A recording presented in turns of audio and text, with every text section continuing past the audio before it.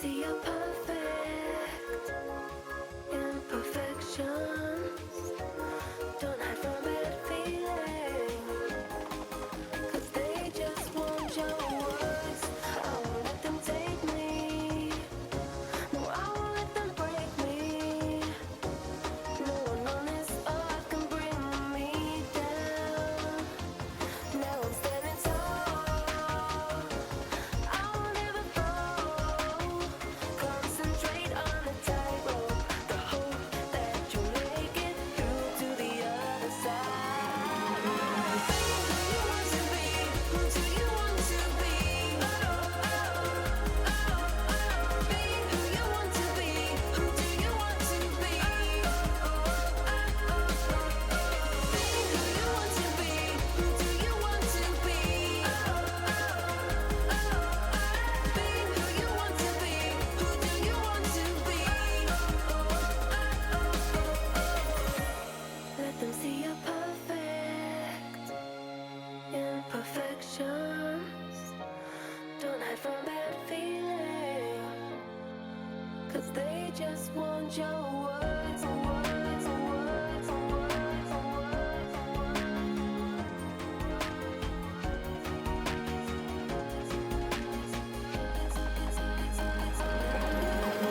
Be who you want to be.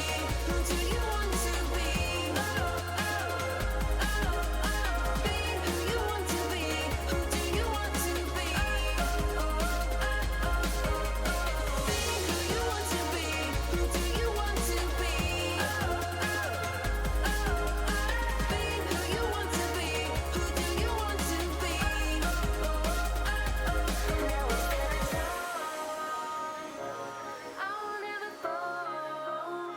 Concentrate on the tightrope. The hope that you'll make it through to the other side.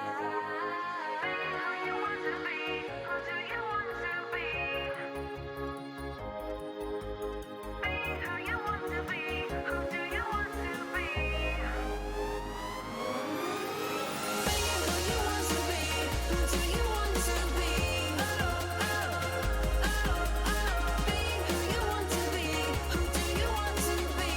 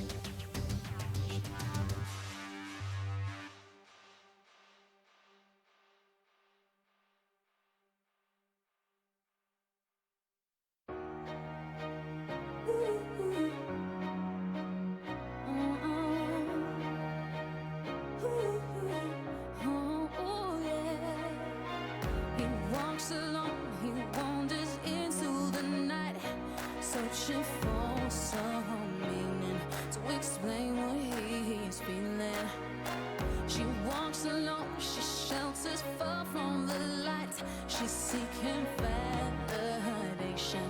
She's so tired of waiting here. I got the feeling you've been expecting me. No chance, encounter. Right here's where you're meant to be. Our paths are crossing just in the nick of time. If you need to meet me, I'll be right by your side. Are we strangers in the night with open arms? I'm calling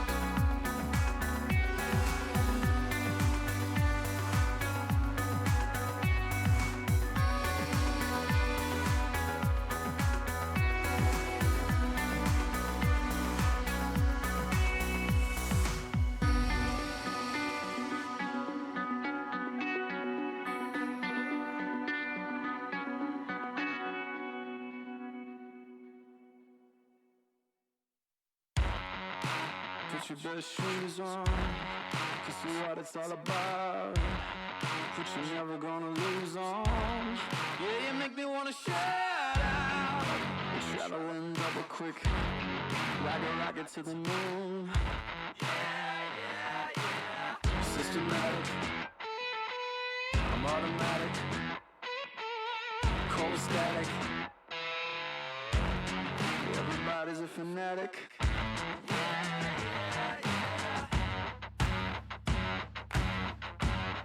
There's poison in my blood. Feels so wrong but tastes so good. One perfection, one desire. Feed the monster, fuel the fire.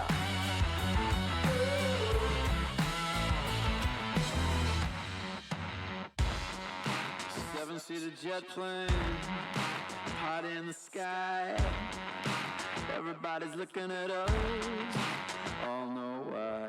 Systematic, I'm automatic.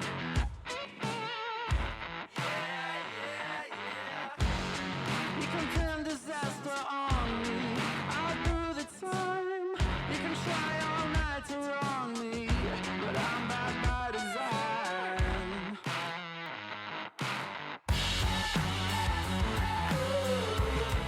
There's poison in my blood.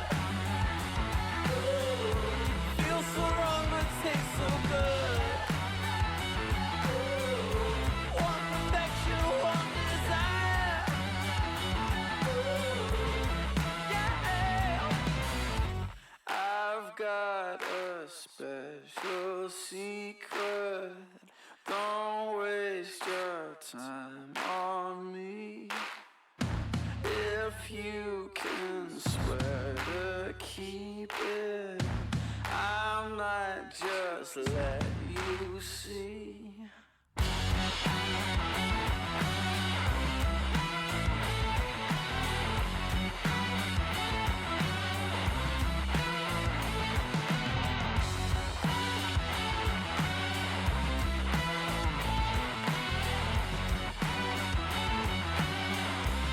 There's poison in my blood. Yeah. Feels so wrong but tastes so good. Ooh, yeah. Feed the monster, fuel the fire.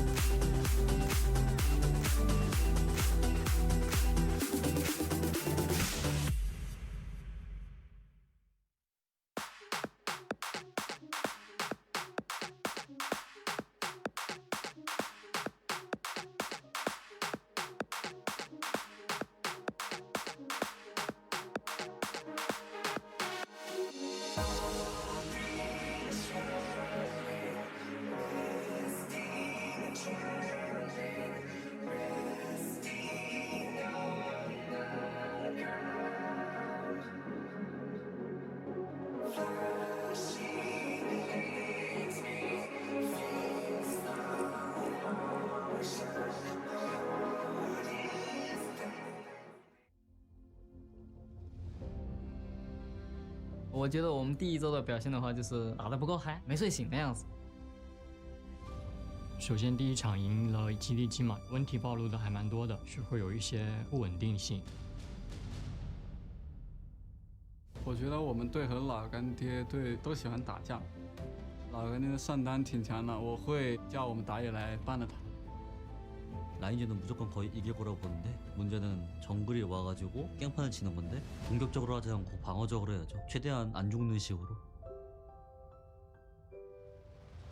中路对线的话，就是无状态最近状态挺不错的，基本上能跟他五五开吧，看各自如何发挥自己的优势吧。我们还是会尽全力去赢下他们。我们也看了 OMG 的比赛嘛，现在确实打得非常好。那我希望能够赢得对线，然后赢得比赛。 我会溜进艾米的野区，给他来个死喷。老干爹，听说你们最近的状态很好，但是我们的状态更好。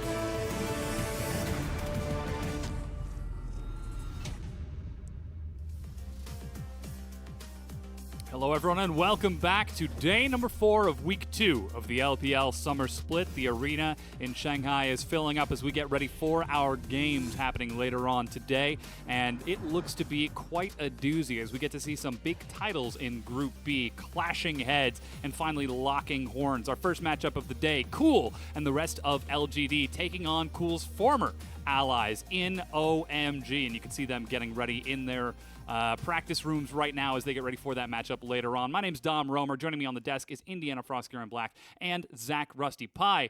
How are the two of you doing today? Yeah, pretty good. Day 4, just another day of LPL at the moment, going with the motions. There's been some interesting games this week, Dom. Are we just going through the motions at this point at the end of week 2, or are we still trying to shake things up a bit? It's a confusing roller coaster of emotions, honestly. So while we're going through them, every single day is a brand new surprise. Absolutely. And yesterday we did get some really good surprises in the LPL. Of course, Dan took a 2-0 over IMA. We saw EDG go 2-0 over Invictus Gaming, and Snake go 2-1 versus WE. But the things to note are some of the lower tier names from what you would have expected a few weeks ago. Dan Gaming are currently 3-1 in the standings of the LPL. Rusty, you're making the face. Hey, where's it put him, Dom? I puts him tied for first place, Rusty. Thank you so much for asking. Why don't you tell us why? I don't know why. Dom, Frosco, do you know why? It's week 2. That's why. I mean, there is still plenty of time left to fail. We talked about this a little bit before the show started, how I think that the meta really hides or helps boost up Dan Gaming's performance. And I don't want to take anything away from them. I still think that they're a middle-of-the-tier pack. I think we both agreed on that. But the fact of the matter is that their strength is in their jungler Karen and their support laner Cat. And right now, the meta is about meta is about unlocking the support to roam around, team up with that jungler, and make plays happen. And when Cat is your shot caller, when Cat is the guy that's leading the charge, making these plays happen, Thresh is a big pick right now. I think it just makes Dan Gaming stronger across the board. Yeah, and hopefully we'll continue to see their growth. As you said, though, it still is only week number 2, so time will tell where they truly get to end up. Another team that we saw success was EDG versus Invictus Gaming. I think everyone expected that at this point, but the important match was the one that happened just afterwards. Snake, currently one of the worst teams in the LPL, defeated the best team in the LPL in a 2-1 over WE. Formerly known as one of the worst teams in the LPL is what we'd have to say after this one. It was a very confusing best-of-3 set, but Snake ultimately did beat Team WE 2-1 after dropping their first game, so they won 2 in a row, and they actually looked okay whilst doing it. I would say it was a massive improvement from Snake, going from either day to day or from week to week. No matter how you want to paint that picture, they looked better yesterday. But I don't think that they outright won the set. I think WE just didn't do anything and were just sitting back and watching as their entire base died around them, just casually sipping their pina coladas at the beach. Really confused as to why things were on fire. Yeah, 100%. It's pretty easy to win a game when you're playing against bots. That was just a spectator sport for Team WE at that point. Well, hopefully they can pull it together. Again, they're going to be playing next week. But I think it's time to move the conversation. Now, traditionally, we would talk about the games that are coming up. Of course, we've got OMG versus LGD in our first match of the day. After that, RNG are taking on NewBee. And finally, we get to check in with Sunin and Jingdong Gaming. But before we actually get to those matches, as you can see on your schedule right now, let's talk a little bit about our expectations and the ceilings for some of these teams in Group B. What we're really hoping to see, because right now this is an important conversation for our first matchup, OMG and LGD. Recently, OMG have been on a bit of a rise since the end of Spring Split, and they've been on an upward trending trajectory. But just the past few days ago, just 2 days ago actually, we saw them sort of level out a little bit. And against the likes of LGD, it becomes important to establish our expectations for where are we looking OMG to go. I mean, this idea of ceilings and expectations, it's such a loaded word, and it's really hard to quantify kind of all of the different variables that go into that. I mean, you look at a team like OMG, there were no superstar names across that roster. I mean, maybe you had SMLZ, who was supposed to be something and then just kind of washed out in his career, but otherwise you're just looking at a bunch of young up-and-comers. And we're like, okay, this team goes twice through relegation, barely makes it back into the LPL. They're probably not going to go anywhere fast. Suddenly they break through that glass ceiling, whether it's a meta shift, whether it's a dynamic shift. I mean, I think they're a very momentum-driven team. We've seen that when they're pushed to the wall, that best of 5 against Team WE last split, suddenly they come alive and they look like a different animal. And now they're leading the charge in the LPL. On the other side, you have the ceiling that's quantified by, you know, superstar history. People like Imp coming into that roster. You're like, okay, we've seen that this guy is a world champion. We know that he can reach the top level, the pinnacle of League of Legends play. So you naturally give them the benefit of the doubt that LGD has the potential to rise there again. And I think a lot of this, right, because the question is, what is the ceiling for these teams and how do we actually taper our expectations or set our expectations for these guys? LGD, you'll look at them, you look at the players, and that's why everyone gets their hearts broken, because time and again you say, well, they've got world champions on their team. They've got a famous shot caller. They've won the LPL in 2015 Split 2 and went to Worlds as our #1 seed. So your ceiling for LGD is higher. You expect more from them. OMG, maybe you don't have the same expectations, but they've come in now semi-finalists, 4th place. They're getting better, and in my opinion, they're still exceeding those expectations that weren't there in the first place for a lot of people, just because they are a good team, but their individual players were never really going to shine. And I do think a lot of that comes down to the mentality that the team tends to have as well. Icon comes into the roster, he's more of the bad boy of the team, but he's got a big ego that says he can beat people. And to me, that's important for a team to have that, because if you come in and you don't think you can beat somebody, you're not going to win. The only exception is Dan Gaming for the most part, where they take every victory and they're like, holy crap, we actually won again. What is happening? It's that mentality. If you never think that you're the best, then you're never going to be the best. And I think we've seen that kind of with the evolution of Faker. You know, in the start of his career, he was very quiet, and he's just been growing more and more into his personality, more and more into his hubris, where now when you see Faker get angry, you know, when he pops his neck because he just died, you know it's about to get real. He's about to put someone in the bin.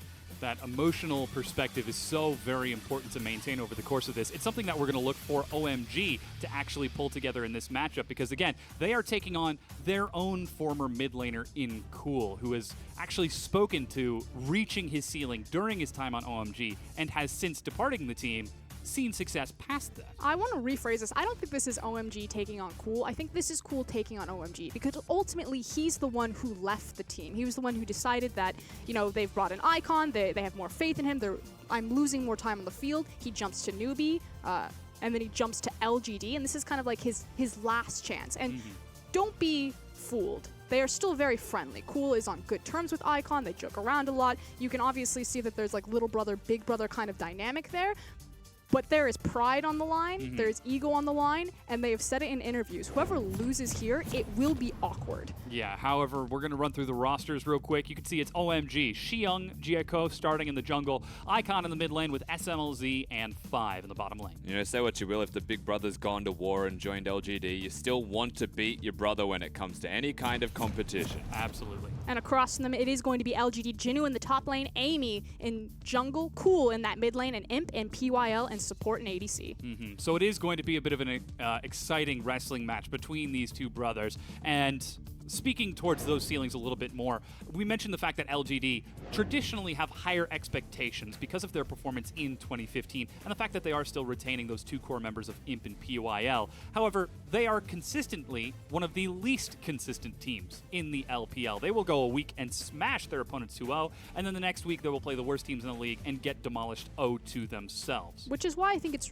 really important to see how LGD bounce back. So the last time we saw them, I believe they went down to RNG. It was a close match. They took one of the games. It was kind of a wrestle, tug of war back and forth. And the question for me is, LGD were so close. They started out, at least in the initial 2 weeks, fairly strong. We're trying to reset our expectations for them. We no longer want them to be a bottom tier team. But with that momentum, like, can they reset? Is it going to be like, you know, we lost to RNG, what's the point? Go back to their old ways? Or is it, okay, we lost to RNG, it was close, we can do better, let's continue to push through it? Because we haven't seen that from LGD in about 2 years. Here's the thing with LGD for me, right? They had a really poor spring split. They went into the relegation tournament, and then they didn't lose a game. So how do you actually know what to expect from a team like LGD? It's really confusing to really try and understand and get to know them as a roster. Coming into this game against OMG, you know that OMG are a good team. They're coasting a little bit right now, it feels like, compared to the normal. They're not as aggressive. They've changed their jungler. You saw Jieko playing right now. He is a good jungler, but it's not World 6 in the way of making big plays, being a hero for the team. And so LGD against them, you'd say they still have a chance. The star roster is able to do enough. Cool's an aggressive player. Imp's always able to carry. But will they actually show up? Will it be the 3-0 getting out of relegations LGD, the bodies everybody, or will it be the I'm coasting in my regular season LGD? It's so tough to have a difficult barometer for where this team actually stands because they have so much talent, because they have so much potential, but we so infrequently actually see them live up to it. Whereas you look at OMG on the other side, and it's exciting because we're seeing them seemingly surpass the potential that we had expected of them, with some of these veteran players now starting to break through some of their older barriers. I mean, OMG have heart. That's what it comes down to. They have drive. Again, I go back to that best of 5 against Team WE, or even against IMA before that. You could see OMG getting frustrated. You could see them starting to lose ground, but then the drive came back, the hunger. They're young players. They haven't been put in a lot of big situations, and when, you know, back to the wall, when it gets hyphy, they will step up. They will meet the challenge. Whereas LGD, they seem kind of tired. They're resting on their laurels. You know, we know that they can, the lion can get up and he can stretch and he can take down the gazelle, but for now, he's just kind of sitting back in the sun. Yeah, and hopefully we get to see that lion run today, because OMG, they're currently trying something new with their two junglers. Of course, we've already talked a little bit about the fact that it is Jieko starting, but literally in my notes from last week, I have Xiyoung starting off looking great, and then 2 days ago, we actually saw him in a bit of a weaker position. does it seem like OMG are going to be able to play around him this time? I think it's important that OMG don't necessarily play around him, but don't let him get fed to the wolves. He's against a carry player in the top lane. What Xiang has to do in this best-of-3 series is just hold on to the laning phase and be a better team player, and they should get the win. Alrighty. Well, we'll see if he can do that in this matchup, as we have now entered into picks and bans for game number 1 between OMG and LGD. Rusty, thank you so much for your analysis. He'll be joining us in just a few after the game to help break down what we saw, but OMG with side selection have opted to start on blue. That puts LGD on red, already racing through the bans. Everything looks fairly standard. Lee Sin, Thresh, Fiora, and an early SMLZ priority out of OMG. We'll have to see how this changes the dynamic. Yeah, so we have to set the stage. You know, wanting blue side means they want a priority pick. I thought it would be the Thresh, but with the Thresh being banned on blue side, it's again that classic deny Caitlyn from LGD, deny Imp, big power picks. That said, he still has the Kalista. They can pick it up at any point as long as it doesn't get pinched in second ban phase, so I would expect that it'll come out probably in this next 3 picks. This will also be very telling to see how LGD decides to play this red side, as they will have counter pick twice during this pick ban phase. Do they save it for cool, or do they try to prioritize something else, knowing how important this match is to them? Right now, they've picked a jungler for Amy. Out of the top tier junglers, Elise is going to follow through, and it would be no surprise to see Imp take something as comfortable as that Ashe. I'm actually kind of surprised about the Ashe, in all honesty. I thought for sure it would be the Kalista, just because that's been Imp's go-to flavor of the month.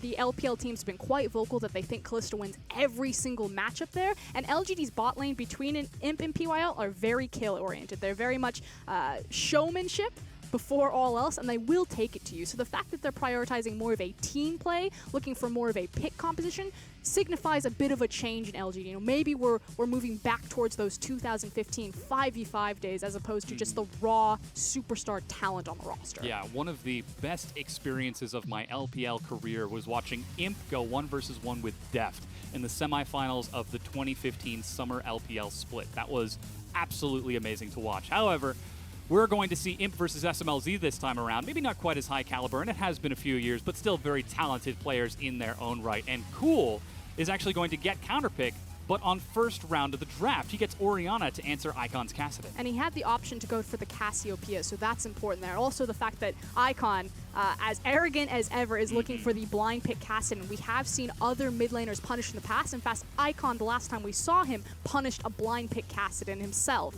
So definitely a bit auspicious. Yeah, we'll say that. Hopeful, at the very least. He's against an Ashe, Elise, Orianna. That laning phase is going to be pretty tough if he finds himself taking arrows and cocoons from the black. Big emphasis on 5 Jeko to set up Vision. We'll see what those supports are going to be to prepare for that incoming Vision trade. Yeah, and he's still just sitting on the teleport there, so hasn't moved over to the cleanse. We'll keep our eye on our summoner. Naturally, the ability to play a side lane if Kassadin gets into a good position makes that teleport so much stronger. But again, that's Icon kind of saying, like, you can take all the hard CC you want, you can camp my lane, I'll even blind pick the Kassadin so you can get the favorable matchup that you want. I'm still going to beat you. And now OMG perhaps seeing that coming, banning away Braum. Tom Kench is still available against the likes of an Ashe, Elise. Devour so excellent at denying that CC. But it looks like LGD are going to prioritize top lane first for Jinnu. And with 4 bans out towards Xiang, it really seems like they're trying to put him on the back foot. And here's the thing, if you're looking at this draft, you take a step back, you're like, that seems kind of strange that you wouldn't pick up the support here, that you would leave at least 1 counter pick so you would have an advantage on red side. But like you said, and underline, because there's so many bans going towards the top side, it's Jinnu saying that I'm comfortable taking this despite any sort of matchup that's left. And that means that we see Lulu now picked up for 5 in the bottom lane. Very mobile, good shields, lots of protection, and very capable of matching the vision that we're expecting LGD to try to set up so they can continue to look for icons, so they can continue to gank that bottom lane. And Xiang, you know, we talked about his performance again. I mentioned in my notes how just a week ago it said Xiang is playing great, and then 2 days ago we saw him flounder a little bit. We'll put him back on that tank, put him back on that Gragas in the top lane, and let's see if he can hold his own against Jinnu on that Kled. Still going to be an issue. At least early levels, Gragas will be okay. He's got more not more abilities that do damage, but he has more windows to play around Kled's W, so he can disengage from it or engage when the W goes down, so I feel like it's more in favor for Gragas, at least early. After initial backs, though, that's when Kled becomes very terrifying. Now this means that we get to see PYL with the final pick for LGD. And your eyes do not deceive you. It is 2017 Summer Split, and Karma is the last pick after 10 bans and 9 champions selected. So these teams have very clear priorities, not just playing to the meta, but playing to a very deliberate and very catered strategy with our compositions now rounded out. So far in LGD, we have so much pushing potential. You have Orianna, Ashe, and Karma on the bottom side of your map. That means they should have push priority against OMG's Kassadin. Caitlyn, Lulu, it can kind of go a couple of different ways. We'll be sure to check in on level 1 to see how that pushes back or forth. But the most important thing is Amy. What is he going to do with this push priority that his team could get for him? And will it transfer into locking down Jieko? And this is something that you alluded to a little bit earlier. LGD were once known for the 5v5 glory days of the 2015 Summer Split, in which they would all group up and play as one collective, cohesive unit and set themselves up for success in that manner. Seems like we might get the opportunity to have that happen today. You've got the Kled, Ashe, Orianna, Karma. If someone gets caught, LGD are moving it. And that's what made them strong in 2015. It wasn't just their ability to 5v5, it was their wave preparation and setup before the 5v5, so that when they did win it, they were super punishing because all of their waves were in perfect placement. Or if they lost it, they would really lose nothing because the enemy team would take the collective team fight and then have to reset the rest of their map. When you have champions like Kled, I mean, we think back to the days of Acorn. You know, he was really famous on the Rumble. He was great at bouncing waves. And I think that Acorn was a huge part of a lot of LGD's success because of how he set up those side waves. Kled can do the same things, especially in a matchup across from Gragas late game, because Gragas is going to have 2 big item power spikes, and then he's going to be all about the 5v5. Whereas Kled, yes, he can 5v5 with the charge, but if you leave him alone on an island, if he gets the lane advantage early, that lane assignment late game, mid game is going to be so volatile to LGD's favor. We'll have to see if OMG can answer what we expect out of LGD, or if Cool and his new favorite team are going to be bringing down his alma mater of OMG and breaking through that ceiling that he himself described. And this is Cool on one of his biggest comfort champions. I know Orianna is kind of like the Thresh of mid laners. Everyone plays it, you know, the Lee Sin pocket pick for the junglers. But Cool made his reputation, made his name as the best mid laner in China on this champion, and now he's going toe-to-toe with the guy who replaced him. It certainly is going to be a fun trade in the mid lane, but as you can see, we've loaded onto the Rift. I can't wait to see the fan vote. These are 2 massive organizations here in the LPL. I'm going to give you a spoiler alert that OMG are going to overwhelm LGD. Sure. I'm just curious to see just how much. Perhaps we might not get the chance to see it, as LGD actually very defensively drop a ward, offensively drop a ward on the Raptor camp, and we just saw OMG do the same. Icon sitting very close to his turret. It's going to be nice and safe, and it appears that we're getting a leashless start from Amy, though Jinnu is now heading down to that Raptor camp. There they go. Oh yeah, I was going to say, I would doubt it would be a leashless start. It's probably going to be a ball over the side to start the Raptor camp for them. Clever from LGD warding the counter Raptors to figure out which side of the jungle Kha'Zix is going to be starting on, but both junglers, despite the fact that Jieko is in Fog of War, know that everyone is starting top side of the map, so bot lane should play appropriately. And you mentioned we'll have to check in with this matchup. Well, looking at the early wave priority, it's already a 1 minion advantage for SMLZ and 5.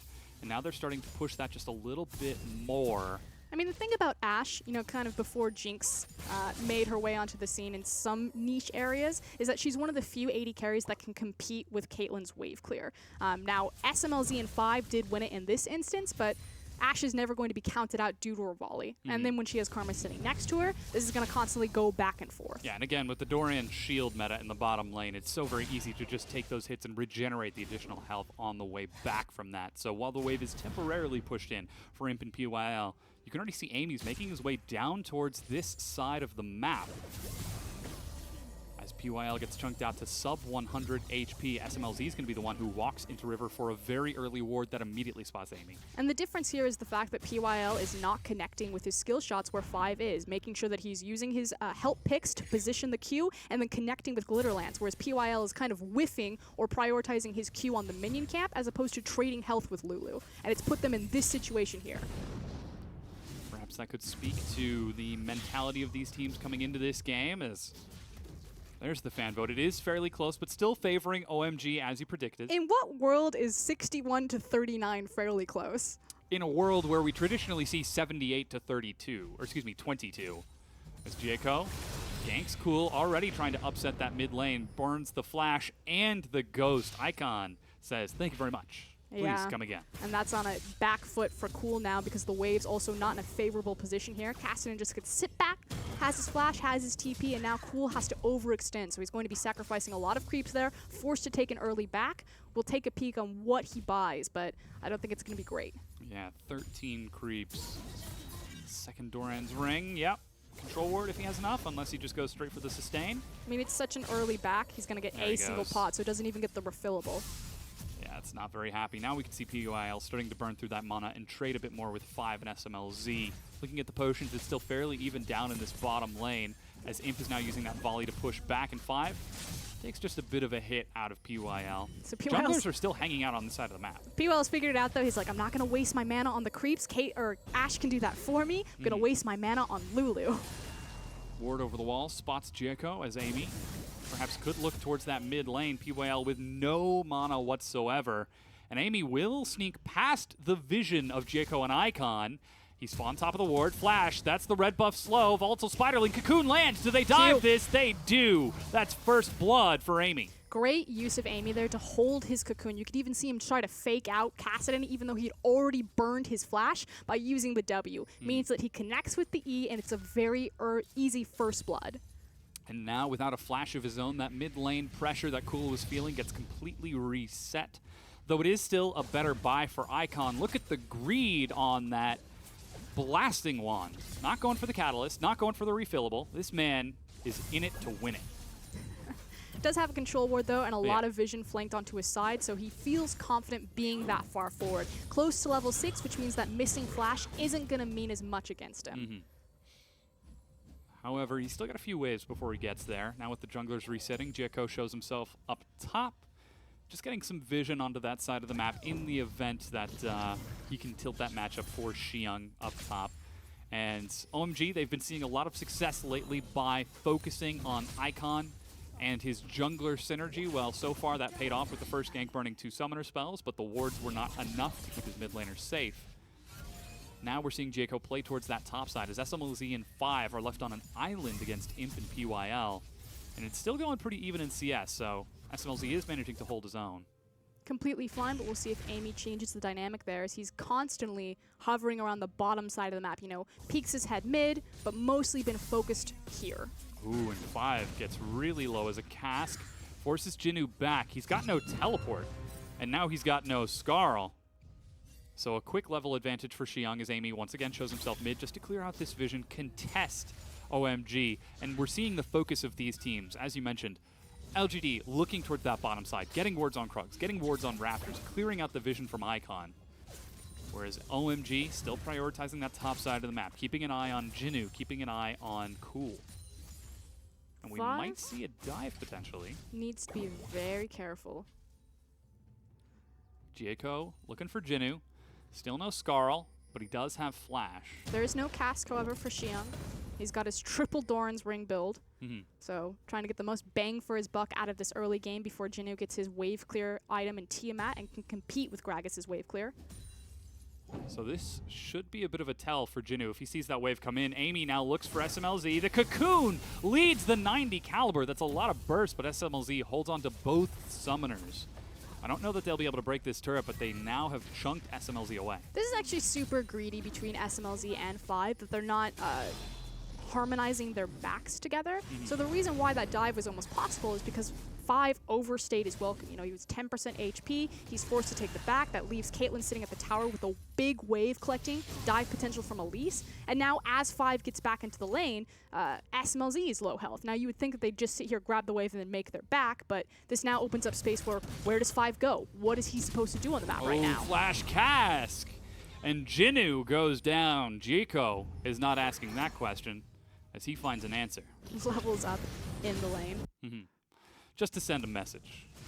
I'm here, and I'm going to use the experience from killing you in your face. Message is that we're trying to get Xiang on the right foot. Again, making use of the fact that early game should be in his favor. It's not going to be until that Tiamat comes out, which you can now see that Jinnu has it. The lane's going to alleviate a lot of the pressure on Kled. Still sitting in base, waiting for the just enough gold for boots as he heads back up top. Xiang almost has his teleport, but still not seeing those top laners interact with the map just yet. Amy on the invade. answers Jieko's on the other side. PYL is going to help out. Misses that one. Now, with the top lane going so well for OMG right now, it actually makes the arrow so much more important from Imp.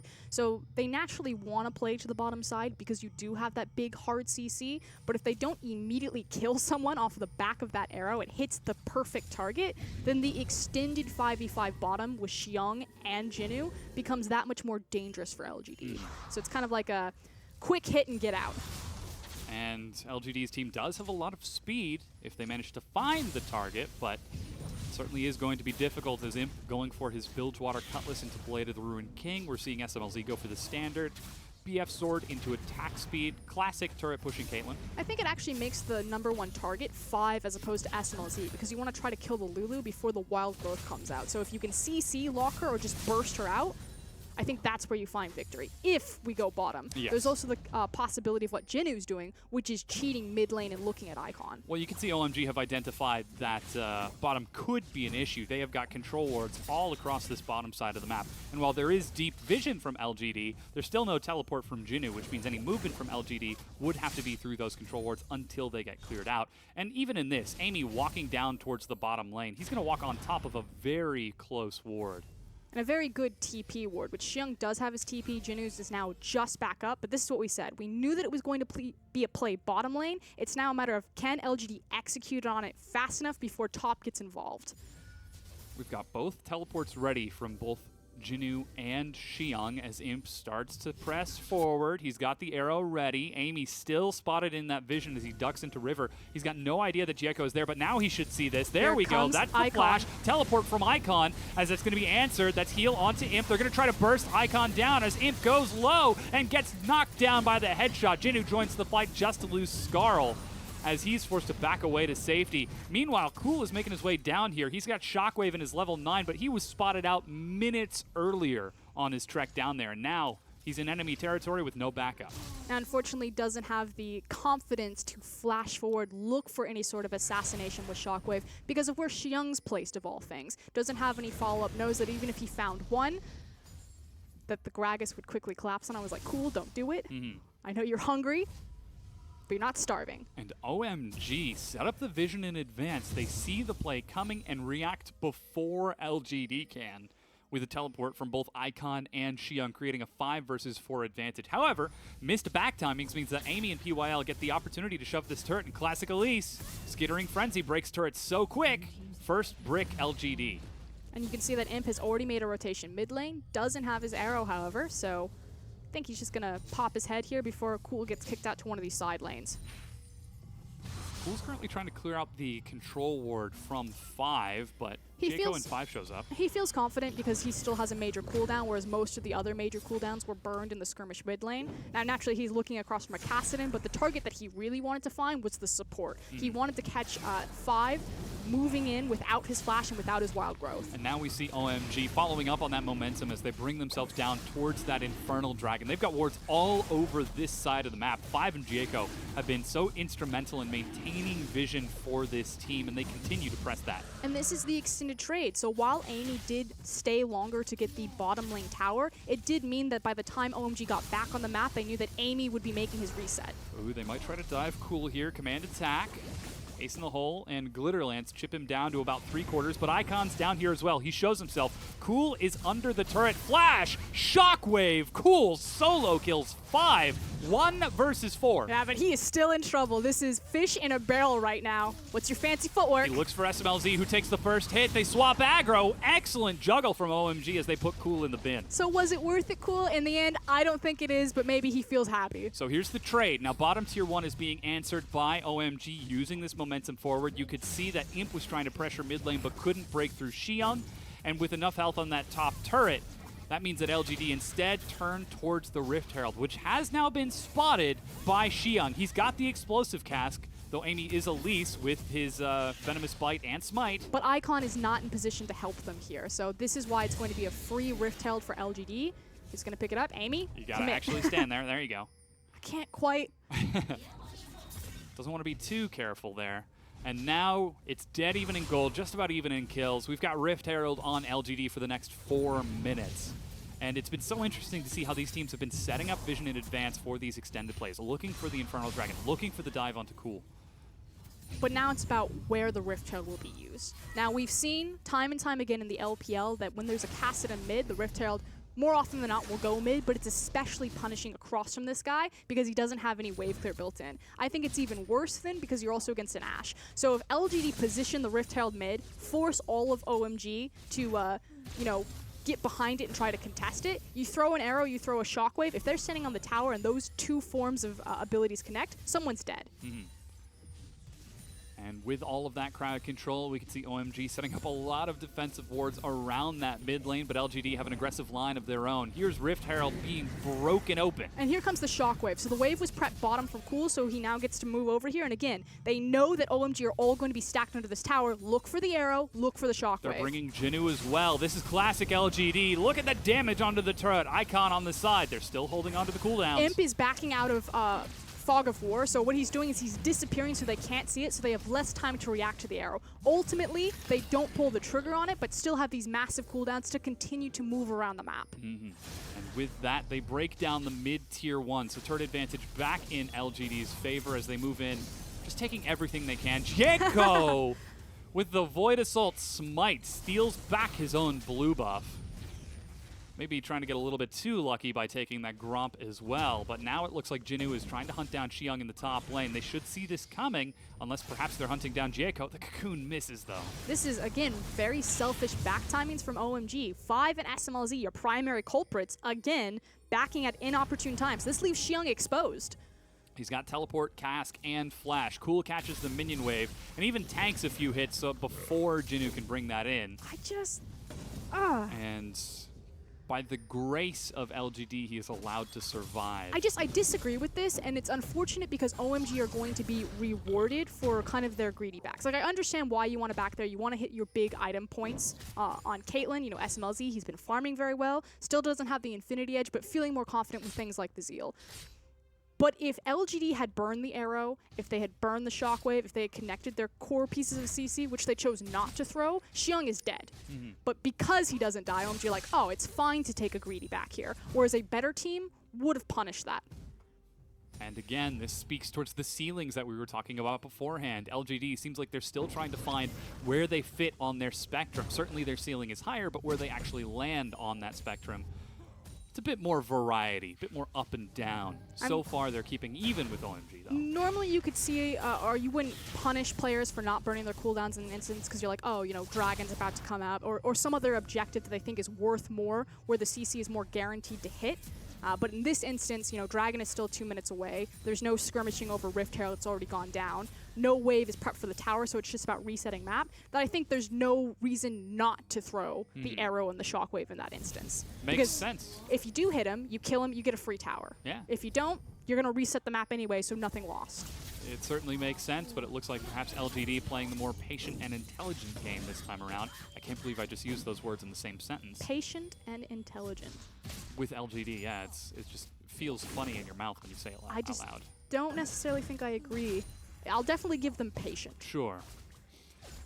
However, with the recent addition of Cool to the roster, we have seen an uptick in LGD's level of play that has allowed them to take their last few wins. And with the chance to become challengers for the top of the group, LGD need to show us something, whether or not we should still continue to describe them as a team with a high ceiling that can succeed. I mean, if you only tuned into the LPL for the spring split, you would assume they're one of the worst teams in the league, though they have some of the best players. And it really becomes a question of how do we evaluate that, but it looks like they might try for that top lane now. I was going to say, I think I've seen this play before. We'll see if they throw it. There's Shockwave one. Pulls him in. Amy from behind. Cocoon catches him as Xiang uses his buffered body slam to keep himself safe. Imp and QAL show up, but that's still no arrow. And with an ultimate and a Cocoon used, Xiang doesn't even burn Flash and just walks back. But the damage has been done. They've got the pushing wave, they force Xiang out, they got the free teleport, and now they're going to cleanly rotate, force OMG off of any sort of counterplay on mid-tower, and then take top tower for free. They're taking the long way around, nice and safe. So this is a lot of damage being dealt by OMG. As the Infinity Edge was completed from SMLZ, he does quite a bit and they are going to finish off the top tier 1. A minion finally cleans up that mid tier 1, so it works out for OMG once again. Yep, spoke too soon. I said it was going to be for free, but they take the long way around despite having the arrow available, and I think that this is LGD just being almost too respectful to OMG. Perhaps a bit gun-shy. Jinnu sitting on the flank. He's got charge. Here's the rest of LGD in the river. And he's still going to sit on it. Something is holding LGD back. Something is preventing them from aggressing with this composition outside of a few initial hits. As again, it's Amy and PYL who rush in. It's not the arrow from Imp. It's not the charge from Jinnu. And we're starting to see OMG get away with things that they really shouldn't be, as Xiong now collapses mid. I was going to say, huge flank opportunity. Yeah, he gets right behind them. The cast, Cool gets knocked in, but a fat flash gets him over the wall right onto Kassadin. Ace in the hole locks down the kill for SMLZ as OMG now punish LGD for their hesitation. And finally, a team is proactive, and that's what it comes down to. LGD have been given 3 different opportunities where they could have looked for these proactive plays. They chose to play it patiently, they chose to play it cautiously, lost to mid tower for it, and now leave themselves exposed for a big flank. And we have to look towards the mentality of these players, something Rusty was talking about. In these intense situations, how do they hold on? How do they stabilize? And so far, it looks like OMG are still on that stable rock that they've climbed onto since the end of Spring Split. But LGD, nobody's really quite sure where they are right now as they try to defend their top tier 1. Xiong on the flank again zones Imp and PYL away. Another advantage to OMG as they break down the top tier 1 and to take the gold lead. Yeah, for all the driving tempo that LGD had, I feel like it's a slippery slope, and now we're just sliding down backwards and slowly losing control of the game. It is certainly going to be a challenge. And I appear to have spoken too soon. It is very close in gold, even in turrets with a slight kill advantage for OMG, but we're starting to see OMG scale up with these neutral objectives, not to mention the fact that they've got that Kassadin. I was going to say, it's more so about their natural composition. You said the Kassadin and the Caitlyn. Baron's going to be in play very soon here. You can already see that OMG have invested a lot of their control wards, and then their natural composition to burn it down so quickly. So I like this response from LGD, showing that they're still trying to think ahead about what OMG want and try to move into position to deny it, but they need to take the final step, you know, throw the arrow. If you're going to pick Ashe, just be brave with it. Instead, we see them hesitate, move around the map, try to set up vision, but not fully commit to it. Cool now leads the charge. There's the arrow, but 5 flashes. So they managed to get 1. But you take that trade any day of the week. That's going to be, what, a 65-second cooldown on the arrow? He's almost level 11, so even shorter. Soon, that could be a larger opportunity as Xiong now shows himself bottom, trying to answer the wave that Jinnu had prepped earlier, and the rest of OMG are going to collapse on mid to defend and keep Jinnu safe against any potential pressure from Jeko and SMLZ. And still, it's just this intricate tug of war, this balance and dance around vision and wards. LGD still finding themselves just a little bit gun-shy. They might be slow to defend this as OMG are now swapping towards that bottom lane. That wave being prepped by Xiong turns into a fully fledged push if Icon and Jeko show up. But it does get very scary to attempt to dive Kled at this point in the game. He still has Scarl. You don't have a lot of the burst damage there because SMLZ in 5, again, so greedy. And I don't know if this is SMLZ. I have to assume it is because he's the one who's, you know, making the big backs for the items, rotating over to catch the farm. But because they don't have those 2 key components, they can't look for a proactive play like a dive on a Kled. Which I wouldn't suggest either way, but... Ah, yes, classic Kled dives. Especially if you don't have your AD carry there. Still, though, SMLZ catches that top wave before swinging back towards the mid. That is going to push out for OMG as time goes on. And without anything else on this side of the map, you've got to wonder how aggressive are LGD willing to commit to this bottom side with Baron. Most of their wards have actually faded away. They've got that control ward that's just been cleared out, another one by the blue buff, but OMG are by the Baron pit. They have a lot of safety and confidence to do this, LGD playing bottom side, because they have an Ashe. You have to assume that Imp has his stacked up Hawk Shot, so even if they lose vision of that area, there's still that, you know, back pocket vision control available on the champion.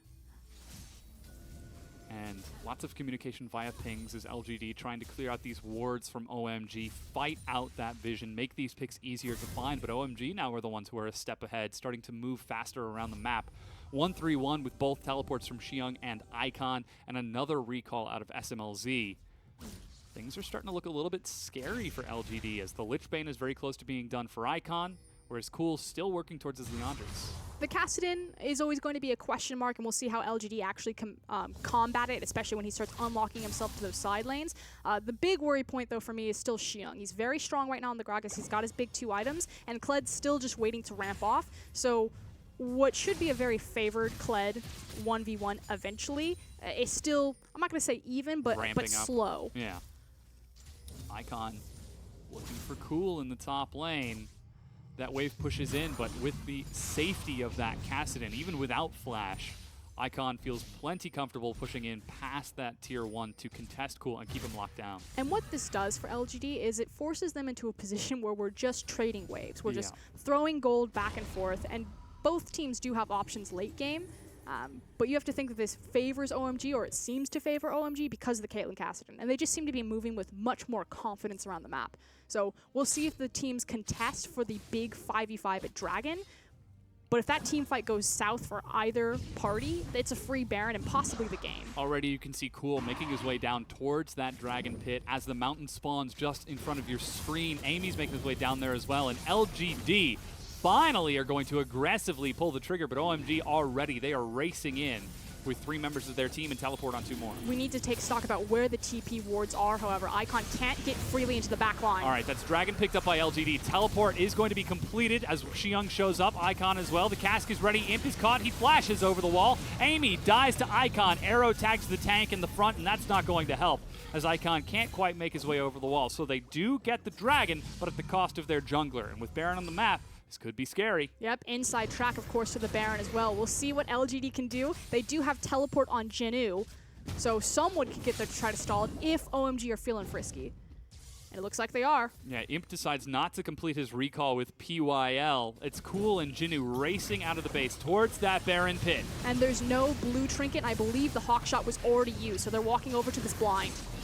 There's the Hawk shot. It's going to spot this out. Already at to half health. As LGD race forward, that's the charge from Jinu. He's going to get in onto Xiang, tries to get in, but it's Baron picked up by OMG.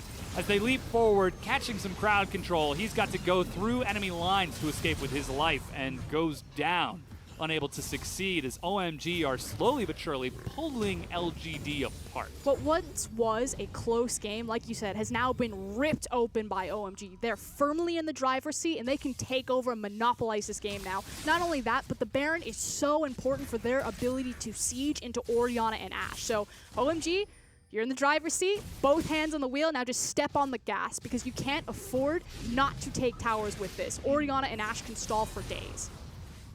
They're certainly going to try, as we now get an opportunity for OMG to reset their side of the map, clear out all those jungle plants, set up a whole bunch of wards. Dark Seal for Icon's up to 6 stacks as he finishes off his Lich Bane.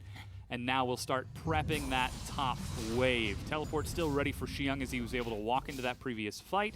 Black Cleaver from Jieko, Redemption from 5. Lots of big item completions with this momentum swing. Already you can see Imp trying to clear out bottom to keep it nice and defended, but it looks like OMG have got their sights set somewhere else. That mid lane already being prepped by Xiang. It's also going to be a slow rotation from LGD there.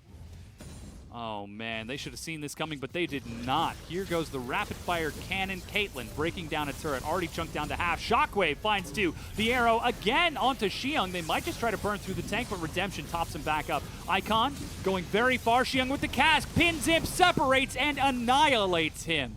As again, OMG just react much more cohesively than LGD and punish them because of it. And where was that play 10 minutes ago, LGD? You've needed to throw those 2 big ultimates together for so long. It finally happens. Too little, too late. Your inhib tower is now under attack. Yeah, it's being broken down. SMLZ is firing shot after shot. The Ocean Dragon is going to get OMG back up to health with enough time.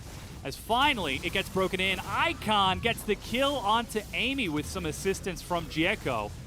And with that smash, the inhibitor is broken, and OMG get the chance to reset. And what's interesting is that OMG are starting to take over these games in very different ways. Again, we talk about kind of their rise from relegation into power in the LPL, and it was built off the back of these really hype, mechanically intensive plays where World 6 is just making the heroic movement, Icons following up, and now it's kind of this slow, methodical, you know, we prep our waves, we take our time, we're patient, the redemption comes down, and we just wait for the perfect moment.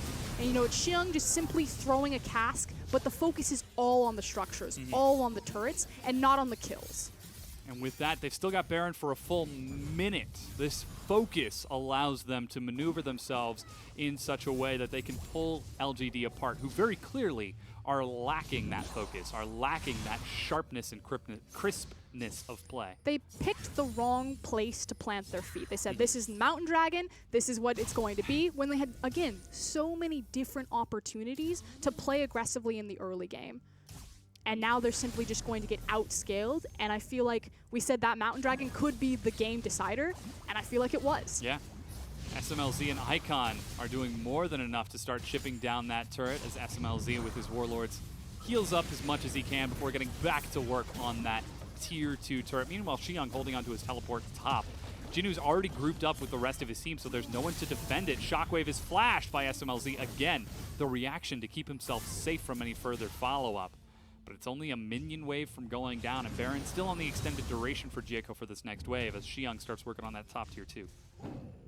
And you know, Spawn came onto the desk the other day. He talked about the talent of Imp and how Imp is still the best, if not one of the best AD carries in the league. And now we get to see him pretty much across from SMLZ. And yes, SMLZ has probably the stronger team built around him, but SMLZ also found a lot of his own success, and he does something that Imp doesn't, and he knows exactly when to step up. Imp's biggest problem has always been that he puts himself in really bad positions at really bad times. He doesn't have the flash. He stepped forward. He got caught out by the Gragas, whereas SMLZ has that swagger and that confidence. You'll constantly see him on the Caitlyn step up, take a couple of tower shots, and just dare you. And it's because he always knows he has something in the back pocket, like that flash there. Whereas Imp, on the other hand, doesn't always have something in the back pocket, but what he does have is the raw mechanics. And he might try to outplay you. Sometimes it works, sometimes it doesn't. I just feel that Imp isn't necessarily always thinking about what the enemy is going to do to him, and more so focusing on what can I do to the enemy. I'm going to kill them, but they have crowd control. But I'm going to kill them. When it works, he looks like a god. Yeah.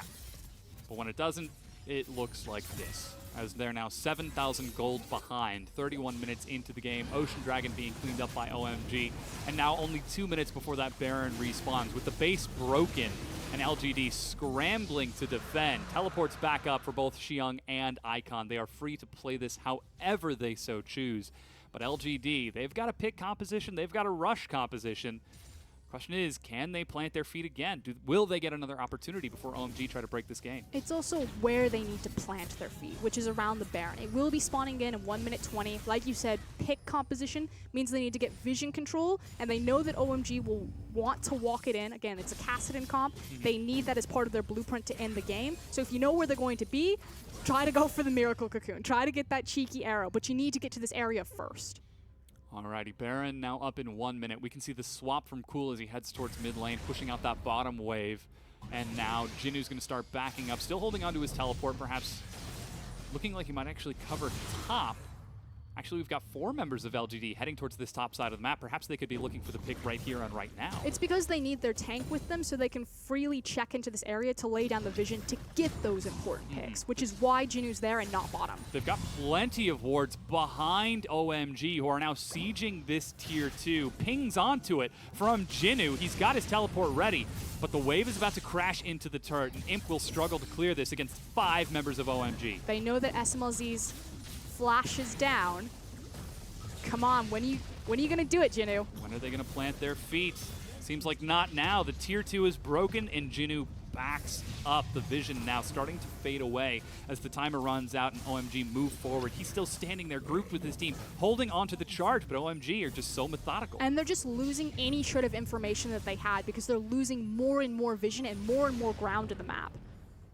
Xiang now the one looking for a flank as Ace in the hole finds Amy.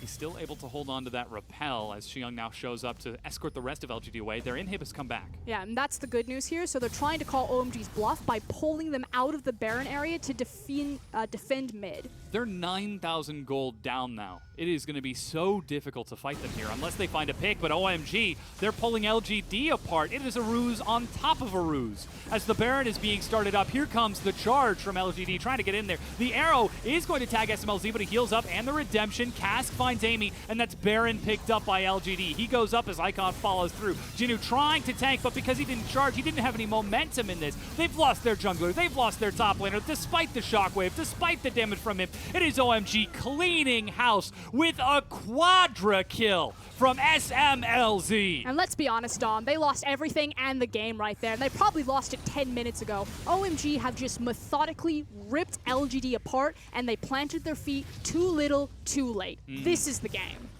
OMG follow through onto that top inhibitor, cleaning up the mid one on the way as they escort a minion wave in. It's 15 seconds before Amy gets back up, but the big wave clear of Imp and Cool are still 20 seconds away. With SMLZ's damage, he breaks down the first Nexus turret and starts turning on to the second. It looks like OMG are continuing their upward trajectory, and once again we question, where are LGD? Made it look too easy there as Xiang shares a big grin, and he certainly should be smiling after a great performance like that. You know, maybe still looks a bit uncomfortable on the carries, but if you put him on something like a Gragas, more of a tank, he suddenly comes alive. You just saw Jinu with the heavy eye rub in that. Perhaps looking a little bit shaken after that. Something is missing. That catalyst for LGD, that spike to drive them forward, to give them the momentum they need to actually commit to a fight, to commit to forward momentum. And you could see Jinu was definitely missing it that game. As now OMG make their way backstage to prep for game number 2. LGD will get the opportunity to reset as well, but it is going to be difficult if they don't show any drive here. Now, joining us to make sense of that journey that we just went on is Rusty. Welcome back. You know, if you send 4 bans and a pick away from Xiang and he's still a better top laner than yours, then something's gone seriously wrong in a game like this. They got rid of so many champions. Galio, J4, Shen, Renekton, they picked Kled, and Jinu was basically absent from Summoner's Rift for the entirety of that game. And then you look at OMG, they had a frontliner. They had someone engaging for them. They had someone actually ruining Imp's day on the Ashe, and that's what was missing for LGD in game number 1. It's an easy fix coming into the second game, but I don't know if Jinu is the kind of player that can fix that because he's a Fiora main. That gets banned from him, and it feels like he just doesn't show up. Yeah, Cool, putting out huge damage on that Orianna, but it's the collective team effort from OMG that finds themselves victorious. And we said this at the very beginning of the day, even before broadcast, that this wasn't going to be, you know, OMG versus LGD. This was going to be Cool versus OMG. And OMG were still probably going to win. So at least Cool can take that damage screen away. Like, I tried to do my part. Yeah. I mean, Cool did his part, right? So that's what I would take away from this if I was Cool in particular, but he didn't have the team able to work with him. And I wouldn't blame PYL and Imp for a game like this either. I don't actually think they had a lot that they could do to stop themselves from dying or from getting outscaled. Maybe Imp could have thrown more arrows, but the same logic to me still comes back to the lack of top laner. And this actually comes back to the one moment that I did want to show you guys, because ultimately there was a dragon fight that happened. After the dragon fight, Imp had no flash. Cool is trying his absolute hardest to make something happen, but Xiang's too tanky. He's never going to actually die in this situation. The one time Imp steps forward in the past like 4 minutes, besides when his flash was forced 2 minutes ago, Xiang gets rid of the flash. Xiang then gets him with a flash body slam of his own. Legitimately no counterplay available for someone like Imp. And in a moment like this, you could look at this and say, well, Imp's caught out of position. Imp's made a mistake. He stepped up. Cool just hit a good shockwave. Yeah. Where is your engage from your frontliner maybe to even look at helping you out? Or why did you throw the shockwave in the first place, right? There's something going wrong where Imp's trying to follow up, but there's no one to actually stand in front of him when he follows up. And so the second he rears his head, he's just dead. And so Imp is legitimately stuck in this situation where there is nothing he can do.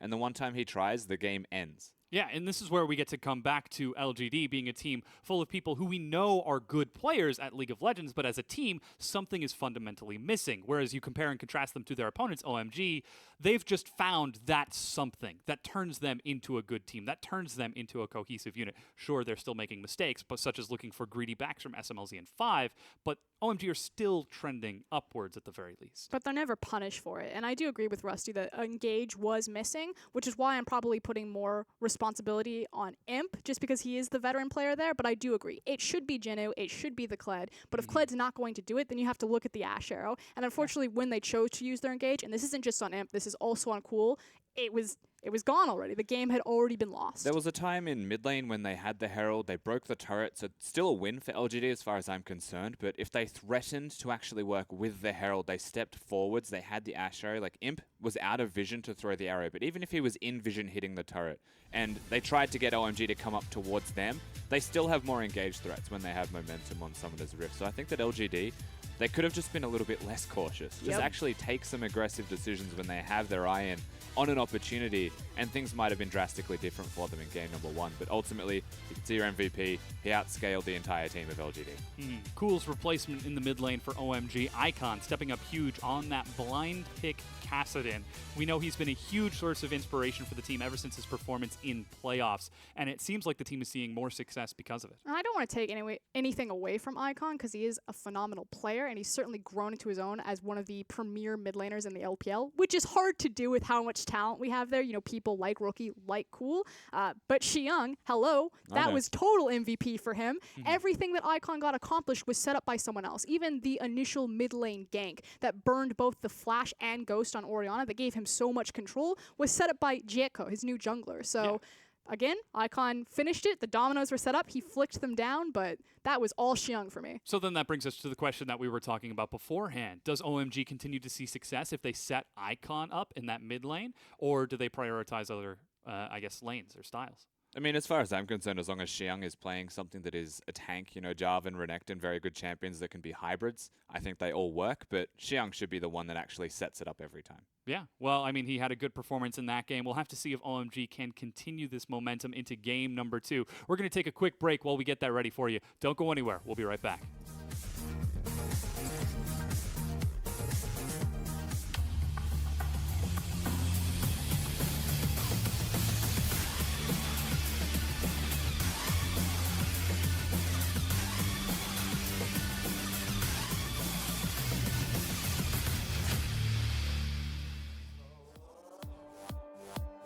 Spinning in the afterglow, dancing till the daylight.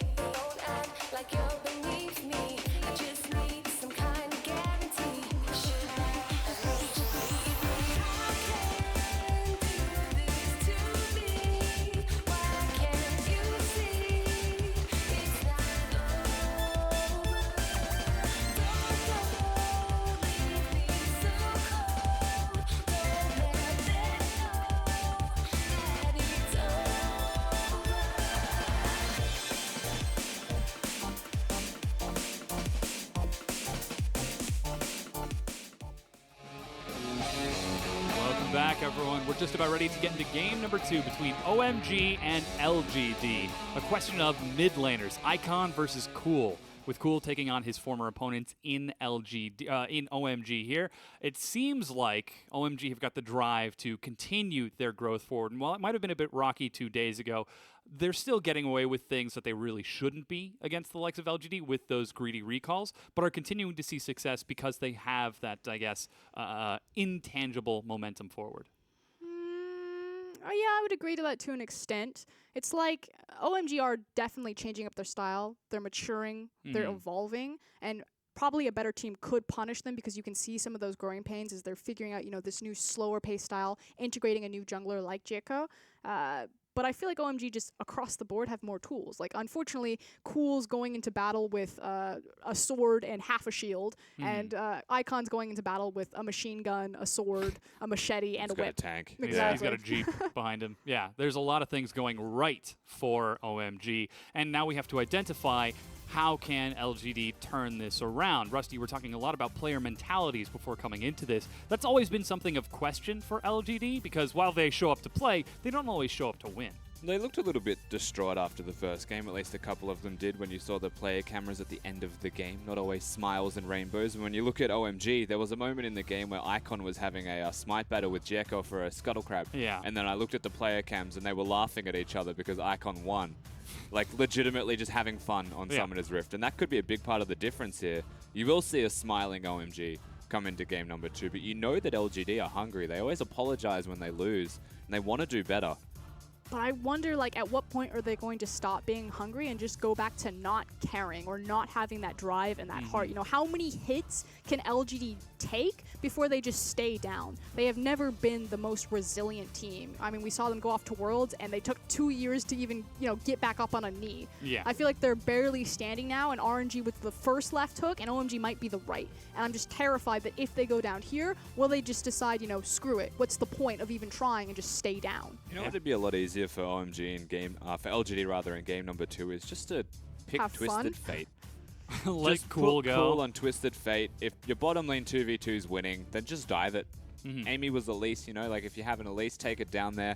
Dive some turrets, have a really good time, and ruin SMLZ's day. Yeah. Usually OMG will suffer. We saw how much they prepped that side of the map. There were so many wards on that bottom half for the first 10 minutes. It looked as if that's what they were preparing to do. But one of them had a teleport in the mid lane, and that was OMG.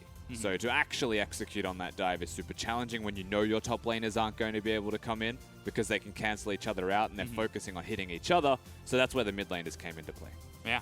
Well, we'll have to see if Cool gets the chance to take that Twisted Fate perhaps, or something slightly more mobile in the jungle, or in the mid lane, as we now get into pick and ban for game number 2 between LGD and OMG. Now, LGD with side choice have elected to take red, which means OMG are back on blue, and bans so far are the same.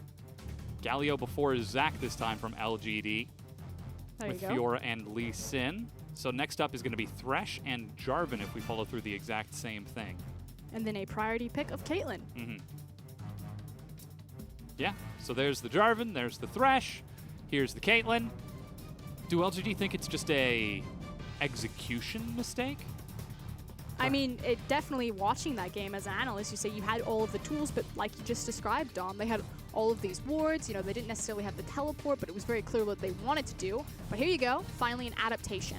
Gragas picked into the top lane, perhaps the jungle. We'll see where it ends up as, wow, LGD might be changing things up a lot. Don't you dare, Imp. He's thinking about it. I don't think we're changing things up that much. Don't do it. Look at that face. Don't do Is it. that the face of a man who'll play something meta? That is the last swap to a competent champion. Yeah, there we go. Okay, Kog'Maw at the last second. Imp perhaps showing some of that drive in game number 2, taking one of his most well-known champions. But this now puts onus on OMG. LGD, they throw the gauntlet. If this goes past X minutes, we will automatically win because we have the Kog'Maw. So what is your response? They're going to need to try to break this open. Icon looking back at that Kassadin once again as Jeko could just stick to the exact same composition. Nothing so far has changed outside of that Gragas being taken away. Kha'Zix picked up for Jeko in the jungle. Icon, he's got the opportunity to take that Kassadin. What better way than to shut down the message damage of Imp than to just leap on his face, hit him with the Null Sphere Lichbane. And Shin is still available, so Xiong can still get a comfort champion that synergizes really well with Kassadin to further increase that offensive pressure on the backline. But it looks like, again, another left turn here. Yeah. Prioritizing the bottom lane completely out of OMG. They see that Imp wants to go hard on Kog'Maw, and now SMLZ and 5 are going to have to deal with that. And now the question becomes, do they prioritize a Karma here or another support for that Kog'Maw? We're certainly going to find out, as it looks like PYL is calling the shots in this pick and ban. As LGD, they've got the star bottom lane, the oldest duo in the entire LPL, taking their signature champions on Kog'Maw and Braum, with a Gragas to set things up for them. LGD, they might have been gun-shy in game number 1. Well, now they don't need to worry about being gun-shy because they've just got a cannon that will load and fire itself. They're also trying to defang OMG's Icon there by then banning the Kassadin. So question still is, if this goes to late game, is there going to be any answer towards the Kog'Maw? We're certainly going to find out, as so far it's a very low health composition from OMG. They need something that can prepare for that Kog'Maw, something that can deal with it. But it looks like LGD are trying to limit, as you said, Icon's champion pool. Rusty was talking about putting Cool on something like Twisted Fate to set him up for success.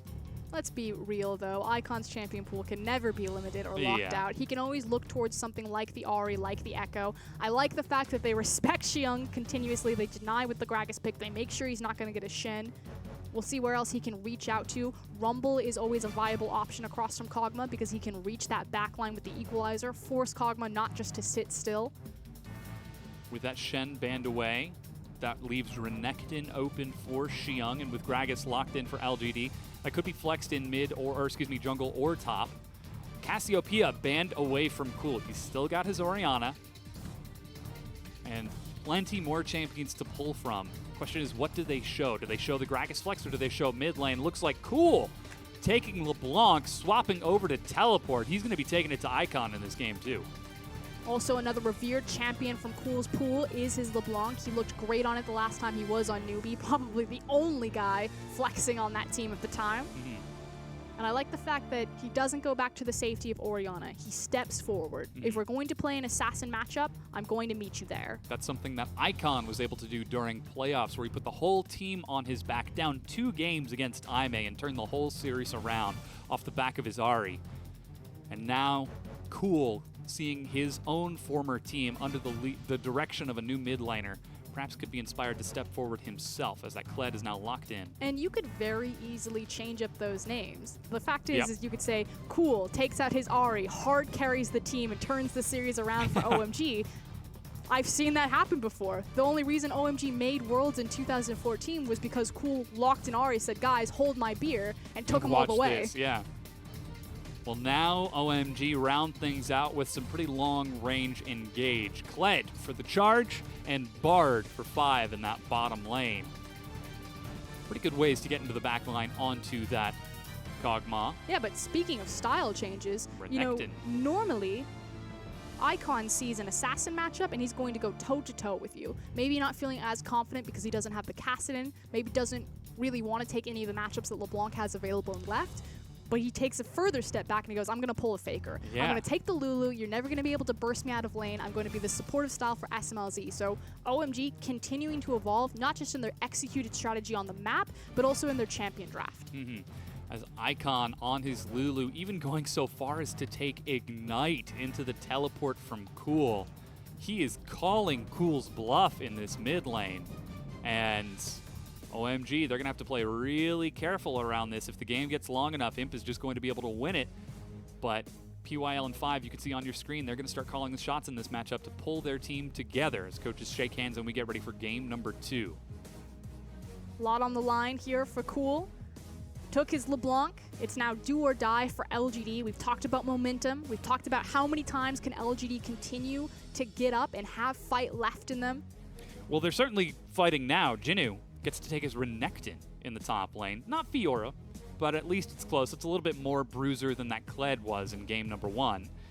though he is going to be taking it against Xiang's Kled on the opposite side. Perhaps he'll have a better opportunity during that laning phase to answer back.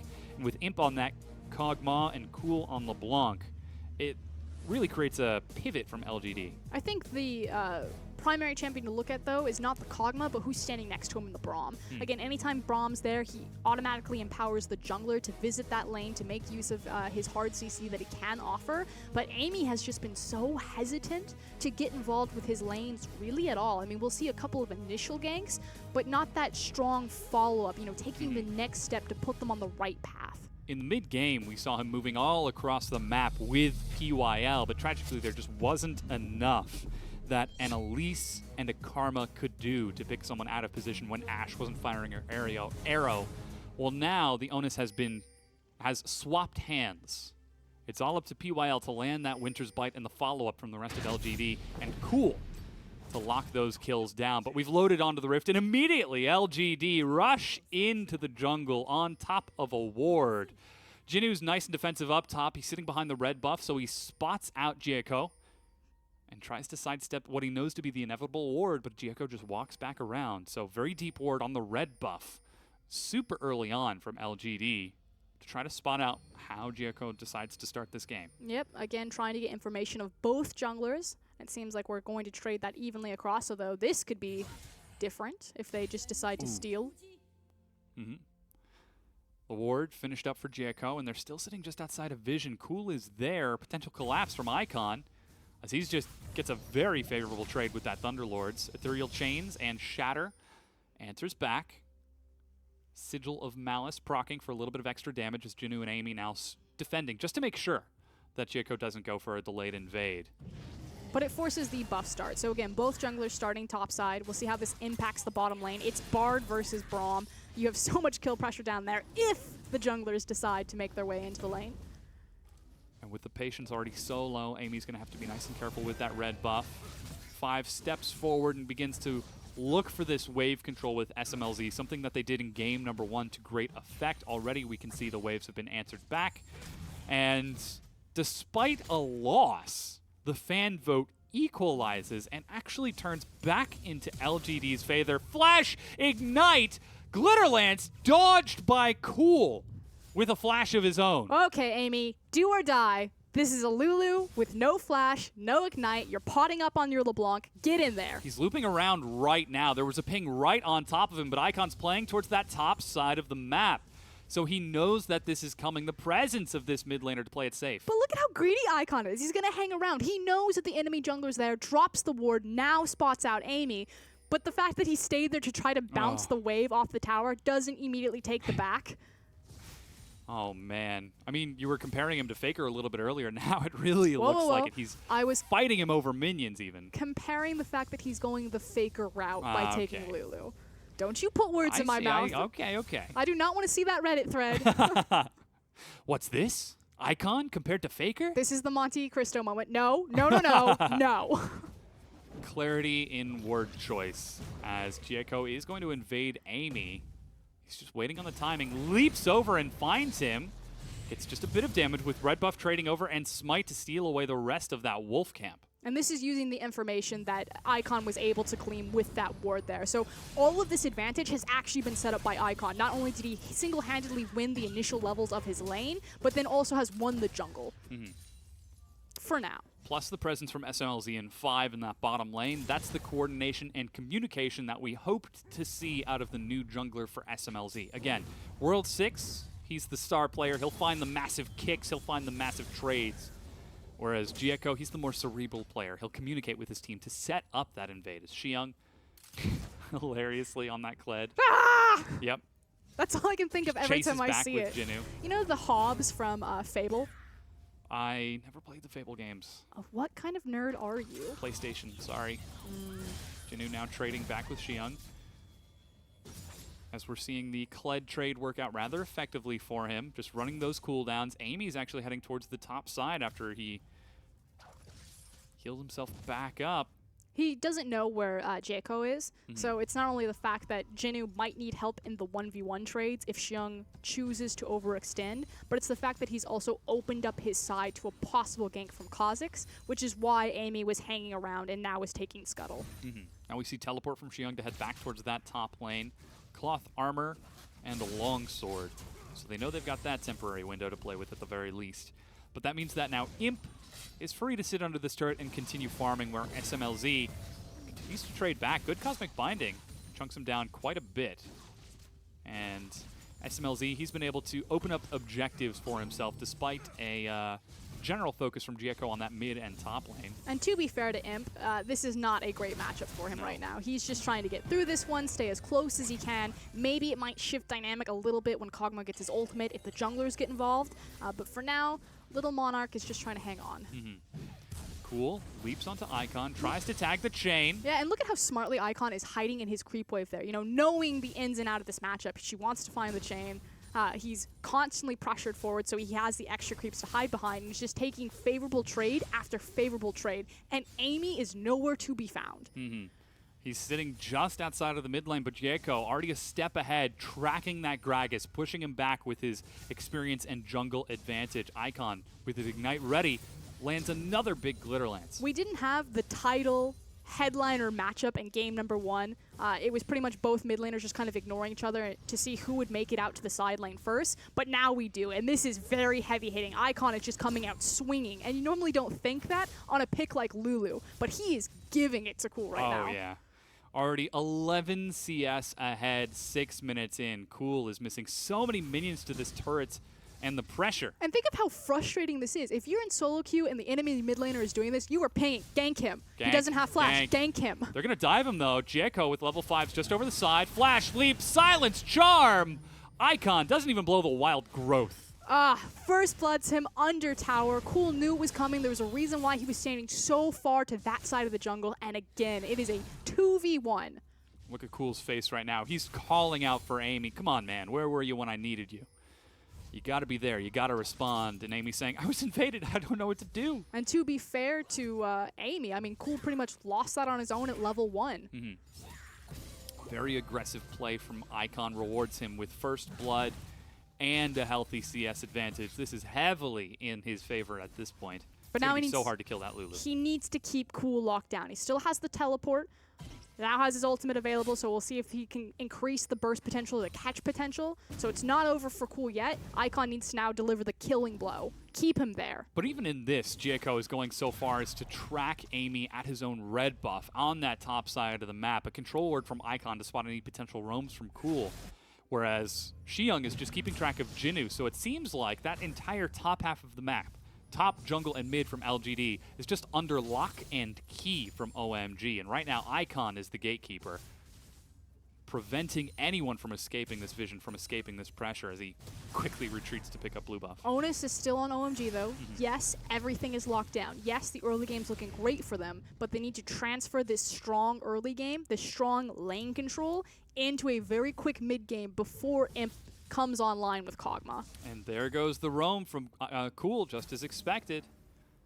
Assumes he's been spotted over a ward. It's actually in Pixel Brush, so he misses it. Icon pulls himself back as Cool makes his way back into lane. I mean, this is just trying to clear the Silk Road behind Dragon Pit to make that roam later on. So he's feeling much more confident in his wave clear. You can see it starting to take over now. So he'll open up more spaces for that. And now 5, immediately seeing that LeBlanc back into lane, quickly rushes back in to try to get some wards, but still sitting on just the trinket for now. As Jaco makes his way into the river, Icon, again, already just a step ahead of Cool, cheats down towards that bottom side to predict that. He's going to eat a chain here and flash as Jinnu had an opportunity to escape from that top lane. Xiong not successfully tracking that. And that's one summoner burned. It's Jaco sneaking in, looking for the blue buff. He's very deep as now PYL going to use the Unbreakable to soak a Cosmic Binding. Here comes Amy, but Jaco's already there. Level 6 versus level 6. They can't go aggressive on this. I don't know what LGD are thinking here. Jaco had inside track. Xiong's almost got his teleport as Cool. Tags onto Icon, lands the Shatter for some good damage, but again, holding on to that wild growth. As that was flash actually used by Icon just a few seconds ago. We didn't see that. That happened off screen. And now Cool, he's got teleport, he's got flash, his mimic is up in 20 seconds. And look at how much he's talking right now on camera.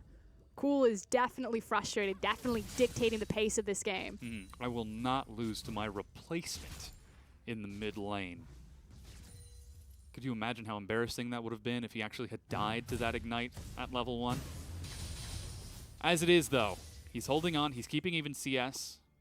Still down a healthy amount, but Icon suddenly losing momentum of that lane as Cool is answering back from that deficit. Yeah, he has the roam pressure now because we have push priority. So 5, SMLZ, and Jaco need to be on the ball, knowing that LGD are being so telegraphed with where they want to play.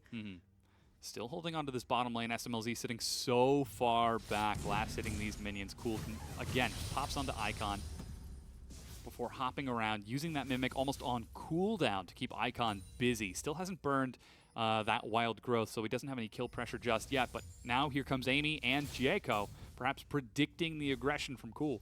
This can be a really tough 2v2, however. Icon's still relatively low, doesn't have his flash, does have Ignite. With all of this pressure that LGD are putting onto OMG right now, you have to assume that they're getting something, but if you look, it's even in CS. It's still a CS deficit for Cool. But it's even in CS between Kog'Maw and Caitlyn. And yes, Caitlyn can be a threat late game, but nowhere near where Kog'Maw is. Yeah. Amy actually shows himself up top. There's the body slam cast to knock Xiang into the waiting hands of Jinnu, who drops the Dominus. Tempered Fate buys a lot of time, but will reset turret aggro as 5 shows up on the top side. Jaco is ready over the wall. Amy is about to be predicted. This is looking really messy for LGD. Cool hops over the wall, targeting 5. Magical Journey. Amy goes down to the support. Jinnu takes the journey to safety, but a Cosmic Binding pins him to the wall as the rest of OMG follow through. And LGD's dive is turned on its head by 5. Ah, disaster for LGD. Again, what were they getting from it? They were evening up CS across the map. Kog'Maw should not be even CS with the Caitlyn, so it looked good for their late game prospects. Cool is trying so hard to be relevant right now, but disaster strikes. 5 stalls at the dive long enough with a great ultimate for them all to get up here. And then everyone makes up the roam. They've got vision control over this bush with the control ward. There's 1 kill. Cool's unable to burst out Jaco, and here comes the second. Xiang cleans up that kill on the dive. It's now 1-0-1 for that top laner. That first blood onto Icon and a kill onto 5. So all 3 of the lanes are now set up for success, though you would rather have that final kill on SMLZ. Meanwhile, you might be wondering, why was that a numbers advantage for OMG and not LGD? PYL on his recall went bottom instead of perhaps predicting the play from OMG, the answer to that dive, leading it to be a 3 versus 4 as OMG were just able to get the outplay. And now things are looking even more dire. Not a turret has fallen, but it's still a 2,000 gold lead for OMG. Flash, knock up misses SMLZ, but they tag him with the Winter's Bite. Oh, I was going to say he needs to slow down Amy. That might have been enough.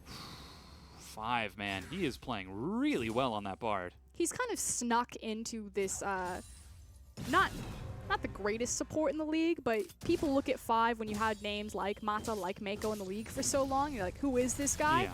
And he's just quietly assumed I'm going to say top half the LPL support position. It's not the most glamorous plays. It's like a support really should play, at least from the perspective of someone like a mid laner like me. Whereas now Icon goes in, tags the Silence Thunderlords. He's got Ignite. Cool. Ooh, leaps back, but Jaco is going to try to force the distortion. Jaco will follow through for the kill in between a Lulu and a hard place. I was going to say, rock in a hard place. If he takes the distortion back, it's going to be an Ignite and an auto attack. If he doesn't, he's giving over the kill to Kha'Zix. At the very least, he did burn the flash out of Jaco, but that means Icon continues to shove mid as Xiang is pinned down in that top lane. 4 kills to 0, 3,000 gold advantage. And with all of the kills and the assists that Icon picked up in the top lane dive, he's pretty much just unkillable to the LeBlanc at this point. It was already going to be tough because it is a Lulu, he has the wild growth, he's got his shield, but now he's got a Merc Treads, he's got his completed the Fiends. Like, what are you supposed to do to this little guy? They're burning teleport. Flash is used as Cool shows back up in the mid lane, and Icon, with 3 members of LGD showing up, outplays all of them and makes it to safety. Imp is trying to answer back with the turret in the bottom lane. Perhaps a kill onto SMLZ, but Tempered Fate pins him down. SMLZ 1 hit from death, and Imp, he's got nowhere to go. OMG are just outplaying LGD across the map. Finally, they get on the board by the good graces of 5. The man, the legend himself, 5. Yeah. Oh boy, cool. Leaps over the wall, finds Jaco, says, wait a second, that's not how that's supposed to work. And immediately retreats back into the mid lane. Wrong bush. Yeah, classic face check. And this is not looking good for LGD. Yes, they're on more aggressive champions. Yes, we're seeing Imp on that scaling Kog'Maw, but OMG are just taking advantage after advantage. And it looks like LGD, they're struggling to get anything back. Don't sing their praises just yet. They still need to close the game, although I will say this of OMG. They are much better at a mid-game than a lot of our teams currently in the league, which is why I think they sit so nicely towards the top. They're a very decisive team, and I think a lot of that has to do with how they move around SMLZ. They don't waste any time. They're constantly picking him up and just sieging structures with him. Bypassing this, where are we going? What do we do? How do we set up vision? Which is exactly what we see right now. With Imp pressuring bottom, that means that SMLZ gets the opportunity to recall and swap towards top. Static Shiv for wave clear, plus a BF sword for damage onto that turret. Xiyoung with his own Tiamat and Phage, plus 5 for some supplementary damage, will clear out that top tier 1. Imp is shoving bottom along with PYL, but it is still a tempo advantage for OMG. And it's going to get even faster now as Jaco is starting up the Rift Herald, so from bad to worse for LGD, they're kind of running out of time to slow this game down. This Lulu is terrifying. Flash, not even Flash, that was just Ignite auto attack. And Icon, with the sad expression, has nothing to do but chuckle at his own misfortune. Okay, that was a faker play. Yeah. Whoa, Icon. 20 CS ahead, solo killing a LeBlanc with a Lulu. I mean, that's how that matchup works. Yeah. Not necessarily the solo killing part, because you'd think that LeBlanc has enough mobility that she should never put herself in that position. He has Flash. But you should think that she would never put herself in that position. But it's not fun for LeBlanc. Oh, no. He needs to start looking for those kills on the outside of the lane. I don't know if this is cool, maybe getting a bit too tunneled into, you know, I have to beat this guy. But at some point, you need to wave the white flag and find your victories elsewhere. And this is the big question. Can he pull back and play as a team with the rest of LGD? Can they pull their superstars together long enough into a cohesive unit? Well, this has been one of the nice things about Cool joining this roster. When you look at Godv, normally he's the guy who's too hero, too 1v1 tunneled, that he leaves LGD exposed. It's really been Cool kind of shoring up the team aspect of LGD that brought them their newfound success. And maybe OMG is just his kryptonite. Maybe he's just seeing a little bit of red. I mean, their colors are red and white. I know that I would be quite tilted if a Lulu was underneath my tower diving me at level 3 to 4 and my jungler was on Gromp. Yep. That would be pretty unfortunate. But as it is, OMG now find themselves with the momentum in this set. SMLZ going to start off the Cloud Dragon with the rest of his team as 5 finds PYL. Trying to contest Vision. Yes, they have Scuttle Crab, but what's it going to do is OMG are a step ahead. They've got 4 people here, while LGD are back in base recalling. And 17.5 minutes in, it's 6 kills to 1. It's 2 turrets to 1. We still haven't seen the Rift Herald drop from Jaco, and there's only a 1 tier 1 from LGD left remaining, and Jaco's on that side of the map. And SMLZ is prepping the way for him. Oh, cool. I mean, that's his prime target right there. 5, the defenseless support. If there were ever a time to look for a greedy solo kill, but no, he plays it safe and tries to focus on the lane instead and gets punished by SMLZ. That's Rift Herald being summoned. Meanwhile, LGD seem to be trading mid lane. Magical Journey gets 5 to the side as Jaco charges up with the rest of his team. But this is a good trade if it's just a single tower. Now, naturally, LGD have lost most of their structures, so advantage still to OMG. But if you can trade mid for bot, you would take that 100%. Unfortunately, 5 exists. Yeah, Tempered Fate stalls it out, plus Icon on the side as a great Cosmic Binding pins PYL to Amy. And Icon continues to follow through to chase the rest of them away. The bottom tier 1 is cleared. Rift Herald got his second charge and gets a huge swipe, chunking that tier 2 to half as Cool is forced to defend it. Still sitting on that teleport with Jinnu. But LGD, they tried to answer back and got denied. Imp over the wall is locked down and leapt down. And Imp there has no one to blame but himself. Traditionally, Monarch Kog'Maw does not fly. But on this composition, OMG sent him soaring to the heavens.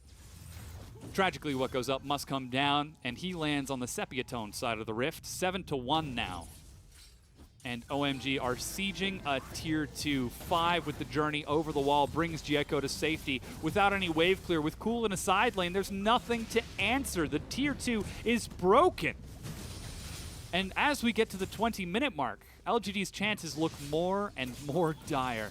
Yep, the gold lead is just starting to balloon out of control. But this is the mid game that I was talking about from OMG. You know, why they are kind of leaps and bounds ahead of the rest of the LPL competition right now. And I still think a lot of it has to do with just SMLZ and 5. And I don't know if this is good shot calling from OMG, being able to organize them correctly where they are, or if maybe SMLZ and 5 are the ones that are driving this. But whatever is happening behind the scenes, a lot of LPL teams just lose their minds as soon as those outer towers fall and just run around in circles. But OMG, very clear blueprint. We're going to take Dragon, we're going to take this tower, that tower, Rift Herald there. Yeah. They've got some sort of cohesive drive that pulls them together towards these objectives. Either that or their coach drilled them really hard. 5, don't you dare. Okay, Cool. Is he actually going to kill Cool right now? He doesn't have Mimic, he doesn't have Distortion. Gieko follows up. And 5, look at that face on Cool. Somebody get that man a sand garden or a bonsai tree. That is not a happy way to play. Definitely see him, maybe getting a little bit squirmy in his seat, tilting off to one side. Yeah, if you just saw his items, he bought a Blade of the Ruined King, sold it, bought a Blade of the Ruined King, sold it, bought a Blade of the Ruined King, then swapped it over to a Gunblade. He's looking for stability in the middle of the ocean and just can't quite find an island, just can't find a rock to stand on. He's literally physically tilted in his seat right now. I think that's just the camera angle. We'll have to see when we get out of this game because OMG looked to end it much sooner than I think we expect. Now pushing another tier 2. Pull the trigger. Jinnu tries to rush in, but SMLZ sidesteps. Teleport. Icon split to the side. Temper Fate onto Amy. Cool leaping into the back. SMLZ is low. Cool finally follows up with Imp. 5 goes down as Cool follows through. That's the bottom lane dead from OMG as they now target Icon. Revenge from LGD as OMG bite out far too much more than they can chew. But think of who started that fight. It was Jinnu when Amy had his ultimate, and he didn't pull it. It was the Renekton having to go in, trading his life early, and yes, OMG get a tower in response, but LGD, what is happening right now? Finally a kill advantage in this trade. Here Look goes. Look at Amy. You're like, Gragas, engage now, somewhere, anytime. But Jinnu had lost already half of his health bar because he tried to start it before Amy got brave. Cool finally gets the follow-up teleport, and yes, they get the kills on the necessary components, but it didn't need to be that messy. And with all that sloppiness, it's still a 6,000 gold lead for OMG. You already mentioned the top tier 2 going down, not even the one that they were sieging, and the bottom tier 2 is still at very low health. SMLZ is ready to receive the Ardent Censer Athene's Unholy Grail from Icon. So he's not even going straight for that rapid fire cannon. Actually, looks like he might be building that next as he is just scaling up. Happy to match Imp in levels, happy to match Imp in CS for now. But OMG sitting on a ticking time bomb. Can they break this game before Imp gets too massive? We saw a preview of that in that last fight. Could be the confidence, however, that with the likes of Bard to counter out the Kog'Maw, I mean, 5 has already found so much great success finding Imp with those ultimates in the backline. As well as the Ardent Censer Athenes onto Caitlyn, that OMG feel confident and fine going late game with their Caitlyn-Lulu combo versus the Kog'Maw. It very well could be confidence. As now the teams swap sides. Teleport on half cooldown for Xiang. That's Ace in the Hole tags Cool. He's going to start healing up with his Corrupting Potion. 5 follows through again. He knows there's no flash on that support because it was burned to kill him just a few moments ago. Backs up in that lane while Jinnu holds on to Xiang in that bottom lane. 30 CS down is Jinnu, but still finding the engage his team needs. Here's Amy. He knows there's no ward in that bush. Well, he's sitting on a control ward. Yeah. So I would hope so. You would have to assume. Double control ward. Perhaps some miscommunication from LGD as Icon defends top. 20/20 vision. Trying to... Snapple tells me isn't perfect vision, by the way. Is it not? No. What is perfect vision? 100/100? I wouldn't be able to know. I don't even know how that scale works. Yeah, that's what is considered standard. Meanwhile, Gieko and SMLZ finishing off that Mountain Dragon. Caitlyn range, such a great thing. That's Mountain Dragon picked up as Xiang eats just a bit of punishment from Jinnu and Cool. They tried to collapse onto him. That was the Mimic used as well from Cool. But look at the vision from OMG all over that Baron. Also the difference in responsibility, especially between the the tank line players. You think about LGD and the Mountain Dragon that pretty much lost in the game in game 1. They were all on it. The tank players were just kind of sitting next to their line like, are we going? Are we not going? Whereas OMG, it's like, we're not even going to make this a fight. You're going to get in their face. You're going to zone them off. We're going to take this for free, and we're going to disengage. Whereas LGD, it seems to kind of be a, are we not taking the fight? Are we taking the objective? What's happening here? And it's in that miscommunication and in that lack of clarity that OMG are punishing LGD. They're continuing to ride this momentum forward. The game has slowed down now that we've crested the 20-minute mark, and we're starting to see some more items completed out of these teams. Zeal picked up for SMLZ as he's building towards that RFC, whereas Cool looking for an opportunity to recall. He's getting close to get that teleport, so they have the opportunity as he face checks once again into Gieko, but this time not able to follow through and cancel that recall. But did wait till he had backup, which is why he was late to making that aggressive distortion. Now this is an opportunity for Amy and PYL to clear out the rest of the vision. They actually have to reset the Baron, though. Let him drop aggro. There you go.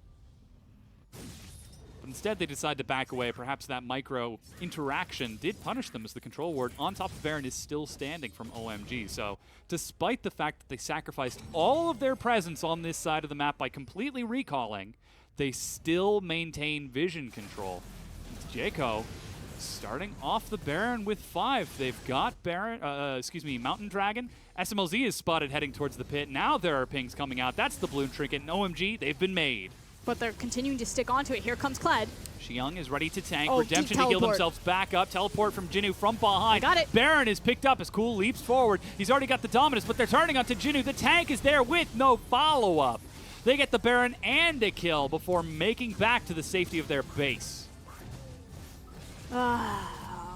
Okay, great play from OMG. Like you said, the big determining factor was that when LGD went to clear out the pit, it took them far too long, they lost too much health, and they didn't clear all the control wards. With that information, OMG start the Baron. They are spotted out by a ward, but it's too late. They get it for free and then disengage.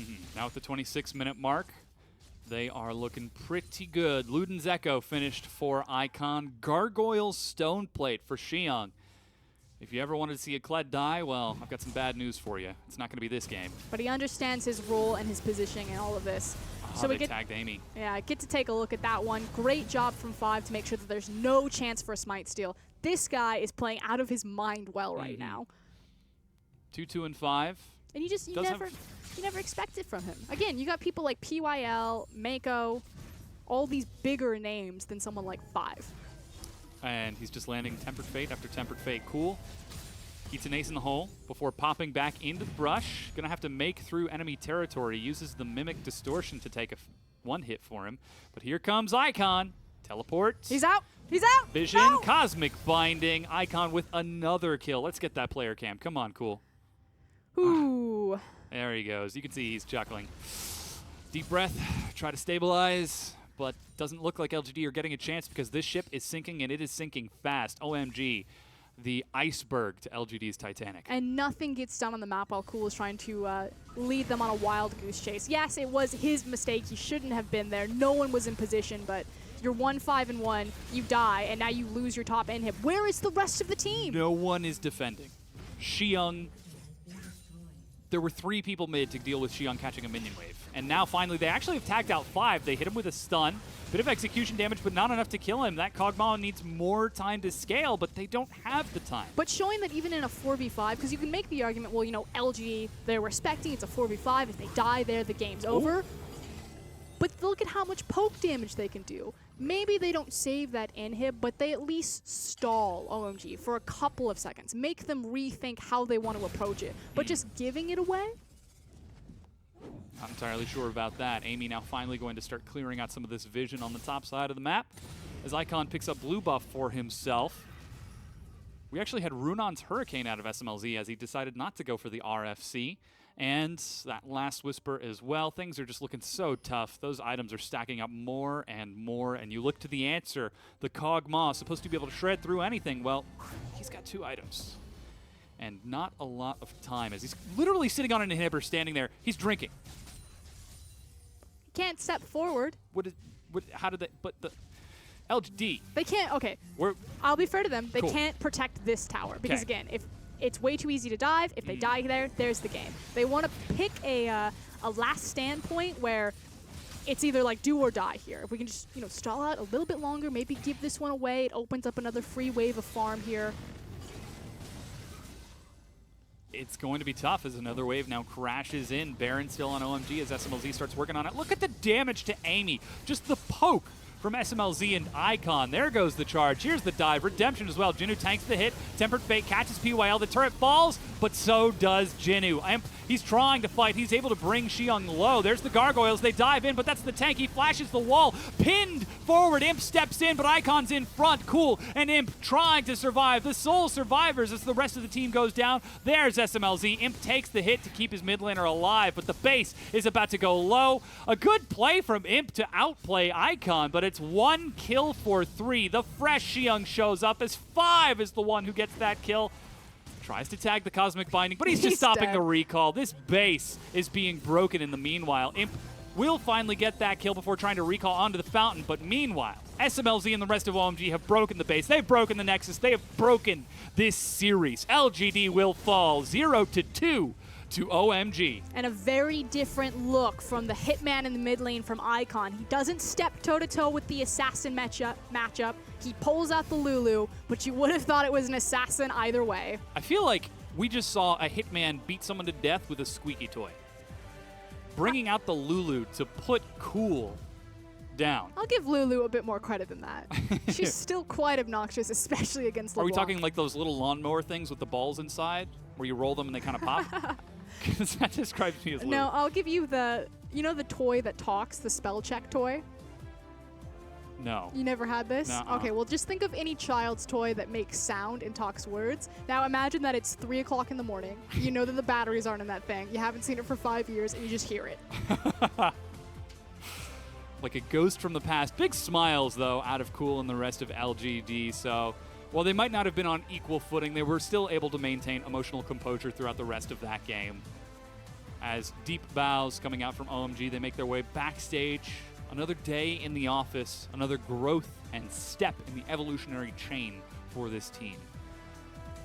And joining us on the desk to help make sense of that series and what exactly LGD and OMG were trying to do is Rusty. Welcome back. You know what? I'm just going to bring it back to what you guys are talking about. Lulu is the assassin of assassins, okay? She's not a toy that has balls that like a lawnmower. Like, she actually does stuff against assassins, all right? Icon, he did a lot of work in that game against Cool. It is a counter pick. Lulu always should beat LeBlanc, and honestly, he didn't even play the matchup perfectly. There was times where Cool came back in when he shouldn't have, but at the end of the day, he just showed who the best mid laner was in this story, and at the end of the day, it is OMG as the better team also. Icon comes up huge in that mid lane, and we also see OMG victorious, as that is just slow and steady, wins the race. A single turret was taken by LGD in that game. Yeah, slow, steady, but meaningful. I think it's the most important part here for OMG. You know, every single time we saw their jungler ganking, Jericho was in the right place. Amy was in the right place, but never at the right time or never able to actually make the play, whereas we always saw the forward movement from OMG, and that's the important part from game number 2 in particular, is they took slow steps. You can see that reflected through the gold, but every step was meaningful. Even starting the Baron off without SMLZ. Yes, he walks through vision, but by the time he gets there, it's already a third gone, so it's so hard for LGD to react. These constant things are what tips OMG over the line. LGD constantly, you can see it here, have star performers. They have people that can do well. Cool in game 1, Imp in game 2, but never as a 5-man, never as a cohesive team. OMG have that. Moving all over the map. 5 was setting up so much for his team so that they could follow up with these engages whenever LGD looked like they wanted to take a fight. And while that last fight at the end of the game did look a little bit reckless, we still saw OMG commit to the turret, keep SMLZ on that inhibitor, and push on to the Nexus. It's understanding high risk, high reward, low risk. If we engage here, even under the tower, and the execution doesn't go perfectly, say LGD do win this 5v5, they don't get anything for it. Whereas if we execute, we win the game. And that's the difference between OMG and a lot of the other LPL teams. LGD in game number 1 were way too cautious. They could take to learn something here. They certainly could. I mean, you mentioned yourself in the course of the game. OMG, they don't seem to be missing that thing that causes so many LPL teams to take all of the outers and then sit and wait for Baron or Rift Herald. They're willing to siege it on their own. They're willing to try to out-rotate and move around the map. And you've got to wonder, with this sort of factor, we can return towards our discussion at the beginning of the day about the ceilings for these teams. We're seeing OMG grow. We're seeing them change over time. Does this mean that their ceiling will move upward with them as well? I think a lot of their ability to siege and why their mid games are so fast does go on to 5. Again, he's quietly kind of assumed such a powerful position in like the support rankings in the LPL, which there's 12 teams, there's 12 different supports. It's even if you're just middle of the pack, you're still pretty high up there. You still beat out a lot of guys. I'm glad that he gets the MVP, but it's his ward placement. It's the fact that he's always moving around, that he's always shifting the vision that allows OMG to ramp up their mid game and to siege as effectively as they do. And step back for a second with 5, because he hasn't looked great until probably this split, honestly. As a star in the team, it's always been SMLZ that's shown up as the #1 player that he's just protecting. But that's because it was always Lulu and Karma. Yep. This isn't a Lulu or Karma game. This is a Bard game. He's a Thresh main. That's what he came into the LPL as when he first started. And so he's very much an MVP-worthy player simply because he's now been unlocked through the champions, through the meta, and through his ability to roam around Summoner's Rift and make all of these plays that you see from him now. Even though it's the Bard, not always going to be the easiest to execute champion on, he can default to something like a Thresh, and he'll do the exact same things. He's just set up to succeed now with OMG. The fact that he's a playmaker, and like you said, Rusty, in a meta that rewards heavy playmaking on these supports, that we're finally getting to see kind of 5 come into his own and to shine.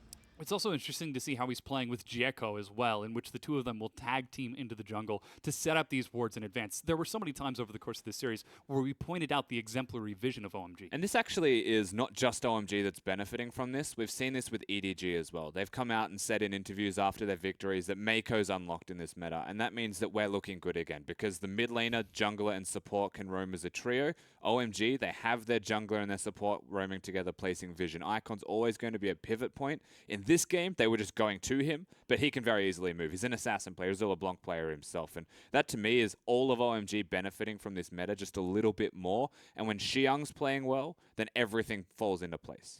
The concern then becomes, when the meta changes, does OMG lose power? Have they traditionally been able to change to the meta well? I don't think so, because they just proved that they did. You know, the reason why OMG were making their successful rise last split is mid-jungle synergy, and just the power of World 6 and Icon and how devastating that duo was pretty much earned them their, punched their ticket to Rift rivals. And now that the meta shifts, they suddenly have a new jungler. They're playing a very different style, again, not only in their execution on the map, because it's much slower pace, not as skirmish heavy, but also in their champion drafts, the fact that Icon's looking towards things like the Lulu instead of just playing those hard-hitting assassins. They've now started to move around responsibility of who's picking up the mantle and carrying the game. And that's what's terrifying if you're another LPL team, because you're looking at OMG and they're just continuing to evolve. Yeah, I mean, to put it simply, they finished 4th in a meta that wasn't ideal for them. They just learned how to play in it, and then they come back in the next split and the meta does suit them. So expectations may actually rise, and, you know, to bring it back to the whole conversation on ceilings, like maybe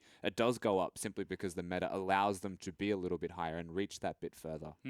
Well then, with that answer, we have to turn our attention to their opponents on the other side. LGD, we've talked about it time and time and again. This is the most inconsistent team in the LPL, and you yourself alluded to it during the cast. They took a heavy left from RNG just a few days ago. Now they've hit the second follow-up right out of OMG. Can they get back up? This one's going to sting. You can definitely see it on Cool. He was shaking his head. He did not have a great performance, especially in game number 2. It looked very frustrating for him. Amy, personally for me, I felt Amy played atrocious that game. I thought he was never in position where he needed to be. He wasn't pulling the trigger on the engagements when he had a priority pick champion like Gragas. So to me, Amy's just a giant question mark. And until they can fix that, LGD are going to continue to suffer. Yeah, see, I feel like Amy was there. He just never pulled the trigger, never did the move. And like he was still cerebral enough to be there for the play. He never just executed on it. It could be communication. We'll have to see if LGD can recover that communication in the weeks to come. We're going to go ahead and take a quick break while we get ready for our next matchup. RNG versus NewBee.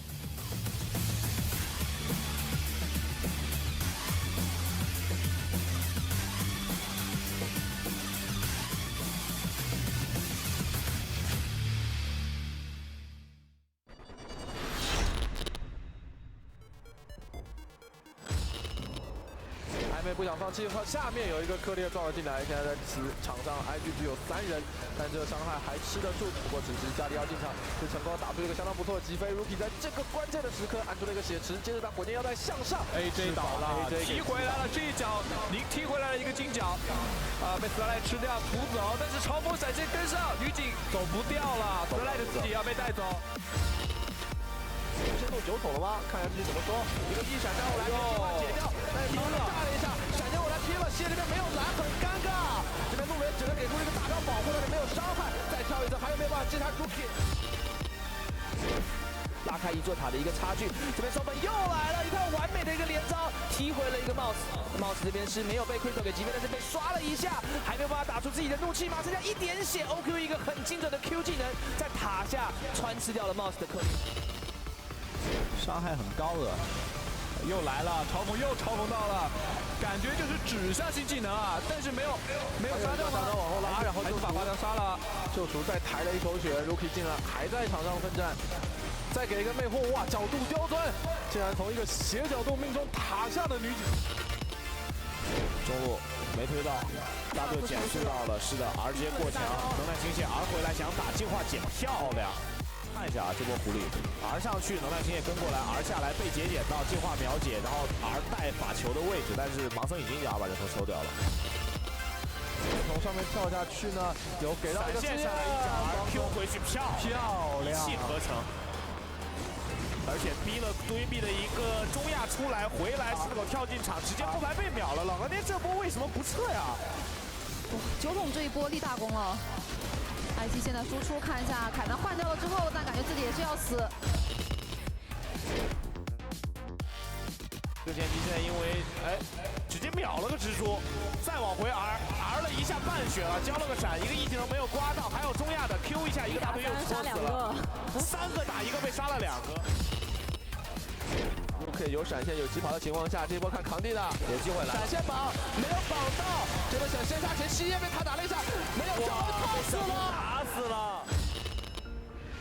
我们这边是千里来追杀，虽然歪风扭掉了2个技能，但PN0举起了盾，把这个毛全部收下，而且后面硬核的伤害已经把歪风的闪现给打了出来，现在远远的利用神话巨炮在吐，歪风这一波的一个拉打非常的漂亮，把血量给回起来，想要去送塔，一个 Q 技能往前丢毛，再跳一下，这时候再往右边走，再一个 R 技能扭掉，大举再往后跳，这边已经跳到了对方的基地里面了。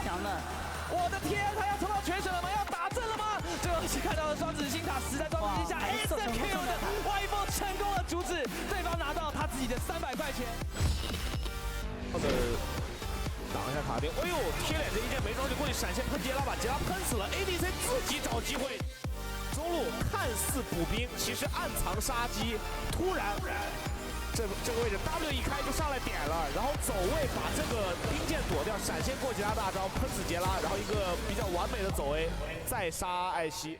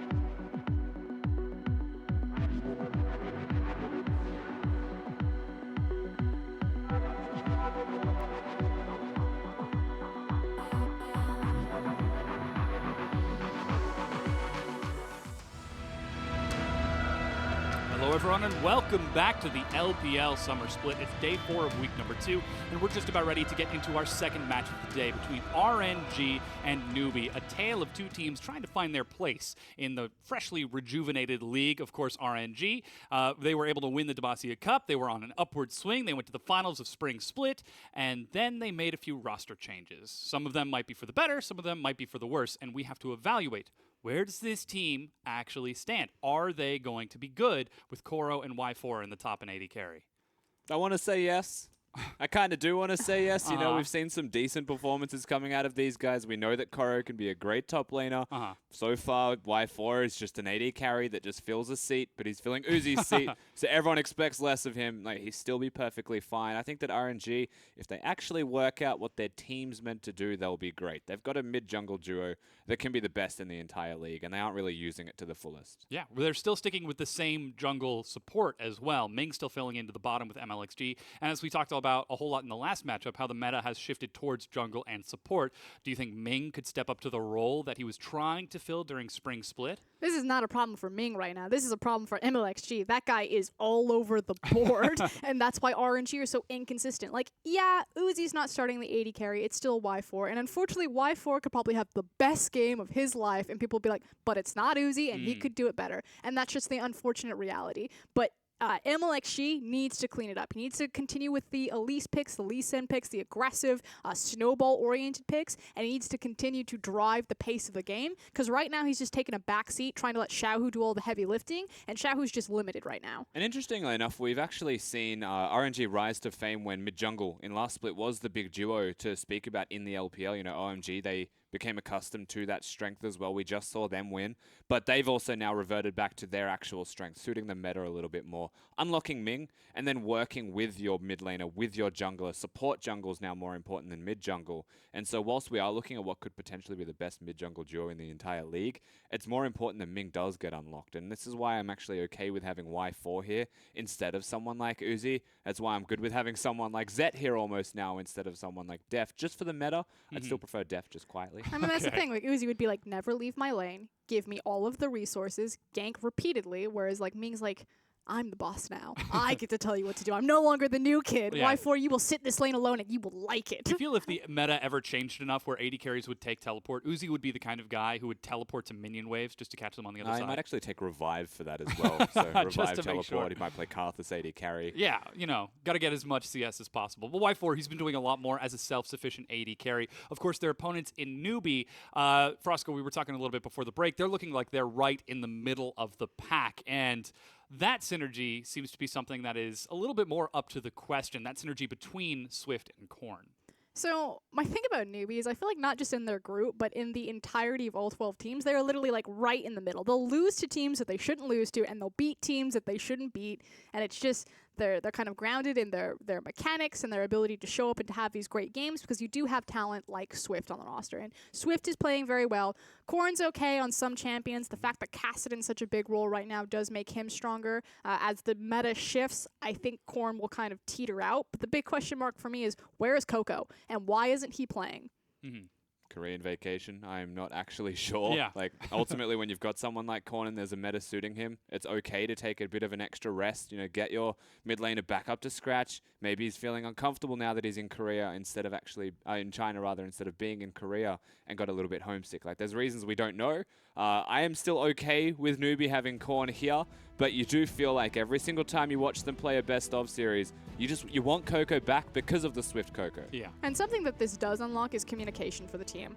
Quietly, Swift is probably one of the best Korean imports in terms of speaking Mandarin Chinese. And if you have Korn on the roster instead of Coco, there's virtually no language barrier there. You have an entirely Chinese-speaking roster.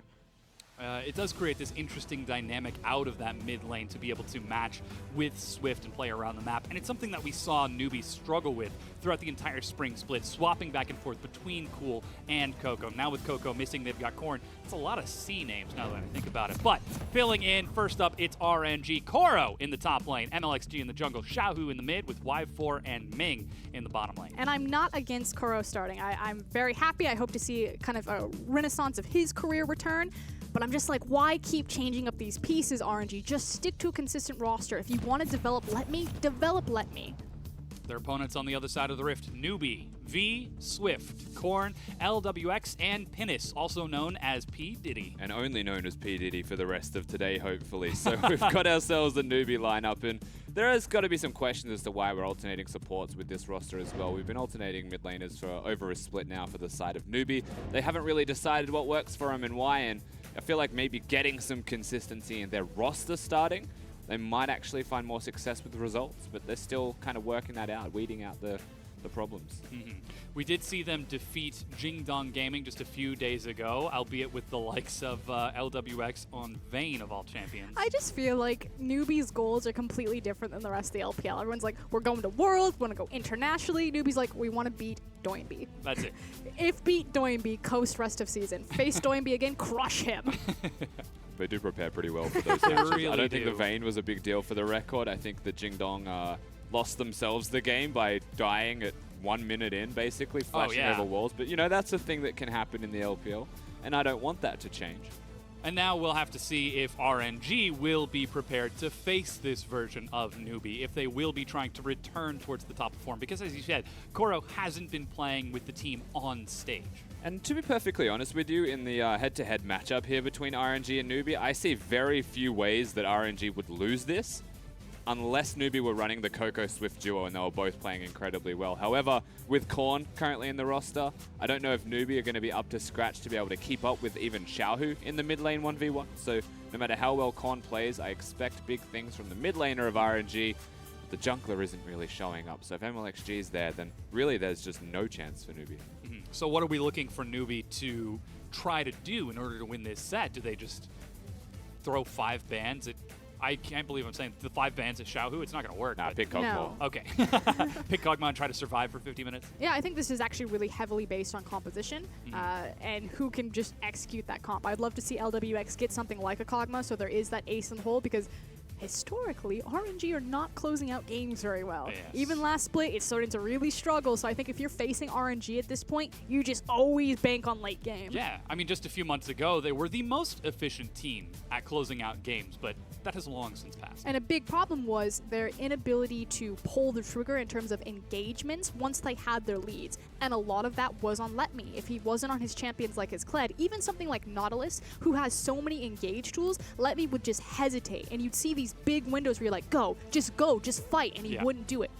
Swapping out Koro, that could change. Yeah, I was going to say, fair in contrast, Koro's actually quite good at his engages. You can always cast your mind back to when he was playing Gnar. He was actually very good at teleporting, very good at using the Mega Gnar to get ultimates off. You can supplement that and substitute that for pretty much any champion on Summoner's Rift. Koro might just have a better engage mindset or teleport position mindset for the team of RNG, and if that's something that they were lacking at, could be remedied. Yeah, and of course the way that they fixed that problem previously was by putting Ming on the likes of Leona and MLXG on Nocturne, which certainly wild though it was, with that sort of freedom now opened up, that could enable MLXG. NewBee did that first. They did. Just throwing it out there. They took down Def's perfect record on Jinx. They did, yeah.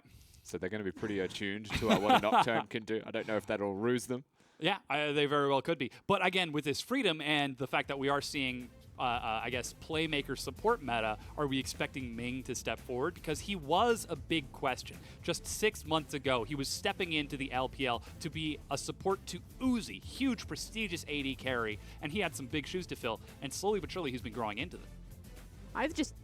I don't care if it's Ming, I don't care if it's Koro. I just want someone to step forward on RNG and just be like, we're going to fight now, we're going to do it together. I just want that sick Leona Thresh battle between Ming and P-Dids, you know, in the bottom lane. I want them to have a great... P-Dids? Yeah, P-Dids. I'm nicknaming the nickname. I'm Australian, I can't help it. Already 2 syllables. You can't get any more than that without going down to 1. PDD? That is the most Australian thing I've ever heard. Oh, yeah. Well, it depends whether or not you count it. Rusty, thank you so much. You'll be joining us after to break this down. Don't thank him for that. Oh, I'm thanking him for his analysis, not for that. What excellent hair that is. That's Hero. Yeah, looking great on stage. It's RNG versus NewBee. Thresh LeBlanc banned away. RNG with side selection sticking towards that blue with NewBee on the red. And you would think that a priority pick would be Thresh for Ming, but Ming, as Rusty was talking about, has so many different engage tools like Liliana still available. I would suspect that it'd actually be a jungle pickup with this blue side, but we'll see what gets left open as Galio is still nowhere to be found. Yeah, Lee Sin is the follow-up, so perhaps that could be the jungle you were talking about with Elise already stricken away. But that leaves a lot of secondary picks open to NewBee on the backside if they do decide to focus that jungle. Not to mention we know that Swift is a phenomenal jungler as it is. But with Kennen banned immediately, Koro says, thanks guys, see you in 20 minutes. But here's the thing though, NewBee knew that this was going to happen. RNG were one of the first teams alongside OMG to experiment with the Galio. They've played it in multiple positions, although more often than not, it will go in the hands of Xiaohu. He plays a very tanky Galio, so look for early, Randuin's Omen, I think he builds almost every single time. Yeah. So NewBee know this. What are they going to do in response? Looks like it's Fiora. V going for the hard carry in the top lane.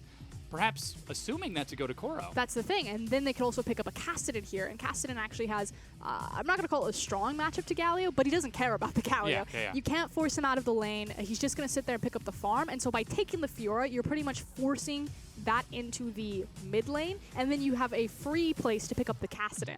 Instead, it looks like NewBee are going to pick up Gragas for themselves, prioritizing Swift in the jungle, one of the most talented junglers in the entire league.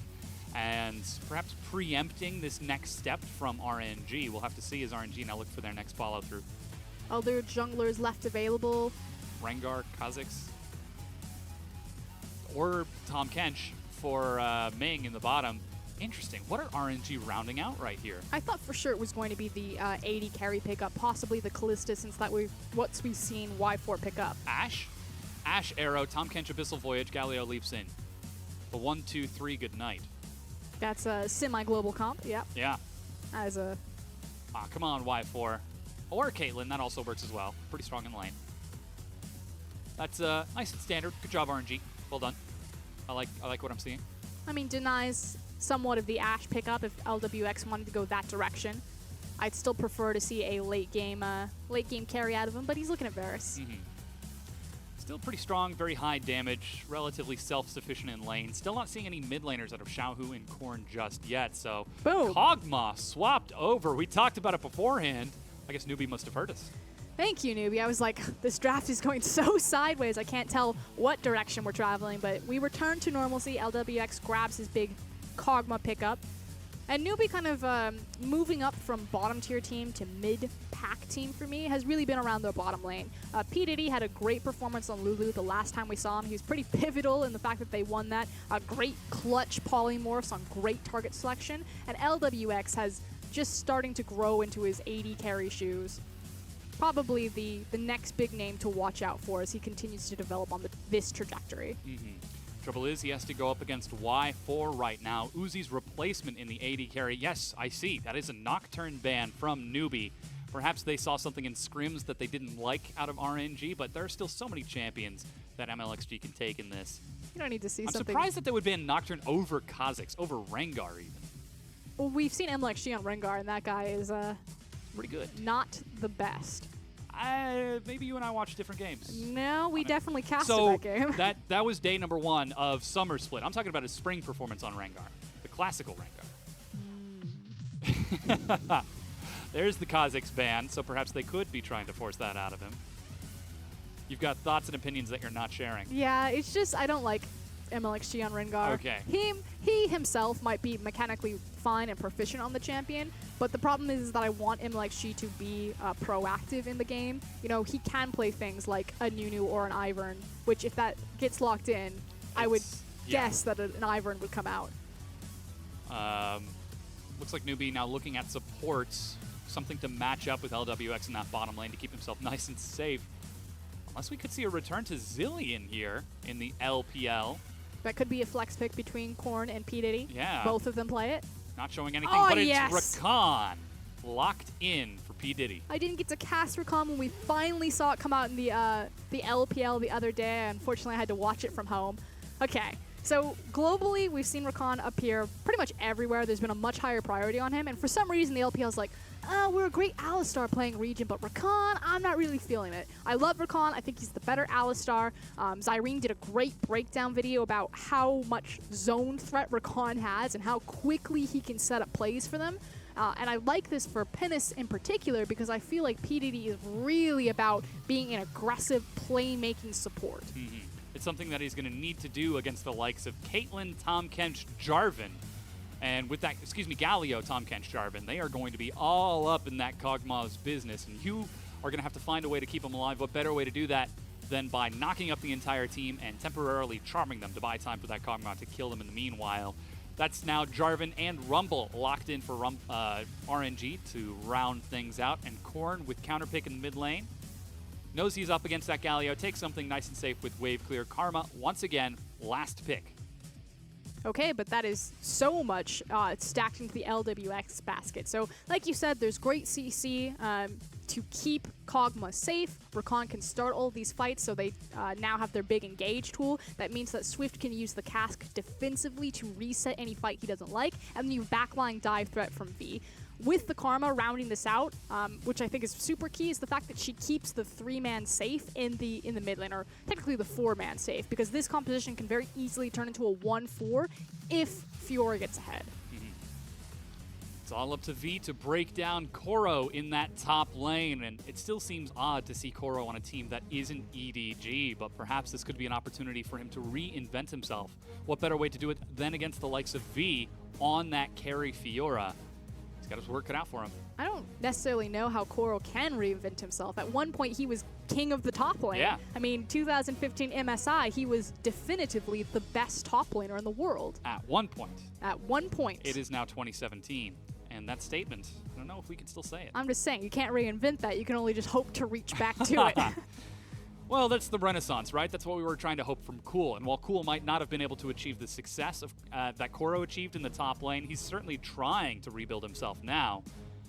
But the question is, can Koro do what Cool did not in that last game? And he's going to do it in a very volatile matchup for either position, Jarvan, Fiora, that can swing wildly any direction. It's now going to be about what these junglers are able to do. So MLXG has taken Rumble jungle before. He did it in the finals. Didn't see a lot of success with it. No surprise to see it here, especially with Kog'Maw in the game. We talk about how Kog wants to sit in that backline. Equalizer is one of the few abilities that can reach back there, really cause havoc for him, force him to move around. And as I say that, though, it's not Rumble jungle. I assumed it was. It's Jarvan jungle again. Yeah, we get to see Jarvan once again tearing through those neutral creeps, or at least trying to. He doesn't tear through anything. Why does RNG keep doing this? Burning them down. Don't start forest fires, kids, unless you're Rumble. The last time MLXG jungled Jarvan in the finals, he pretty much solo lost his team the game because he died to camps. Well, let's see if he can pull it together. He's had some time to practice. And taking a look at everything, we've got defensive lines across the board, standard masteries, courage on that Rakan, whereas we've got Bond of Stone for Ming. And yeah, everything looks to be nice and standard. Xiaohu and Korn just going to hang out in this mid lane. And what are we expecting from RNG? How do they break NewBee open before that Kog'Maw can get ahead, especially if MLXG is on that Jarvan? The scariest thing for me is MLXG on the Jarvan. Okay. I want to see if he can survive the jungle. So Jarvan doesn't jungle the fastest. He's not super healthy when he jungles. I'm curious what kind of leash he's going to get and what kind of resources and how he's going to get out of the jungle healthily enough to actually contribute with ganks. So he's starting Raptors. He's getting a lot of help from Galio here. Oh boy. Yeah, trying to kite them around. Oh boy. He's just going for the full reset on his passive every time that he tries to auto-attack. So normally you would take all of the little mini Raptors, get the level 2, and then you would walk over and start the red. But he just took the whole camp. Entire camp. Yep. And now we can see Korn trading with Xiaohu. Just going for a few slams and missing only 2 minions on that initial wave. As he got level 2 really early. Did Probably he take got some of the Raptors. Yeah. And yep, that's the Jarvan clear you were talking about. He completes red buff, holding on to his smite before heading on over to blue. So he's nice and low health for now. Luckily, though, we're seeing Swift with a slow start as well. He went Raptors to blue buff towards this bottom side of the map as level 2 is picked up from Ming and Y4, and they immediately push that Kog'Maw Rakan off of turret. As Rakan, while he does have zone control, doesn't exactly have the greatest laning phase. Yeah, that's just the big weakness. I've talked to a couple of professional players, EGM in particular, in the OPL talks about how, yes, Rakan has a weak level 1 through 3 or laning phase, but he feels like in the Doran Shield meta that he can get to it quite safely. Whoa! Hey, he got the Gromp. Okay. Ming sneaks in and takes that right out under Swift's nose. But ultimately, even though Rakan can survive most matchups, he's not going to have push priority, which allows someone like Tom Kinch, who normally doesn't get to make roams like that, just freely walk into the jungle. And he gets to be brave and do that because he is so tanky and he knows it's a Gragas. That Gleaming Quill trying to get some health back for LWX, and Swift spent so much time working on that Gromp only to have it snuck out from right under his nose. I mean, was it snuck or was it like flaunted? Picked up and carried out like a thief in a museum. Just walking out the front door, and Swift immediately heads to the complete opposite side. He's actually saving his red buff for last. There's a ward on top of it that I don't think he saw while Koro trades with V. Just trying to force him to miss a few CS, and Xiaohu sitting just outside of vision in between these waves. Galio's so great at clearing out minions, but he really does rely on that Winds of War. Yeah, he doesn't have a lot of mana right now, so it makes sense that he was just kind of hiding in the wings, not quite sure where the jungler was. And you can see the reason why is once he's in lane, Corrin is able to just walk ahead of the minions and get a favorable trade. Already both of his potions are gone. And with that, we've got recall completed out of Swift. Still no red buff, and we did see both buffs taken for MLXG, who looks like he's gone for a full clear with the exclusion of Gromp, clearing out Krug's bottom side before heading down into the river, trying to get tabs on Swift, but there's nothing for him to take except for Scuttle Crab, unless he shows himself mid. So the hard part is over for MLXG. Can Lands he the commit? Knock-up. Ooh, Shield of Durant doesn't land the taunt, so he just forces the flash out of Corrin. And MLXG, yes? But I'm not entirely sure that he wanted to there. Just trading a little bit of health with Corrin. I like how you were, yes, no. It's one of those where you get halfway through the word and then you realize you don't actually know. I know that he picked Jarvan because he saw the Gragas, and so he felt confident enough that this jungle matchup would work. And that has yet to be seen as Corrin actually follows up along with Xiaohu. Look at the damage that he's taking. Swift is still right there with red buff now as he's finally cleared it off. He's got no mana. Shield of Durant. You don't Taunts want both that? of them. Oh, Knock up no. onto two. Oh, MLXG no. Oh, flashes no. the wall, but control ward. Swift follows up their shield, and the cask breaks down MLXG. Yeah, thinking that he could go in on that. Xiaohu has no mana. He's unable to help his buddy out. It puts him in harm's way just to get the CC. And Gragas is just going to destroy him. He had the red buff. Jarvan did not. Huge just decision-making flaw from MLXG. Yeah, big discrepancy there. And now that is first blood onto Swift, the star-studded jungler of NewBee. We'll have to see if he can make anything happen with that, as he's now got a ward, and it looks like we're seeing a collapse out of Ming. Huge communication as they're trying to get onto Swift, but body slam over the wall. Now they've got vision in the river, and they've bought safety for MLXG. Grand entrance onto Y4. Big recon damage. Huge. Massive. Not at I all. feel like Rakan would be the type of guy that it's not about the size of the damage. Why do you think his ult is called the quickness? It's good because he's played by Penis. Thank you for explaining that. It took me, wasn't quite sure I made it to the end of that. You're welcome. Oh boy. We're adults here on the LPL broadcast. We like to assume that we know things. As now NewBee trading with Y4 and Ming, push them under the turret. They've even got Swift on this side of the map and a lot of wards down there as well. Meanwhile, they just spotted out MLXG on that top side, so Swift will get the chance to steal away Krugs. And normally there's actually a ward. EDG will do this all the time, is that they'll actually ward this brush behind them when they feel like a big wave is being stacked up, because it makes sense that the jungler would be looking for Krugs. In fact, Ming is going to place it right now. Once again, he finds him in the jungle. Ming's actually following through. Well, someone Can he has land to the tongue jungle on this lash? team. Yeah, apparently Ming is now the jungler. As Corrin finds Xiaohu, just zones him away to protect his jungler. Rakan even pulling through as P. Diddy steps into try just to clear out some vision. Trying to get Saving Private Swift out of harm's way. He's paratroop back there. The classic invade from Swift. At least it's not SOFM. At least he's not going to fight you over Raptors. Instead, takes the Krugs, gets a bit of trading with Ming, and allows LWX to continue farming. Still at a bit of a CS disadvantage as LWX. That's not a bit, that's a lot. 1.5 waves down as level 6 is picked up by Y4 and Corrin gets his blue buff. Koro's on. mid saying, hey, let's do something. Oh, wait. I was going to say MLXG looking for the cheeky play with Xiaohu there, but good heads up from Corn to take the safe route all the way around. Takes the very long route. Not to mention Koro was missing as well with teleport and equalizer. We actually haven't kept too much onto what's going on in that top lane. Koro just farming, keeping V occupied. I was going to say, for the most part, Rumble's just had the push priority there with the Flame Spitter. V now has Tiamat, though, so this is going to even out a little bit there. So we'll see if Coral continuously gets that free space to roam around, if he's going to allow himself to be pushed in, or if he's going to try to keep this Rumble locked down and force him to rely more on teleport. Interesting to see that we're seeing the Blasting Wand first before Haunting Guys, though he does have a Ruby Crystal. So Koro just prioritizing that early raw damage as MLXG and Xiaohu show up in the mid.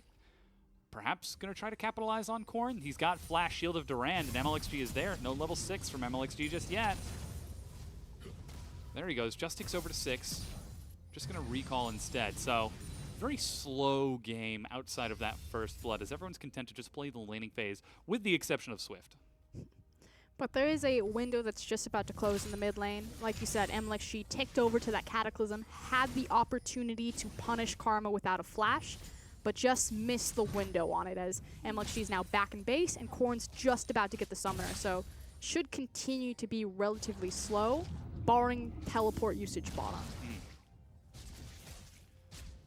We do have 2 teleports out from both teams, both mid and top, so that could break open rather quickly. Still missing teleports from both mid laners, as that's finally recall completed from LWX. He's going for the classic Blade of the Ruined King. P. Diddy on his first recall gets some Mobies, or excuse me, boots, and Sightstone for some vision, just to keep an eye on MLXG. And just moving around each other, focusing on vision, buying time. What's the catalyst that we're looking for? What are we waiting for this game to break open? Waiting for someone just to walk into any form of CC. RNG are trying to contest kind of these micro objectives. In fact, they're also pulling over Ming and Y4, so they're making a play on top lane. If they get a kill on this red buff, it can very easily spiral into a top lane tower. That's the Abyssal Voyage. Full Zerker Greaves and a BF Sword. Koro and MLXG show up. And they're going to try to break open the first turret of the game. First brick, RNG. And there is a 0 response from NewBee. In fact, Swift's like, this is fine. I'm on this red buff. I've committed. Not sure if he's been spotted out by that ward, but RNG pushed that wave up. LWX, he pinged bottom as if to shove his tier 1, but instead decided to complete the recall and pick up a recurve bow before swapping top to match this. Now stepping forward is the AD carry of NewBee. Sees that RNG are on that Rift Herald. This could be a chance to fight. A lot of ultimates are ready, but Xiaohu in the back line. Equalizer, Flash, Shield of Durand. Swift is dead. And suddenly RNG just come alive. Great equalizer from Koro, separates Swift from the rest of his team. It's an easy pickup into a Rift Herald. Oh, they've got to be careful with the patience, but Smite locks it down. Koro is the one who is rewarded with that Rift Herald buff. And now, with their first kill and first turret, RNG find themselves in the driver's seat. Not to mention, they've got that Rift Herald onto Koro. So there's the potential about just busting down into another tower and continuing to open up this gold lead by another 1K. I would hope to see it go towards the mid lane just to, you know, give it to Karma. How dare you sit here and wave clear? We do see the swap over as Leandres is finished for Koro, and he starts hanging out. I'm not sure if he's waiting to go bottom, as Adaptive Helm is completed from Xiaohu, and he starts making his way down towards mid lane. So yeah, boots picked up for Koro with that extra gold, while V is held on to his tier 2. And it's going to be Koro trying to deal with LWX and P. Diddy. Still got plenty of time to use that Rift Herald, though, not to mention the fact that he has teleport. Perhaps he could be waiting for the equalizer cooldown to prep the wave beforehand, so Herald just crashes straight for the turret. He's also level 9, so if he can hold on to that cooldown, I'm assuming he's close to 10. Yep, his experience about to tick over. You'd want to wait till level 11 to throw that. Unfortunately, it's a Cloud Dragon, so there's no real incentive to fight over it. We do see RNG still playing towards that side of the map as they all complete their recalls. And Ming shows up along with Y4. The moment the AD carry and supporter there, Rift Herald breaks out of her prison and starts rushing down the turret. So RNG now looking for the next objective. With teleport both on Koro and Xiaohu, they can resupply this very quickly as Herald slams into that turret. Even MLXG behind them as it is broken down rather easily. But not using it to deny Karma, who's so much more effective at the wave clear. It's not a bad call, but it's now dependent on how they will actually break that mid tower. And if they struggle and if the game gets stalled out, you point to this play right here as the problem. Blue buff being passed over to Korn as all of RNG are grouped around that dragon with the exception of Xiaohu. He's hanging out up top to answer V and get some extra CS and gold for himself. Oop, someone actually needs to finish that. Ming's got it. There he goes. Turns around, gets the last lick. How many licks does it take to reach the center of a ward? 3. 1. A 2. Thank you. Sesame Street. That's not Sesame Street, that's Tootsie Pop. I understand it's the owl. Thank God V's almost getting chased. Yo, Ming flashing aggressively lands the tongue lash. Alrighty, V, let's see what you've got. He's He gonna uses his own flash. But wow. is it an aggressive flash at this point? Ooh, MLXG drops the Cataclysm. Grand challenge. He tries to get a few hits, but he's got nowhere to go. MLXG gets that kill. Meanwhile, the rest of NewBee are shoving mid. Y4 clears out that wave as there's not enough minions to make that wave worth it. But again, we're kind of in this hiatus or this pause. Xiaohu's been kicked out towards the top lane. The problem with Galio is that while he has great wave clear and great wave manipulation, he is really poor at tower siege. He's really awful at taking them, so this is just going to be a constant tug of war in terms of wave positioning and not objectives being threatened. No one's holding on to mid right now, and we do see P. Diddy making his way there. V has got his teleport, but they should see Karma top, and immediately we see Y4 moving forward. NewBee, what? Why is Korn top lane right now? They're bringing Swift. I mean, he's got the cask, but the cannon minion is about to be cleared, and that wave is going to crash. So by moving Swift mid lane, I mean, they've got their teleports out into the side lane, so they could try to make a TP flank at any time. Because you saw that Rakan was actually off to the side looking for a flank. Very curious, but however, it is not punished by RNG. Still not seeing the Infinity Edge completed by Y4, just hanging onto the Zeal and his Zerker Greaves. But that's the key thing. It wasn't punished by RNG. Yeah. RNG decided that with Korn going to the top lane, if a fight were to start, he'd have to use the space for the teleport, that they would just rather grab the back. Like, you farm top, we're going to get the free back, reset our items. But if they had wanted to, how quickly they could have dove the tower on the Kog'Maw who was there, or the Gragas. I mean, this is Jarvan Galio. Certainly would have been painful. However, the game continues on. Y4 ticks over to level 9 to match that of his lane opponent, LWX, who has completed his Blade of the Ruined King. And P. Diddy shows up just to support his AD carry should anything break open. Rakan so excellent at dissuading dives with his excess of crowd control. But we still haven't seen any dragons, and with that mid-tier one still holding firm, NewBee are content to allow that Kog'Maw to continue scaling. They're going to take the free objective here. It would be suicide for NewBee to look to fight this at this point. Again, Rumble level 11. It's just a Cloud Dragon. There's no reason to run headfirst into a fight that you're not prepared for over a meaningless dragon like that. Now they're actually bringing the whole family mid. They haven't even used any teleports. They just walk everyone towards the mid lane. NewBee, with all the vision on that side of the map, should have seen this coming, but they did not. Xiaohu zones them off with the Shield of Duran. They target MLXG. There's the equalizer into the back. Devour to save him. As Swift leaps in, P. Diddy with the quickness tries to lock it up. Hero's entrance, providing some damage resistance as NewBee don't find themselves getting a kill, but do push RNG back, and the turret miraculously is still standing. A lot of the hard engage CC was actually misused on NewBee. They didn't pick the same target. You know, Penis reached for the back line, did find Y4, but there was no follow-up because Korn and V weren't in position for the flanks. Swift only got MLXG out of position. Jarvan just quickly flag and drags back to safety. Doesn't even have to burn his flash. Ooh. Oh, Y4. Bloodlust movement speed, allowing him to walk out of that as he sees P. Diddy coming with the grand entrance. Perhaps that miscommunication could be due to the fact that they are bringing in Koro and Y4 to the new setup from RNG. I mean, maybe, but I don't know. I just feel that this was NewBee's fault, and again, RNG just kind of not punishing to the fullest extent and not being punished in this instance. NewBee a bit slow to where they need to be on that rotation. Now that means that NewBee are allowed to hold on to that tier 1 as MLXG, whoa, sidesteps the grand entrance once again. Gleaming Quill for a little bit of poke, pats him on the butt on the way out. Now Y4 has to hold on to mid with only his support. And there he goes. There's the rest of his team finally joining him. Meanwhile, Koro trying to answer V on that bottom lane.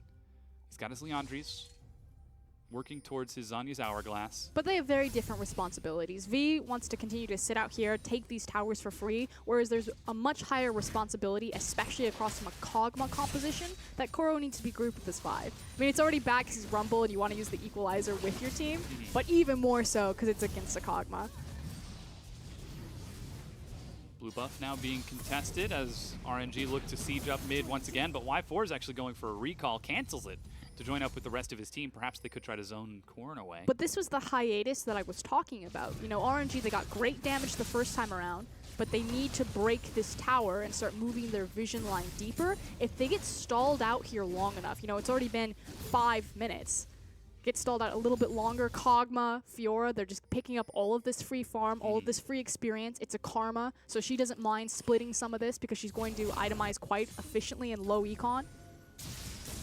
Could be trying to collapse onto V, but luckily preemptive vision keeps him safe as that ward is swept out by MLXG and Xiaohu. And it's only Cloud and Ocean, so RNG aren't getting kind of the same bang for their buck for the fact that they control, you know, bottom side of the map, having those free dragons. If it's something like double Infernal, double Mountain, it becomes much higher incentive. As it is, though, they're just going to collapse onto the turret. The equalizer is immediately dropped as Y4 tries to finish it off. Swift gets the cast to separate the team. Xiaohu's in front, but he's nice and tanky already. And Ming is there to save him should anything transpire, but instead, it's only the turret that expires. But look at how much they had to burn to take the tower. And yes, it was a job well done, understanding we're just here for the structure and to back off. But that's what I was talking about. You know, using the Rift Herald bot, put them in that position. Now the Ardent Censer Athene's Unholy Grail has been completed for Korn. You can see LWX finishing off his Blade of the Ruin King quite some time ago. Is starting to get bigger, but here's the collapse onto V. Once again, Ming and Y4 show up and a quick lunge gets V back. See if they'll continue to push this wave while they're here. Might as well try to bounce it. Meanwhile, we just saw some movement towards that top side of the map. Swift and P. Diddy looking for vision, trying to punish Xiaohu, but he is nice and tanky and will catch this wave that Korn is shoving in. While Koro holds on to mid and bottom with Y4. So the vision has been swapped up towards that Baron, because that is a huge priority for these teams. And this seems to be what RNG have been lacking a little bit, that mid-game direction. How do they break the base without over-committing into a Kog'Maw, into a Gragas? It feels like it's been shored up a bit, though, by the decisiveness of Koro. You have to think kind of the 3 major plays so far in this game have all had him as a central focus. The rotation top lane to break it open, then the use of Rift Herald bottom, and then finally that equalizer where he just makes the rotation, shoves out bottom, rotates mid, and drops it. So I don't know if it's changed their shot calling dynamic. For all I know, Ming is still the primary shot caller, but Koro is definitely making his presence felt so far in Game 1 on Rumble. And take a look at the control wards from RNG on this side of the map. They have 4 all around that mid lane and the bottom side of the mid lane. But they're on the wrong side. Yeah, they need to swap those over. Get some flippy floppies and put them on the top side. They're like, this tasty ocean dragon. So valuable. Apparently it's worth, what, 75 times 4? 300 gold? There you go. I'll take it. Don't you want 2 ocean dragons to really get the value, though? Mate, it's just a free objective at this point.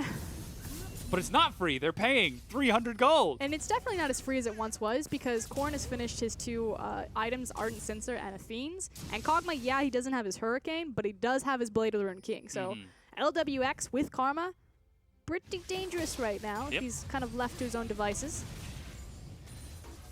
Meanwhile, Koro with his Zanyas is now ready to fight. In addition, we can see them swapping down towards that Ocean Dragon. P. Diddy, Korn, and Swift hanging out by the Baron. But instead, they're just going to back up into their own jungle and give this objective up for, as you said, free. He's pretty dangerous, but he's not that dangerous. The Kog'Maw. It's always going to be a confidence there he check. goes. That's the Runehounds. Yeah. Looking for one more item. Triforce, Gwinsu's, give me something. Okay, now he's scary. Yeah. Scary, but not terrifying. There are like levels of horror. That's pretty... Which, yeah, scary, but not terrifying. Okay. We're talking about like clowns at a what are they called? The horror festivals? The It, Stephen King. No. The festivals that you go to. Haunted Mansions? Ghost houses? Yes. That one. Like when a clown jumps out at you. It's like, scary, not terrifying. That was just birthday parties for me. Yeah. Okay. Where clowns jump out at you? You had some interesting birthday parties. Explains why I moved across the world from my family. Everyone's like, do you ever go home? Do you ever miss the United States? No. Oh, looks like Xiaohu trying to force a fight. Shield of Duran plus his team now showing up. Koro actually teleported in, hanging on to the equalizer. Even V going so far as to burn his teleport should a fight break out, but everything just resets. Nice and defensive. Adaptive Helm for Xiaohu, not to mention the Randuin's Omen you were talking about. And I like the fact that NewBee kind of pumped the brakes there. It was like, Whoa! let's not wander into this one. It's right next to the Baron pit. Yeah. It's 23 minutes into the game. The Infernal Drake is going to be coming up in 4 to 5 minutes here, and that's a much safer fight for them to take because again, they're already feeling confident. Kog'Maw's got his 2 items alongside Karma's 2 items. Take your time, set up the vision around that. It'll be right before Caitlyn gets her big power spike and kind of her 3rd attack speed item. So I feel like that's the true window for NewBee. If they win that, if they set up the Infernal fight and then win the Infernal fight, that's a free Baron and possibly where this game breaks open. That's a preemptive play that we have to hope that NewBee can actually pull together. They're able to do it against the likes of JDG Gaming, but RNG, an opponent of a completely different caliber, as now they're just moving across the map, maintaining vision, moving that Kog'Maw back and forth to make sure that he keeps getting CS. And a big thing is that at this point in the game, NewBee have multiple damage threats. They have V as well as LWX, whereas I mean, I guess you could say the same thing for RNG. Rumble's still going to be quite effective, but if you move out of all of his damage, and if you happen to catch, or Swift catches Y4, Galio's not really going to do anything. Again, Xiaohu builds full defensive Galio. Yeah. He does this every single time. And MLXG is also quite defensive with his Hex Drinker. That being said, Y4 has been an excellent addition for the team because his positioning in fights is so excellent. I mean, when you come into a team that expects Uzi, it's not that hard to have some safe positioning, but Y4's really been nailing it in the larger fights for RNG. Yes, he's done well in the limited tape that we've seen, but I feel like it's so hard to use that type of vocabulary around him because he is the, starting position for someone like Uzi. And if you think about, positioning, Uzi's pretty high up there. I don't know, that Vayne dive, Starhorn Rail Club, Uzi from behind. God, Joe Miller killed that call. That's an amazing replay. I'm just lost in my own head right now, watching Uzi Vayne tumble into other things. But tragically, he's not on the Rift here. We get to see RNG with a new 80 carry and Koro in the top lane. Try something new. Okay, decisiveness we're looking for from RNG. Koro leads the way as Swift decisively leaps in as he sidesteps the knockup cast to pull himself in. A great grand entrance knocks up 3, but he has to flash quickness to safety. Oh no! And the equalizer ace in the hole drops the jungler. Swift is dead. And that means that it's a free Baron, or at least a contestable Baron. So the only way that NewBee can stop this is if they choose to fight them. Or they can try to call their bluff and force them to come out of the pit by forcing the mid lane. LWX steps forward. Korn is with him along with V. They're getting some vision into the pit. They see Y4. They've got wards over the side now. V trying to get in. Korn on the side. LWX is in the front. It's all up to the Kog'Maw. He sidesteps one. Shield of Duran locks him down. P. Diddy with the 3-2-man, 1-man knockup, backs it up. LWX still firing, and they've actually pinned them into the pit. LWX is doing enough damage along with V to clean it up. It's 1, 2, 3 kills for V. Koro burns it down before flashing the wall, but V follows through. Riposte for the slow, and V for the quadra kill. And suddenly this Fiora is a massive deal. As I was saying, this next coming Infernal, this is why it was so important. NewBee knew that they were going to be strong in this window. They knew they could swing the game back, which is why RNG tried to force the Baron. Before we even make this an even fight, let's try to get the push advantage and make sure that they can't fight us at all. Baron now only on Y4. He makes his way back, but a tether locks him down. They dive with Riposte, the ace, as NewBee make that Baron worthless. That mid lane stall, suddenly Fiora and Kog'Maw, it gave them enough time to catch back up. RNG didn't push the pace of the game fast enough. They could lose an in-hit here. You can see Xiaohu is back up along with Ming and MLXG, but it's against 4 or 5 members now. They managed to tag the tether. Ming gets knocked back. MLXG is the target. Shield of Durand is not enough to keep that alive as it's another kill, and NewBee are continuing to chase forward. MLXG goes low, but makes it back onto the fountain on top of the fresh equalizer from Koro. Just kill the inhib, you animals. Yeah, they finally drop it down before backing away. They were going for the jugular. The bloodthirst. Yeah. But NewBee, they see their window and they take it. LWX plants his feet, showing the power of Kog'Maw at this point in the game with the Karma. And this just allows so much attention from RNG. They're trying to get to that backline that they completely forget about Fiora. And V just has a heyday. I've never seen a Kog'Maw stand in the Flame Spitter for that long, just sitting and waiting. Pay attention to me, guys. Yeah. He's like jazz hands over here. Ah! Dahlia, rumble around me. Oh, you're all done? Then V just comes in from the back with the lunge vital. And now Rabadon's finished. The Gwinsus from LWX. Guardian Angel on V on top of the completed Ravenous Black Cleaver. And this Infernal Dragon that RNG thought for sure that was going to be theirs? Yeah. That's not yours. Yeah, suddenly the tables have turned. NewBee set up for it. They've even got Korn trying to prep top, but he's got to do it against Xiaohu. So that's Infernal Dragon on top of a Fiora Kog'Maw composition. And NewBee, they're only up 700 gold, but they've got complete momentum in this. But they also have the gold on the exact right people, on the Fiora, on the Kog'Maw. So it doesn't seem like a lot, but I'm sure that's not how RNG are feeling. Yeah. Suddenly, Koro can no longer stand across from V. He doesn't want to anyway. He wants to be with the 5v5, but the 5v5 is so terrifying right now. The pendulum has swung back. With LWX and V leading the charge, they step forward, breaking down the bottom tier 1 and looking now for a tier 2. And you have to kill multiple threats. Even if you grab LWX and pop him, you're still dealing with a GA Fiora. If you kill the GA, guess what? LWX has been sitting on your back line and your front line simultaneously the entire time. That Gwinsu is going to do quite a bit of damage. And the wave, meanwhile, is prepped top and mid. We do get to see the reset as super minions continue to push down that mid lane, and now NewBee are starting to open up an advantage. Y4 completing his rapid fire cannon, looking for some armor penetration. And I actually think that this is kind of the one advantage that RNG still have in the game, and it's kind of them as a team. They have been playing the side waves better, and so there is an opportunity where maybe they pull NewBee apart, that they're able to find good picks for themselves because they continuously push the lanes and then kind of disappear. They just wait for who's going to go up and grab that wave. Can we catch them in the transfer window to it? Seems like NewBee now transferring to the top, and Xiaohu backs away. LWX and V again leading the charge with the rest of the team. Break down the final tier 1. The trap line is still set for Y4 bottom, so they've got a brief window before those traps recharge. Just kidding. He maxed it second. Like all good Caitlyn's. Yep. So he's able to set up a defensive line. What do you max second on Caitlyn? E. I like dodging things. So for me, the Caitlyn dilemma before her rework was always, do you drop the trap to stop people preemptively, or do you try to max the cooldown for 90 caliber net to back away when they dive onto you? Really shouldn't it be that I'm one of the longest range 80 carries in the game, so I shouldn't keep be... you away. Yeah. I shouldn't be dodging back That's anyway. why I'm gold. This is why I'm bad. 31.5 minutes in, and Y4 giving me a lesson in how to play Caitlyn. 1-1-0 so far. His only death has been at that sort of fight earlier on in the game. I was going to say the Baron fight, but he actually survived. It was when they dove him mid at the inhibitor.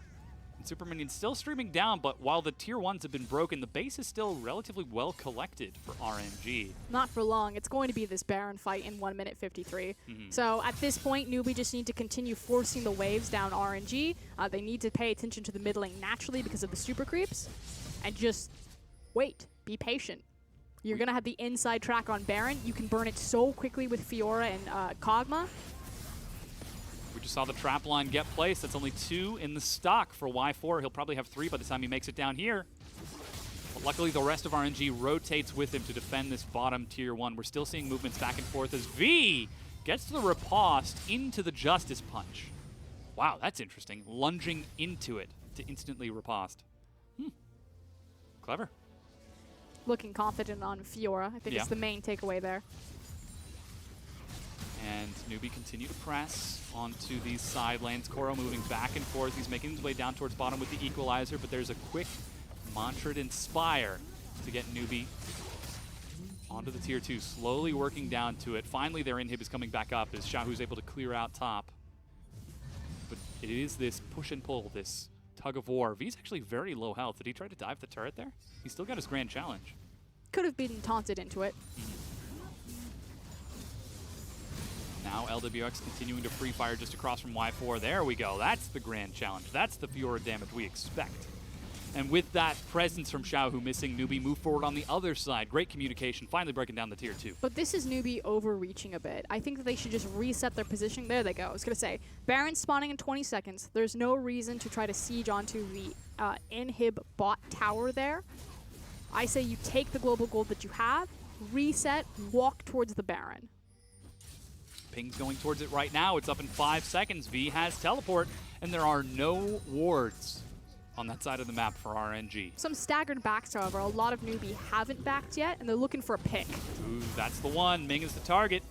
Takes a Soul Flare. Teleport being used by V. Xiaohu's ready with the Shield of Duran, but Riposte reflects it back onto Xiaohu. Ming picks him up to carry him to safety. Grand entrance, knocks up 2. Cask follows up as the equalizer completely whiffs from Koro. They're already onto him. LWX sidesteps 1 and cleans up a kill along with the rest of his team. And RNG back up into the base. They don't even need the Baron to win this fight as Swift did go down in the meanwhile, and MLXG is still alive. Yeah, MLXG just kind of standing off to the side, spectator sport right now as his team is getting obliterated. Is he doing Wolves?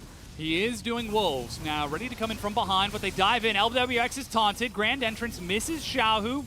P. Diddy at less than half health as MLXG catches the minion wave, but the inhibitor has already been broken. You don't need minions to break that down. But the good thing about MLXG staying alive and kind of skirting around them is that Swift is dead, RNG Smite is alive.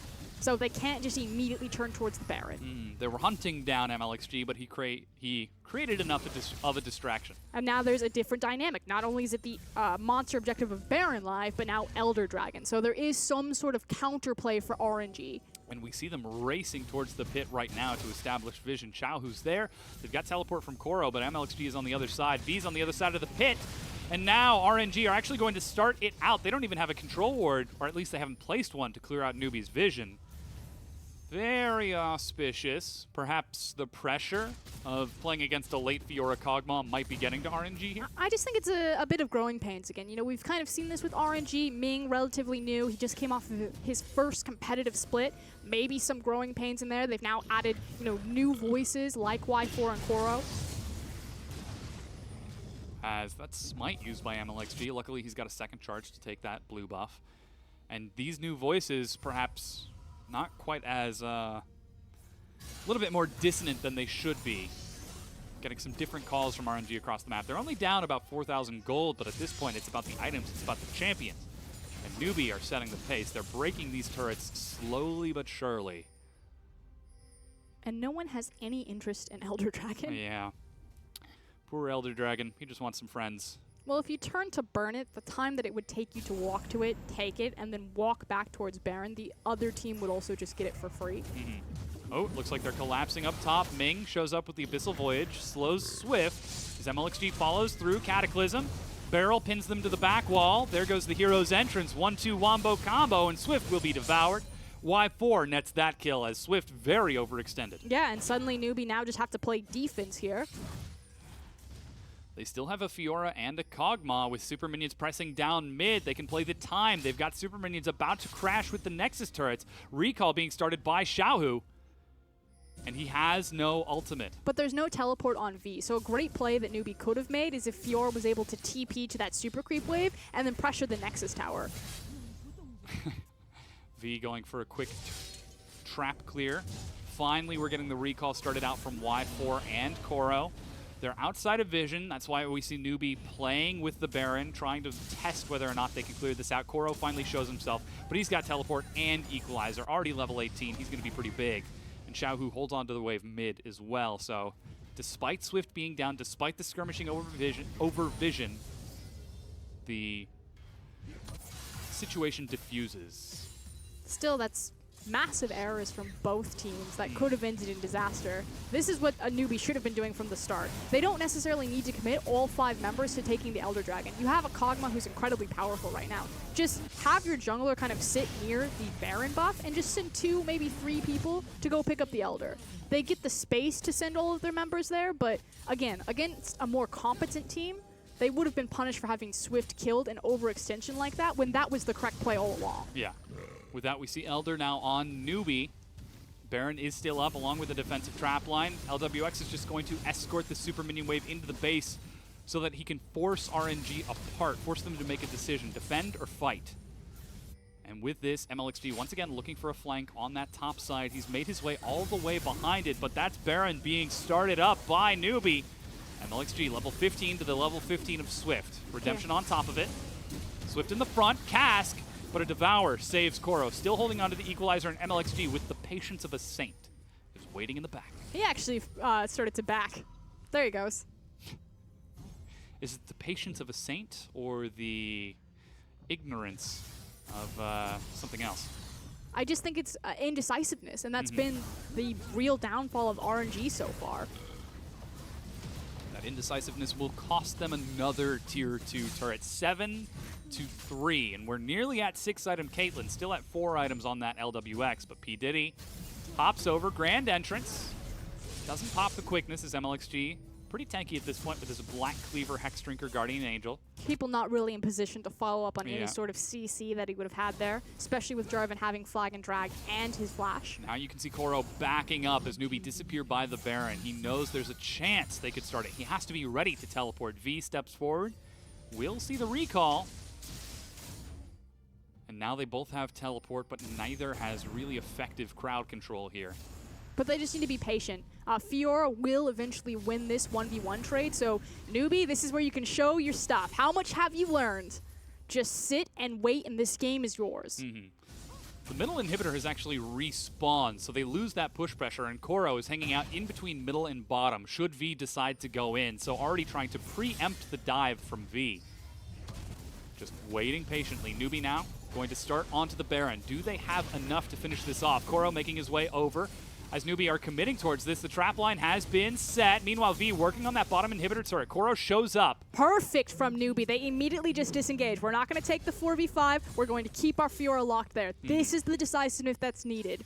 V starts working onto the inhibitor now. Xiaohu hanging out is going to try to catch this minion wave, but it's going to take more than a Galio to finish that off. The rest of NewBee are actually trying to rush down bottom to break this open. This might be overreaching a bit. I would have liked them just to turn back on the Baron and repeat the same play. There was so much celebration over the fact that they were able to break it, but RNG, they just give this inhibitor up, sacrificing all the vision. MLXG is still behind them. You have to engage There sometime. he goes, leaps onto Korn. That's going to be the Karma, follows through with a secondary knock-up. Equalizer as well. Korn is healed, gets a shield and a redemption. MLXG follows in before flashing away. V's in the bottom onto Koro. It's a fight on 2 fronts as P. Diddy tries to finish off the rest of the team as V leaps out. Xiaohu jumps in. They've actually managed to kill P. Diddy, and they might be able to win this, but Koro gets executed by LWX. Xiaohu does not go for the flash shield of Durand, and LWX, full health, 4 items, is shredding through RNG. What a messy fight, however. And again, NewBee are still really reaching for this middle inhib. I don't think they can take it. Still hanging on, however. They don't have to worry about Koro, and they know that Xiaohu could look for a flank, but with that single inhibitor down, it's still working out advantage NewBee. Whoo! Close call, though. Very scary. A very messy fight. P. Diddy gave his life for that fight, trying to find CC. Multiple members locked up on the back line, but it was after V had already disengaged. His first death of the entire game, 0, 1, and 8. But RNG, they're not hesitating anymore. 41 minutes in, they are rushing towards the Baron. Ward over the wall, sees it coming. All right, Swift, let's see that smite. Barrel, body slam, but he doesn't get it. It's going to be Xiaohu who locks in, and RNG don't even take the time to finish off the kill onto Swift, retreating to their base. Didn't even smite. Nope. That was close. Swift did. Yep. That's terrifying. That is indeed. But RNG, again, not punished for their mistakes. They get the Baron, and they keep themselves in the game as Koro actually respawned after the Baron. Nope. Does he have it? And this actually is a byproduct of the fact that they chose to follow after V. I was so happy when they disengaged from the Baron, they let V just take the free tower. I was like, this is fine. Just go back and do the Baron again, run the same play. They collapsed onto the Fiora, and yeah, they won the team fight. Yeah, they got a lot of chip damage as well as the inhib, but it ultimately lost them the Baron. Very messy game out of both of these teams, but currently NewBee are still hanging on to their advantage, still trying to drive further forward. And we're seeing RNG now getting closer and closer to full items. This is going the distance for Oscurin. At the end of the day, however, it's still a Kog'Maw and a Fiora. Koro is going to start to fall off. Again, his only job is trying to find that Kog'Maw, trying to create enough space for the Caitlyn to go off. But they don't have kind of that secondary carry threat. LGD has been non-existent in any of these fights, and I understand what he's trying to look for. You know, he wants the perfect flank, he wants to get into that back line, but ultimately the last 3 team fights, he's just left his team at a 4v5. Crit for 2400 from Y4 on that headshot, but it's still not quite enough. They're trying to collapse onto V right now. Xiaohu tags him with the Randuins. Here comes the rest of RNG. V is completely split, but their base is undefended. V's going to buy a lot of time, as that's actually all 5 members of RNG. Yeah, they'll pop the GA, but NewBee are rushing down towards the base. Teleport is started. V just needs to auto him and procs the recall cancel. The inhibitor is broken. We're in and out, boys. And now, RNG, congratulations, you've killed Fiora. Now what? Well, now they're stuck in their base with their Baron, so they don't get to use it offensively, and the next big objective will be the 5v5 over Elder. Or Baron respawn in the next 6 minutes. I definitely think it's going to be over Elder. I hope it would be over Elder. I mean, this is going quite long. Very patient from the two of them. Nobody can really quite make up their mind, though we did see NewBee with a very decisive call to take that inhibitor and then back away. They didn't want to risk too much else by trying to rush the Nexus instead. So despite that mistake from RNG, they are still able to press down towards this mid-tier 2. Bringing the whole Fandamly right now, as they've got Koro flanking in along with Xiaohu. They've managed to kill LWX, and suddenly they've got to disengage as LWX pops off for 2. And MLXG, split from his team, will die on the far side. Guardian Angel drops, and just like that, RNG's push is turned on its head, and NewBee are 5 versus 2, 45 minutes in. I mean, I said that RNG would have to use their Baron defensively, that they wouldn't be able to siege with it. They tried to prove me wrong right there. Not sure if it was worth the effort here, as Ming and Xiaohu are going to retreat from the rest of NewBee, denying these recalls as LWX and V continue to chase with Korn towards the Nexus. All right, Xiaohu, show me what you got. It's 2 versus 5. It seems like NewBee are content to distract the rest of the team as LWX and Korn just walk forward to finish the game the old-fashioned way. Xiaohu leaps in, flash dodged over the wall, but NewBee turn on to the Nexus turrets. They're going to take game number 1, finally breaking it open. Ooh, and that is going to feel really rough for RNG fans. NewBee should be relatively pleased with themselves. They had a very clear game plan. We said it, pre-game, that this was going to be really about draft and then execution. We wanted to see a hyper carry come out of LWX. NewBee, obviously listening. Yeah. Picked up the Kog'Maw and just sat and waited and had him overtake the game. It really seemed like we got to see NewBee sit and wait for RNG to make mistakes. It wasn't too many times where they had to be proactive and had to force the play because RNG, they were just not as decisive in that early game as you want. And you could see the drastic spike, almost inversed in gold. Yeah, and that really started on a Dragon fight. I feel like that drastic swing was Dragon fight into Baron play. But I feel like, again, it comes down to the Rift Herald usage. It was used bottom. The mid tower, it doesn't seem like a lot. It hung around for probably 6-7 minutes longer than it should have. But meanwhile, it was Kog'Maw and it was Fiora that was eating all of the farm for that 7-minute bounce back of those waves, and then suddenly Kog'Maw has the viable items, and suddenly RNG are like, we're not going to try to force the Infernal, we're going to try to force the Baron play. Are punished, and the game swings wildly out of control. Yeah. And now here to join us is our own late game carry, finally getting on the desk. Welcome back, Rusty. What? Because you've been off split pushing the entire game, and now you're joining us to break definitely. it down. Call me Cogmore then. Okay, yeah, back to win the desk. Thanks, Dom. No, that was honestly, I feel like RNG just got a bit outscaled. They recognized, I think, the Baron play that they made was we're getting outscaled, and we need to kind of make this play because Cogmore is always going to be on a clock. The clock is around 30 minutes to 35 minutes, and then suddenly things are too much to handle. In saying that, RNG, they put themselves together with a Galio. They had a Tom Kench, so Ming isn't really able to be a playmaker. Of course, he was ulting to some nice places. But Jav and Galio, they're going to go in. They're always going to go forwards. It's a lot of crowd control that can knock you up. But once that's done, like, what else can you actually follow that up with? And that's all comes back to that one Baron. So I have a replay for that Baron as well. The big thing about this is an interaction with a Cogmore and a Galio, primarily, I believe, when it actually, never mind, comes out of it. As we're going over to it. Yeah. This is the thing. So LWX, he is a big carry by this stage. He's got his 2 items. He's ready to go. And Galio is the person standing between him and Baron. RNG, the rest of them, they've committed to Baron. But what are you meant to do as Xiaohu when a Cogmore is hitting you? Because your spells are a taunt. Yeah. He's just going to keep hitting you. So that's like Cogmore's just sitting in his domain. And V will rock up, get the free kills thanks to all the damage that LWX has done already. And now the Fiora's got 4 kills just because you've decided to hit a Baron, not to hit NewBee as hard as you would like. Yes, it's a 4v5. Yes, you've taken someone out, or you've started it off on the right foot, but they had the damage there, and then because you've gone to the Baron pit instead of looking for a turret or looking for something else, you've then set yourself up to be killed by the damage. You've reduced yourself with armor and MR. You're in the Baron pit. You've set yourself up in a small area. Your engage is not going to hit because they've got tanks in front of them. So, like, they've gone for the Baron. I still feel like that was desperate, even though it may have been the right call in RNG's mind. Because ultimately, they were going to lose if they didn't get the Baron in the next 5 minutes. Yeah. So before the game, Froskuren, you were mentioning the fact that the only way, or I guess an important factor for this game would be the champions, like to determine what champions these players actually get moving into this one. And Rusty, you said after that the only way that NewBee win this is if they get a late game carry. Is it as simple as making a mistake to allow that Kog'Maw and Fiora to go through? I don't think letting Cogmore and Fiora go through is a mistake. I think they got baited into picking Galio, and then they put it mid because they were forced into a draft they didn't really want to have.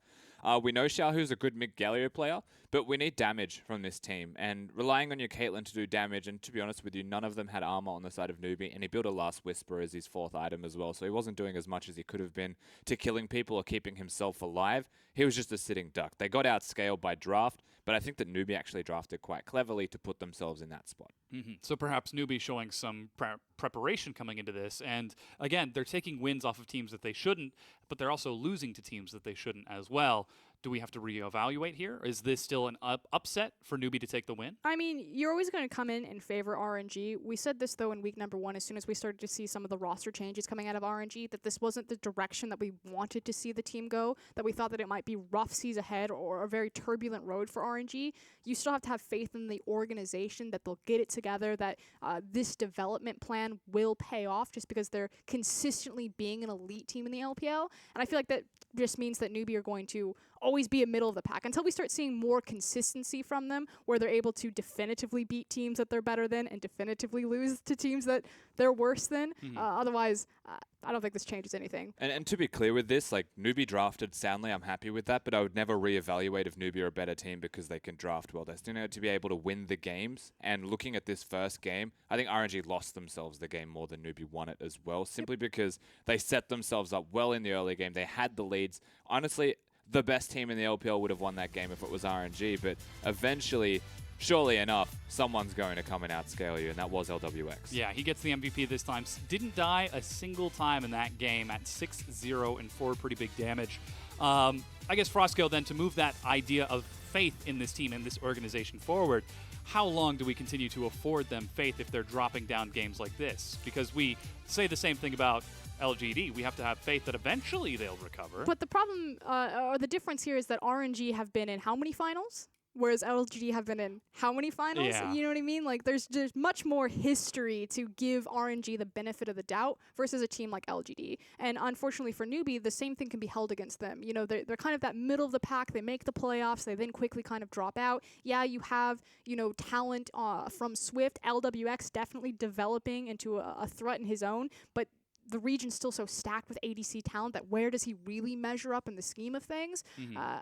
still pumping the brakes. I think that this is still very early. So then what are we looking for NewBee before we finally do afford them the faith that they will grow into a better team? Is it that they need to get a solid mid laner and clean up this communication? There's been a million things that we've looked at for NewBee and said could be fixed, but for the most part, for me, it's just V showing up to play, and I think this is a good step in the right direction for the whole team of NewBee to work around that fact. But Swift was not really there either in this one. Well, we'll have to see if he can step up once again in game number 2. We're going to go ahead and get a quick break while we get that ready for you. Don't go anywhere. The LPL is going to be right back.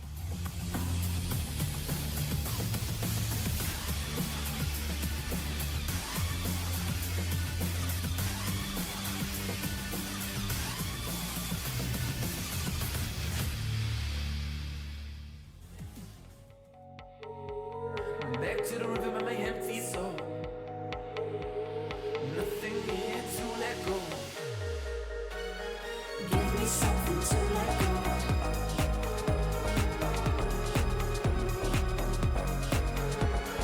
Give me something to let go.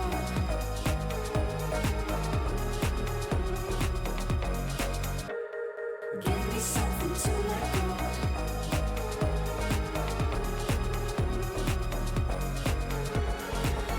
Something to let go.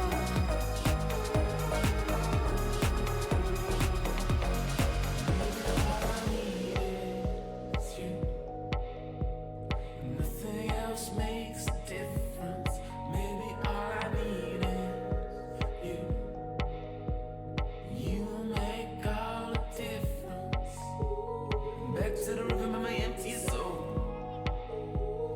Nothing here to let go. Back to the rhythm of my empty soul. Nothing here to let go.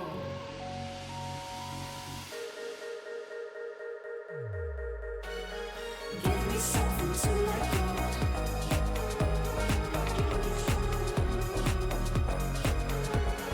Give me something to let go.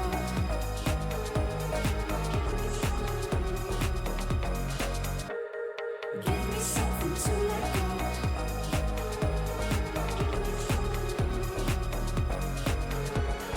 Give me something to let go.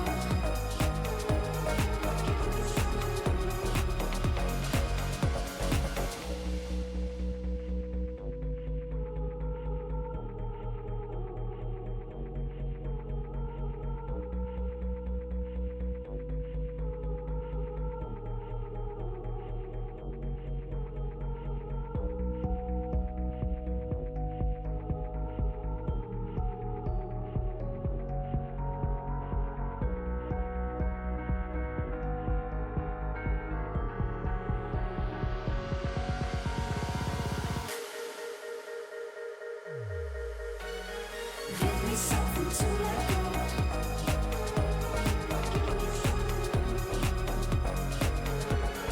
Give me something to let go.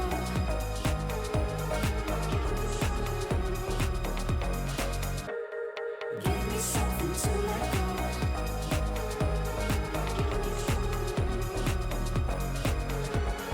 Give me something to let go.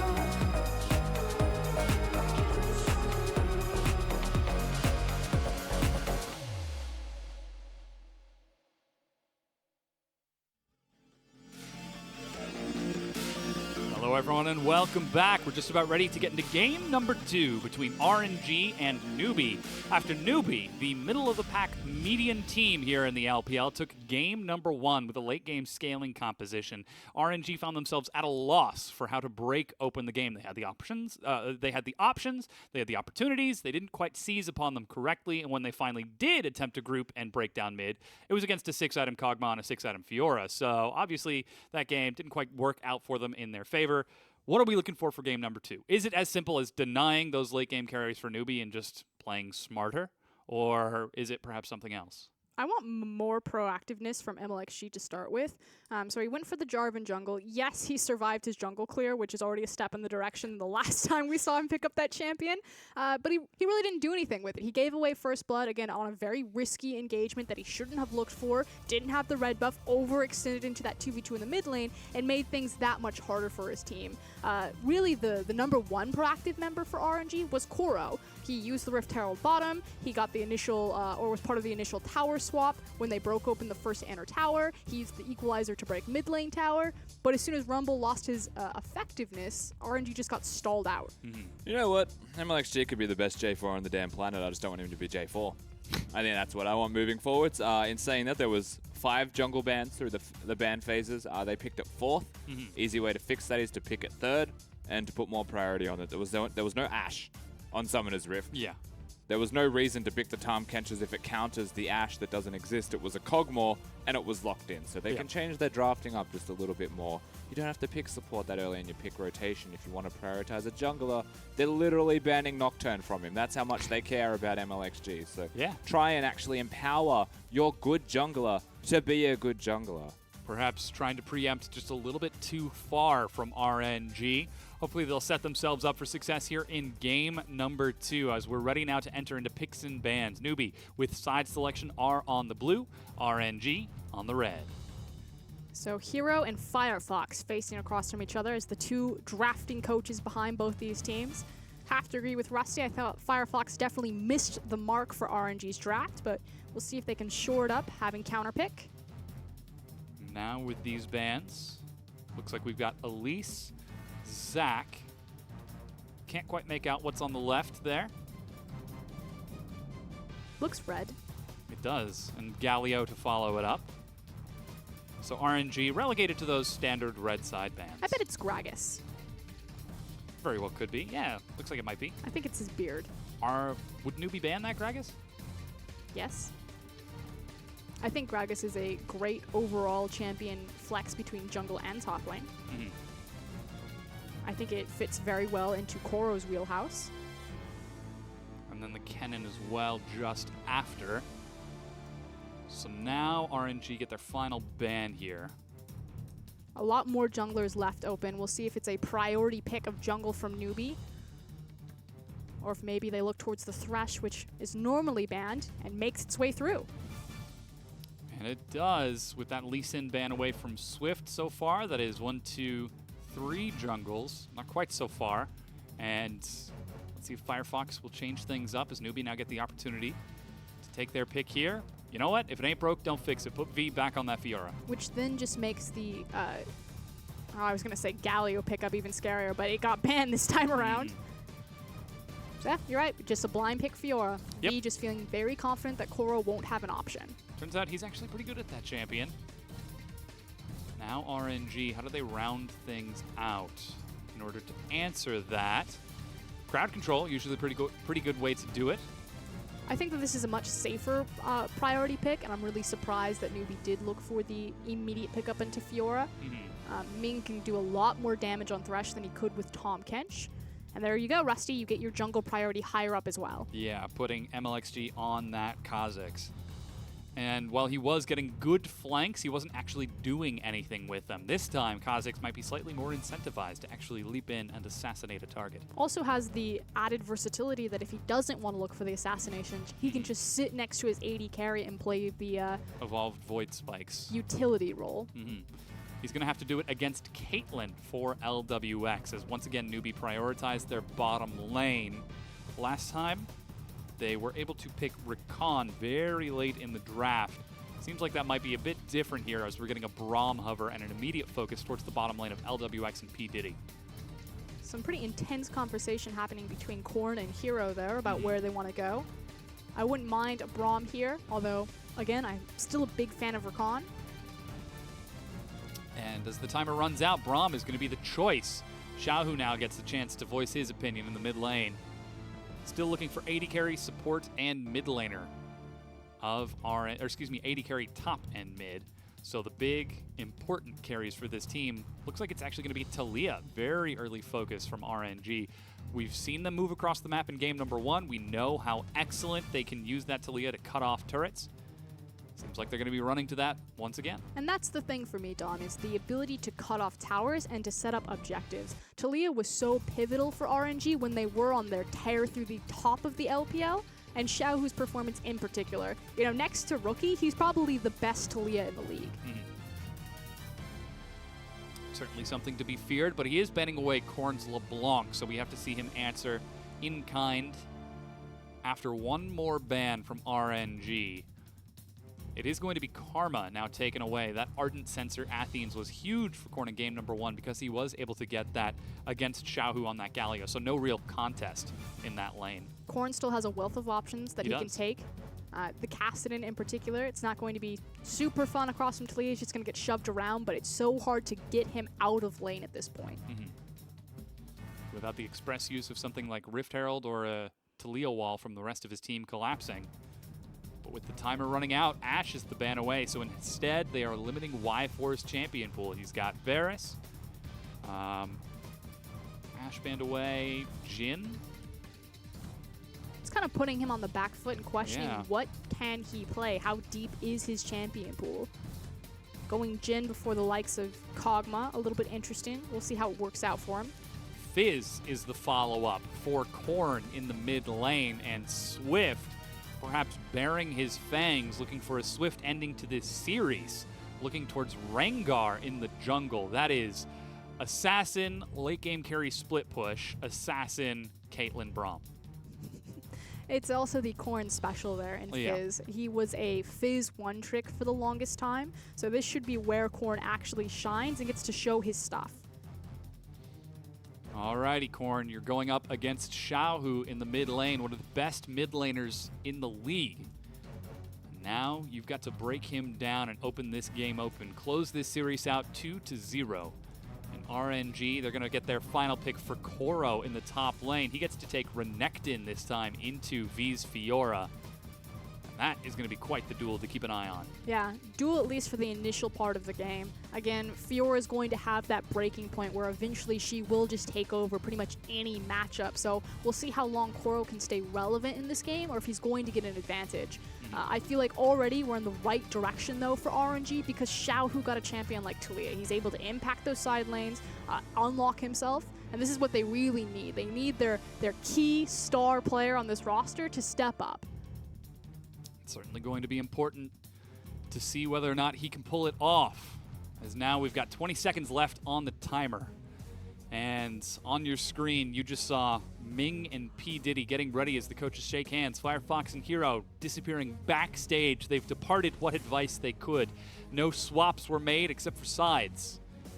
And RNG looking to bring us to game number 3 and take a win. Of course, RNG currently not doing too hot in the standings at 1-1. They still have to play up against Sunin and Jingdon, who are currently at the bottom of the group, so fan favorite heavily in RNG's favor. This is the last big question for them with OMG and LGD out of the way. And probably one of the tougher opponents in the group. Again, Group B is just so scattered. We don't really know what to make of it. It seems to have a very meaty middle of the pack with OMG just kind of sitting right above the rest of it looking down. Yeah. But NewBee's composition, that's 3 assassins. Pretty much 0 wave clear outside of Caitlyn. 4 melee champions against a Talia. If RNG ever get control of that Baron, goodbye NewBee's base. There's no way to hold on there. It's going to be real tough, but perhaps we could see NewBee come out swinging. I mean, Swift does have that superstar factor where he says, hold my beer. Watch this. Yeah, but he has to because out of all of the compliments that we gave NewBee's draft in game number 1, there are massive holes. They either get snowballed or they just completely lose this game from champion select. We'll have to keep an eye on the early performance of this because what we know, we're certain that RNG know as well in order to try to break this game open. We've loaded onto the Rift here for game number 2 between NewBee and RNG. Defensive lineup out of RNG this time. Looks like we're seeing a similar defensive lineup out of NewBee. And RNG have always been a bit of an enigma for me. I've never really known just how high up this team could go. Certainly we see them go far, but they never really see success in traditional LPL fashion. I feel like the only team that we can really credit to having seen widespread success is WE and EDG.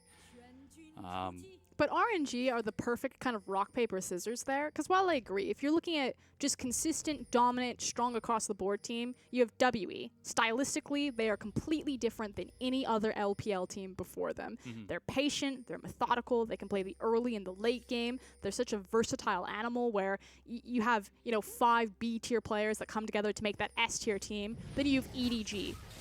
historic organization, breeds champions pretty much, veteran talent that under pressure can do pretty much anything. And then RNG are kind of the last element where they just seem to be the weakness to both WE and EDG. EDG in particular, you know, Team WE took them down the last time, but if your only goal is just to beat the best and then you lose to everyone else, RNG will still always be relevant.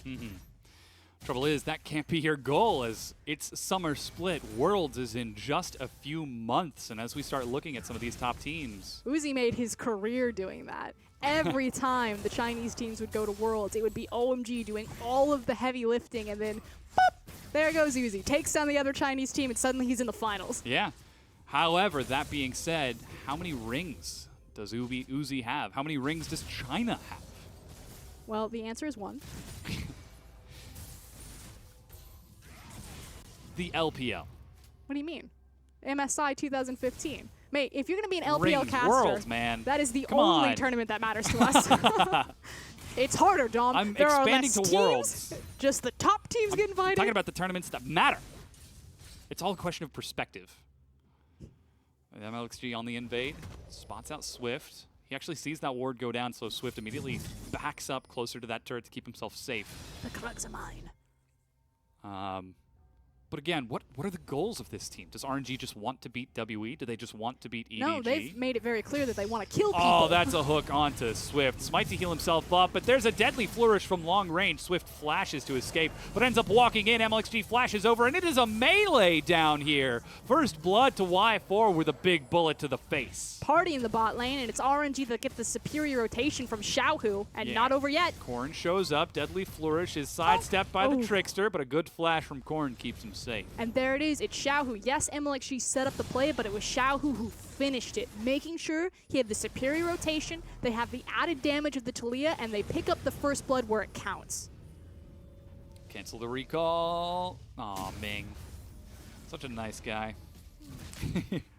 I would have immediately exited out of the game. Yeah, Alt F4. All right, I guess I'm not wanted here. And now with first blood for RNG. On their 80 carry, no less, and putting Swift down. He's denied double buff. He's a full level behind MLXG. And he's relegated to clearing out Scuttlecraft on the top side of the map. Suddenly this snowballing composition from NewBee finds itself in a bit of a hole, but there's still opportunities for them to try to get back in. And this is why I'm not a big fan of Rengar in the current meta. I understand the power that Rengar can offer. Condi will showcase that all day, but I feel like you need to have early game relevance especially. And Rengar is great at counter ganking, but if you ever find him and lock him down, and there are junglers much faster than him, you get into a situation like that. Korn's getting a bit handsy. Yeah. Certainly trying. Meanwhile, MLXG and Ming were there to follow up, should anything have broken out. As Koro, previously taken the trade from V, leads him down into the river. Swift was looking towards that side of the map. Koro going for the proc. Barrier is traded as he takes a few hits from that threaded volley. Given a lot of respect, however, for Fizz pulling out the barrier. Korn's now just kind of biding his time. There's not going to be any interaction from anyone else, but P. Diddy now making his way out on that first recall, going for boots in a control ward. And Swift just trying to wait for these camps to respawn, trying to get some experience back. Still a full level behind MLXG. It's going to be a long time before we get the thrill of the hunt. And NewBee, we look at their expectations as a team, and for them to be middle of the pack here in the LPL, not exactly desirable. I mean, NewBee have gone through so many different roster iterations and swaps. They've been consistent, at least with this lineup, for the first 2 weeks of the LPL, but we still have 8 more to go. And if their spring split is any indicator, we'll probably will see a lot more swaps. I hope not. I hope that they stick with this. But it just feels like NewBee are on a completely different, trajectory than the rest of the LPL. You know, the elite teams are like, Worlds. It's do or die time, where I feel like NewBee are still trying to figure out just what works for them. Week 2, it's do or die time.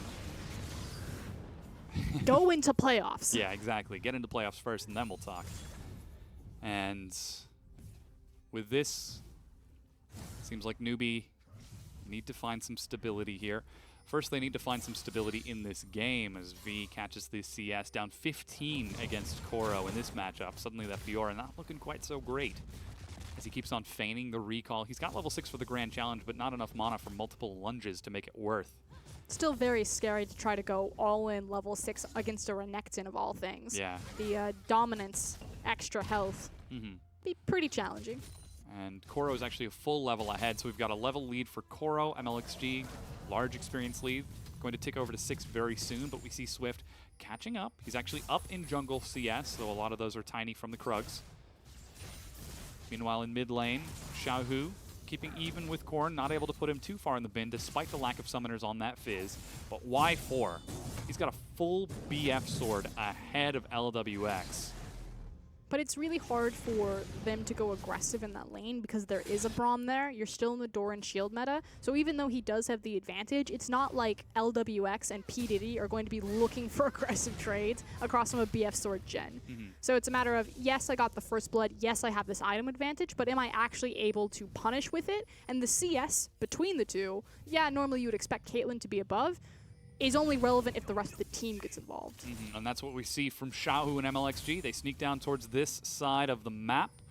Ready with a hook. Curtain call opens up. Target is P. Diddy. LWX takes 1-2, gets flung back, and they dive for a kill. Even teleport from Koro as he joins the battle. P. Diddy flashes. Exhaust plus threaded volley is not enough to slow him down. He escapes with his life, but RNG look to break open this first turret. And you can see the response immediately from NewBee. You've got the on-the-way ping from Swift, so Rengar and Fiora will try to trade tower for tower. It would be first tower, however, to RNG, so still an advantage in their corner. Xiaohu heads back towards mid to answer Korn, who gets a few hits for free. Tosses in, 1-2, leaps up. Chum the Waters misses, but he does make it over the unraveled earth before leaping out for more damage. Xiaohu's still following through, and he's on top of unworked ground, but just playing a dangerous game. Instead, Ming's going to follow up. He leaps over, and a save from P. Diddy keeps Korn alive. But everything that Korn did into that matchup, you know, aside from missing the ultimate, you can see why he was so confident to take Fizz into Talia. When she starts her Q, he immediately uses his Q to reposition himself on the other side of her. She can't turn around and lay the spell damage down. Uses his E to hop off her flick up.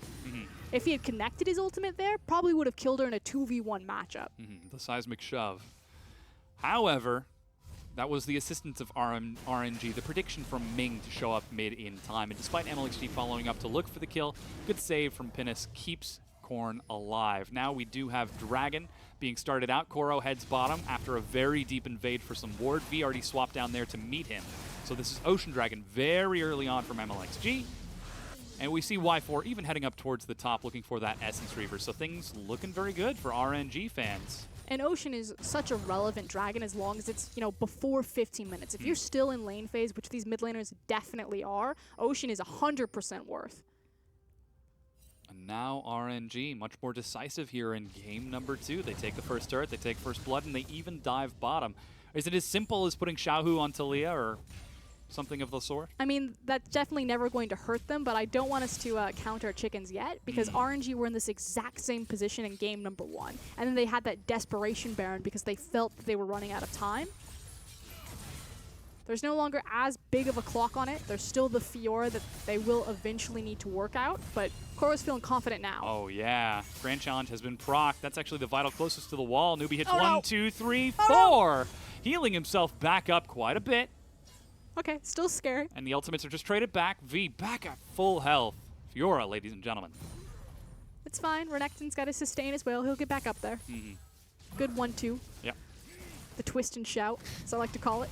Oh, man. LWX gets caught mid-animation. Ming goes in the box. Auto attack is not enough. Y4 hanging onto the curtain call at 250 health. All right.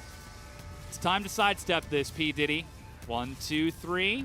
And stands still to make sure that the fourth bullet does not hit. LWX owes P. Diddy everything. Oh, yeah. I feel like so does Korn. And MLXG now follows through Weaver's Wall to find Korn, but it doesn't quite go the distance. Swift leaps in. That's the counter gank you were talking about. P. Diddy, once again, he's pulled in and dies for the rest of his team as Korn follows up, and Swift exhausted. Flashes, follow-up from the rest of his team. 5-0 RNG. And let me ask you, Dom, who was the guy who started all of that off? like in general. Yeah. I mean, I thought it was Meryl and Tryndamere. Okay, never mind. It was Xiaohu. Yes, It getting was that Weaver's Wall to Xiaohu zone on corn to the Talia. side. Yep. And it just means so much more for RNG when he gets this champion. So, locks off Corn, starts at the fight, plants his feet, says we're going to start snowballing this game right now. And it looks good for a second for NewBee, especially when P. Diddy jumps in and Swift gets massive damage. But then it's a 4v, what, 3? Mm-hmm. With that, it's another 2 kills, and now looking towards the Rift Herald. Didn't see a turret take off of the back of this, but Rift Herald's certainly going to be helpful in aiding in that in just a few seconds. As MLXG picks that up for himself. Still seeing Koro hang out on that bottom side of the map. Swift leaps over. Doesn't have his ultimate, and V's already at half health and half mana, so this is a dangerous place for them to be, though they do see him sitting in that brush. Inching forward. Yeah. Come on, take the Krugs. I dare you. There's the twist and shout. Mm-hmm. Now pings down towards the mid lane as Corn shoves in a wave and gets it answered back. Y4 still holding onto that minion wave up top, so MLXG just taking everything that he possibly can from RNG. Eats a headshot there, leaps out, Dark Passage, and somehow he's allowed to live. That guy has single-digit health. Mm-hmm. That is a greedy face check, MLXG, and it's this sort of juxtaposition between the excellent performance that we're seeing in these sort of face checks that create the idea of, what's he doing? He didn't even look for the smite on the blue buff. Yeah. So if you see that, you know, you're probably going to die to the burst damage, you in no right should have lived there, and you don't even attempt to smite for the health back? I don't know. Just faith in his That's not faith. Support? He got lucky there. That's what I was trying to get you to talk about earlier on the desk. What, him getting lucky? No, faith in these teams. Oh. How much do we have to have faith in them being good or them getting lucky? I definitely think that RNG are a good team. Mm-hmm. They certainly have some growing pains right now as they're figuring out their roster. NewBee, I'm a little bit harder on because they've been figuring out their roster for what it feels like 2 years. Yeah. And they just can't quite get the pieces together. Mm-hmm. Maybe they're looking for something that isn't quite there anymore. As, ooh, good old swap from Koro and V, trading health. Black Cleaver finished against the Tiamat. Was that a low-key Doinby shade? You didn't catch that right away? That's surprising. But the mid-tier 1, are they just going to take this without Rift Herald? Well, ooh, good fling. Box in as well. MLXG on the flank finds Swift and is able to assassinate him. Xiaohu pulled to the side. Meanwhile, MLXG is being chased away by V, but here comes Koro while Ming and Xiaohu finish off Corn. Flash from V to disengage as Koro shows up to the party and says party's over. And where P. Diddy is having a great game, so is Ming. So much setup there, forcing Corn to use a lot of his spells defensively to dodge out the CC, saving Xiaohu's life on the initial dive. Pretty much setting everything up. And what I was going to say before the dive is, yes, they're going to take the tower without using Rift Herald because it's Fizz. Mm-hmm. What's he going to do? Watch his tower be taken for free. Playful trickster onto the minions. I mean, we saw what just happened. He got flayed immediately by Ming onto the Unraveled Earth. But this is one of the shortcomings of Corn. He has a very, very small champion pool. Fizz is one of his key component champions. Oh, no. Well, he's going to need to show us Get something more. Hook onto P. Diddy, who's going hard. Teleport in from both Corn and V. They're trying to break it open, and MLXG has got so much regret. Leaps back as Swift even tries to get in. Blows his ultimate for not even an assist. Meanwhile, teleport from Koro gets in there. He's going 1 versus 5 and follows through with Y4 to trade 1 for 2. But NewBee finally pull the trigger on a play, and they get a lot of damage on the back of it. Curtain Call gets a double kill for Y4. It's 2 for 2. Second bullet, third bullet, fourth. Eventually. Holding her breath. But lets it go, and Ming is like, what's going on? Y4. Okay. Y4 is a massive troll. I love that. Oh, man. I wish we could see Ming on the player cam right now. We should change his name to Y3. Oh, because he can't count to 4. Look at that. Man. From downtown Rift Herald. That's from half court. Oof, he's going the distance. Y4 finally going to finish off this top tier 1, keeping V occupied before that Rift Herald is eventually going to crash mid. They're just going to clear it out. You know, you should always keep your Rift Herald in excellent shape. Take it for a walk every day. Oh, is it actually going to get the charge? Of course. Wow. He's going to walk up. Unlucky. That's all he gets. Well, yeah, it's something at the very least. I really thought the minion wave was far enough for NewBee that it would have started attacking the minions instead as LWX sees the flick coming. That was close. Good dodge. Weaver's Wall That splits is the awkward. support from the 80 carry. P. Diddy is like, save me, please. And the tier 2 is broken with the follow-up push from RNG. So there's Xiaohu on Talia for you. And what do I know? Half-court Rift Herald worked out. Yeah. They literally stood on The the other buzzer's side. ringing and, ooh, granny toss. Wow, it actually went in. Huh, look at that. Let's do that more. And once again, RNG are rewarded for their bad decisions as the Ocean Dragon, second Ocean Dragon. They made the correct decision by following it up and having a nice Weaver's Wall. So I'll give So them you're that. telling me that they granny tossed it from half court and then MLXG Xiaohu leapt down from the ceiling and just dunked it? No, definitely Xiaohu. Xiaohu, okay. Pulled the Globetrotter, jumped up on the trampoline. Front flip in midair. And with that, it is 4 turrets to 0. RNG are just having their way with NewBee right now. And we did see an attempt at a fight, and it was temporarily successful until RNG turned and fought back. And now they are fighting back even more. The item differences and the gold differences between the teams are pretty terrifying at this point if you're a NewBee fan. Again, it's about where the gold is distributed. A lot of the gold did go into the pockets of LWX. That's never going to be a bad thing, but he's still very far away from the big, scary Caitlyn that he needs to be. Whereas RNG's champions are online right now. Talia's itemization, Banshee into immediate penetration or very close to penetration. She's mid-game power spike heavy already, and she's going to hit really hard right now.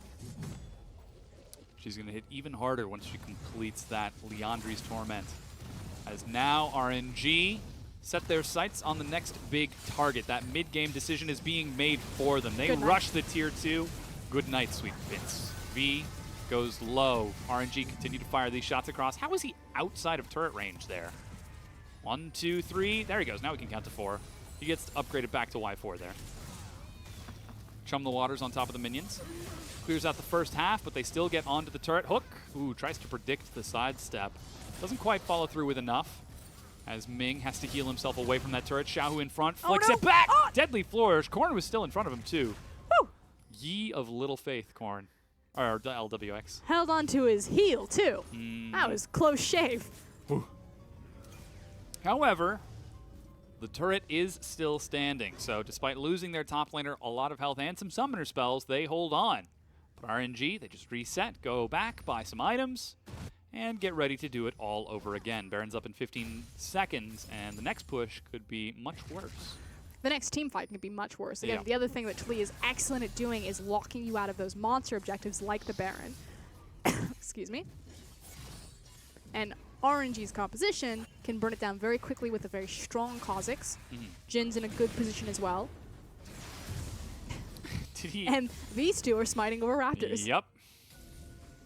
That's Smite and Bola from Swift to secure his own Raptor.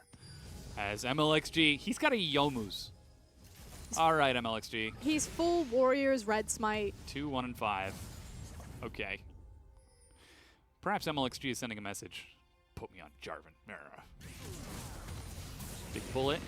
Hits the turret. The siege begins again, but on the other side of the map. Cooldowns are ready and back up for Xiaohu.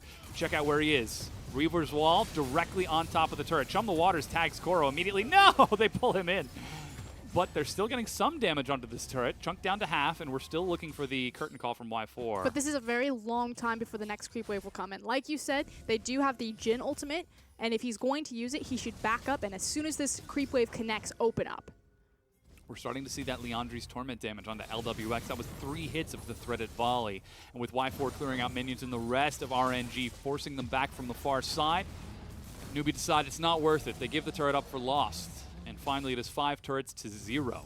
And immediately the ping from NewBee to Baron. So everyone knows what the next objective is going to be and where everyone's going to start moving their setup. The wards on the Baron have a very limited lifespan, and despite top wave pushing out for RNG, you have to assume that that is where they are going next. Koro clearing out to spot some just in case, but Korn is actually heading up to push top. He'll meet Y4 eventually, but you can't imagine he'll stay too long. No, just get the waves pushing in as many places as possible. They need to force RNG out of the jungle so they can move in safely. There goes RNG's attempt to punish. Luckily, NewBee will escort their new mid laner to safety as Xiaohu sneaks forward to start clearing out some wards. He doesn't have any backup as they're all next to the Baron pit. Finally, Ming shows up along with MLXG. But just clearing out this vision, contesting the wards. Koro heads back towards the bottom side of the map, ready with his teleport to match that of V. Just playing the lanes, playing the minions, prepping these side waves. It's just a waiting game. Who is going to mess up first? RNG might be a bit gun shy, although they've always had an obsession with the purple worm. I mean, it's a general thing for LPL teams, but RNG especially used to have just the most absurd Baron numbers. I like the idea, Ming, but not the execution. Moby's minion hook is always a classic, but not going to sell well in these theaters. You never know. He could have taxied to the creep and then flash flayed. Perhaps. I, too, like taking taxis exactly one Teemo in length. What is that, the Golden Glue teleport? As Koro now holds on to NewBee in that bottom side of the map, the top laners just giving each other eyes. He's Xiaohu prepping. Going to ult. Oh, no. Yep. Yep, there he goes. It's almost like you know how this game is played at a high level. Once again, Chum the Waters on top of the minions, plus Peacemaker. Oh, no. LWX gets chunked, and there goes the curtain call, plus teleport on the side from Koro. Fourth bullet, not enough to get a kill as they manage to chunk NewBee down to half and below. And V actually held onto his teleport during that, so Koro using that rather ineffectively, but perhaps they could try to break this tier 2 here. NewBee are just bleeding out right now, and RNG are laughing while they do it. Holding the pillow over their head with a hearty chuckle. As the final tier 2 is broken, Baron on the map. Swift pushes mid, and Xiaohu pushes Swift. But the control is going to eke ever closer, ever forward from RNG. They already had vision control of the Baron. It gets that much easier with another inner tower down.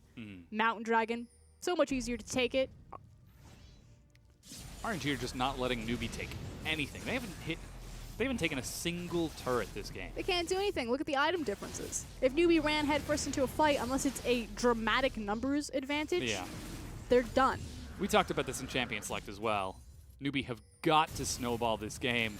That time has come and gone. Now RNG just need to take the time to actually close this game out. The next goal for NewBee is that RNG are so indecisive, or that they get the magical Baron steal. If it goes late game, 6 items everyone, could NewBee win a fight with this composition? I mean, they've got so much kill pressure, you're going to say yes. The only true tank that RNG have is going to be the Renekton, and again, he will fall off. But if that's your game plan, it's a pretty bad game plan. Just take a page out of the best team in the league's book. WE, wait for 35 minutes, steal Elder. The reason why WE. I could see the look on your face as you were like, do I want to get into this now? No, I don't.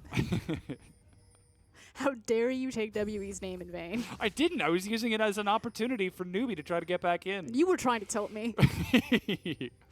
I'm setting up this opportunity. Xiaohu chases Korn. And a flick of the wrist, a seismic shove, a flash to escape, but it's not enough. Korn gets flayed and will be saved by his team, but dies. Meanwhile, they continue to follow through, and the lyrics are now over. LWX sidesteps 1, 2, 3, but not MLXG. P. Diddy falls as well. And again, it's Xiaohu that breaks this game open. He says, enough is enough. We're ending it now. At least V's going to get a tier 1. So at least they've got that going for them, which is nice. But they are going to lose an inhibitor right here and right now. Is that Tom Hanks? What? Isn't that the meme? I can't remember. I can't see the face. Caddyshack. I was asking the actor who said it. Yeah, I'm trying to remember his name. It's not Tom Hanks. It's, Bill Murray? Yes. There it is. Bill Murray. Old Bill Murray. Where he lives in an actual shack on the golf course. Is it weird that I think that Bill Murray and Tom Hanks kind of look alike? Yes. RNG turn towards the Baron. Teleport from V as that's a respawn from the rest of NewBee. Swift is there with his smite, but does not get the steal. RNG take Baron and reset. And now this game got that much harder for NewBee. The only wave clear that they have available is LWX. He's itemized into the static shiv, which is becoming ever more common, especially with the adjustments to Hurricane and Headshot. No longer proccing headshot stacks off of the Runan's bolts. But at this point, RNG can either choose to block off a tower like they've done successfully with the Talia wall, or if they want to be even more devastating, start splitting up their Baron, use it in multiple waves because there's virtually no wave clear from NewBee. They've nearly got teleport, and with that Elixir of Wrath on Xiaohu, excuse me, Elixir of Sorcery on Xiaohu, he is ready to lead the charge for his team. MLXG forces P. Diddy back, but a Flay pulls him back in. There is no escape from an angry RNG. No escape from Ming, who's been so on point with so many skill shots this game, and this guy's been everywhere. MLXG leaps in, gets the Void Assault, flash over the Chum the Waters, talking about on point. That was on reaction. With that pull, Y4 nets another kill as an inhibitor falls, and LWX is forced to heal in order to escape the threaded volley from Xiaohu. The inhibitor is broken, and RNG are prepped and ready. And this is what we expected from RNG versus NewBee. We said that this game would come down to execution of draft. They seem to have shored up a lot of their problems and look so strong. Oh, MLXG leaps in before sidestepping the Winter's Bite with a Lantern. Do RNG end here, or perhaps wait a little bit longer? They can't decide who's tanking the tower, and Ming almost died. Save me, team. Alrighty, 2 inhibs down. Baron still on RNG for quite some duration, recalling in front of Korn. Alright, guys, come on. He's got to deal with all those creeps. He's Fizz. He leaps over them. Technically, he could slingshot his way through them. Also a good choice. But with that, we now have a recall, and as 5, they rush down mid. Come on, MLX, you don't need Raptors. Definitely needs Raptors. Really don't need that. Are they not going to siege this right now? Well, you have with Baron two for another members 90 seconds? who are definitely going to siege this right now. But why? What do you mean? They're sieging. Well, yeah, but why are they taking the most circuitous route possible? Just denying all of the gold, getting all them resources. Run down mid.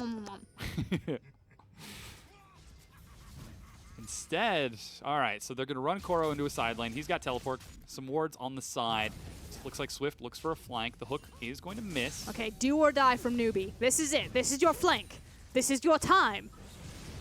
And time is running out. This hourglass is getting closer and closer to completion. This is no longer their flank or their time. the terrain has shifted. Yes. They're still holding on to mid, but just waiting for the cannon minions, slowly smothering this game, allowing NewBee to hemorrhage out. Xiaoyu. Banshee's popped by that proto belt as RNG now head back towards mid. Koro walks in. B gets a few hits onto him. There's throw of the hunt. Flash knock up. Y4 still cutting in the back, but MLXG is dead. And this is going to be the fight. Can they kill Y4? They've managed to kill Xiaohu. 3 versus 4. Koro takes the lantern, but Y4 trying to back away as a hook gets tossed. Meanwhile, Super Minions on the Nexus turrets. Curtain Call denies the back from NewBee. They walk out the distance, but Minions are now Winions. They are turning onto the Nexus itself, and with NewBee trying to clear them out, the inhibitor is left undefended, and RNG finally break it down. But the game has not ended yet for NewBee. We'll see if RNG continue to push forward. Seems like they're going to. Y4 steps in and gets chunked to half. They definitely shouldn't. They should definitely respect NewBee at this point. And now they back away. Okay, but NewBee relegated to their own base. They are not going anywhere anytime fast. Thank you, Observer. For showing us MLXG's corpse. I like how the Observer just assumes MLXG is off taking a camp somewhere else on the map. What else is going on outside of this push? MLXG is doing something. Oh no, he's dead. Observing's pretty hard. I tried it yes. once. Were you casting that game? Yeah, actually, yeah. With the Twisted Fate dead body? Yep, and it was bugged for the hourglass sound. There was a team fight happening, and I hit the wrong button. And across map, we looked at TF's dead corpse. Yep. It's pretty tough.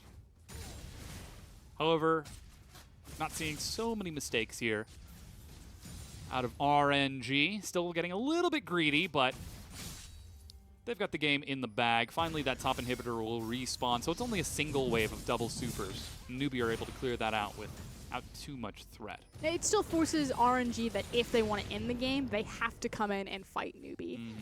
They're trying to flood the base still. They're probably going to look to siege the last standing inhib, especially because Baron's going to be dead for the next 2 minutes.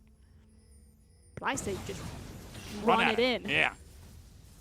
No, you should do it smartly. Run it in with the creeps. I would just run it in. And the back pedal. And now we see the defense. Ming steps forward along with Xiaohu. V looking for an entrance into the back to try to find Y4. This is your time. That's Swift, thrill of the hunt to Jump find in. a chase. Chum the waters onto Xiaohu. He's pulled away from Y4 and they dive the front line. MLXG once again goes low and his GA is popped. Koro is soaking quite a bit, but is it enough? They've popped another GA, dropping MLXG. Korn trades as V now trying to answer back. It's chaos in the back line, but Y4 is untouched, firing shot after shot. AD versus AD, and LWX wins the fight, but not the team. As Xiaohu races in with Ming on to the Nexus. That's a little far. He almost landed in the fountain there.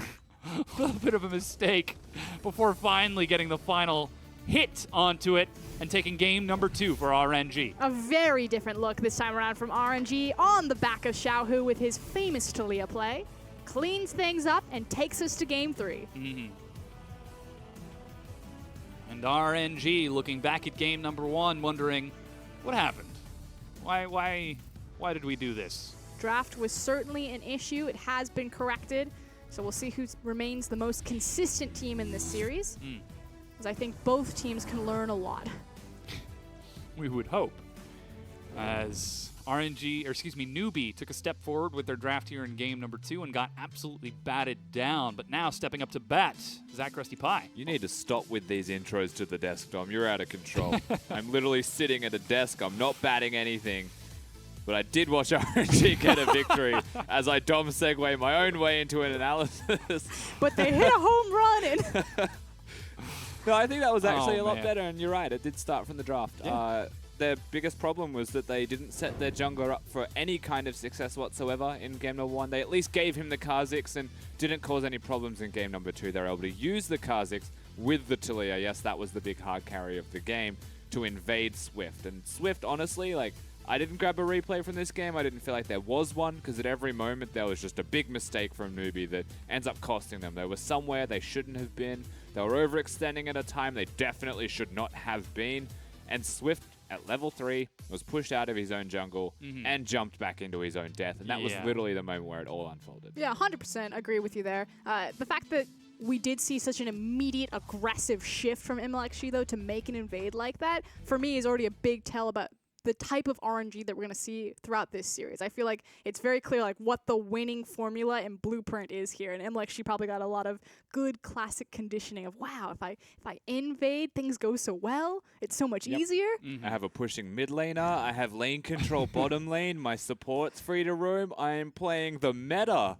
It's working. Well, is it still considered a meta if you go Red Smite Yomu's? He can do whatever he wants when you're that fed. Okay. Like, I don't even care. Just don't play Was Jarvan. it 2, 1, and 5 at some point? Now, playing the meta is not building the meta as well, to be fair. Yeah. So we'll take that with a grain of salt when it comes to item builds. But he was invading. He was being aggressive, like Frosk mentioned. And this is something that RNG have always looked better when they're actually doing. You know Xiaohu's a very good roamer. He plays Galio. Like, that's exactly what the champion's designed to do. Talia, the exact same thing applies here in this game. So ultimately, they drafted so much better. They played so much better around their draft. They had Herald, didn't even matter too much in the end because they were able to break turrets by being aggressive, and Ming was unlocked. He was able to be everywhere on the Thresh, hitting hooks endlessly. I don't even remember one that he missed, honestly. All I could hear in that game was just the ringing sound of a hook connecting constantly backstage. Yeah, as the Chain Warden was making his way all over the place. You really could say that he hit a home run that game. Just excellent performance. We'll have to see if he gets the MVP. Turns out it's Xiaohu. I don't disagree with this. Like, again, Ming played wonderfully, but Xiaohu was so pivotal in that game. Wall after wall, locking off all these towers. I think he was involved in every single siege. His damage came through. You can already see the stat there. Pretty ridiculous. Almost every kill as well, right? 95%. Like, this man was going pretty berserk, honestly, running around the rift, and it all started from very early on, and that's the crazy part. He didn't just hit 6 and roam. He was roaming when it was necessary pretty much the entire game, and he was definitely an MVP of that. I think the most telling thing was before he had ultimate, when we saw that fight in the jungle between Swift and MLXG, was Xiao who got there first. Korn had teleport and got there second. To be fair to Korn, yes, he could have TP'd, but you probably still would have been late anyway. Yeah. And Talia is going to have the push advantage anyway. Like, she's Talia into Fizz. It's early game. She's going to have him shoved under his tower. But the fact that he was still so heads up, like the communication, I am going to invade. That's fine. I can follow. And with that momentum, we saw RNG take the game number 2, moving us forward to game number 3. And it looks like we're seeing two completely different teams when looking at the comparison between game 1 and game number 2. How do we see that these teams continue this momentum forward? It really is going to be a testament to RNG to continue the drive. It certainly is. And we'll have to see if they can do that as we get ready for game number 3.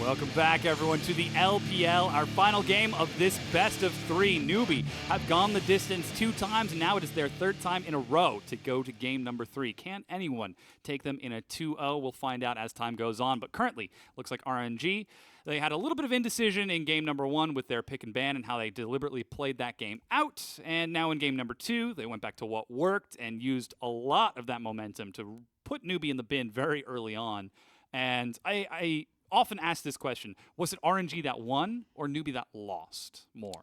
This game was RNG winning. Okay. Game number 1 was more RNG losing, right? But I think the biggest takeaway from these two games so far is the recipe for success when you're actually looking at how they play it out. And it does feel like NewBee were happy not having to have an early pressure jungler. They just wanted to have a hyper scaling AD carry. RNG came into the second game and said, don't let that happen. Like, invade the jungle, pressure the bot lane, dive the bottom lane if that's what it takes, and prevent NewBee from playing their strategy.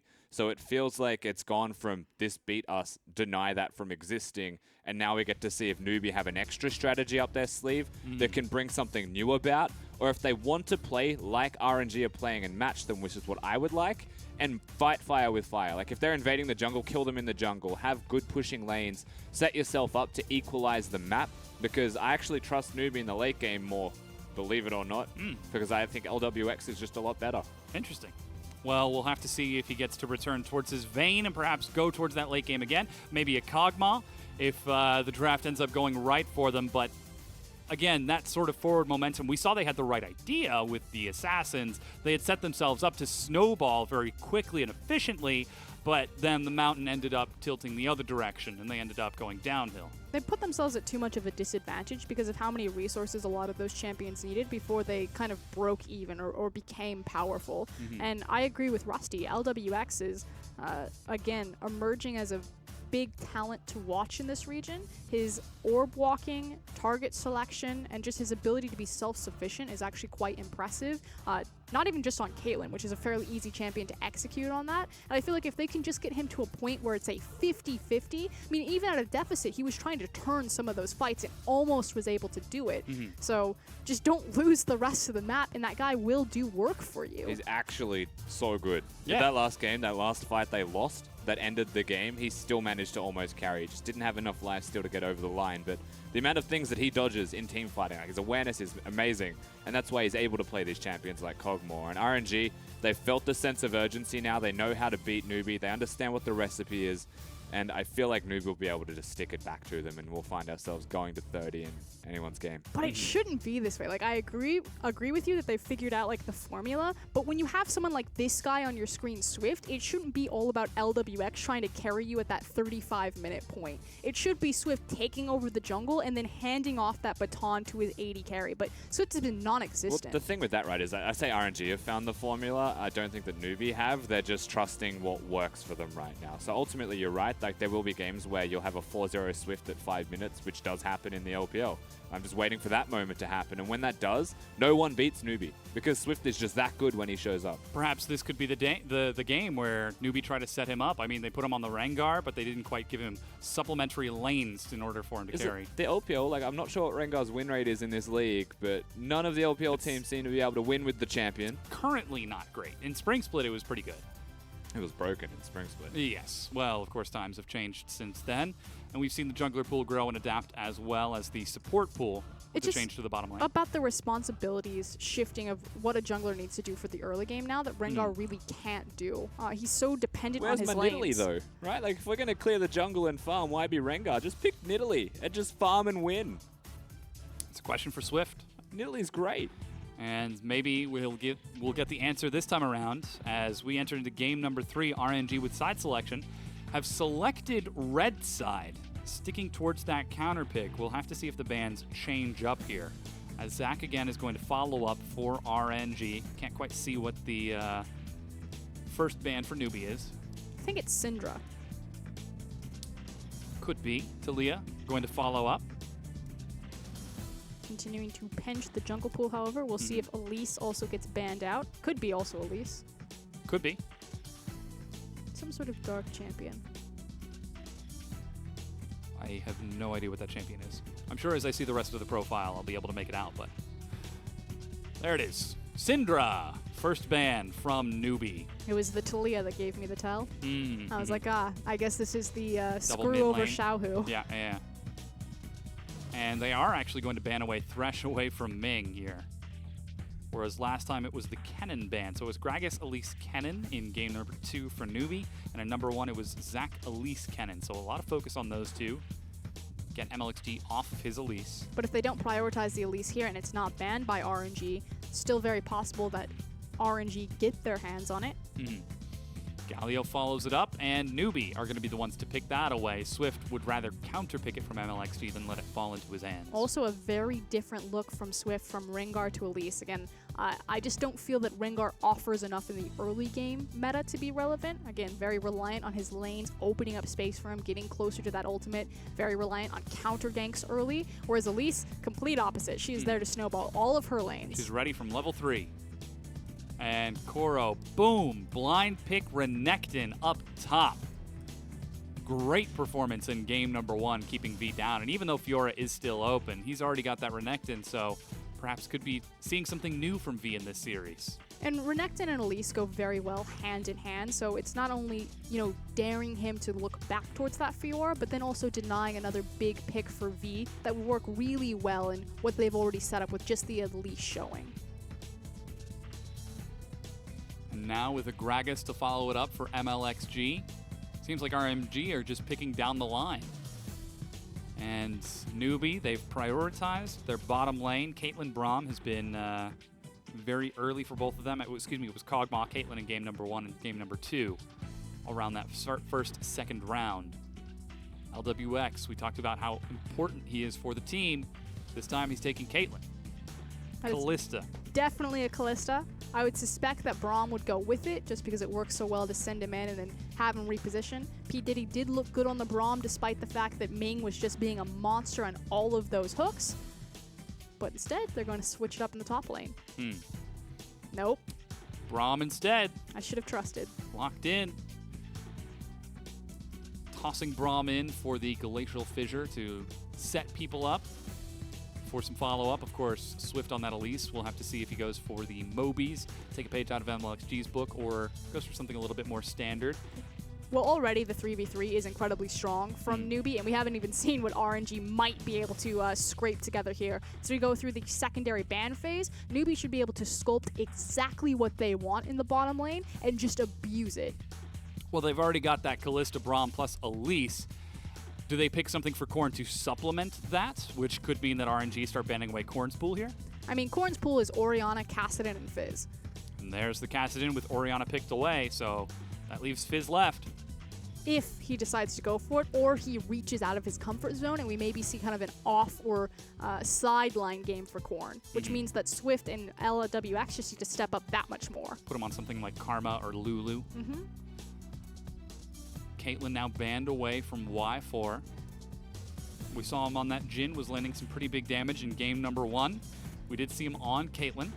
So either now you deny a support pick like a Karma or a Lulu, or you continue to pinch that AD carry position. Y4 went towards the Jhin. We'll see if maybe he's competent on something else. Yeah, LeBlanc now banned away from Corn. I'm sure he's got plenty more AD carries that he can fill that out with. I mean, we say that, but he had the option to go a more standard route last game and still kind of went for those fringe picks. Ashe is still open here. Ashe Varus. With Tom Kench banned away, perhaps that's what NewBee were predicting. Again, the LeBlanc ban towards Corn as expected, limiting his ability to involve himself in that bottom lane. Still hovering on teleport as the summoner, so we'll see what he ends up going for. Y4. Looking at something in the bottom lane that could round that out. And RNG, if they lock this in, they're actually just picking down the line.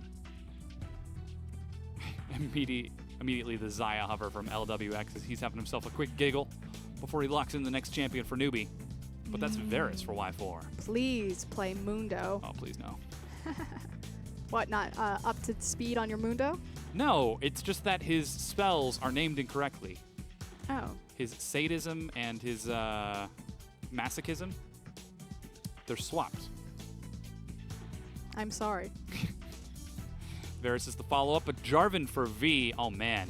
If they go with this Talon or Echo here, they're going all in on the bottom lane. This is a big wombo combo composition from NewBee. I have to echo Rusty's sentiment that I think that NewBee are the superior 5v5 team here. We talked a lot about the strength that LWX really brings for his ability to orb walk, sidestep, and keep himself safe in backlines while outputting massive amounts of damage.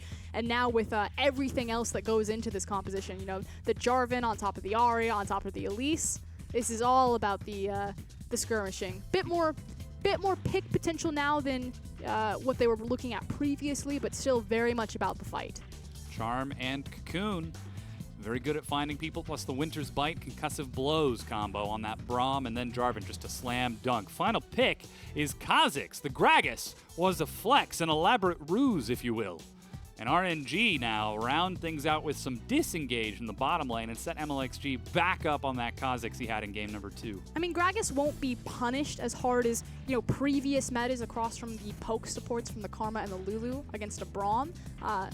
Still not going to be great. I mean, he can offer wave clear, he offers good CC, some safety. Again, though, they're putting Ming on a huge engage champion. It's not Thresh, but Body Slam Flash Cask is a great way to find someone out of position and chuck them back into your team.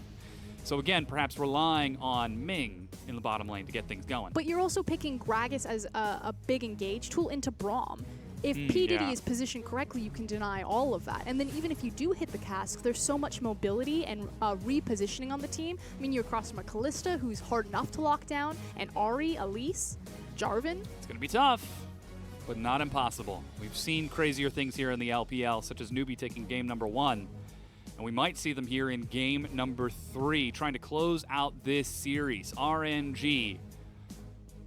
It seems like forever, but barely 3 months ago, they were tied for the best team in the league with WE, and now they find themselves struggling against a mid-tier team of NewBee. It's pretty much a new team from RNG, though. I mean, they took out core fundamentals for them, Let Me and Uzi in particular. They've got a brand new AD carry, and Y4 has shown promising things.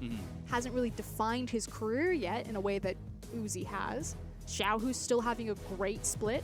Yeah. His opponent on the other side, though, LWX, seems to be making quite a name for himself with his performance in that bottom lane, and now he's on that very strong Kalista, great at trading with other AD carries. Perhaps this could finally be the lane that LWX breaks open to allow Swift, to allow Korn to start moving around more freely. As we are ready to load onto the Rift for game number 3 between RNG and NewBee.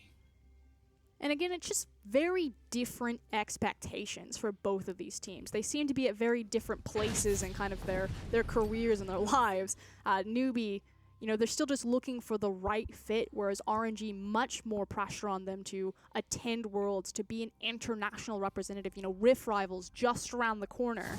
So can they get it together quick enough? And ultimately how that pressure then affects them. We're going to find out as Swift, looking for a ward, is already forced back. How did all of RNG get there? Flash brings him low. That's a blast cone ready. However, that Elise speed is so very quick with the spider form, she's able to get out. But she already loses so much time, needs to quickly get back and recall. Will be slower on the jungle upkeep, so we'll see what MLXG is able to do with the added time. He's looping around right now, not actually going for the recall, as a deep, deep invade from Pinnis is going to force Y4 very far back, and looping back around towards that blue buff. Swift is spotted, but he gets a healthy leash from V to make up for it and keep up with MLXG on the other side of the map. Luckily, Elise still pretty capable of jungling because of her spider links. And so much information was traded. Both teams know that both junglers started top side of the map. The only advantage that RNG really got is that Kalista initially got into the wave first, so it is actually a pressure advantage for NewBee. MLXG leaps in for an auto attack, but Korn luckily sees this coming as the ward placed by NewBee earlier. Keep him safe. Still lost a lot of health here, which is why Xiaohu now gets level 2 advantage. So aggressive in this lane. That's Thunderlords and a lot of auto attacks, down to 100 health. And wow, MLXG is so aggro right now. Leaps in, forces the flash out of LWX. He gets hit a few more times by those spears. A rend drops him to about 150 before he heads back into the jungle. Meanwhile, Swift has been making up for this time by just clearing out his own side of the map. I'm loving this new version of MLXG. Immediately ganks the mid lane on a pretty cheesy, level 2 gank, then runs down bottom. The only reason, again, that LWX and Pinnis are even in that position is because Kalista grabbed the wave as it came in. Dude has one creep. Red buff. Mate, I'm all over it. It's alrighty. Now heads back into the jungle. See, to start clearing things out. The thing is he doesn't need to be the carry for his team. He just needs to set up the other weapons to carry. That's always been the thing about RNG. All I want is to see MLXG empower people like Xiaohu, and Xiaohu's already taking control of this lane. Opening up a slight CS advantage over Korn, trading his flash for Korn's, as MLXG now works on his blue buff. Meanwhile, Swift has been trying to clear through as best he can at low health. Going for very close to a full clear. Hasn't even looked at Scuttle Crab while Koro continues to trade with V up there. Meanwhile, in the bottom lane with Flash missing from LWX, he's forced to sit back and miss a few of these minions that Y4 are pushing in, and suddenly it looks like RNG, Rusty said it during the desk, they might have found the formula to break open NewBee. And making the most of what MLXG has given them. So now he kind of gets to sit back, let Ming do a lot of the work for him. Corn. Yeah, with no flash. Pulling it back. And a lot of pressure on that mid lane. Still level 2 from MLXG at the 4-minute mark. Swift is nearly level 4 as he starts heading top. Koro, he's got a ward and a wave pushing into him, so he's going to have to be a little bit careful here, especially with MLXG on the other side of the map, and immediately you see him back up and drop a ward and try. And take a look at where the wave is positioned right now between Xiaohu and Korn. This lane is going from bad to worse. He's going to have to pull Swift over to help him reset this and allow it to bounce back. But MLXG should know that this is happening. Right now there are pings onto the Raptor camp from Swift. That was clearly his focus, but instead he's forced to detour mid in order to clear these minions out. It looks like it's going to start crashing into the turret. And yeah, MLXG now going to be spotted out at his Raptor camp. Now a level down to Swift, blue buff versus red. And MLXG looking for some more experience. Korn even pulled to the side to help him out. Gets the last hit as well in that mid lane. And Y4, whoa, and Ming forced to flash heal as they find themselves positioned very oddly in lane. Yeah, scary. If that had connected, it almost certainly would have been a kill, so I don't mind Y4 being really cautious, as now MLXG is actually being punished for Xiaohu's greed. He wanted to hold the wave, he wanted to punish the flashless Ahri, but in the end it means that his jungler is just getting free invaded on. And now level 3 Kha'Zix has to make his way towards the Gromp for Lonely. Swift now clearing out Krugs up top. Koro still holding on to his lane as the push priority from V allowed him to follow up with Swift and punish MLXG. But here comes MLXG once again. Okay, now we're getting a bit excessive. Xiaohu's actually really close to level 6, almost as a shockwave. Swift looking for Koro up top. He's got flash. Time to see if you deserve the title of one of the best top laners. Gets level 6. Dominus is dropped. Swift walks in, but the cocoon is sidestepped, and Koro follows through. He's inside of the minion wave, going 1 versus 2. The minions are all cleared out. There's nowhere for Swift to go. And Slice and Dice is almost ready, but Koro chases V away. Are you a believer yet, Dom? I posed the question, and Koro gave me an answer. 1 versus 2 through the minion wave. A dance of death keeps him alive. And that is the Koro that I wanted to see join RNG. This veteran player, so much experience in his back pocket, looks for the level 6 and just turns the tide on that 2v1 scenario with Dominus. So close, but manages to hold on. Still at a slight CS advantage over V as he keeps him busy, but again, that is Swift forced to respond to his laners instead of taking advantage of the game himself. This is now 2 lanes that are just naturally winning for RNG, and it's your top and your mid. So what will MLXG do with it? Is he going to sit in his jungle, try to catch himself back up? It's now 33 to 15 CS. Yeah. That's a lot of gold because these jungle creeps mean so much more than they used to. Or is he going to continue to try to invade, use their pressure advantages? Only time will tell. Looks like red buff is first on the list as Korn gets blue and leaps back into lane. He's got his own Direwolf and Gromp, and with his laners recalling and Koro freshly topped up after running back to that lane, you can only imagine that he's going to take some time, get some MLXG time, and clear out his own jungle. He's had a lot of MLXG time. I feel like that was all spring split. Oh, yeah. Perhaps looking to emulate that once again. It does mean that it frees him up to look towards the bottom lane, try to help out Y4 and Ming, who are really the only lane suffering right now. And by suffering, I mean, he's got not winning. He's got a CS lead, but yeah. And recall completed from LWX is Bilgewater Cutlass and a dagger. We see the standard recurve bow out of Y4, so just a little bit of trading going on. Mountain Dragon is the first of the game, and we haven't seen anything broken open just yet, though we know that will be a priority eventually, as Pinnis is sitting just outside of the vision of RNG. Slower horses. It's only 8 minutes in. Yeah. It is still young. Compared to game number 2. Swift actually hanging out bottom. If he steps forward, he'll step into a ward. Y4 with no flash, only heal and Chains of Corruption. But check out where P. Diddy is standing. He's the big go button. Flash Cocoon onto Y4, drops the heal. Exhaust slows him down. They're trying to follow through, but they have to turn for Ming instead. They get the stun, but they turn back. And suddenly Swift uses that flash aggressively. He needs to get out. Shockwave is ready. First blood as Xiaohu roams down faster. MLXG gets another kill for his team with Ming, and that got turned on its head. NewBee pulled the trigger, but the gun backfired. Devastation for NewBee here as RNG have a massive creep wave behind them. This will not only be the kills, but also a ton of damage on this bottom tower. Y4 is going to do quite a bit, especially with Ming here, as MLXG completes his recall. Once again, going for the Tracker's Knife and a Warriors. This time going for more effectiveness. Might they actually be able to break this down pre-10 minutes? There's no answer, as Koro is trading with V, and he has no teleport. Oh, but RNG back away and play it safe instead. Here's that play again. So it's just a exchange of targets here. You have LWX and Penis that are both on Ming, and you have Swift, who's committed so much for Y4. By the time that Swift actually changes for Gragas, RNG are already in position. Again, Xiaohu moves first, gets there first, hits a massive shockwave, and cleans up this fight before Korn is even relevant on Ahri. NewBee now swapping away from the only lane that was close to even for them towards the top, which mean that we've got recall out of Y4 and Ming now to answer. MLXG still hanging out on that bottom, keeping an eye on Mountain Dragon just in case Swift were to try anything cheeky. But the turret is defended, and the temporary window of opportunity for NewBee has closed as RNG reacted.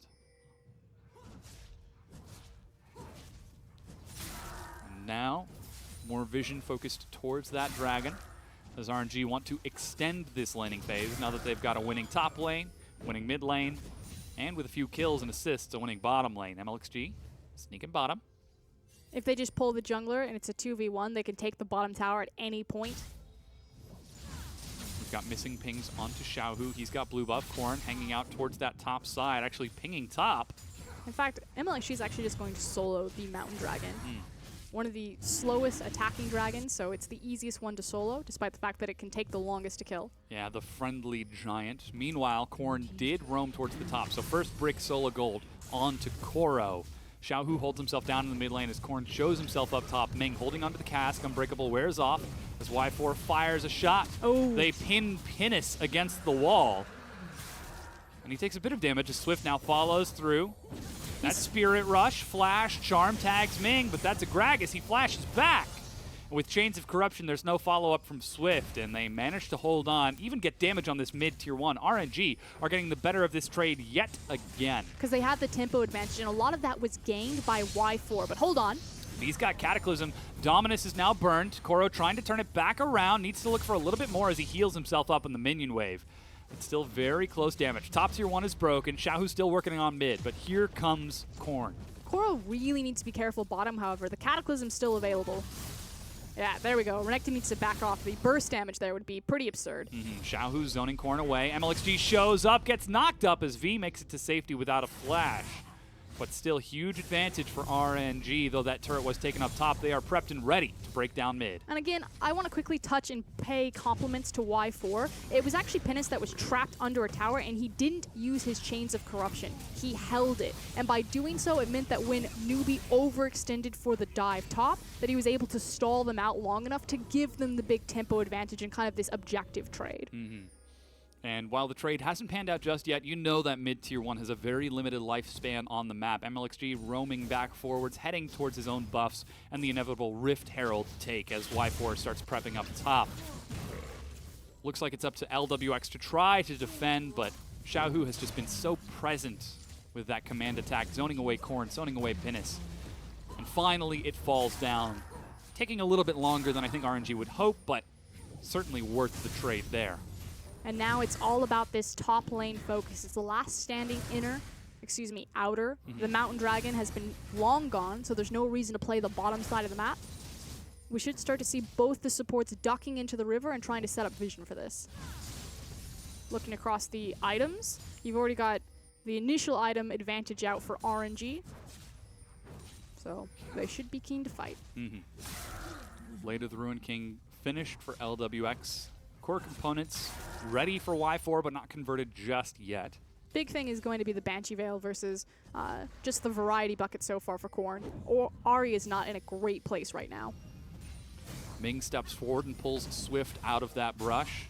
The terrifying spider shows herself. As Koro continues to hold on to bottom. With that push from V, he's actually got an opportunity to roam towards mid, but Xiaohu already playing towards his top side, grouped up with MLXG, emulating once again that mid and jungle synergy that made them one of the best teams in the spring split, now heading up towards the top lane. Could they be looking for Rift Herald? Could they be looking for that final tier 1? NewBee know that this is coming. They have the wards, and they know that Koro's pushing bottom. The tower seems to be the more pressing objective, but they are starting to pull people down. So maybe they try to force the wave in mid lane forward to get NewBee to respond and then swing back up into the river. Just clearing out some of this vision from NewBee. And now pressing it in. Korn, luckily with that Ahri, not too terrible, turns out, at wave clear. Orb of Deception quite strong, while Koro trades with V with his level advantage. Needs to be careful. Here comes reinforcements. They're actually walking all the way from top right on down to bottom. Because they're just taking the micro objectives and trying to bait NewBee to fight them. Ooh, MLXG actually somehow didn't show himself. There's the sweeper. Cocoon finally tags him as the insects trade blows and separate.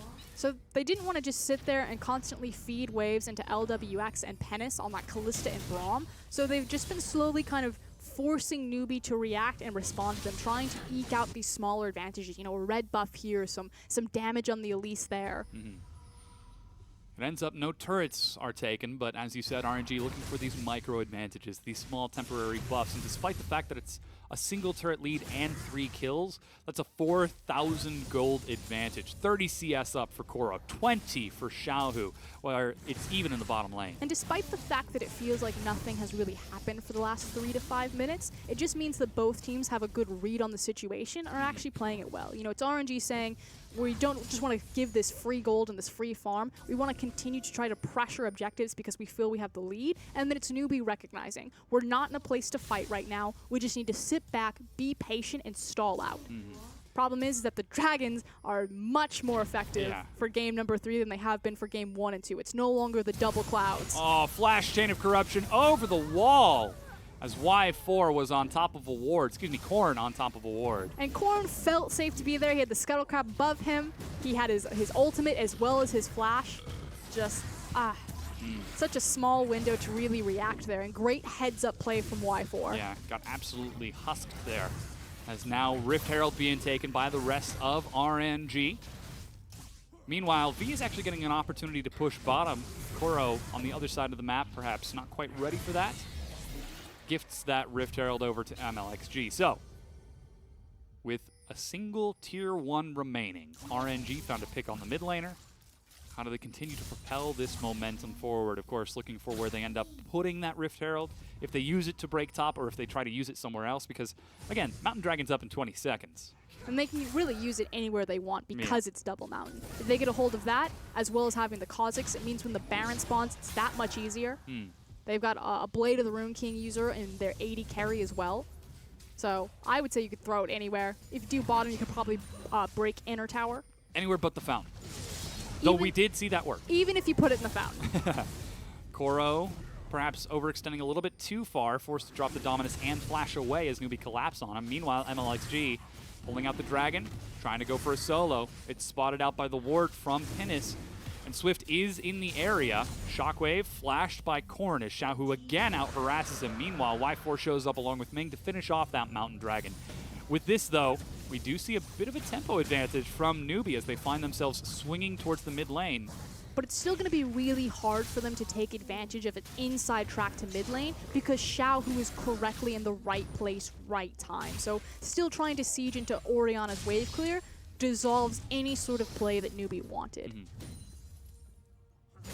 And just like that, the tempo is dissolved as RNG race to the top lane. There's still no Spirit Rush on poor Korn. But it looks like instead they're just going to fight over this blue buff. Smite now comes off of cooldown for Swift, but he doesn't quite get that smite off. Xiaohu again going to steal that away. 4,000 gold lead for RNG. Double Mountain Dragon with Baron up in 90 seconds. Things are starting to look pretty dark for NewBee in this timeline. Well, certainly because their vision is suffering. They've got the most minimal of vision. I think two pink wards placed defensively. It makes a swing to get underneath this top tower that much easier for RNG. Now they're getting ready. They've got MLXG, they've got Xiaohu, everyone but Koro, and he's busy keeping V occupied, but it looks like they're just going to give it up. NewBee decide instead to pull back. They're not going to draw the line there, instead draw it somewhere else.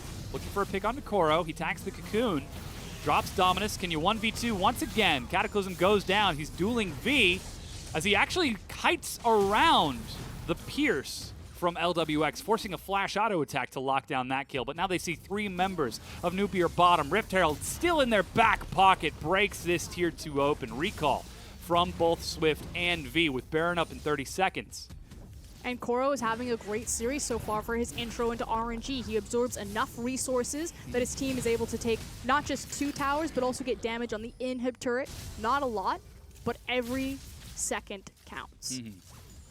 That chip damage going to become so valuable later on. Now 6,000 gold ahead with both of those turrets broken down. And while NewBee are finally on the board in kills, not exactly the most worth of trades. His vision is now going to be reset towards that Baron side of the map. Xiaohu starts sneaking forward once again, just to zone away the rest of NewBee and maintain that continued presence as Y4 finishes off his Phantom Dancer. RNG still setting the pace of this game. They've still got the formula to beat NewBee, and we're not seeing NewBee adapt fast enough and figure out what they need to do to beat RNG here. RNG have just been so crisp, particularly with their mid-game vision. I have to credit a lot of that to MLXG and Ming in particular. Again, look at this. Immediately, as soon as NewBee want to move into an area, place the wards, RNG are already on top of it, denying a lot of the vision, laying down their control wards. They've had complete control of both sides of the river for pretty much the entire game, and that's what's offering Koro so much safety to take these 1v2 or 1v3 trades, you know, anywhere he wants. And then it gives RNG that much forward information to take a play when NewBee do invest so many champions bottom. Well, currently NewBee are investing a lot as the sweeper is used by MLXG to clear out a ward. Currently NewBee are investing a lot of folks up towards that Baron side of the map. They don't want to risk any chance for RNG to snipe it with double Mountain and a Blade of the Ruined King. RNG are just being patient though. They can't immediately turn. They're actually waiting for Koro to start getting pressured towards that inner tower. Here comes the collapse though from V. He's got to decide, do I defend bottom? Do I collapse on mid? He's already been spotted out by RNG. The wards placed by Xiaohu earlier see him in advance. And P. Diddy tries to get some wards, but instead just gets some harass to the face. And NewBee are completely out of position here. RNG should just smartly cut down bottom and siege this. Koro leads the charge with his team. Command Protect Shockwave forces a flash out of V as P. Diddy heals himself up just a touch.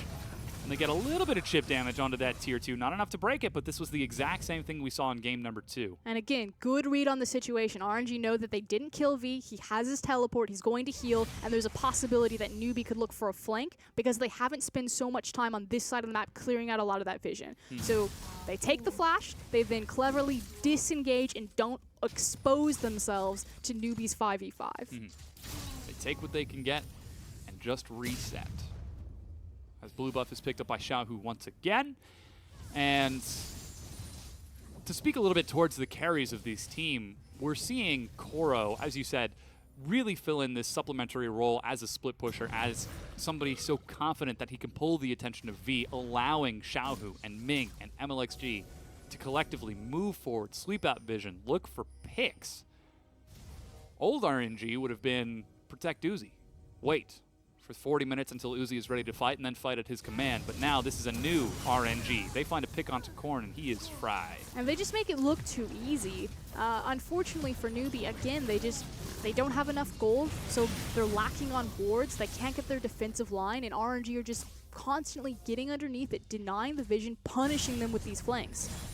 And what's funny is that you bring up that Koro is, you know, being a primary split pusher, when Koro's identity, when he was one of the greatest top laners, was actually as a 5v5. He was always known for his ability to zone and create space for these superstar AD carries.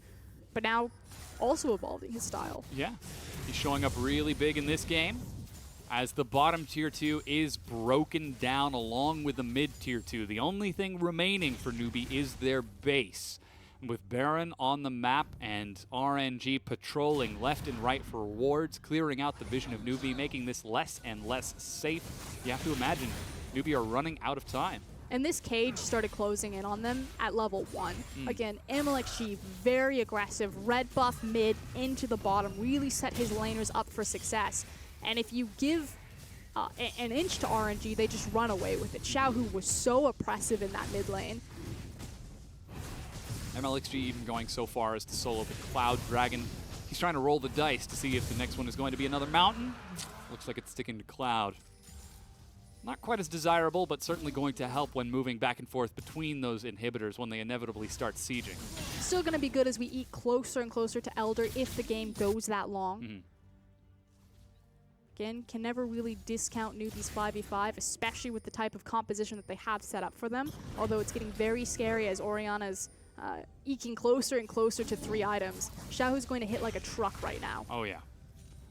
Luden's Echo on top of that Banshees. We're also seeing the BF Sword on top of the 2 core items from Y4. Koro single-handedly is able to keep V occupied, 44 CS ahead. And he took the poor guy's turret. What else can you take from him, RNG? I mean, V can't kill him on his own. He has to pull multiple people to do so. Swift can no longer be there to assist him, has to stay on the top side of the map, naturally the Baron threat. So that means that it's really up to Korn, up to Penis. RNG now continuing to move forward, playing the patient game, looking for these picks. Luckily, Korn sitting on top of a control ward is nice and safe, though he might be spotted on the far side of the ward by that blue. And RNG just keep moving forward, keep playing with this vision. They know they haven't been spotted. But I believe there's actually vision from NewBee on the Baron itself, which is why they're not running headfirst into this. Volatile Spiderling temporarily gives just brief vision as RNG are now moving back and forth inside of this ward. And they've also now finally cleared all of the vision in the Baron area. P. Diddy trying to creep forward along with Swift. This is so unsafe if they don't move as a cohesive unit. Look at how dangerous this is. P. Diddy gets flung back in and immediately pounced upon. Luckily, Fate's Call pulls him to safety. But that's one. Koro follows up with the flank. He's found LWX. They managed to tag him with a stun, and they are filling him with spears. MLXG zones the rest of them away, so no rend is ready onto Koro. The stacks fall off, but that's teleport used by V at the expense of Koro's dominance. But great red zone defense from NewBee.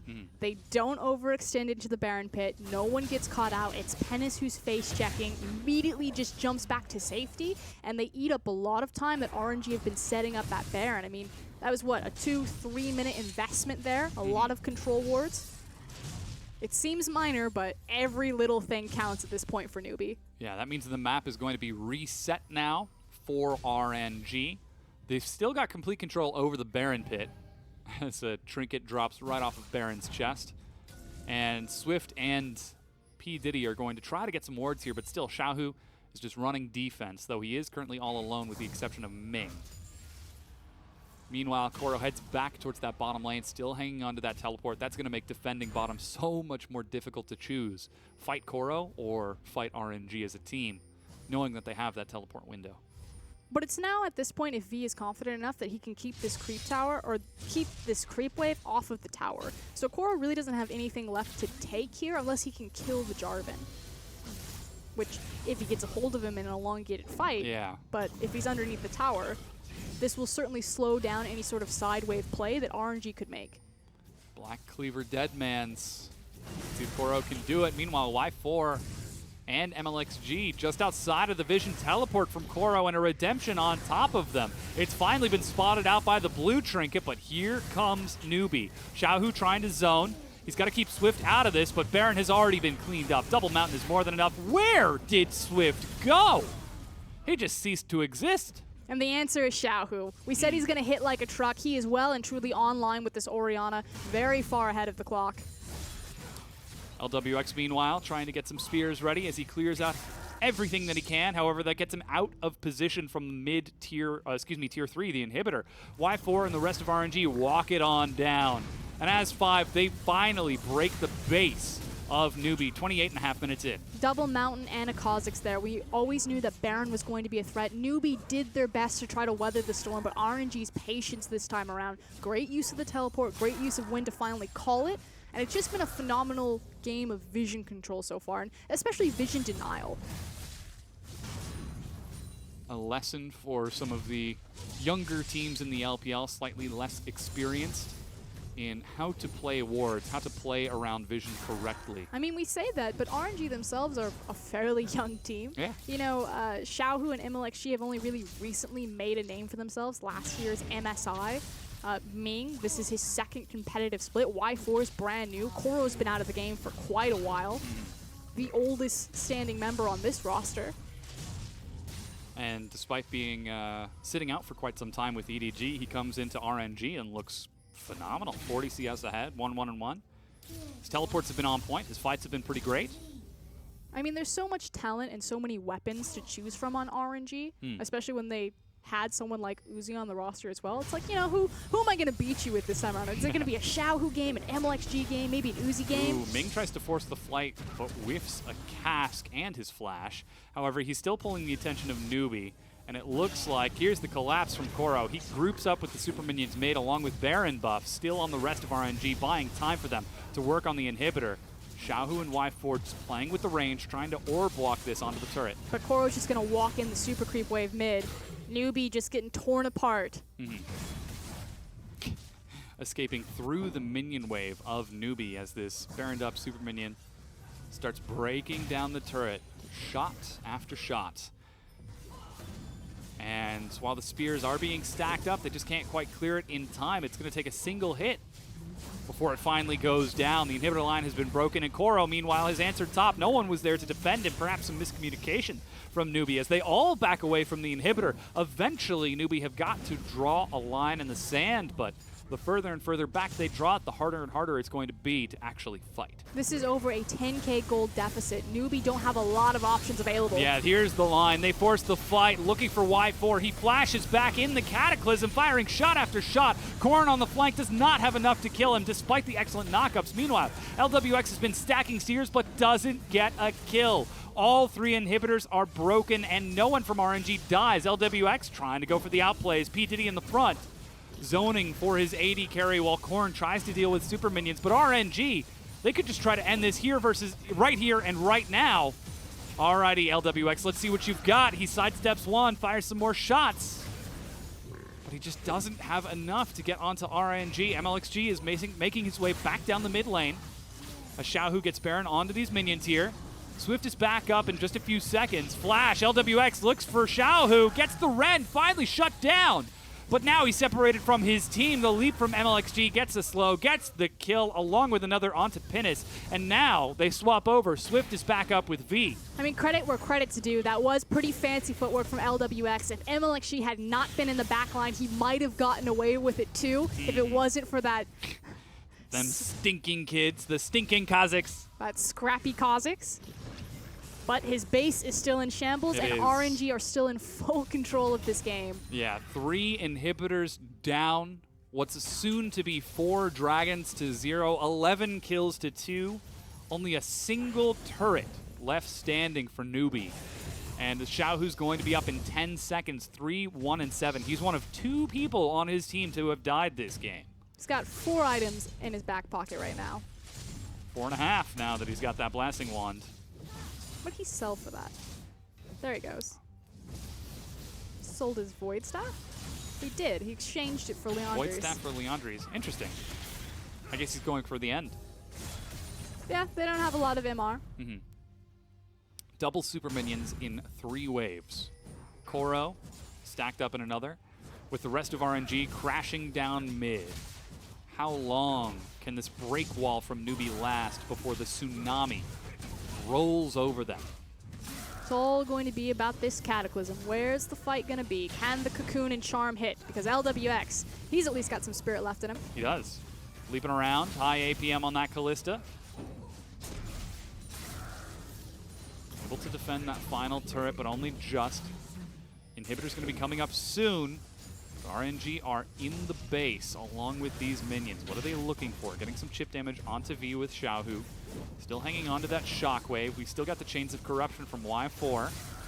Inhibitors back up, and RNG immediately turn onto it, reset their position to the lane to make sure they're nice and safe, but Super Minions are on the Nexus turret. Trying to fight too many battles at once.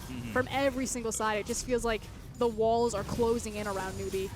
Uh-oh. Oh, there's the cast. They've caught LWX, and Ming finds the fight. Xiaohu and Y4 tag onto V in the back line, but he does not stand a chance against the 3 members of RNG. With the rest of his team dead, Koro cleaning up a double kill in the fountain.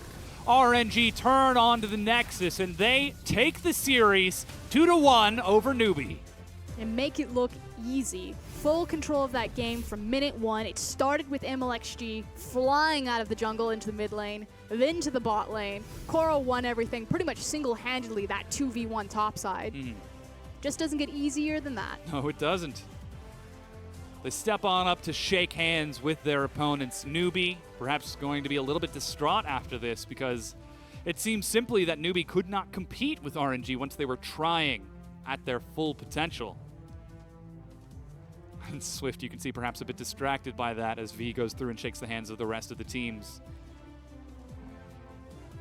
But this was what was expected. We knew that RNG were the favorites coming into this. It was kind of a question of how well would Koro slot into their new roster. This entire discussion about potential and ceilings. RNG have one of the highest in the league, and if Koro continues to play like that, and if Ming continues to play like that, sky's the limit. Finding the cask onto that highly mobile LWX to set his team up for that final fight.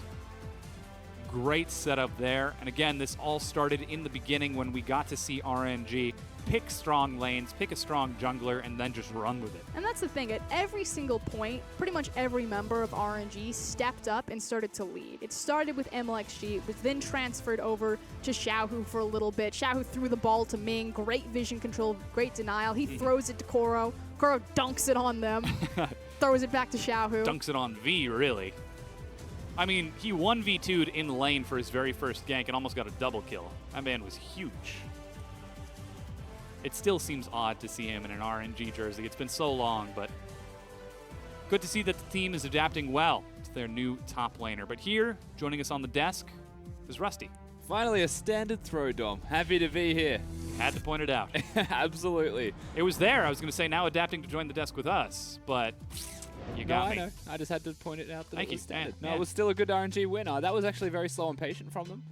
This time around, they played it super cautiously, but they got 2 Mountain Drakes, very easy to get with a Blade of the Ruin King and a Kha'Zix, a Baron afterwards, and it just felt very simple League of Legends from them. However, it didn't start simple.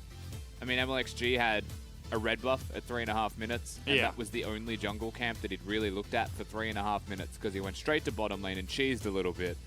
They picked a Gragas support flexed into a Braum, knowing that Braum counters the Gragas.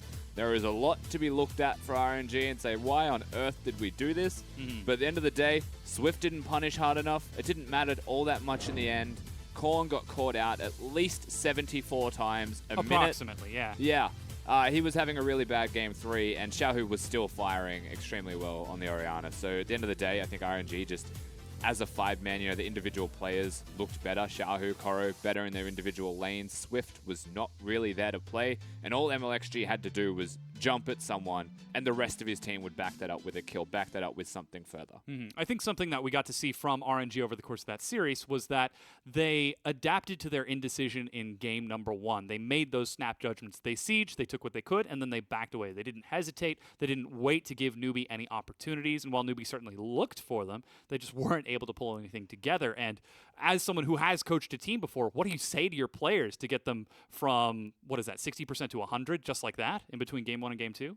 I mean, it's just resetting. Like, they messed up the draft. Just acknowledge what you did wrong. Focus on what you should be doing right. You come into every set with a game plan, right? Like, it wasn't even a complicated change for them. I feel like they just royally screwed up game number 1. And they went backstage and they're like, well, No, we messed that up. Let's just fix that. And actually played League of Legends in game number 2 and 3. Yeah, it's actually like really easy as a coach to take them back and then be like, that's on me, guys. I'm really sorry about that draft phase. Let's get you on something to be proactive and just give the teeth back to MLXG. Well, then what is it that RNG need to do so that they don't have those game ones anymore? So they don't come into a series and, oh no, we made a mistake. Let's reset for game 2 and game 3. Because again, they're able to take a win against a middle of the class team like NewBee. But when they play against WE, when they play against EDG, heck, even Rift Rivals is coming up. How do they get better going into that? Yeah, look, game number 3 wasn't even an internationally renowned type of performance from RNG. I'm still a little bit disappointed in MLXG in particular. Ming was good. I was happy with him considering he counterpicked himself, still hit casks. And that's very hard to do when you're against the Braum, right? So there are standout performers on the team, but if you're looking to improve them towards an international stage, you teach MLXG how to jungle from step 1 all over again to suit the meta. Because he's not just playing for his mid laner. He's obviously aware that he's playing for his support so that he can then be unlocked and they can work as a duo. But there's different ways to achieve this than by just ramming your head down in a lane.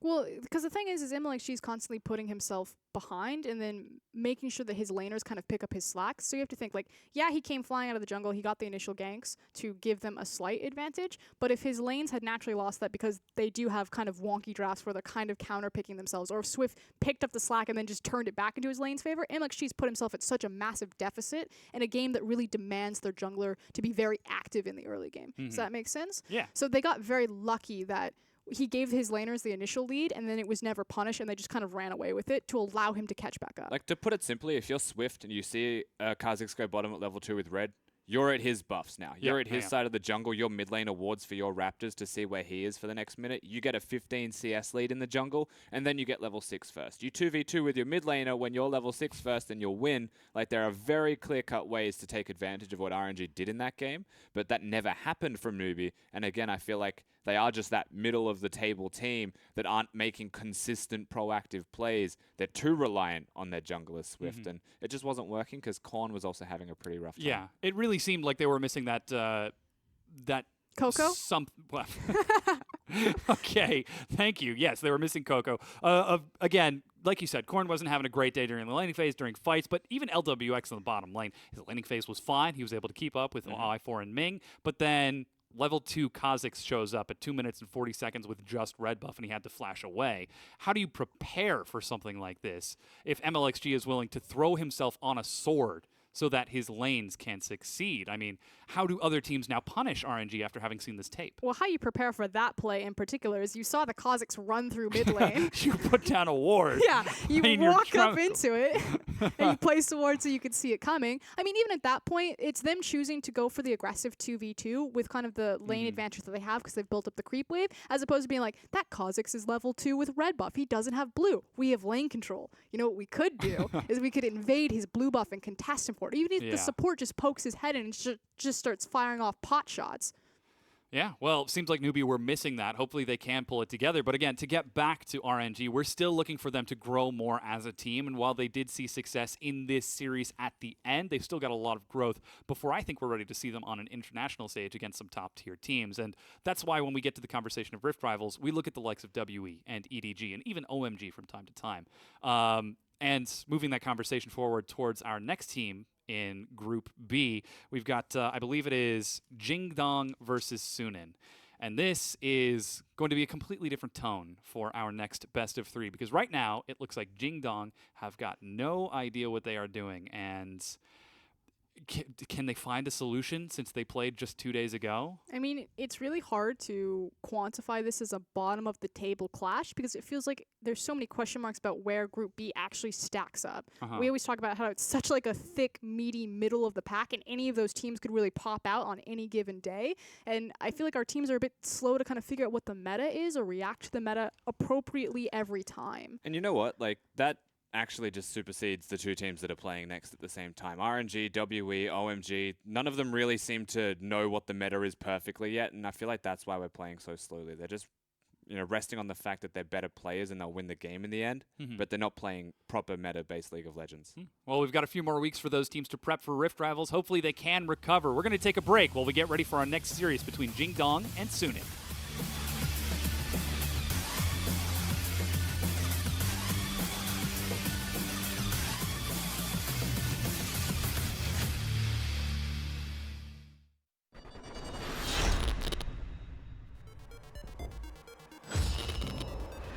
妹不想放弃，下面有一个克烈撞了进来，现在在场上 IG 只有3人，但这个伤害还吃得住。不过此时加里奥进场，是成功打出一个相当不错的击飞。Rookie 在这个关键的时刻按出了一个血池，接着他火箭腰带向上 ，AJ 倒了，踢回来了，这一脚您踢回来了一个金脚，被德莱吃掉突走，但是超风闪现跟上，女警走不掉了，德莱的自己要被带走。 先动9筒了吗？看下去怎么说。一个一闪站过来，计划解掉，但是炸了一下，闪现过来劈了，这边没有拦，很尴尬。这边路人只能给出一个大招保护，但是没有伤害。再跳一次，还有没有办法接他 Rookie？ 拉开一座塔的一个差距，这边双分又来了一套完美的一个连招，踢回了一个 Mouse 这边是没有被 Crystal 给击飞，但是被刷了一下，还没有办法打出自己的怒气，马剩下一点血 ，OQ 一个很精准的 Q 技能，在塔下穿刺掉了 Mouse 的克林。 伤害很高的，又来了，嘲讽又嘲讽到了，感觉就是指向性技能啊，但是没有杀掉吗？往后拉，然后就把发条杀了，救赎再抬了一口血 ，Rookie 进来还在场上奋战，再给一个魅惑，哇，角度刁钻，竟然从一个斜角度命中塔下的女警。中路没推到，大队检视到了，是的 ，R 接过墙，能量倾泻 ，R 回来想打净化解，漂亮。 看一下啊，这波狐狸 R 上去，能量星也跟过来 ，R 下来被解到净化秒解，然后 R 带把球的位置，但是盲僧已经把人头收掉了。从上面跳下去呢，有给到一个闪现下来一脚 ，Q 回去漂亮，一气呵成。而且逼了堆逼的一个中亚出来，回来四狗跳进场，直接后排被秒了。老干爹这波为什么不撤呀？9筒这一波立大功了。 IC 现在输出看一下，凯南换掉了之后，但感觉自己也是要死。这前提现在因为直接秒了个蜘蛛，再往回 R 了一下半血了，交了个闪，一个 E 技能没有刮到，还有中亚的 Q 一下，一个大队又戳死了，3个打1个被杀了2个。 Rookie 有闪现有疾跑的情况下，这一波看扛地的有机会来，闪现绑没有绑到，这边想先杀前吸烟被他打了一下，没有招，套死了，打死了。我们这边是千里来追杀，虽然歪风扭掉了2个技能，但P0举起了盾，把这个矛全部收下，而且后面硬核的伤害已经把歪风的闪现给打了出来，现在远远的利用神话巨炮在吐，歪风这一波的一个拉打非常的漂亮，把血量给回起来，想要去送塔，一个 Q 技能往前丢矛，再跳一下，这时候再往右边走，再一个 R 技能扭掉，大举再往后跳，这边已经跳到了对方的基地里面了。我的天，他要冲到全水了吗？要打正了吗？最后是看到了双子星塔，实在装不下 SNG 的歪风成功的阻止对方拿到他自己的300块钱。挡一下塔边，哎呦，贴脸这一箭没中就过去闪现喷杰拉，把杰拉喷死了 ，ADC 自己找机会。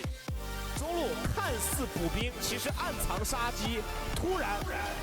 这个位置 W 一开就上来点了，然后走位把这个兵剑躲掉，闪现过其他大招喷死杰拉，然后一个比较完美的走 A， 再杀艾希。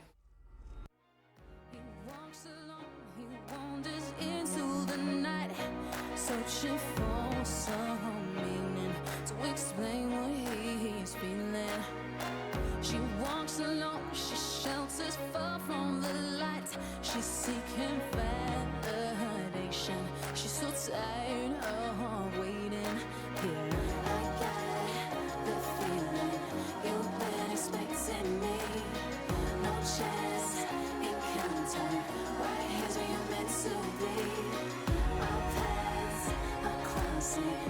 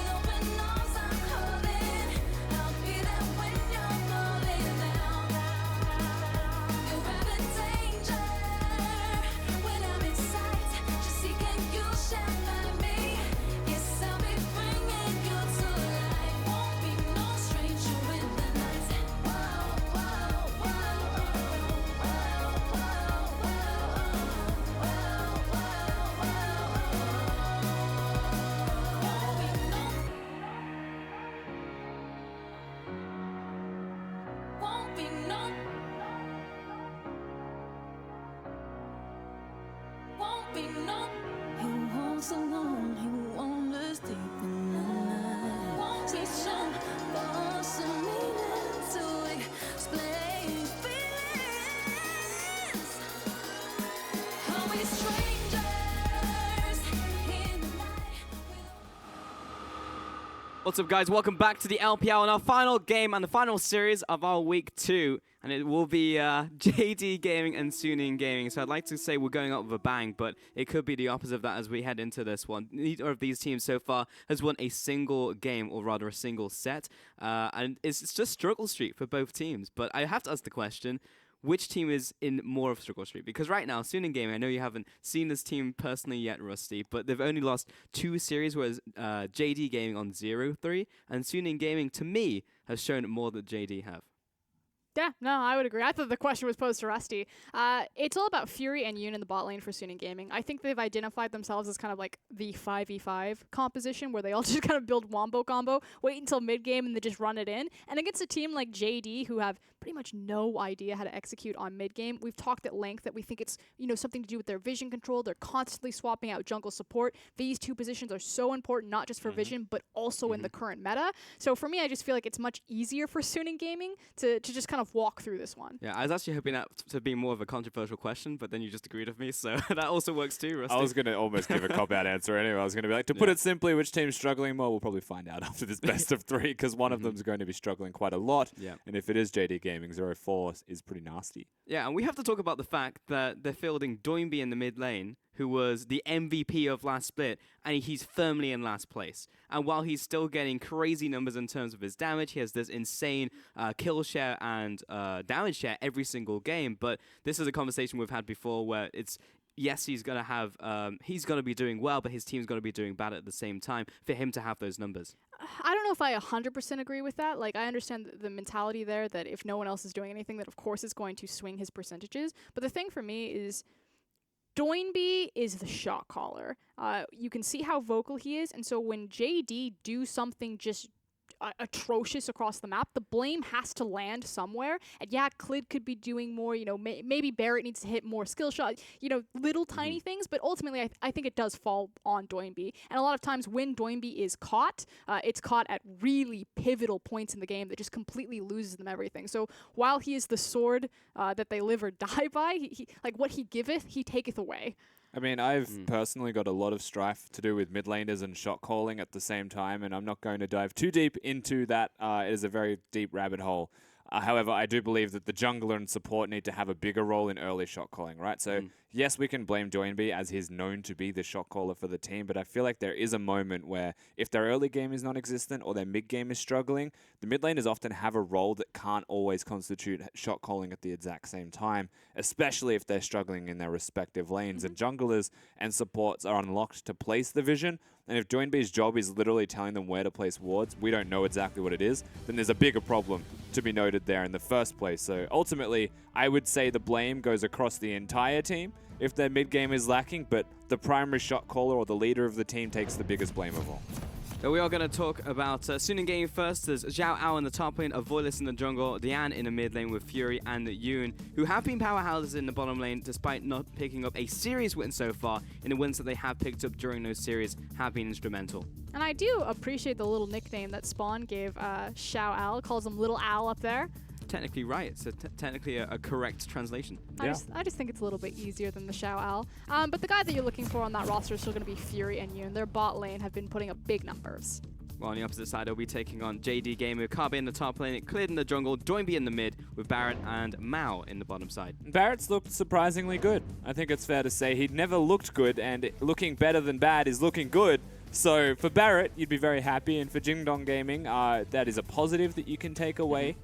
Moving into the rest of the split, but mostly, I mean, he is always going to be the question mark that plagues this roster. He has had to sub into a role where there were players there, as we are literally looking at cheerleaders for Suning Gaming, for the record. I can't believe they have such a vocal fan base. I There's know. the Doinby fan. Was that a Mao fan because they had the little paw coming out? I think it's just a Suning Gaming fan in general. Okay. The Fire Bear. Pretty cool though. I mean, they are still a relatively new team. They came in as the #1 seed out of the LSPL. Of course, giving the old Lannister regards to young Miracles at the last minute, stabbing them in the back and then taking their position. But they do have some old faces, particularly the jungler of Voidless went to Worlds with Aime, the big Hecarim guy that ran in circles. And then you also have Fury, formerly from Samsung, Prime Optimus before then. Yeah. Well, there's your Jingdong fans as well. Yeah, it's actually surprising how, I mean, the fans are going to be with them through the good times and the bad. So it's actually pretty cool because as soon as the teams start to lift off, then the fan base will be there behind them. But it also does beg the question, what does this split mean to, more specifically, I think, Jingdong Gaming, because, of course, they changed up from the QG Reapers. They now have the new branding, new organization.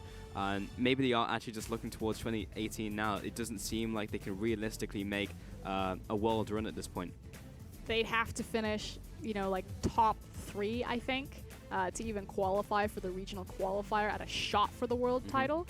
And at this point, with how many roster rotations are going through, I feel like they're in a very similar boat for NewBee. We're not looking at Worlds yet. We're looking at, you know, finalizing our roster, finding our groove. Yeah, they're not going to make the #1 slot for Worlds this split, but they are still only in the second week, albeit without a victory. There is definitely a run that can be made for them, and knowing Doinby, regional pride is a very big deal to him, but naturally a lot of regional pride does involve getting that slot to Worlds and representing your region to prove that you're one of the top 3 teams. So I'd say they're still very hungry moving into this, whereas, you know, a team like SNG Gaming, it's their first split, they'd be pretty happy just getting the wins. It's also a group that's pretty much blown wide open. Outside of OMG, there's no one else in that group you could say definitively is second place, so both of these two teams could make it further up the rankings, but time will tell.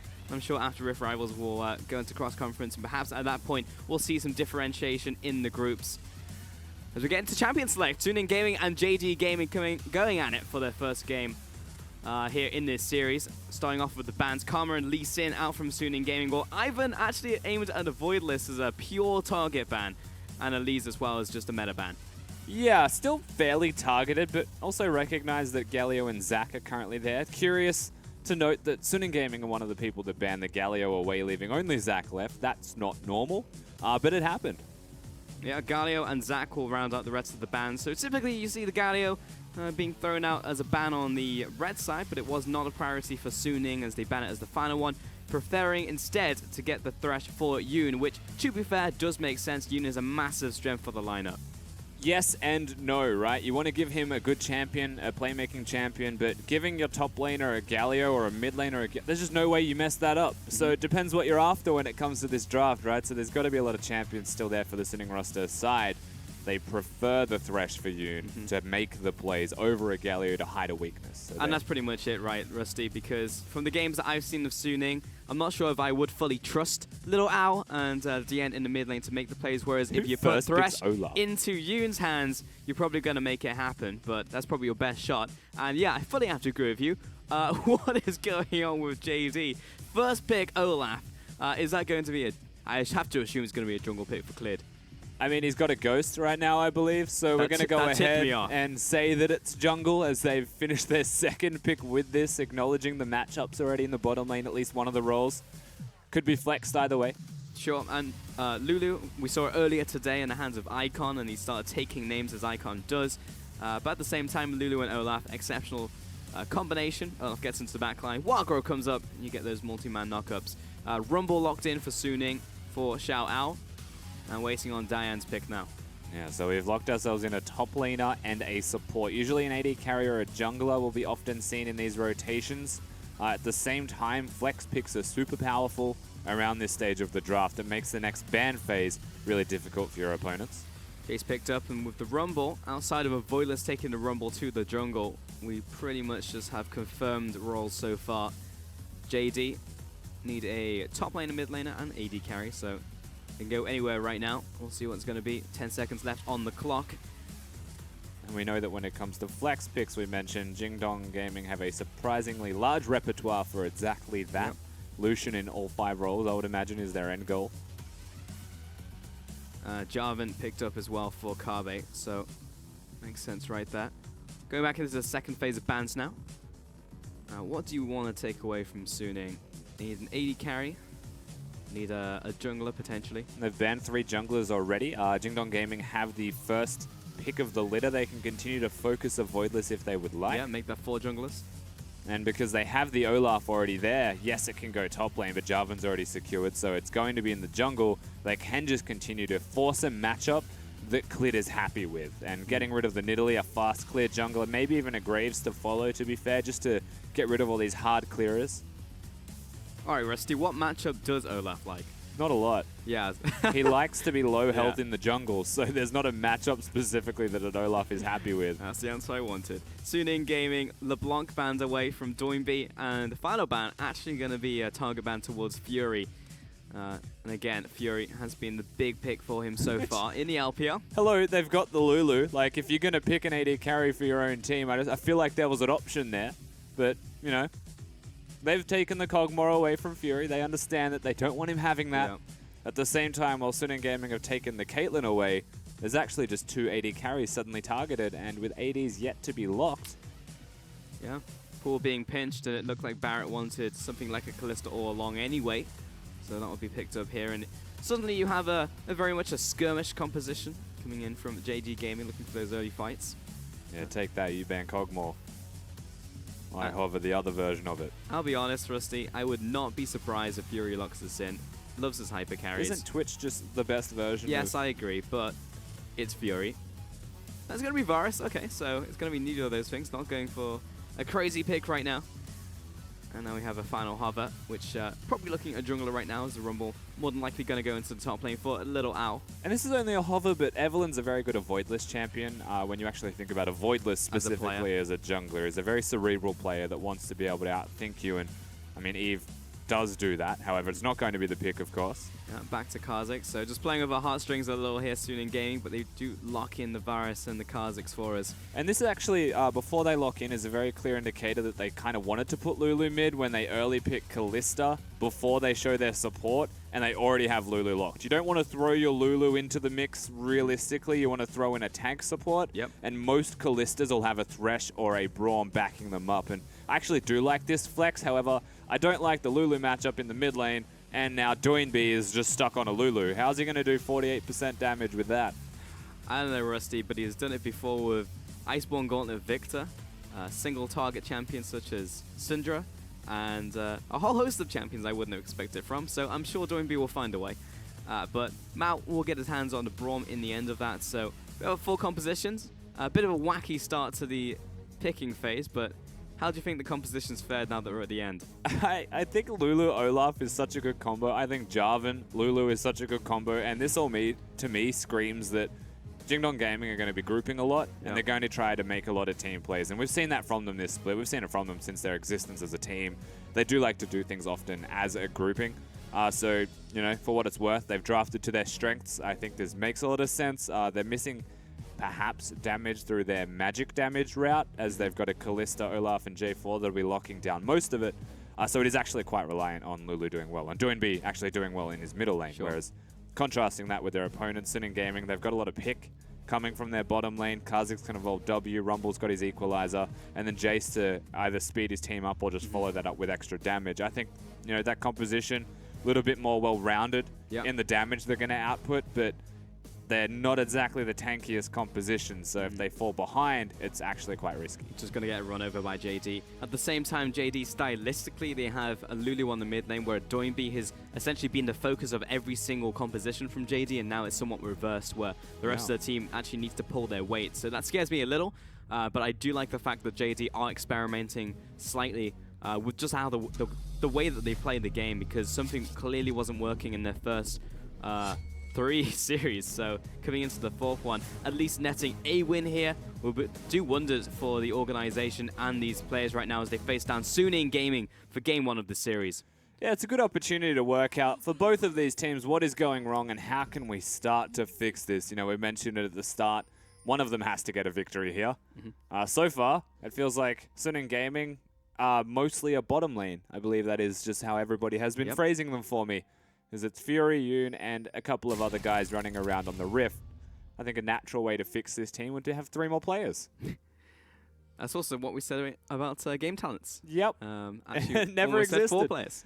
But there was also a lot of room for growth for Suning Gaming as well. They will be here for the long haul in the LPL, so yeah, this is also the first split. I think actually the team that we are looking towards coming out of the LSPL after the promotion tournament from spring is Dan Gaming, because they are just tearing up Group A. No idea what's going on over there, but they are still picking up wins, so we'll see about that. Pursuing, even getting a win here in this series would be an overall win in my books.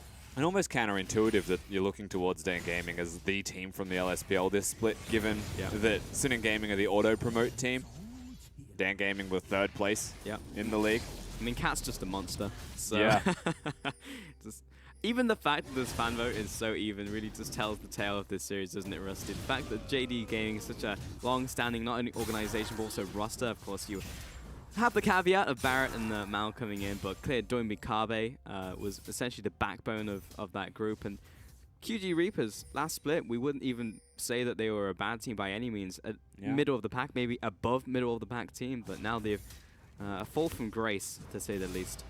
And this has been a Raptors to red buff start from Clid. He's going to run low on mana, but his attack speed usually compensates for that. But he also used one of his potions.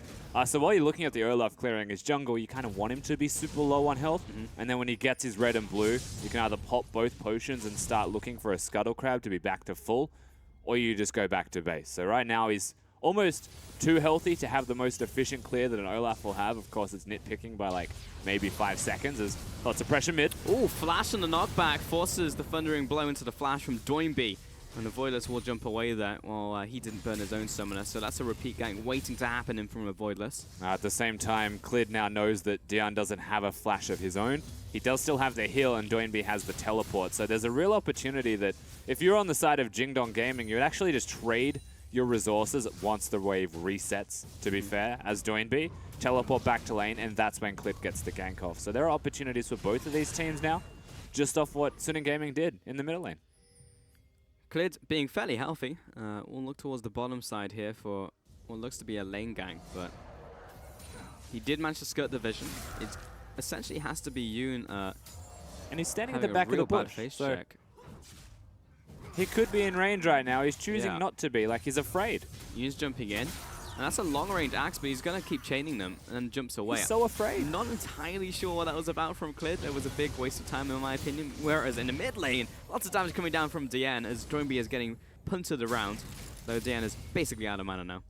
Yeah, honestly, I feel like Clid's just scared that a Voidless was there. And he wasn't. He was nearby towards the end of the gank, but standing in the back of the brush, almost like he wanted to counter gank. Yeah. And then Thresh walked up as if he was baiting. You have to think about this from the perspective of the Olaf. I guess it was curious to watch, but I can understand what he was thinking, albeit not the right thing, unfortunately. It was definitely a misread from Clid right there, assuming Voidless go to the bot side. He did, to be fair, see him go to the bot side. Following that gank, though, this Voidless, could be a counter unfortunately, gank. yeah, he just got spotted on the edge of that vision. Really just sucks for a Voidless, but Clid. Yeah, look where the Olaf is as well. There is a chance, yeah, he's running up towards his mid lane, but it's not going to quite happen as Voidless actually shows himself. And Dian is moving forwards. Low mana on the Jace. Essentially, he's just sends up the signal fires that a Voidless won't get a gank here. They were timing that nicely, also having a big minion wave, but it means that Doinby was going to respect it anyway, and there wasn't really an actual gank attempt. If Doinby was aggressive, something was clearly wrong. For the side of SNG Gaming, they would have recognized that and backed away, so it kind of just calms down and resets. A Voidless is just showing himself mid to allow the Jace to hard push, allow him to recall, get the tier, start stacking up on his lane in particular. Lulu's meant to be one of those oppressive early game champions that will scale off for damage as the game progresses, and to get Jace to this stage completely unimpeded is, you know, fine. But at the same time, Lulu's not often picked into this matchup for its ability to win. It's just never picked into this matchup. Yeah, and was flexed into this one. Voidless taking away the Scuttle Crab. Deep wall there from Dian. What's Clid doing? He's going back to base. Will be his first back? Yeah, first back of this game. See what he goes for. Actually just completing the Stalkers and going for the boots here. Yeah, placing extra emphasis on the vision. Boots will be nice to have when he's running Ghost and wants to get around and have some big fights. Of course, having Flash would be nice as an Olaf for the most part, but they've got the Jarvan on their team. So the concern would then be synergy. If the Jarvan ults and an Olaf is stuck outside the arena, things have happened that shouldn't have. So we'll watch that happen. Yeah, that would be some bad news, Bears, but hopefully that won't happen in this game. There's a time where I just really want a Kalista to bind to the Olaf jungle instead of the support. And while that would hurt the laning phase, you just toss him in. Yeah. Cleared, I choose you. I don't know if you still can. You can sell or rebuy rather the binding. Yeah. I don't know if you can still do that. You could always buy it, but you couldn't do it outside of the start of the game. Ah, really? As soon as you bound someone, right. They were permabound for the rest of the game. Yeah. So that would be cool. Is if like once a game or something you could rebind to another target, because that way you can get through laning phase, and then imagine throwing your Jarvan at somebody. Yeah. Or it had a gold value, right? In the same way that like Victor upgrades his inherent like hex core. It costs has like 1,000 gold. Yeah, that's what I was thinking. Because of course you wouldn't do it early game because it would destroy your gold income, but you do it mid game, late game. That'd be cool. There you go, you have that one for free. Next one's 24.50. Made the number up. We charge by the hour. Avoid us taking a second red. And mid lane. To be honest, it's gonna be a farm fest right now. Like Dan's never gonna do the damage to kill JoinB and vice versa. Yeah, we also, JoinB. I mean, he's at risk of dying right now. Yeah, I mean, outside of a gank, right? Because the Wild Growth comes up and the flash is still down, so that will be first blood coming in for Avoidless. Just have to prove me wrong right there. Yeah, I was actually going to explain why is all of Sin now grouping in the middle lane. It's because Jace is a physical champion. Lulus will usually go for the Chalice of Harmony, and then they're unkillable. But because he's against a physical damage dealer, JoinB has to go towards the Lost Chapter. He's now going to go towards the Seeker's Arm Guard, and unless he rushed that, which wouldn't give him a lot of mana sustain to actually stick within the lane, which is what Lulu wants to do, he'll become unkillable in about 900 gold. Yep. But now the Jace has already got the kills, Avoidless has already come in. 2 physical damage dealers in the middle lane is well and truly enough to actually lock somebody down. Yeah. And this is why I don't pick Lulu into matchups like this. To be fair, what I was trying to say is in the 1v1 he's not going to die. Yes. But Avoidless turns up and turns all that around, and 100%, because it looks like JoinB is gunning towards the Ninja Tabbies anyway. But yeah, he is a fair ways off that. And also the flash, I believe, was around 30 seconds away, so it was a good window that Avoidless still had, and he jumped on it while it was still open.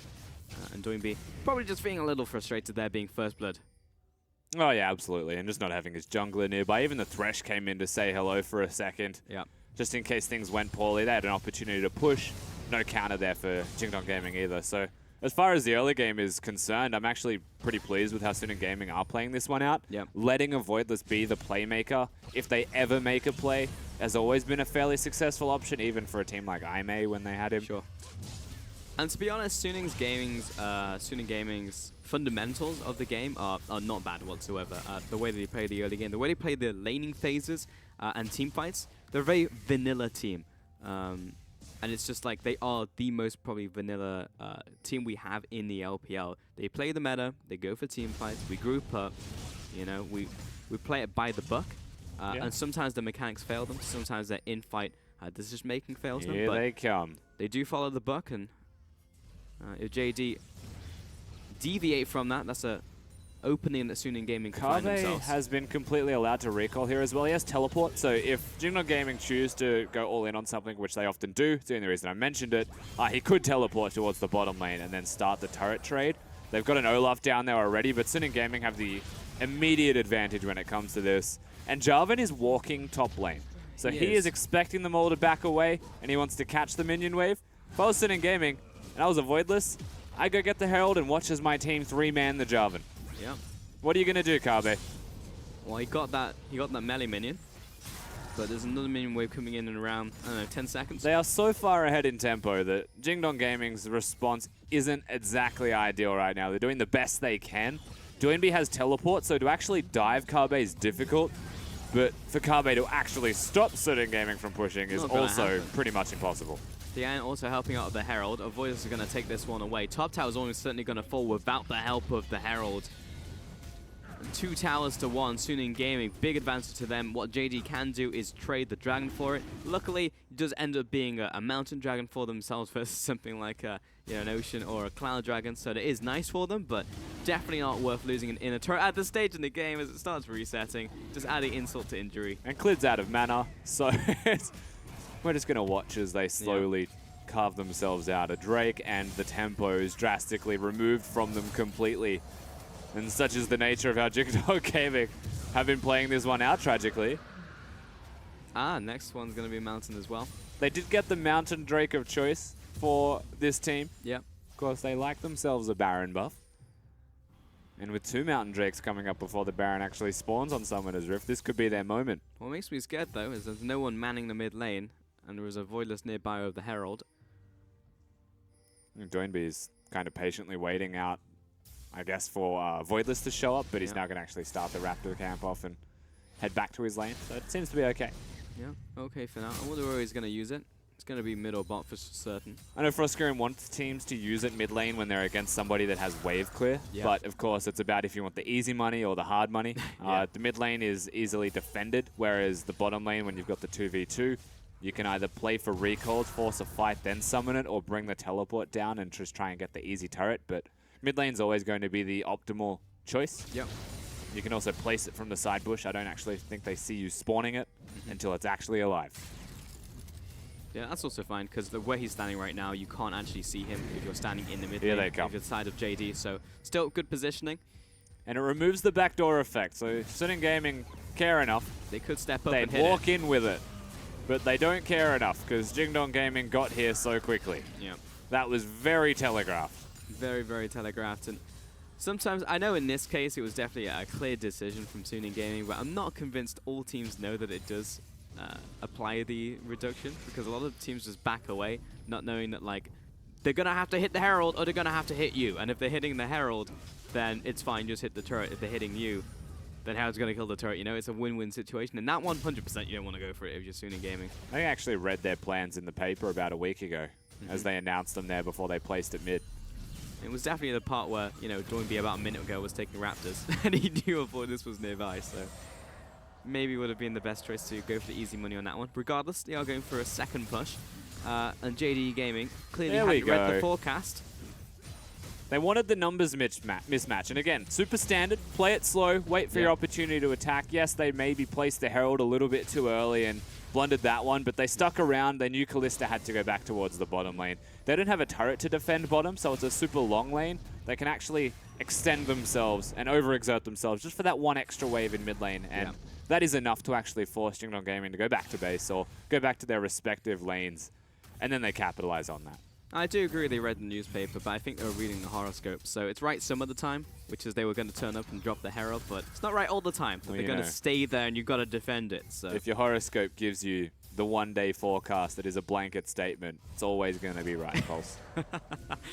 I mean, today you will open your eyes. Oh my god, it's genius. Yep. Clearly everything else now must be correct. And now JD Gaming have just lost 3 towers. So, yeah, not working out so well. Again, this is a composition where I'm looking at them, and you've got Spring MVP, Joinbee in the mid lane, sat on Lulu, and you're like, alright, well, cleared, Kabe, now's your time to shine. Barrett, if you can do something, that would be fantastic.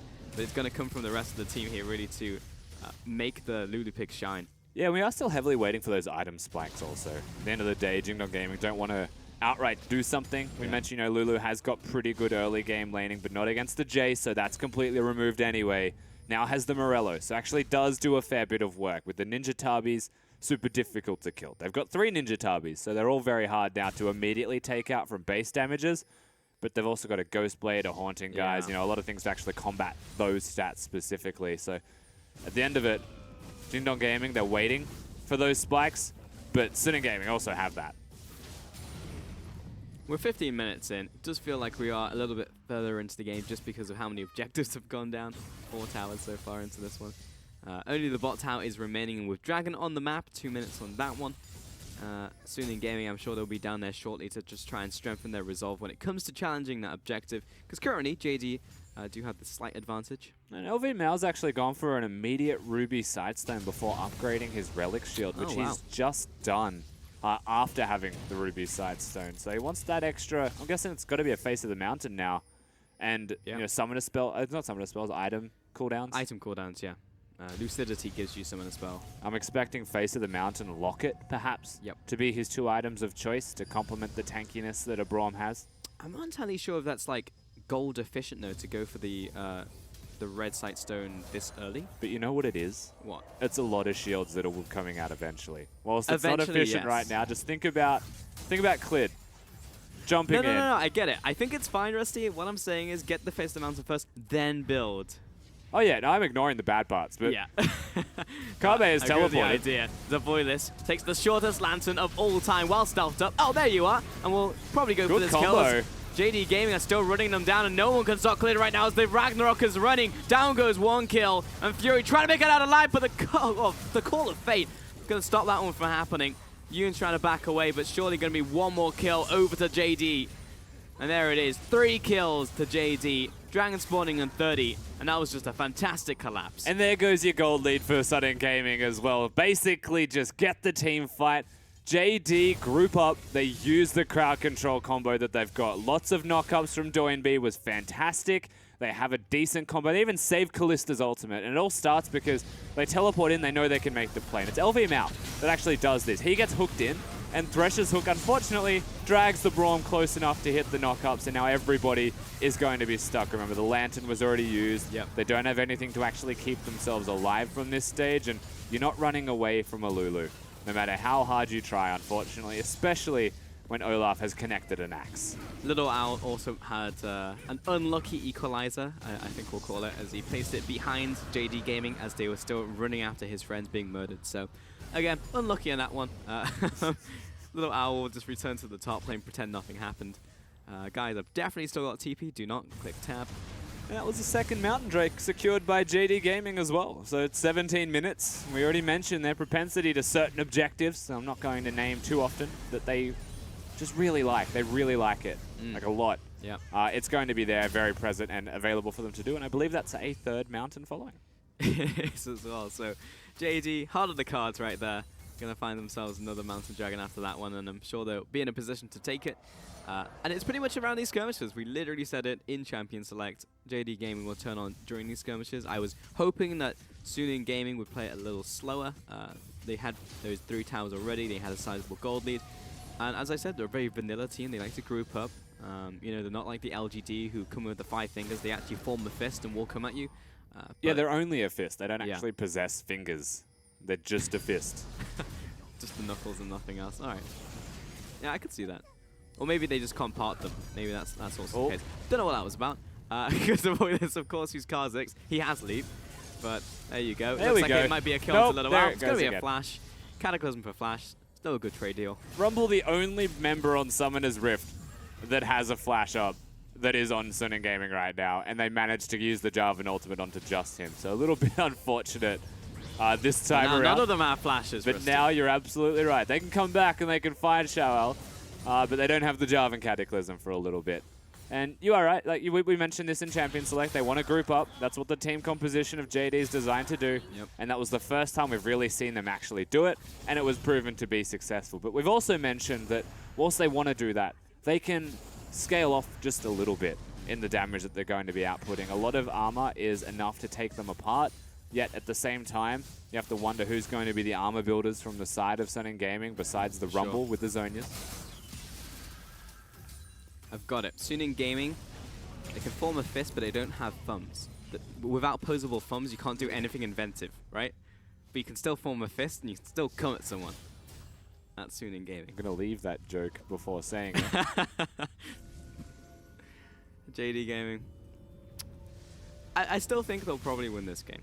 Like, it's just one of those gut feelings. They're just a more experienced team, and ultimately when you see these two collide, Suning Gaming are more liable to make certain mistakes. Right now, 4 control wards, 1 just placed by NewBee as well. They are well and truly setting up for objectives. Quite heavy-handed, I might add, in their setting up for it with the amount of control wards they've purchased. This is very EDG-esque of them. Another team to copy right now, EDG, not a bad one. They're probably the only team that I would want to copy as it stands. They look so good. You wouldn't want to copy OMG, who are currently 4-0. I'd rather copy EDG. But if I had to, yeah, it'd still be fine. It's all relative, right? We're 20 minutes in. Dragon spawning, about 3 minutes from now, probably. Bat's just chilling in the top lane. He certainly has been for quite a period of time. The rest of his team is off placing wards, and he is just clearing that top wave. It means the Braum isn't all that safe if they can catch him out of position. He's in great shape. With a Thresh and a Varus running around on the Rift, and they're also mid lane. They're the closest pivot point. They can actually make picks and catch people out. but you can see all the wards on your mini-map right now, all the control wards that are there for JD. Not something that has been reciprocated on the opposing team. It's interesting we're seeing Olaf now. I feel like we'll see more Olaf on 7-12. But maybe Clidus just getting ahead of the curve, so he can say I did it first. That, and they also will be playing on the live server here and there. Of course, not practicing, but you do get a feel for champions that might actually be strong in the coming patch, and you start playing them now just preemptively. Looks like he's going towards that Righteous Glory early, which quintessential Olaf pickup. And nothing was done with the vision that JD Gaming placed. They've now set themselves up in proper lane assignments. They've got the Jarvan bottom.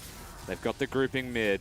They have Lulu standing next to the Kalista that they want to empower. And this is really good if they get the turret. It's more that, you know, Little Al just didn't respond at all. Yeah. But it's gone. There you go. The wards paid off in the end, so I take that back. All right, good job to JD Gaming. We pick up bot tower. Dragon's coming up in a minute. I doubt the response is going to be from Suning to go straight onto that Baron because they just simply lack the damage for it at this point in time. They got a second rotation of sweepers off before they recalled for more control wards here, JD. It's a small thing again, but probably could have just recalled and got control wards, used the sweepers, but then also been able to stay around and contest the vision with your added items. Because you know that if you've just cleared their wards, they're probably recalling for more wards themselves, and that's your opportunity to actually do the objective. It is assumed knowledge, but more often than not, it's true. Especially when you've taken a bottom lane turret at the same time. Yeah. 100%. Suning Gaming. Oh, hello. Oh, the flash, and we didn't even see who he hit, but we'll find out in a second. It's definitely Barrett. I don't think anyone was preferred for that one. That was the Keith McBrief. Varus engaged just there, flashing and using his ultimate, channeling it all at the same time. There is going to be a Mountain Drake up in 10 seconds, so that is a very nice proactive move actually coming out of the side, out of Fury in particular, but everyone was there to follow it up near immediately, and it feels like the bottom lane just doesn't want flash cooldowns, but they have lanterns to compensate. Okay, well, the Gabi has had some unfortunate cataclysms this game. It's going to be Mountain Dragon started off, so small mercies. JD Gaming aren't going to get their hands on 3 in a row. And Little Al is going to get bot tower as well, so tit for tat. Suning Gaming get a bit back, still lead the game in terms of gold, just based on that pick. So well played to Fury.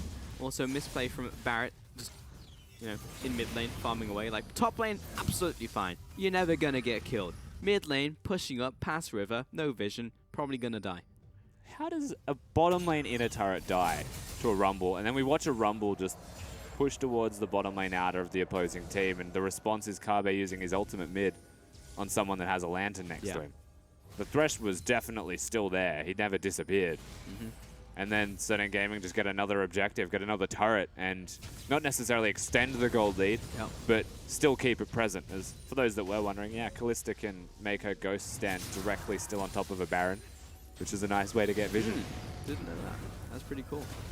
You can bug him out. Getting knocked up in this mid lane. The complete lockdown. Cannot move anywhere. Literally could not move. Avoidless backing away. He'll survive on this one as Mao barely gets out alive. Don't know what that was. Okay, Little Out. You need to get a warning shot. You need to get your equalizers together, buddy. The next one's going to hit. Oh, here comes Doinby. You said he couldn't top the damage numbers, but here he go. Okay, never mind. Yeah, definitely can't. Run away, Doinby. You can't take this fight. Little Owl's going to burn him alive as Kabi closing in from the backside, waiting for that flag and drag. But he's getting slowed down, and this is going to be a painfully slow death. Oh, let's go, Kabe. It's going to be even Zonya's. All right. Okay. That man.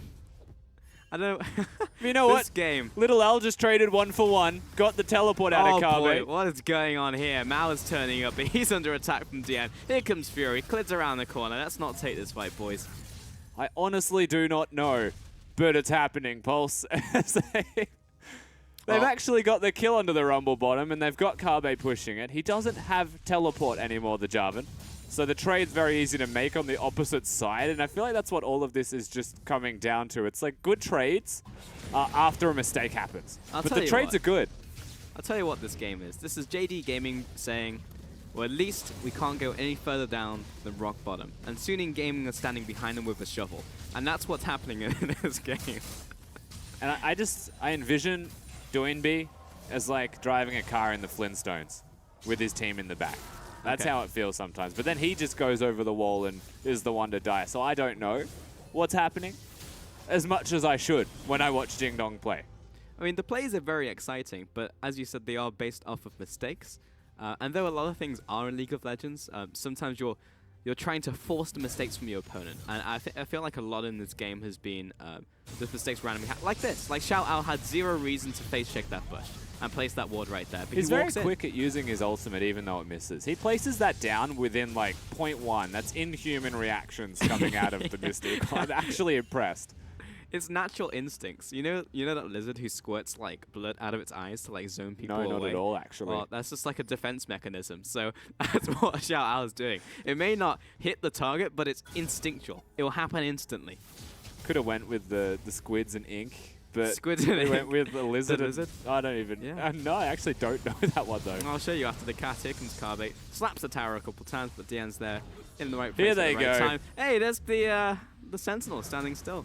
Yeah, That's good Bug to know. Sentinel teleport also used. So this actually might be contested. It's still got Barrett hitting it, and it's very hard to smite steal from, but Avoidless. My money's on You know he wants it. I'm ready. I'm ready for the steal. Not going to happen. Clid confirms the kill on Baron, and Avoidless wants the Lantern, but there's no way he can get towards it. Dien coming into the fight. Let's see if he can do some work. Not going to happen because Baron untouched, and he's got the Rens ready to go to pop Yoon. Finds that kill, turns it around, and Yoon's on the run. I don't think he's going to get very far, though, as the Undertow tags him.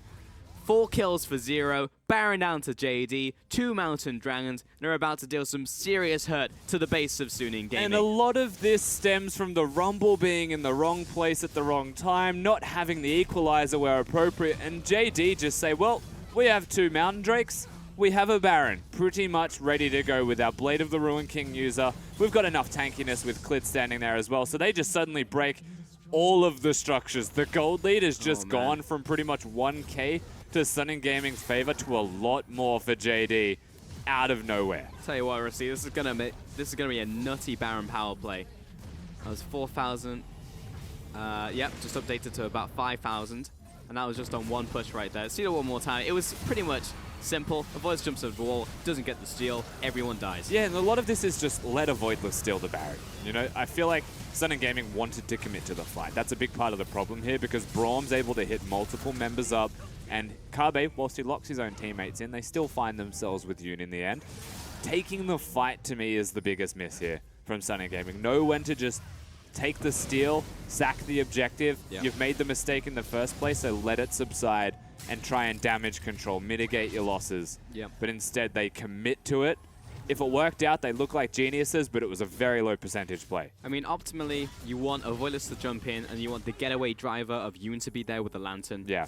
And then you just want to disengage. And if he gets out, great. If he doesn't and he gets captured by the police, unfortunate, but you just go on with your life. And for a team like Suning Gaming that meant to be this meta standard, just team fight, execute team, that's a very big mistake coming from someone like them.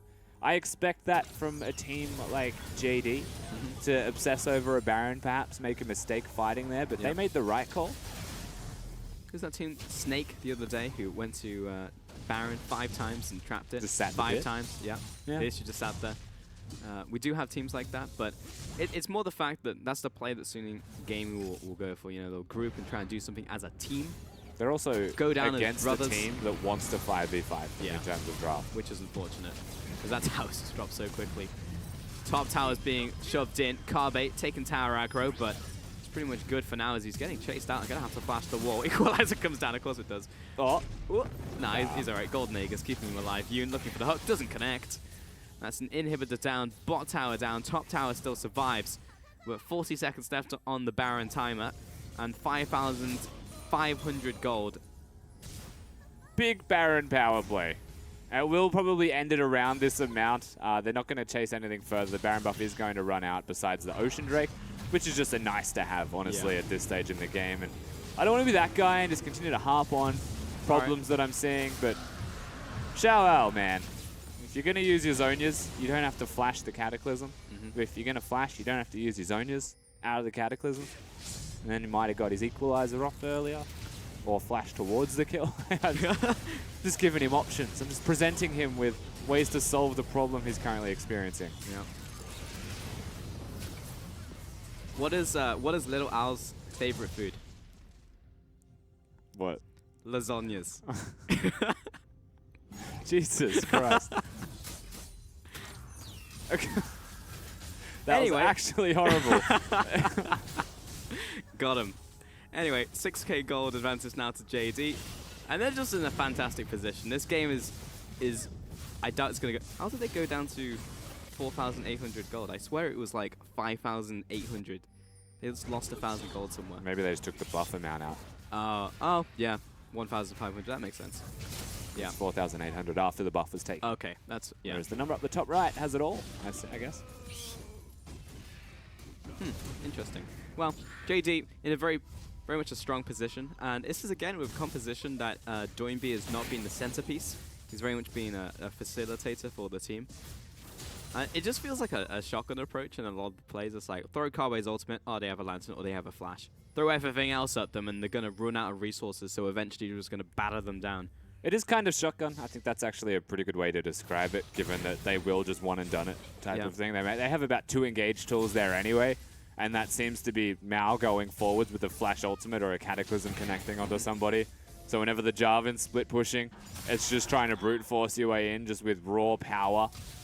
They have a lot of it now that they're in the lead though, and that should actually be enough to tide them over to a game 1 victory, you would expect from JD. Yeah, even so, with how JD's current standing is, they're not a team I would say that there is no way that they can close a game in this state. I definitely say that they'll be able to close it from here on out. Well, there's another Baron up in 1 minute 35 seconds, and I feel like that's just what they'll look towards to assist them in breaking the base. Yeah. If Jarvan has pressure over Rumble, which is what the Baron provides, then they can force split pushing, they can force harder rotations out of SNG Gaming, especially when they're locked within their own base, because he's actually just an equalizer's distance away 90% of the time now, the Rumble. Essentially just doing some spring cleaning before Baron comes up in a minute at this point in time. Shoving all the lanes in, placing down the deep vision. Yeah, we've got about a minute until anything happens. This is pretty expected if you've watched any LPL with JD, formerly known as QG, if that helps. QG Reefers, yeah. Changed their bottom lane recently. Of course, Suning doing what they can. If they can get a pick, fantastic. Outside of that, then just have to wait for their inevitable demise. They are looking, though. They're starting to branch out, and it felt like it might have just been for a red buff. Ultimately, they're doing it on the wrong side of the map with less priority on the Baron buff, but they will start to move their way over there at the moment. They've got control wards on their support. It's actually very important that they have more control wards than they do, but their jungler doesn't have an item spot spare. Neither does their top laner. So it is quite heavily on Yoon right now to set up this vision, set up the control, and try and not let JD do the Baron, because that does feel like the last nail in the coffin in a game like this. Of course it is, 100%. And a lot of those wards have gone to the bottom side. They're going to try collapse onto Carby. Yeah, Baron's up in 1 second. A little bit too scripted. And now everyone is in the bot side. So NewBee Gaming make the same mistake twice, and JD... Look at Baron's attack speed. It's quite fast. I wonder how many spears he has in there. You attack faster when you're standing still, and there's an ardent sensor on Lulu, so it's actually a lot of attack at the speed of light. Well, there you have it. Barrett, pretty strong right now.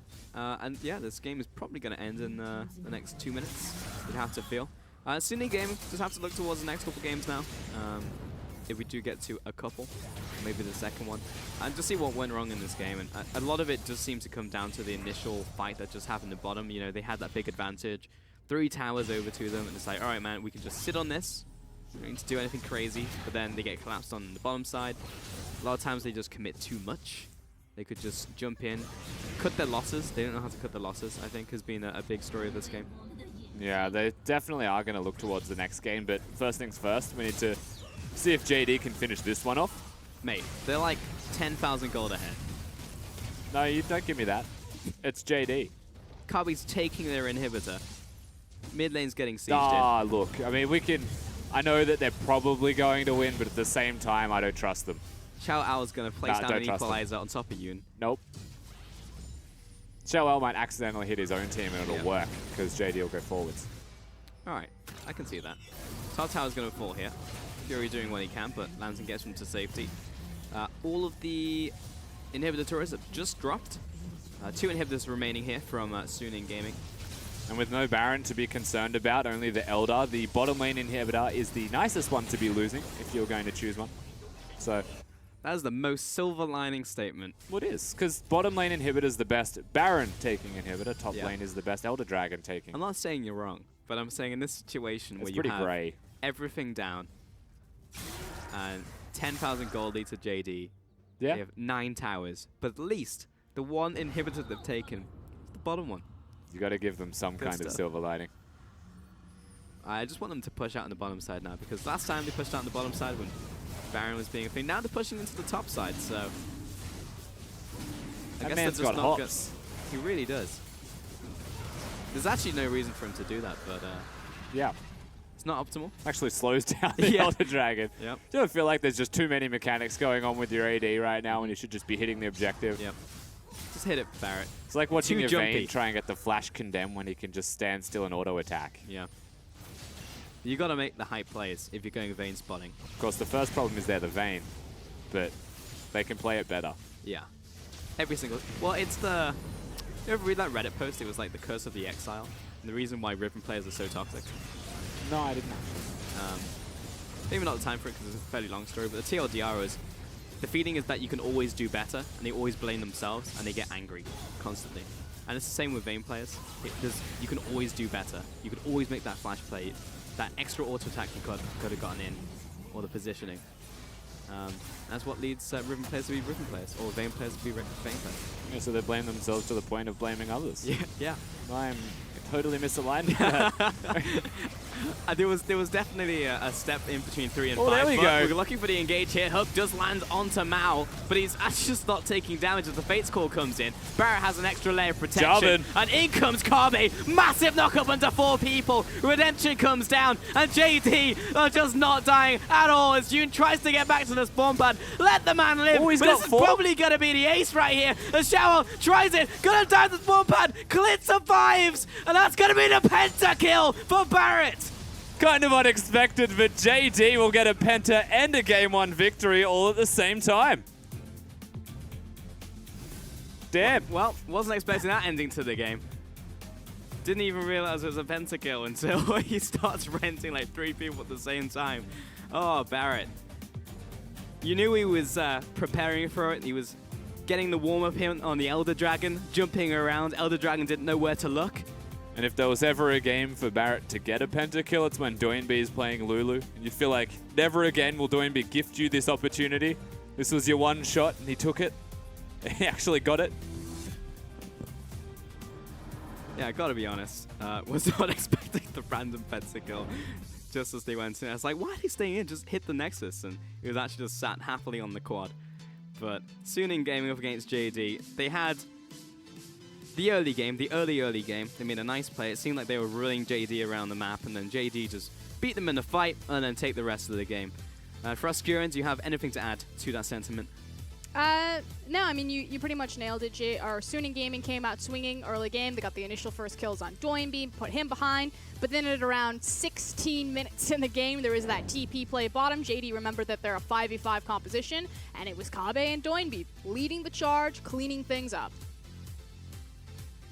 Essentially, yeah. And despite Xiao Ao's equalizers kind of going everywhere, he did deal the most damage in the game. It's pretty easy when people just put their face in the flame spitter. It's true. Yeah, had a lot of those moments, and also had the Leandri, so percent damage is always going to rack up some damage for you. And at the same time, a lot of the damage he was doing was very incidental, didn't mean anything, but when the side of JD were using their spells, doing damage, it was a really good wombo that was coming out again. Doinby was always using his ultimate well.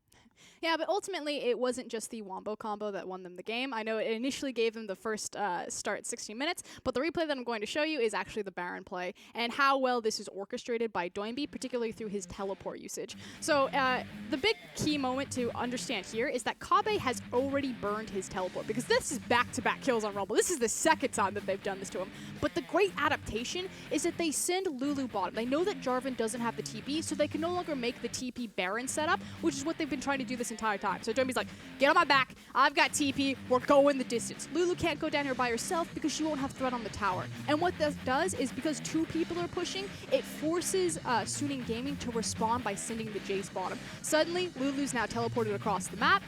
Jace is out of position, he's late to the fight, Thresh just shows up, the Baron's already dead, and by the time that this fight even starts, like, Jarvan's gonna show up at the very end. He walked from bottom, he's like, duh, I'm here to help, guys, lands straight on top of him, and it's game over, simply because of that single adaptation. And a couple of other things during this replay as well, like Rumble off with the fairies chasing Doinbee instead of damaging in a grouping of people as Rumble. Like, there are some other things there, but you're right, the teleport, the adaptation, staying bottom until everyone comes down was very clever.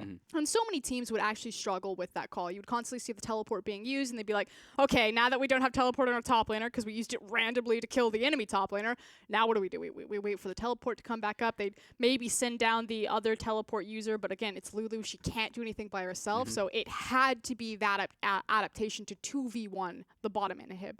It's also the adaptation of putting Doinbee on a supportive champion in the mid lane, and it seemed like this is the best that we've seen the team. Fruskieran, looks like you're very excited to talk about this one. Yeah, because I heard you mention it during the cast, and I was like, this is so telling of Pulse that he's only been here for a single split. Doinbee is actually a big support player. I know that like his adaptation, his responsibility, since you've seen him, since majority of the audience has probably seen him, has been, you know, that Victor, that hard carry, you know, Iceborne Gauntlet, weird dude. But if you go all the way back to Doinbee, he was actually just a secondary support. Morgana was his #1 played champion, and Lulu right there with him. And Barrett, of course, he's got to get the MVP. He gets the Penta, gets the MVP. Everything will go his way. That is so 10, undeserved. 1 and 3. You got a Penta kill. That is the easiest Penta I've ever seen in my life. I still think this MVP is stats based, and he got a Penta, so you can't not give it to him based The off system's that. like, do it. Override that one, but yeah, maybe it shouldn't have gone to Baron in the end on that one, but still did get the pentakill, so, you know. And I mean, to bring it back to what you said as well, like, you are right, Doinbee, he started as a very supportive player, but back then he also had Swift. Yep. So that's when he was supportive, and now he's kind of relying on Kabe, it feels like, to be that second rock for him. And if he feels comfortable enough now to revert back to support, then that does actually speak positive to the team. Exactly. It depends on the environment that he's in. But it's also, I mean, you look at the other tools that they have, like Clid. Clid is actually he's not as good as Swift. I would never say that, but he's very much in the same vein of like that carry-oriented, aggressive jungler. So you plug Clid for Swift, you're like, oh, this works fine. Doinbee should know exactly what to do with this. Let that guy go in and follow him. But the fact that it is Kabe and Doinbee, you know, every single point in that game, it's a teleport play from Kabe or a teleport play from Doinbee or these two champions leading them. That's why JD are struggling so much. This is a meta that isn't about the mid-top laner using teleport plays, while Clid and Mao, in this case, or Cloud, are kind of nowhere to be found. And yeah, they did their job in this game, but it's against a bottom-tier team that it was just easy to do. Yeah, but is this still better for JT? Because clearly it was against Suning Gaming, but you're alluding to the fact that do they just carry on with the strategy now against those mid-of-the-pack teams so they can actually rise in the standings? I actually think that JD drafted towards patch 7.12 in this game, and they were able to win with it. First pick Olaf. Yeah, first pick Olaf. They also put Lulu mid. I think that's where they're drafting towards, and that might be a strength moving forwards. Well, if they adapt faster, it's one of those things, right? You know, adaptive teams can also get themselves the win, so we'll see if they can do it again and make this the clean sweep against Suning Gaming after this.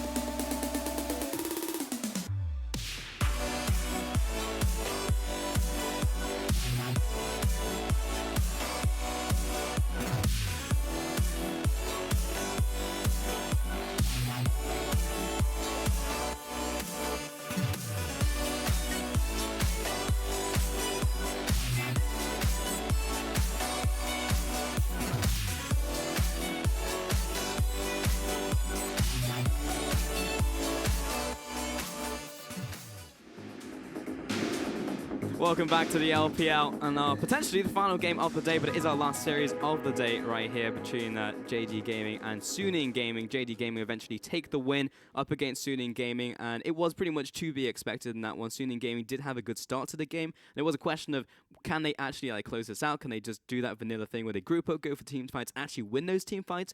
Though they did get caught with their pants down, and JD Gaming eventually take the win. Yep. Look, honestly, I don't know what I'm expecting from Suning Gaming in Game 1, and I played out just what I expected from JD. So adaptations obviously have to be made moving forwards from this. If they're going to be just vanilla, then I feel like they're playing into the team that beats vanilla extremely well. Okay. I think an adaptation, though, from previous JD to this one is giving more power towards their side lanes.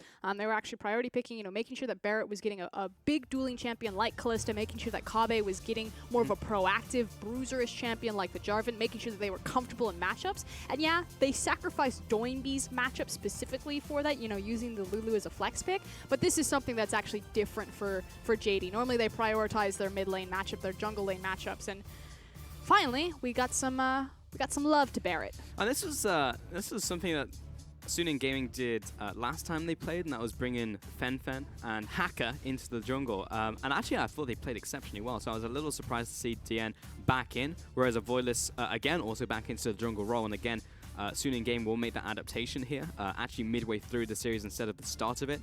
So this could be the revitalization that we need to see from Suning Gaming, because I actually felt like they did fit the dynamic of what Suning Gaming are trying to hit better.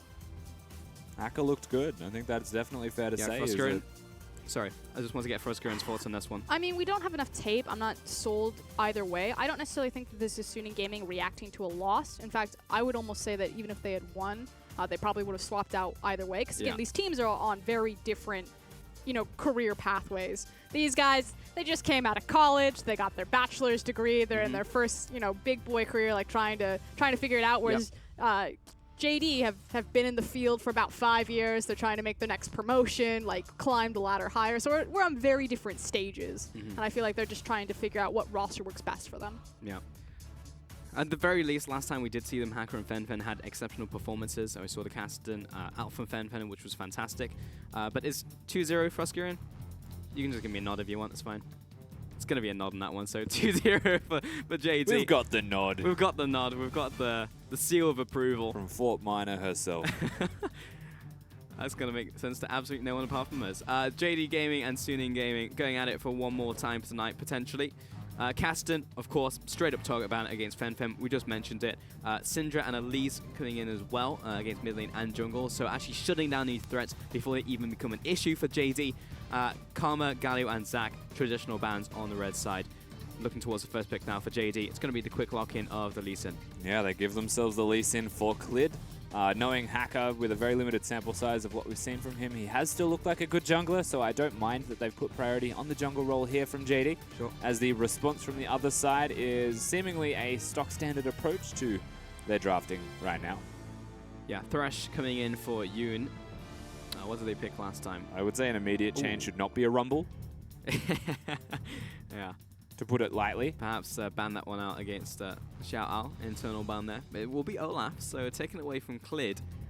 Again, seems like a 7.12 pickup. But it's not even taken from Clid this time, simply because he's already got the Lee Sin. They've just reactively gone for it. And funnily enough, this is a good pick into Olaf if you're trying to protect an AD carry, and that is legitimately what JD were doing in game number 1. It forces a flash out of Olaf, to be perfectly honest with you. And that makes life a little bit more difficult for a champion like Olaf. He may have to go for a Righteous Glory and try and just compensate for his lack of Ghost with the active coming out of that one. But we'll watch what he goes for. Yeah, he can't charge through those walls, unfortunately, on that one, and you can't break them down either like Yorick walls, so let's see what Aka does here in terms of adaptations. Braum picked up for Mao, and indeed Lee Sin for Clid, so not going to be the takeaway directly. And no AD carries to be seen just yet. There's a chance they go towards something like that, but at the same time, whatever role is picked here by Suning Gaming, they can attack their opponents if they want in the next stage of the draft. Classic Renekton pick into the top lane here, have the early game up against Jarvan. And then Suning Gaming bans out now. Could look towards the AD carry role. Barrett had a great performance on Kalista, but there are a lot of AD carry picks still available for both ADCs. Actually, there's the Kalista, so glad we talked about it. Yeah, I was wondering if they were going to be just a little bit scared of the Kalista. Barrett hasn't shown that he is, above all, the best AD carry running around on Summoner's Rift, so getting rid of his best things can perhaps expose him towards weaknesses, but at the same time, there are just being AD carries banned. Cogmore towards Fury, yeah. Again, it's just essentially what I would say is signature pick so far, even though we had a limited sample size, but Fury has had some pretty fantastic plays on that champion. And then Suning Gaming, final ban for them. Lulu, maybe? Could be a mid lane, yeah, for Doinby. Just if they're going to show a lot of respect. I wouldn't be concerned with the Lulu. I definitely wouldn't want to ban it away, but there are sometimes reasons that you have to. Yeah, it combos well with the Jarvan and the Lee Sin in here. I mean, last time it was going to be huge for the Olaf, just powering him up as he jumps into those team fights. But this time they have the Olaf themselves, and they have the pick coming onto their side, and no mid laner just yet. So it could be a pickup for Suning Gaming if Fen wants it. His Castan's off the table, of course. Caitlyn and Ashwood, the actual 2 bans to round us out. So 4 AD carry bans actually at the end of this one. There's still a Jhin. I'm sure there's still a couple of other ADs. You know, you've got your Jinx that Fury hovered last game. There's a Twitch in the way of another hyper carry, always going to be present. There's Sivir, if you're feeling a little bit adventurous, but there's always going to be this one. Yeah, there's going to be Virus as well, so waiting 5 seconds on that, but would not be surprised if they lock it in. And we've very rarely seen Xayah in the LPL, so it's actually a surprise that I am going to be seeing that one in this game. It was definitely a big drop-off of Xayah, even though she didn't get nerfed. She gets nerfed on the next patch. Yeah. But Xayah coming in here, so almost forgot about it. We saw a lot in League of Origin, actually. It was a pleasant surprise. But JD Gaming, over to them. As you said, Twitch open, Varus open. It's going to be the Orianna first, just to give him a bit more time to think about what the ADC is going to be. But very, very simple. Orianna, the pick that transcends meta. Absolutely right. So with the Orianna, you've now got yourself a similar wombo anyway. You've got your J4 RH, just that your mid laner will be doing damage opposed to supporting your AD carry. But at the same time, Orianna, one of those multi-purpose champions that can put a shield onto Barrett or can put the shield onto Carbe. So he's able to work with the entire team. And it does feel like a super good champion for Doinby to be able to play and empower everybody on Summoner's Rift. Twitch was the final pickup in the end. And that's an Echo pickup for Fen. So yeah, back over to him in the mid lane. Yeah, let's see if he can make some plays, because Fen, last time we saw him play, was instrumental to Suning Gaming picking up at least some wins during their series, despite them not taking the entire series itself.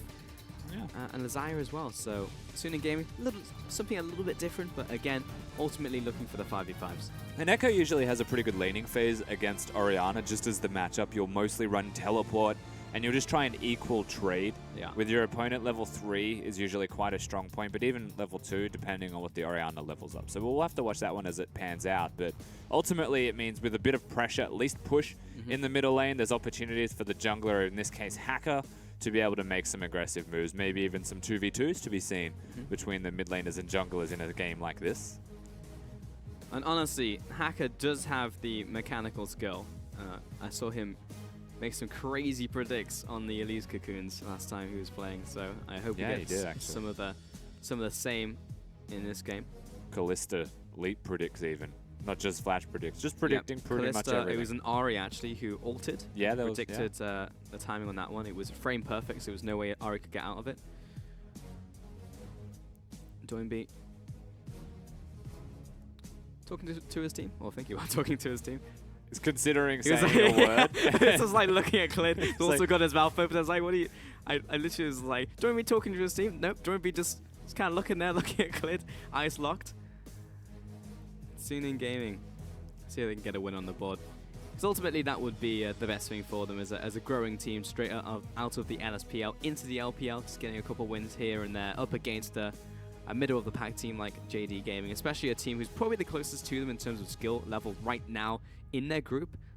It would be a nice accolade for them, but regardless, JD Gaming, if they can make this the 2-0 sweep for themselves, would be the first step, the first rung on the ladder, right? For they would be pleased. Get back to, yeah. But they would like to take down bigger quarry than a Suning Gaming right now. As we look towards the first dragon, will be Infernal, JD Gaming and Suning Gaming. One more time. There are bigger fish to fry in the LPL than Suning Gaming if you are JD, but they still need to get those 2 wins first. And Steps in the right direction need to be taken. First things first, Yoon is now here with Little L, maybe to cheese a bit. And Olaf at level 1, you can never forget it if you watched Worlds last year. Absolute menace at level 1 in League of Legends. Just running around the rift. Well, undertows are pretty nutty. You can get those resets down, but it is Yoon going for the recall here. Does not want to be late to lane. Good timing from Kabe just afterwards. So speaking of Yoon as well, while they're down in this bottom lane, it's a very volatile lane. Braum is usually the counter pick into Xayah, however. And so I feel like whilst the lane's volatile, they're also just going to counter each other out. Nobody should actually die. But if someone dies, it's because Mao's made a pretty large mistake with the door usage. And the combo that comes out of Yoon and Fury is actually fantastic. A Thresh Hook pulls you towards your AD carry, and Xayah is super reliant on people running towards you. So at the same time, that's actually got a lot of synergy in the 2v2 combo. It's more about, can Mao block the feathers with his door? Yep. Or is he just going to let Barrett pass away? I mean, hopefully the former, right? It's Fen. Swamming out of mid lane. Probably not too much going to happen in the early lane phase for a little bit. In the jungle, how's Haka doing? Pretty fast jungle clear. Actually a very different jungle clear to the Olaf of last game as well. He went from Raptors to blue buff, completely ignored his red. In fact, he warded it expecting Clid to invade, which, you know, is actually an expectation of the Lee Sin into the Olaf matchup, because you know that the Olaf will be low, he won't have mana, and he's running Ghost. He hasn't gone for the flash into the Jarvan, so there was a lot of ways to exploit this Olaf this early into the game. Yeah, and Haka plays it smart, though. Fen was not what he wanted to do, because I was going to take a ton of damage from the Clockwork Wind-Up. Probably another auto attack on top of this. Indeed, it will be. Yeah, that was far too much damage to actually take. He's got a Corrupting Potion, so 1 potion advantage means that the negative trade will equalize, but NewBee's probably going to have lane control. Yeah. From this point onwards. And Haka dropping purposely low in the jungle right now because he knows he's relatively safe, because Clid did not go for that early take onto his red buff, so he can just go for a full clear now as he goes to his top side. So Haka going to be very happy with how this early game is going for him. But Clid is doing the exact same thing. Doesn't see that he needs to do anything in the mid lane for certain. Yeah, top lane, can't. maybe he could have gone, but he started top side. And bot side, perhaps he can get a kill, but it's a Braum Twitch into a Xayah Thresh, so he's going to go for the full clear, work his way towards the level 6. And they've done well to actually get, you know, the Dark Seal clear in the middle lane. He already had the Corrupting Pot, so he's going to be super efficient on the Echo now. And he doesn't actually use the teleport. That's the biggest win of all there, because he can continue to now trade up and trade aggressively. But it does also indicate there will be an experience advantage for NewBee in this matchup, so that needs to be recognized and remembered. I feel like we're just going to have pretty chill lanes up until around level 6 when we get those ultimates down to really force anything to happen in these lanes. Top lane, Renex and Jarvan. Of course, Renexon's going to have the push there. Yeah, I mean, Mao's not going to die to that. Yeah, this is one of those things. It just gives the overall advantage to Fury. And Haka going for his final camp on his first clear. Seemed like he was a little slower than the Lee Sin though, for whatever reason. I didn't check his pathing fully. I think it's just because he went for the blue buff after Raptors. It takes such a long time to get there. Lee Sin's always going to have a slight edge on his clear speed, and very good at doing solo camps anyway is Clid. Will be reasonably supported in doing so, and ultimately that's just a slight advantage. But Olaf will always catch back up. It looks like he's managed to catch the second spawn of his Raptors anyway, and so he's doing a decent amount of clear. Yeah, he'll go back to base. I think he's Actually level pretty 5. good. Yeah, so it's actually in good shape in the end. Grump has just respawned for Clid. He's gone back to base, picked up the Tracker's Knife. Very similar story on the side of Haka, though it will be a Ruby Crystal instead. And a control ward on top of that. Fen going back to base. Sees the recall in from NewBee, as we did see Clid go to the mid lane for a drive-by on the quick tax run. And bot lane being shoved in. If we see all the last hits from Barrett, which probably won't happen, it will be quite difficult, but we'll get most. Does have a Braum with a Relic shield. He's already missed 2, so. Ideally, we'll get some of these. Of course, Mao's able to use the door. But you know what? He's just going to take the last hits. That's what you get. Oh, no. Alright, that is awkward, actually. That's Okay, not a lot of CS. That's 5 missed. Yeah. Which does hurt. I think also, most importantly, in this bottom lane, the Xayah's winning the lane, or at least has control in the lane, which is not an expectation, honestly, of any Xayah's. And I think that just comes down to them firstly being Twitch.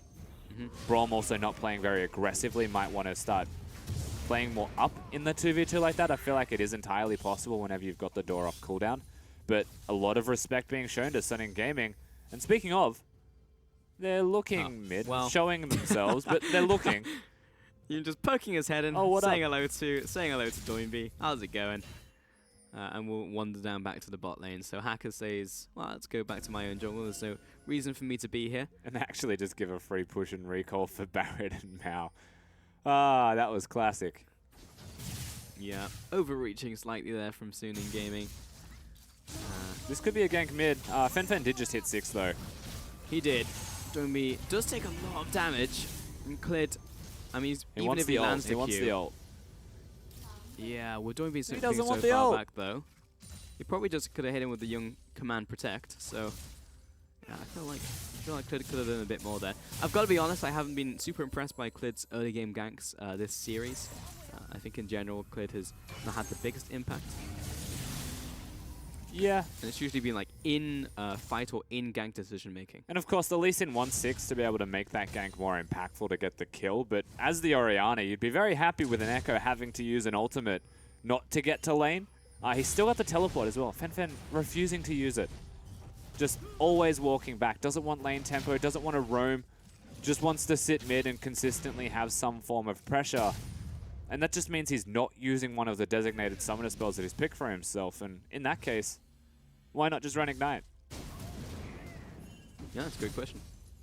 Fen is going back to mid lane once more. Still hasn't used the all of the TP. In his bot lane, Unity does whatever he pleases and gets the play on top of Barrett. It's not going to mean too much since Mao was right there with the stand behind me. Mao plays like he's a Nami when he's playing Braum. And that is unfortunately going to be a big part of the reason why Barrett's having a pretty bad time down here. Again, we already mentioned, Xayah is actually very good when you run towards her, but Braum's also meant to diffuse that by running towards her with a door up that just says you shall not actually use feathers at my AD carry. I guess hitting the level 6 point is still going to be super valuable though for the bottom lane of JD. Yeah. At the same time, now that their mid laner and jungler have ticked over to 6, Kabe is about a minute and a half off his teleport. They can start to open up this map just a little bit more. Kabe's under tower. We'll see if he can survive. He's got the Cataclysm, and he will dunk it right down top of Zhao Ao, who has to jump away. Hacker, that's not going to be enough to find the kill, and he can't get through the wall. Zhao Ao underneath the tower as well, taking another tower shot. Watch you die here in a 1v2. Finds the kill on Kabe, still sitting pretty right here. Hacker's going to go in for round 2 right now, but we'll have to see if this works out. Turns around, lands the undertow, and comes in with Reckless Wing. But one more tower shot, survives miraculously. And eventually it does work out for Suning, but that went way worse than it should have done. A little bit clowny. Hacker fortunately will be able to live, so they work it out in the end with at least a trade. But at the same time, look at what JD are doing. They've got Clid and Mao here. Of course, the response is going to be possible because there's wards there. They're able to defuse at least the Drake being taken down. But looking back on that fight in the top lane, if Kabe was aware of the Ghost being picked up by Hacker instead of the Flash, it could have been an easy 2 kills almost under the turret. He got stuck there tanking it inside the Cataclysm. Yep, legitimate disaster. The call was made to go back in. At least Hacker was able to confirm the last kill, but that was, again, too close for comfort. And honestly, if Kabe had mana, there wasn't even going to be a kill there. Yeah. Coming onto the Jarvan, it would have just been a negative trade. It was almost a 2-for-1 there, Rusty, so yeah, not fantastic in terms of mechanics right there. And it definitely does seem that Little Owl here is becoming a problem in a lot of these mechanical moments for the team of Suning, which is unfortunate. Did they just... You don't need to freeze that many minions in the bottom lane, to be clear. If you're looking to freeze a wave, it's actually easier just to hold range minions and clear the melee ones. Like, let them go under the turret. You can last hit them by yourself. Just hold the 3 range ones. They held the whole wave. Almost in an act of defiance to Suning Gaming's bottom lane's very existence. To try and taunt them out of recalling is what that felt like. But no, they're top lane right now. They've swapped lanes, they're level 6, and they might find themselves a Kabe without a flash if the stars align. And this could be good. Clid spotted it already though.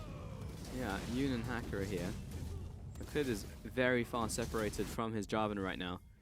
As long as Kabe can just get away from this one, just look like Suning will get the tempo advantage. I think JD, with all the I'm on the way pings, are looking to stop it, because that was at least 12. So it doesn't look like the turret's going to go down. They hold it. That's pretty unfortunate. The JD are very on the way.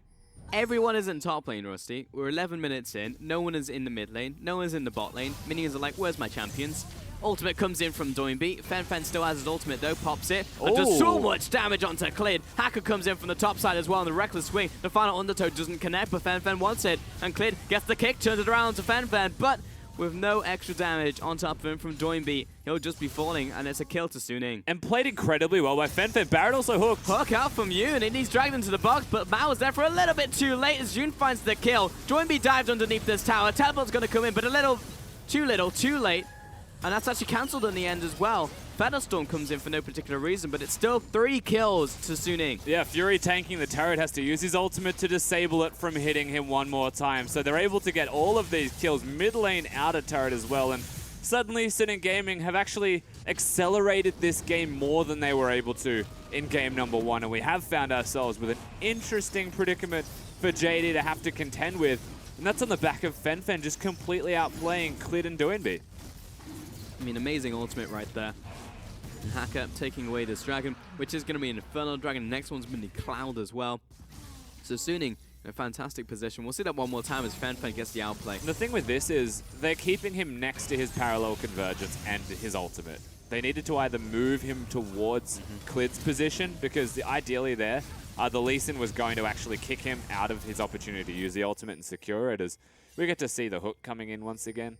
Yoon, he finds himself at the right place, the right time. Pretty difficult to miss that. And Mao, always lagging behind. Even uses the flash to try and get in, misses his Q. And Doinby has no shockwave, pretty stuck under the turret. You can see Fury was tanking, so wants to avoid death there.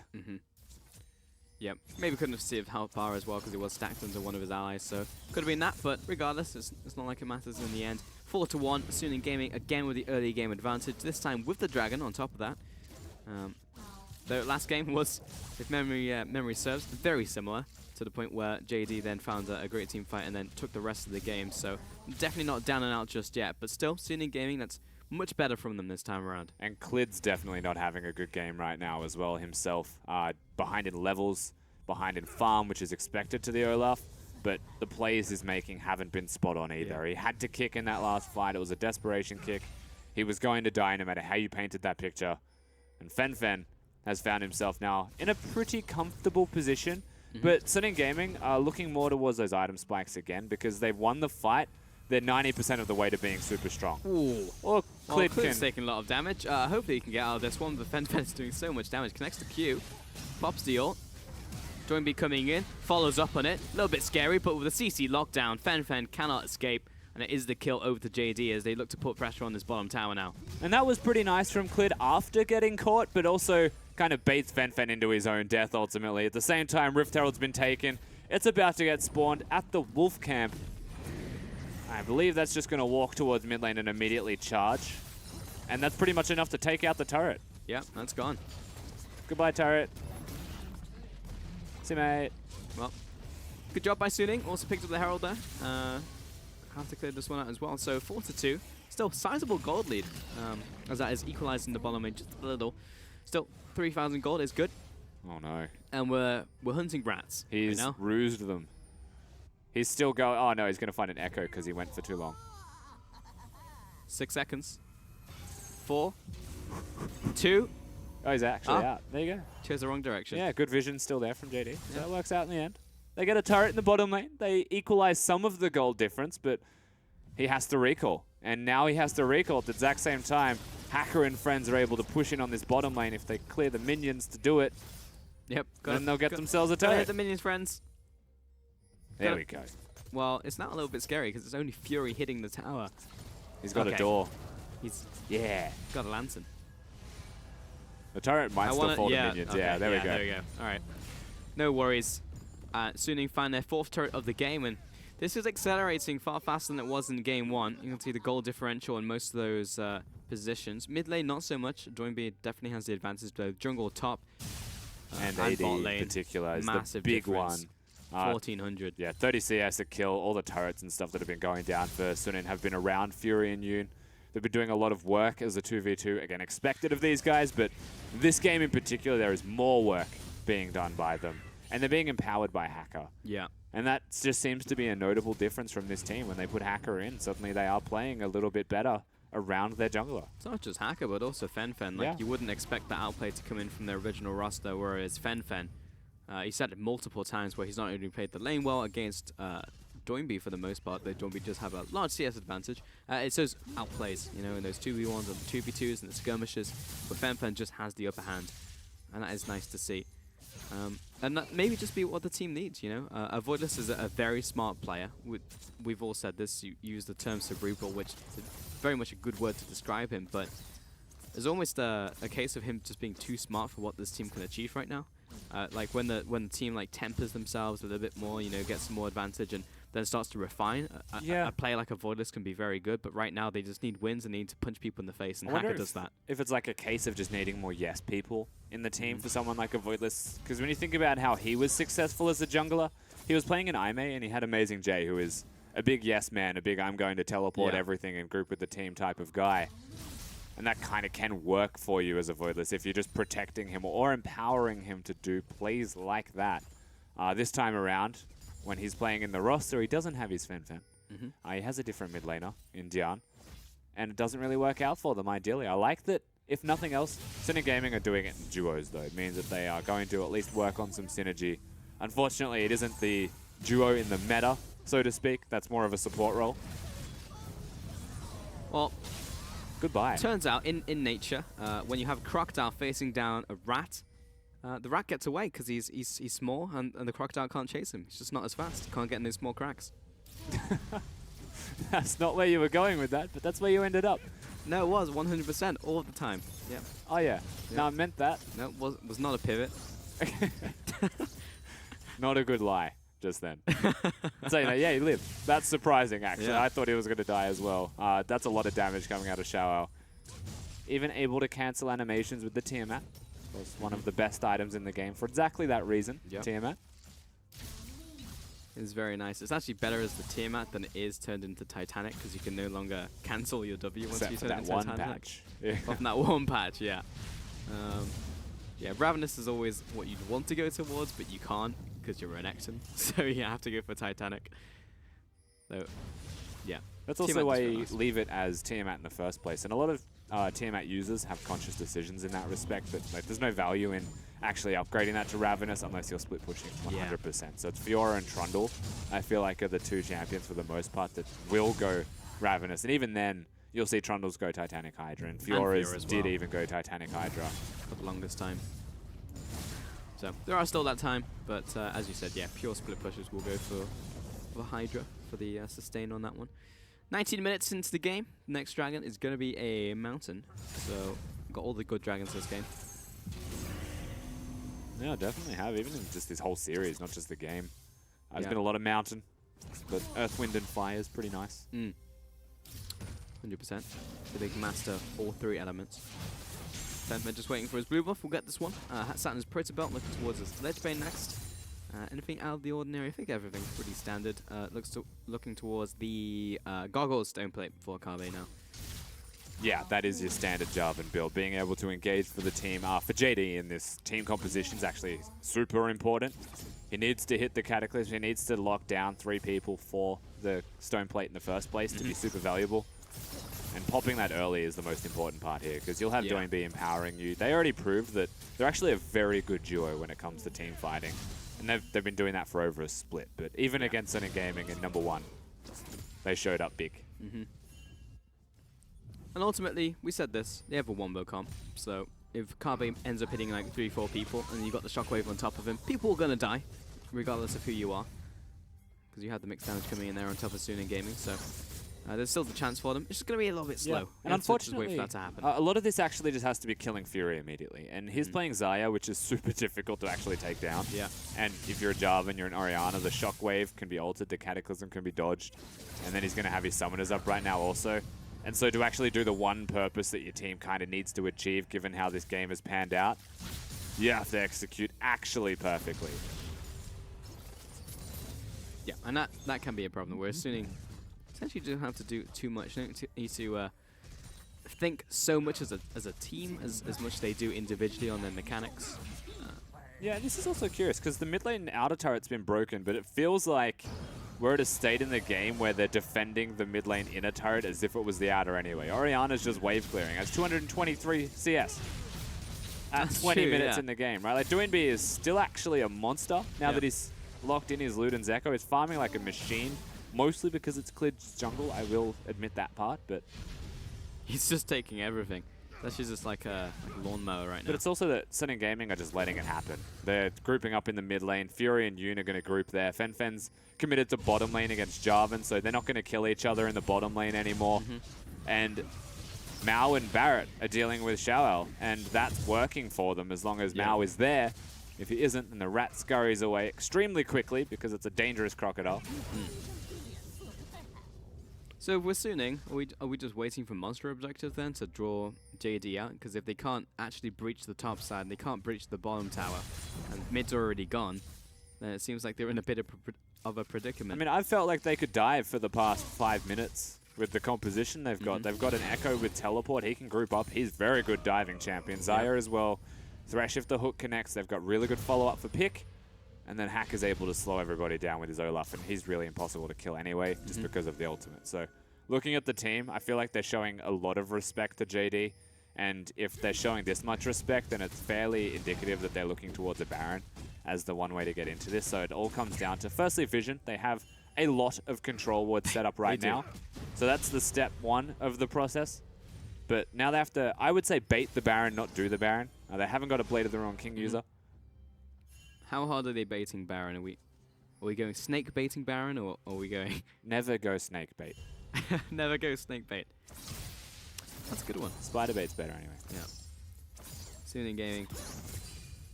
Just waiting, pretty much. A lot of waiting in this game. It seems to be like just waiting around timers, and during that time it's just farming on up. Sitting around. I appreciate that the Chinese bro laugh still says bro very loudly. I'm actually not sure if that isn't just the English voiceover. Yeah, true. Because he says it in the exact same way. Yeah. That's the only voice line I've heard, to be fair, but I'll pay attention for the next one. Oh, and also, like, culturally, as he just gets, like, kicked away. Hook does land onto Clit, though, and Fury is putting down the damage, but he is quite far away. He'll have to take the lance into safety. But ultimately, that was just a blue book contest, That's actually which still... Hacker does win. Yeah, this is quite nice. It means they can do the Baron, however, if Clit has to go back to base. So the Lee Sin will stay, you would expect, for the purpose of hanging around to ensure they don't do exactly what they are right now, which is starting the Baron off. They've started it. There's lots of pings going down there, 60%. very much aware. JD gonna have to do something. They really want the fight. Whoa! I don't know what happened there, but Fen is coming in. Gets the shield, backs away. And we're back to the Baron. They get the teleport coming out of Fen, which is a decent end result given that Carbe's still in the bottom lane. And JD were never really looking for a fight if he didn't teleport in particular. I remember that Carbe has actually got his stone plate ready to go. He's going to be super tanky if he commits to an engage and groups up with the team. But JD, you would imagine the mindset is don't engage unless you absolutely have to. Yep. The Baron was at 6k, I believe, when they used the Scrying Orb to reveal it. And so they were set just to try and scare SNG Gaming away. Yoon actually flashed to try and connect a hook. Obviously did not connect as JD kept running, though we didn't see it. Yep. It was all down to that hook. I was like, I really want to know if that connected or not, because that decides the next 15 seconds of my life. But regardless, SNG Gaming go back to the mid lane to recall. Fury's just, again, farming on up. He's got 2.5 items now. Pretty big himself. He is so big. Once he gets that Infinity Edge, everybody will just get one tapped. Yep, he's gigantic. But SNG Gaming, what's the play? Just go back to what they were doing before, but this time around Dragon? Yeah, I don't think the players buy enough time for JD to scale if you're SNG Gaming, but they are doing that currently. So baiting the objectives is still a fair way to do it, but they tried baiting, it didn't work. JD seemed to be too resilient with their ward placements and controlling or preventing objectives from being taken. They love Baron, remember that. They'll always put extra effort on it. With that Drake, and with the next one following, it's going to be a lot harder to actually map out if the Baron's being done or not. And the back of everybody's mind is this Twitch, who I don't know about taking on Fen. But Barrett, he's going to get big, and that's going to happen. That's a reality. So Suning Gaming at some point will have to pull the trigger. And you wonder if it's a case of outscaling with Barrett and Fury here, just because of how far ahead Fury is. I don't feel like he'll ever actually get outscaled. He's a very good scaling champion on Zaya. Yep. It's just that Twitch's team fight impact you would expect is always going to be larger towards the 3-item mark. So That's just if they get them to line up, though. Fen is putting a lot of damage down. The Hacker is on the top side, which is good for them. And he ghosted. He's popped his ghost, so he wants something. I don't know if he does. He wants to make the best use of this ghost. DoinB taking on Fury. Actually, don't know who wins this. Probably Fury.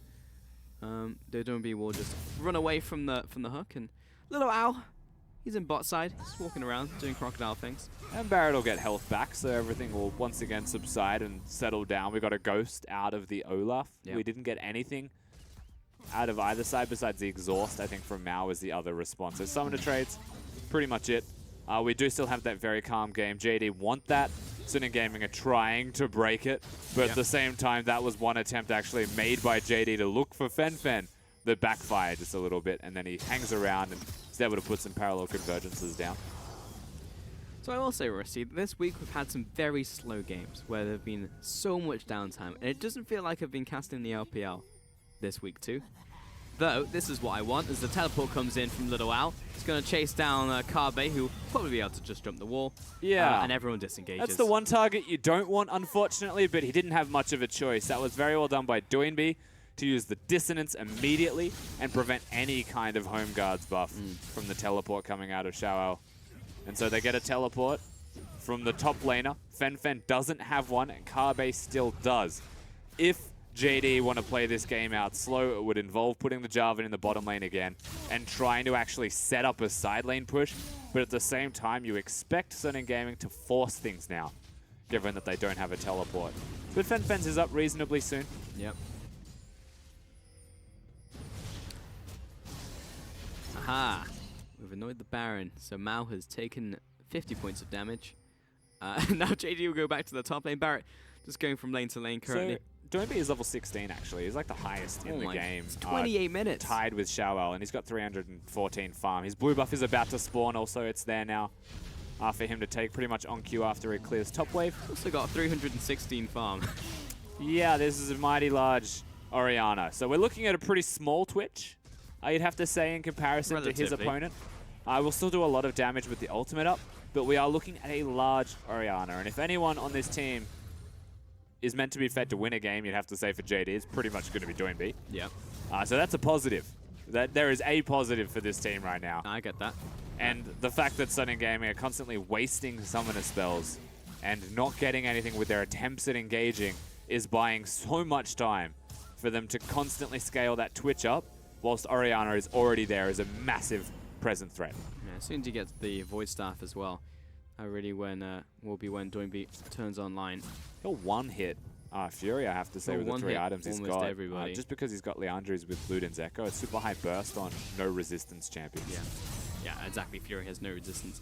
That being said, Fury does have 320 farm himself and a kill and an assist to his name, so he's rather big. And Little Owl has been in the side lane for the last half an hour, so he is also at 320 farm and quite gigantic. So it's just a lot of farm in this game because we've had 6 kills in total, almost no fights. This is actually the European LCS.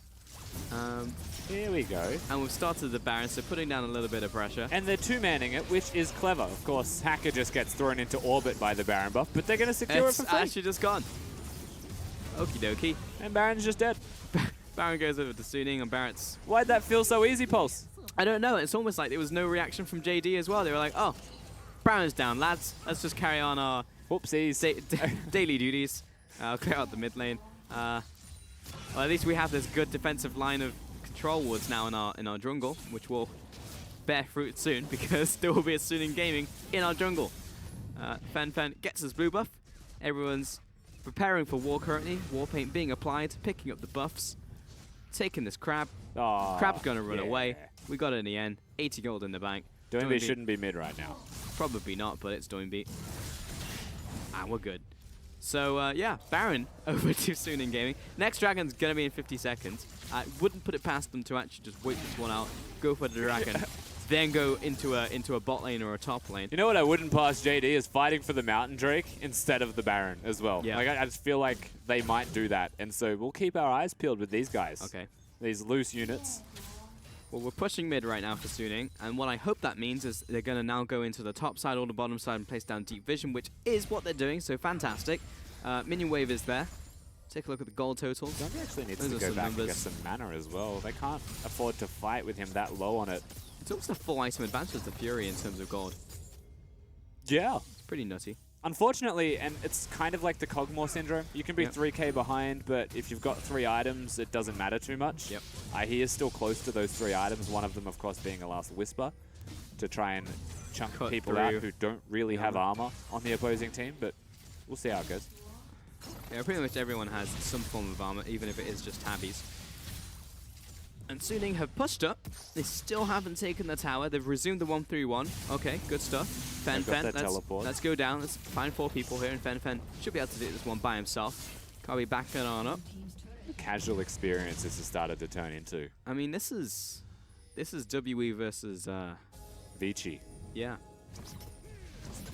It's definitely down to that one. We just need a Nash now for the arrows to fly by. to make it the complete casually experience. stroll through the middle lane as they score some goals. That's always us, Rusty. It's you and It me. is. Always in these extremely slow, drawn-out games. Where Suning will finally crack the top tower and the bottom tower, so good stuff. 6 towers to 1 now, and they have a 9,000 gold lead, so they're in fantastic shape. Dragon is live. That's probably all the towers are going to take for now on this Baron buff, so I do expect the monster objective to be the next one for at least one of these 2 teams. Yeah. Yeah, and Barrett's in mid. I don't think it'll be contested either. The Mountain Drake should just go down. It looks like popping Expunge. Fen may even just concede and start soloing it eventually. I don't think he's going to be able to kill Kabe still. Doinby still needs to get mana, and why am I not surprised that it's just Doinby things of old? He seems to have reverted to a lack of mana. Yep, classic, of course. 100% of the time. So that's actually very impressive. He's done that with the little bit you get from Morello is the fact that it's very late into the game. You very rarely see that, but he's just spamming his abilities. Dragon goes down. Suning Gaming, 4th Dragon of the game. Next one will be Elder. Is that what they're going to wait for? Because to me, it's a Yes. 10k gold lead. I think they will. Probably, and I would have said they could dive 20 minutes ago. That's how far ahead they were 20 minutes ago. But now diving's risky. That Orianna is about to have a Void Staff. Yep. And when the Void Staff is there, everybody dies to Shockwave. So right now, they have a window of opportunity. Maybe kill Doinby, win the game. But when the Void Staff is there, which will be an impending doom almost for team fighting. JD have already shown that they can out-team fight their opponents. Yep. 2,800 gold advantage on that power play. Baron power play, I should say. Good stuff. And it's very much the vision game, which is slowly being strangled away from JD Gaming. This is day 64. We haven't had any kills in quite some time. Dear diary. Water It's supply getting low. day 34. Still no sign of the end. I think a Baron was taken. I couldn't tell. No, perhaps it was a mirage. Suning Gaming, it looks like they are here to fight, or at least take the tower, or at least hook Kabe. Committed to Kabe. Yeah, so he is Jarvan, and he hasn't used his Gargoyle Stoneplate yet. So I think he's just going to walk it off. Though the bottom tower is getting chunked out by Fury. It's actually dead. It should be. Someone needs to hit it. It's alive. Barely, yes. It's going to die next wave. It's But that 12 is HP. not a lot of health to But its it is name. regenning, so it'll probably be on at least 30 by the time Suning get towards it. 1 minion. Or That's maybe not. Just 1 minion. It's actually alive. Fury's in the mid lane now. Gonna take a tower shot. Probably have to go into the jungle and hit something to get his health back. Oh, Echo's just going to backdoor the turret anyway. They're still going to threaten the bottom lane, honestly. They've got teleport, so Fen's health doesn't matter too much right now. JD are just stamping their authority in this bottom lane, trying to prevent him from backdooring it. But at the same time, we saw Fury go mid, Renekton set up top lane. It's going to happen. Eventually, it'll happen. It's not going to happen. No, it's not. Well, I'm trying. There's a minute 20 on this next Baron. Oh, we're cataclysming Hacker. Okie dokie. You might actually get him, though, or maybe not. No, he's just going to take the Lancerns Catacomb as it goes down. If the rest of the team had followed up there, maybe they could have chunked him out before he jumped away. Yeah, they only used 2 of their ultimates to try and, I guess, just take him down before anybody could help him. Of course, running Ghost is not going to help you get out of a Cataclysm, but there was a Lantern in the end, so he'll be okay. Everything will subside, but by getting Hacker that low, forcing him at least to go get some health. You can see him now running back towards the Raptors. It's buying time. It's all still just buying time. If JD managed to win this one, we'll be going to 50. There's still about 2 team fights and the next Baron. If they get the next Baron, then it will be just 1 team fight. Yeah. Away from being able to actually come back in this game. Give me a percentage chance of Suning Gaming losing this game. 30. 30%. Okay. So they have a 70% chance of winning. Your average League of Legends game from this position would be 5. Okay, dokie. I'm going to give him 30. All right. That makes really sense. It's very much JD. reasonable. Yeah, it's reasonable. Of course, team fighting. We saw it in game 1. The team fighting composition. Okay. Fury's at base. Baron's just spawned. Hacker and Yuna here. Fen-Fen's in the bot lane. They don't know Hacker's in base, unfortunately. What's how it's finally done. Let's go, Fen-Fen. Kabe is about to have Cataclysm up again, but he's still actually doing quite well in this trade as Klid's losing a trade to the Baron. I think Kabe's actually just getting destroyed right now. We'll have to take a trip back to base, walk it on back. Inhib should be going down. Hey, how's it going? How's it going, Barrett? It's gone, yeah. Auto-cancelling is a real problem in this game. It really is. And with that being down... Fen-Fen's teleporting. That's now when JD wants to start the Baron. Nope. Oh, Kabe just committed. He's going to backdoor the Nexus. What are you doing, Kabe? Okay, well, JD, you need to make a decision. You either go for the Baron, you fight, or you try and get these recalls to happen. That teleport was meant to be cancelled by Kabe. He's taking a Nexus turret. Okay, well, we're literally just walking. And indeed, Fen-Fen will just take a Nexus turret. Suning Gaming have They need Klid to steal JD this. in a stranglehold. There's no way. It's not going to get stolen. Tower's dead. JD actually just lose on both fronts. Flash having to be burnt from Doinby. Worst case scenario. Everything that could have went wrong just did. And it wasn't a team fight. It's still 2-4. Nothing happened. But everything happened. Yep. 1 tower remaining on that Nexus. Fury's going to crack open the mid lane. Take down the inhib. What's going on, Hacker just ghosted. He's feeling a bit hyphy. He's just walked in to throw an axe. There's actually no point. He's like, I haven't clicked my D button in a while. Guess I'll just hit this one. What is this one? Oh, I've got a ghost this game. Fantastic. All right. We'll take the mid inhib. Good stuff. Bring it on home. Fury, the hero we need, not the one we deserve. Maybe a bit of column B as well. Is it wrong to say Hacker still looks like the better jungler so far? What, against Klid? 100%. No, against the Voidless. Ah. Well, both is technically true, I think, in this game. But yeah, I don't know what it is. Because the Voidless is a fantastic player, but Hacker, whatever he does for Suning just meshes with the team. This is absurd. So I just had a look at Barrett's CS and I was like, wow, he's so far behind. That's actually really bad. And then I looked at the time. I was like, actually, it's pretty good. Like, it's not bad. Like, it's actually reasonably close given how his laning phase started. Yep. But he's actually about 100 behind, so I don't know how to feel anymore about this. Yep. He's about to get Flame Horizoned when he's at a good CS number. Oh, Fury could get this kick to happen, but he's going to flash this one away, and Click can't make it happen. He's getting locked out by Fen-Fen, and Xiao Ao not taking any damage to the Gargoyles. Don't play. Now's the chance for them to actually jump on this one, and Barrett is unleashing hell on the backlines, but he's just being jumped on and about to die very, very quickly. JD Gaming, still kind of even though. Barrett over the wall, turn it online onto Xiao Ao. Can he make it work? No, he cannot. 5 kills to 2. A quadra kill to Fen-Fen. And we get these pretty sick endings. Of course, Teleport's going to be there for Xiao Ao as well. They're just going to walk in and end the game whilst gold. Did you have to do that? Did you He had to do that. Did you have to Zhonya's in their base? Anyway, gonna take down the tower, gonna take down the Nexus, and we are going to Game 3, ladies and gentlemen. He had to let it linger just a little bit longer, Pulse. Oh, and their fans are ecstatic. Clap those paws together, ladies and gentlemen. The fans of Suning Gaming. And yeah, there's, taking a drink. On the opposite side, JD Gaming gonna have to probably not feel very good about that game. It was what, 2-4 for most of it, and then we had one final team fight and the game ended. So yeah, Froskuren, hello. How was it backstage, experiencing very much another Bob Ross game? You know, I sit back there and I'm just like, what replay am I going to grab? At what moment does this game really crack open? Encapsulate the game, right? And I thought about grabbing Kabe's teleport replay, but I felt like it wouldn't do justice without Rusty being like, oh no, please, no, that teleport, no. That's like full B-roll you'd need right there, yeah. Yeah, you would need the sound. So unfortunately, there's no replay here, but we'll go step by step. Okay, I'm ready. Everything that led to this beautiful graph for Suning Gaming. The graph looks beautiful. Yeah, except you could see that really long plateau there, where it just kind of flatlines for a minute. I feel like it should never be that smooth, right? Like, you never want it to look that smooth. That's a clear step. That's a flat part. Yeah, but not from like, what, 9 minutes to 25 minutes? That's basically a straight line. Yeah, that's... Yeah, flatlining's not ideal in that's not great. Any scenario. Even if you win that game, you don't feel good about that.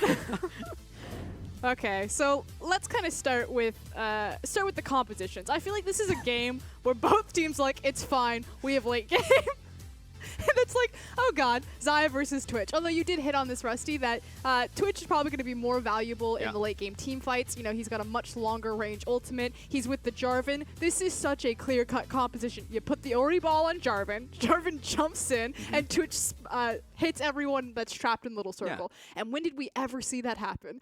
Never. The very last fight. Yeah. That was it. And so right there, I'm like, JD, that's already your problem. You never got to use your big wombo combo. Like, shit went sideways. Like, that's the nicest way that you can put it.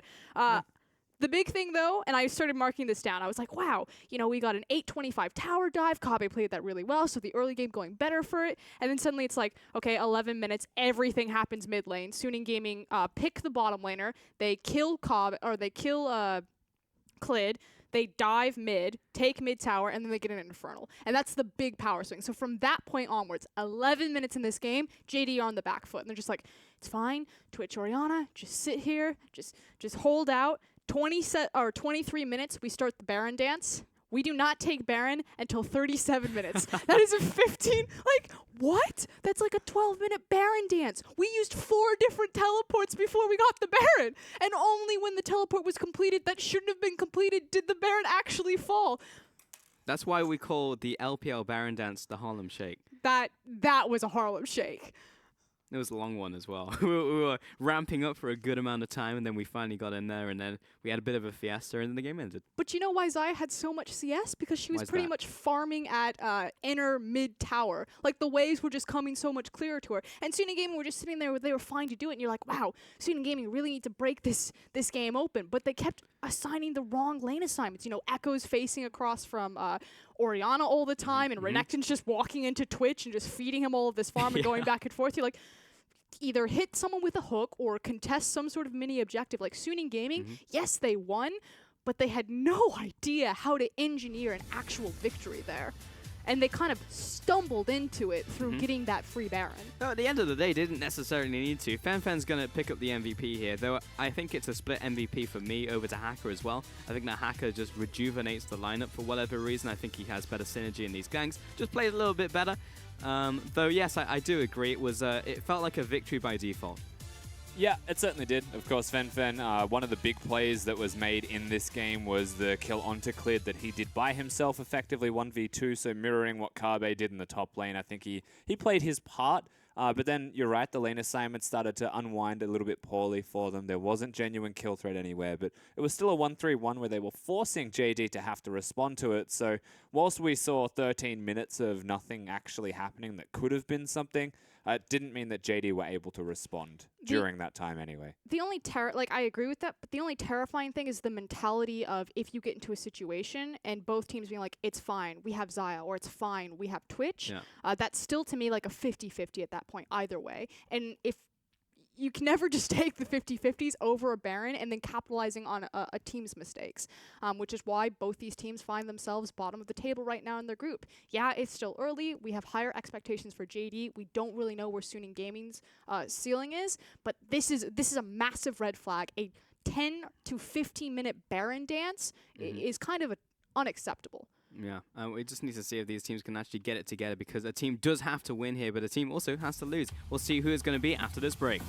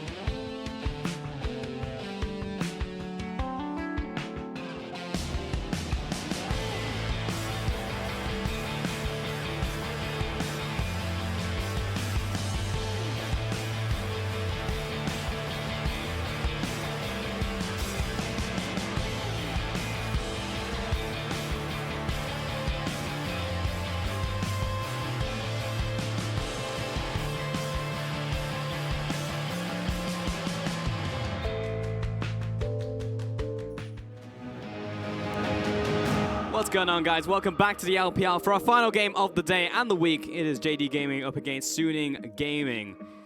And we're now 1-1 in this series. And last game, definitely, I think everyone chilled out. Everyone just took a chill pill for about 40 minutes. And then we got a default win. Prosecutor looks exceptionally triggered right now. But that was, we were talking during the break, and it was a weird game, because it was like, I don't actually think I've ever witnessed a game where you have such a long, prolonged Baron dance. And that's coming from a guy who's come from Europe, where we have the longest of Baron dances. But it was just literally sat around the Baron, pushing in the lanes. Oh, it didn't work. Let's go back to base. Try it again. Didn't work. Oh, Dragon's up. Let's go for that one. All right, back to Baron, and nothing happened. But you have to understand like why Europe has slow games versus the slow game that we just saw. The thing about Europe and this meme of the slower pace European games is that they would only take the plays that they not 100% knew would work, but like at least 70%. So it was just like they it's were like a threshold. Exactly, they were overly cautious, and they wouldn't overextend their hand because they didn't want to get punished unless they knew for absolute sure that they were strong. In the LPL, we have faster paced games because the teams are like 50-50. I'm the better player. I'm going to outplay this guy. So they go for the riskier plays. In a situation like this, though, this is not the teams identifying what the play is to make and what the percentage is to make it. This is them completely not seeing the viable play. Yeah, a lot of it doesn't matter if your opponent is strong in the LPL. It matters if you are. And that's a lot of the focus that usually comes into fights and engages like this. But I felt like Suning Gaming were almost at the EU ideology of like our opponents are still strong. Like their team fighting is still strong. They beat us in game number 1 with their team fighting, so we will respect that. But we are ahead, so we should probably bait the objective to like optimize our ability to team fight them when ahead. So they just spent so long trying to do that, and then JD Gaming like, well, I don't even need the Baron. It's fine. I'll tell you what though, NewBee looks visibly stressed out right now as he's talking to his on-stage coach, even talking to Clit right here. I don't think I've ever seen NewBee in this mental state. That's going to be a super frustrating game to play against, especially when it feels like it's such a clear error of connecting with that teleport. Although, to Kabe's credit, yeah, it wasn't the greatest teleport, but there were so many things that went wrong before that point. And again, we kind of go back to this idea of Suning Gaming didn't see the correct play, and what is the correct play? It's what they eventually did, which is to two-man the Baron, but they did it about 7 minutes too late. And you know what, to put it simply, NewBee could have won a Void Staff 3rd item and they would have had a better team fight, but he didn't. He went 4th. He never even barely completed it by the time that last fight happened. So they could all do with a little bit more. All right, we're getting into game 3. Someone has to win in this one, as Thresh becomes the first ban up against Yoon. It was his pick in both games, so it does make sense on that one, while Karma and Cassiopeia taken away here from Suning. Yeah, and Thresh is your only luxury ban on the side that JD are on right now, so the follow-up should be a Galio and a Zac. However, last time around they didn't. They forced the Galio out of Suning Gaming, and then the Zac was banned by JD for the first pick. But now Thresh has been taken away, Rusty. Don't you just leave up the Galio now for Suning, and then Suning first pick the Galio because they don't have the Thresh to go towards? Yeah, no, we said that in game number 1 as well. That was a big part of the expectation, and I don't know if it was just a case of Jian not playing at mid lane or something. They don't want to flex it, but like, why would you ban the Zac on blue side? What's going on? I don't know. I mean, they just swapped, so that's okay. They wanted the Galio more than they wanted the Zac. I guess that's their priority, but I don't know. Like, here we're here. I guess they really value the Cassidy because the only reason they would do that is if they had another pick in mind, which was a ban from game 2 coming in from JD, because it is what Fen really shone on in his debut game in the LPL. So I can kind of get it, put him on his comfort champion, but man, Zac or Galio is just, I feel, too good to give up. He's signing a death sentence by first picking Cassidy into JD. You've just given NewBee, and this might be his champion, this is still flex within 3 roles. So like, they can lock that in and say, let's go. Like, let's just flex this to Oblivion and play Lucian wherever you want. They have secured themselves a Cassidy in the first rotation. Yes, it's good to be comfortable if you're Fen, but he already showed that he can play multiple champions. And now that he's opened him up to this counter pick in the first rotation, there is ultimately a lot of confusion to be taken from the start of this draft. Yeah, Lucian and Lee Sin out here from JD. Lee Sin is the priority from Cleared. Second time around, not the Olaf. Olaf being open for Hacker. Again, actually ups towards the Kha'Zix, while Jarvan's taken for Xiao Ao in the top lane. Kabe could go towards Renekton if he wants it here before it gets banned away from Suning. Almost certainly he'll be going to the second phase of bans. NewBee is frantically asking for things. Very intimate with his conversations right now. He's been very serious since before Champion Select even started. And of course, he's picking, which is why he'll be so vocal. I mean, they're on the horizon of, okay, that's a Zyra lock in here for Mao. But they are on the horizon of potentially Suning picking up this win here, and that put JD Gaming at 0-4 to start the split. So this game, a lot on the line for them. Going to take away the Blitzcrank despite Zyra doing very well into Blitz.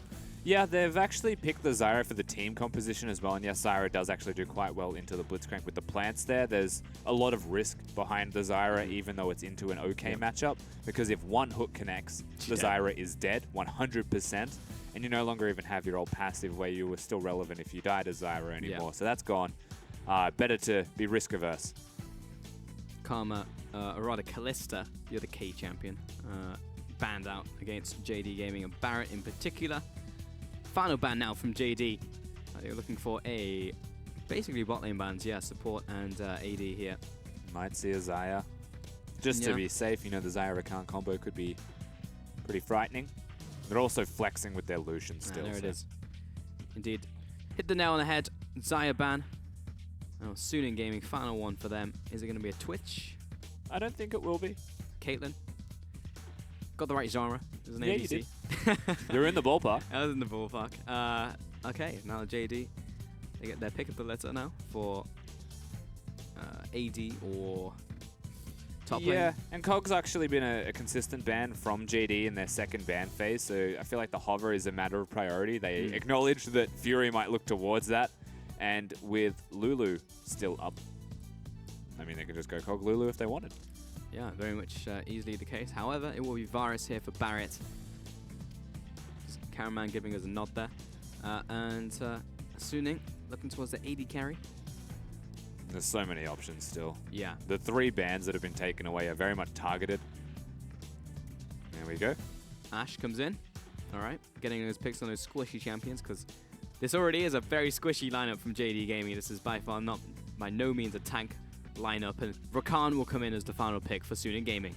I'll be honest with you, I think Rakan is bloody wonderful and should be seen more often. Yep, I love him. He's got a very good composition to work with, all of these assassins that can go forwards. He is a hybrid support that can be a tank as well as be an engage source for the team. And I feel like that's super valuable. They need that extra engage from their bottom lane.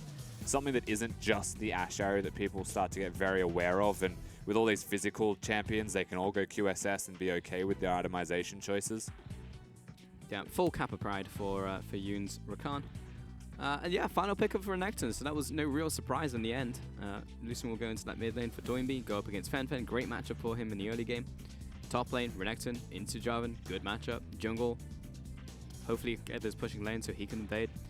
Yeah, Lee Sin against Kha'Zix is about who actually hits the first Q. Basically because if Lee Sin gets the jump or Kha'Zix gets the jump, the other one is super fragile and will burst. But we've also got, as you mentioned, pretty good lanes, honestly, out of the side of JD, which does mean Clid can be the aggressor. He can be the one going forwards, invading into the jungle. This means that their laning phase is set up a little bit more for success. However, last time we said this, the bottom lane still lost from JD. So we are going to have to highlight Fury and you and see how they go in the 2v2, because Ashe and Rakan does still have decent push. Whilst Rakan's laning phase isn't great, he can protect Ashe to do that. That's the lane that could go either way, but is still, I would say, favored over to JD Gaming. And Clid almost certainly will go for these invades. Personally, over this series, I have not been impressed by his ganks particularly, but when it comes to just his fundamentals in knowing where to be, specifically when it comes to invading, absolutely fine. And we did actually see Hacker pay a lot of respect towards Clid, just in what he assumed he was going to do in the early game with his pathing. So it looks like there's going to be no difference right here. As this time, very much a high percentage chance that Clid will be finding himself inside Hacker's jungle. Just the team here to play League of Legends is SNG Gaming right now. Standard, you call them vanilla, pretty accurate League of Legends team. Whereas JD Gaming has an angry Doinby surrounded by 4 casual League of Legends players. But there is an angry Doinby in the middle of them right now. Yeah, they're playing Flex Q, and one guy who really wants to win is It's his his LP's on the promos. line. Yeah, everyone else starting gold. And it's just like, man, why are you tryharding so much?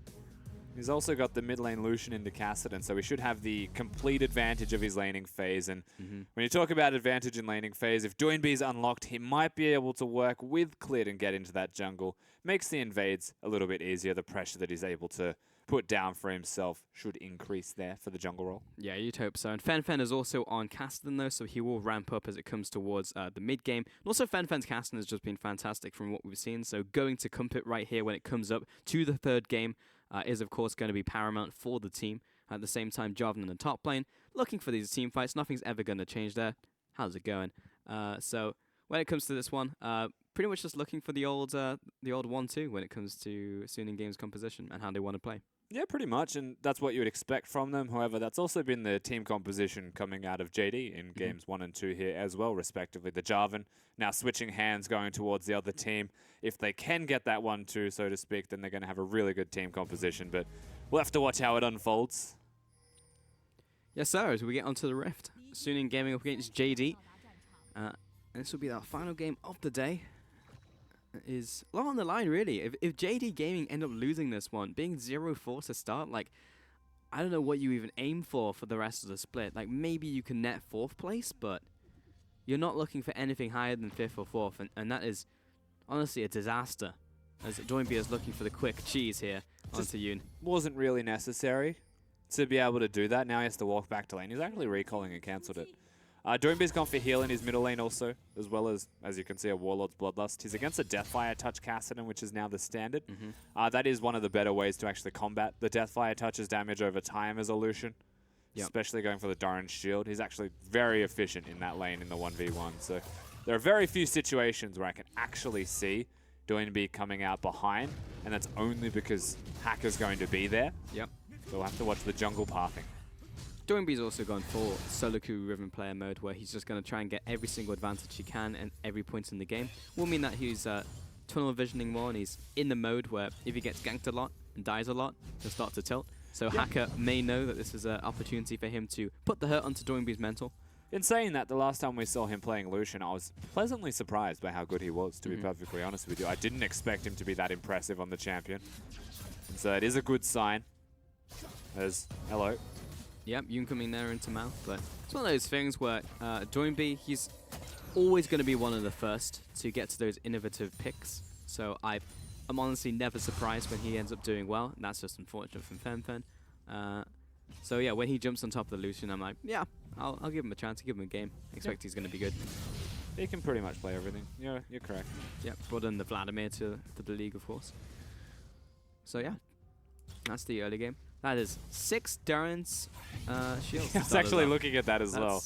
Yep, that's a lot of shields. There are so many shields, and there are absolutely no swords. It's rather depressing. Yeah. How do you feel about?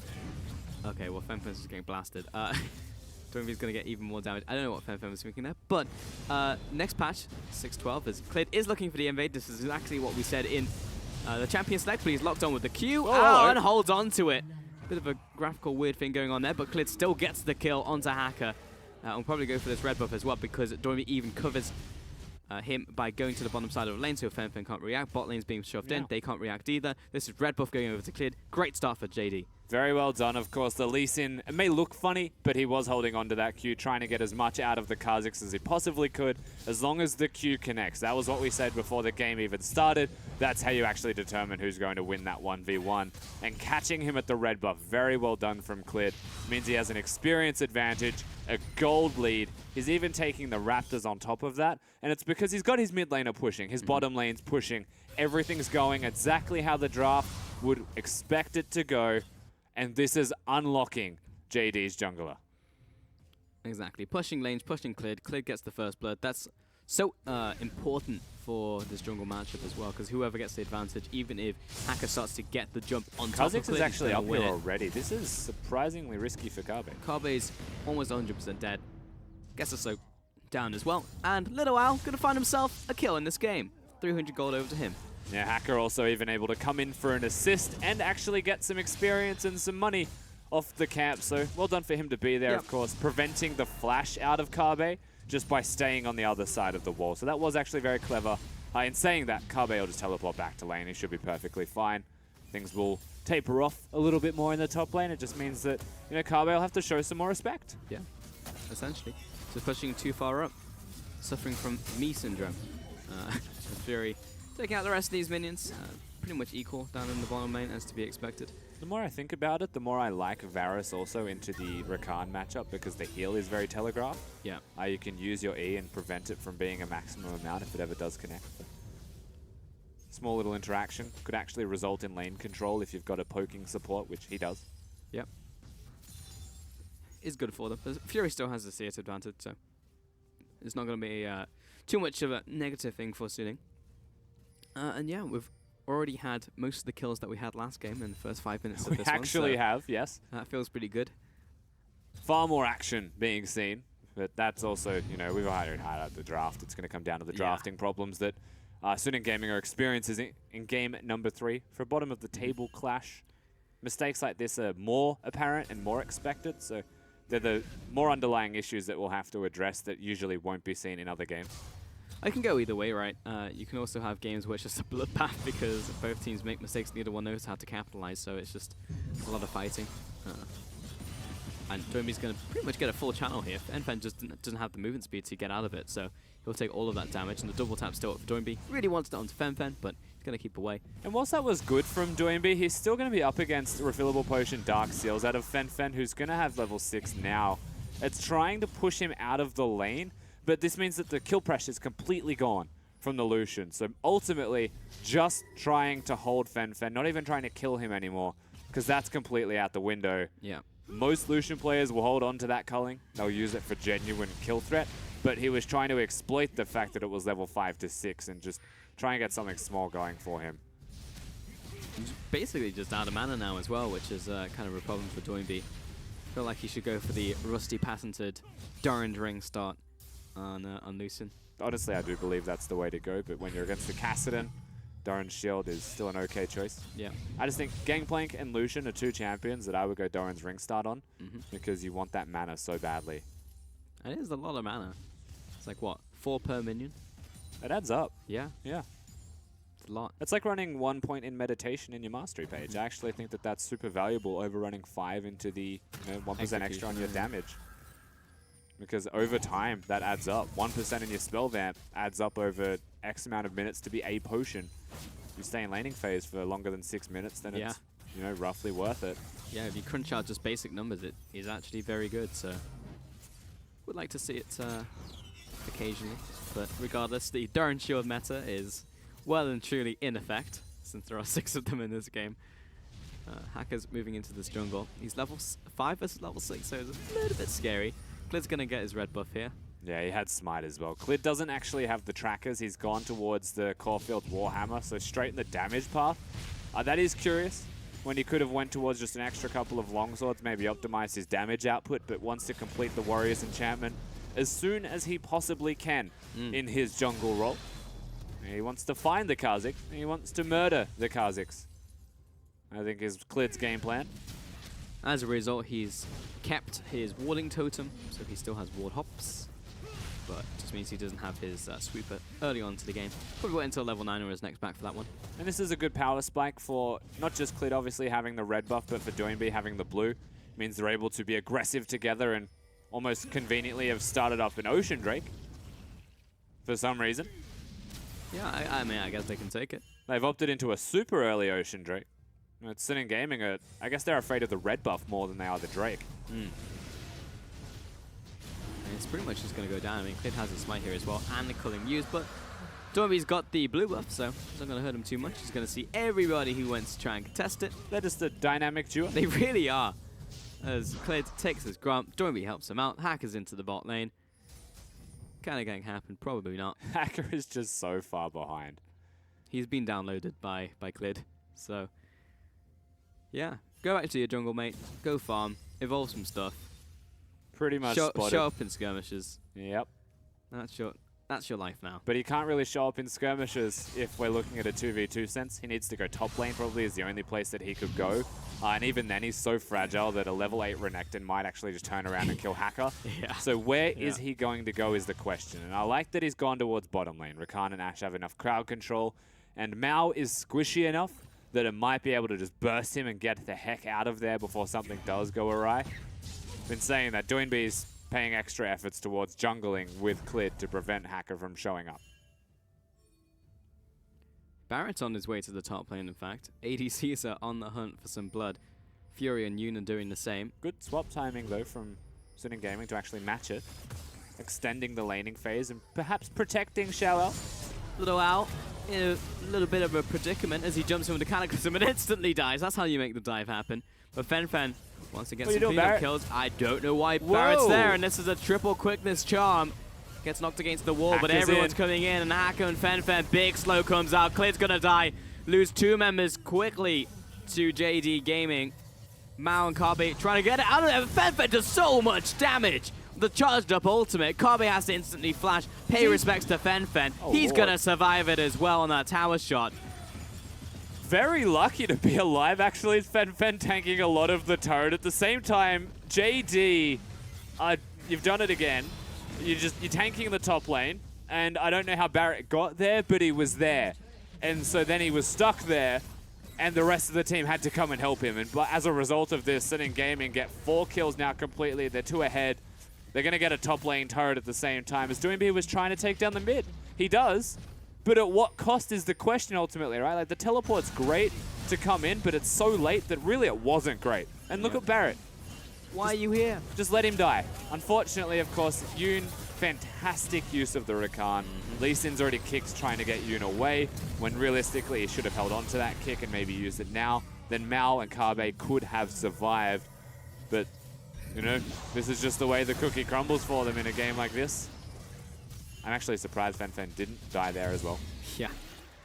Went real deep, but now Fen 2-0-1, and doesn't matter what Doinby did to him in the laning phase because now There's he so is much armor too. just so big.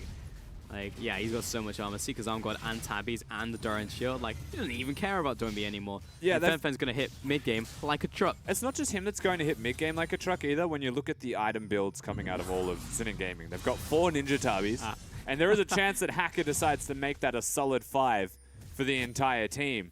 And when you actually cast your eyes over to JD's team composition, the most important member on that comp is Mao, because he is magic damage.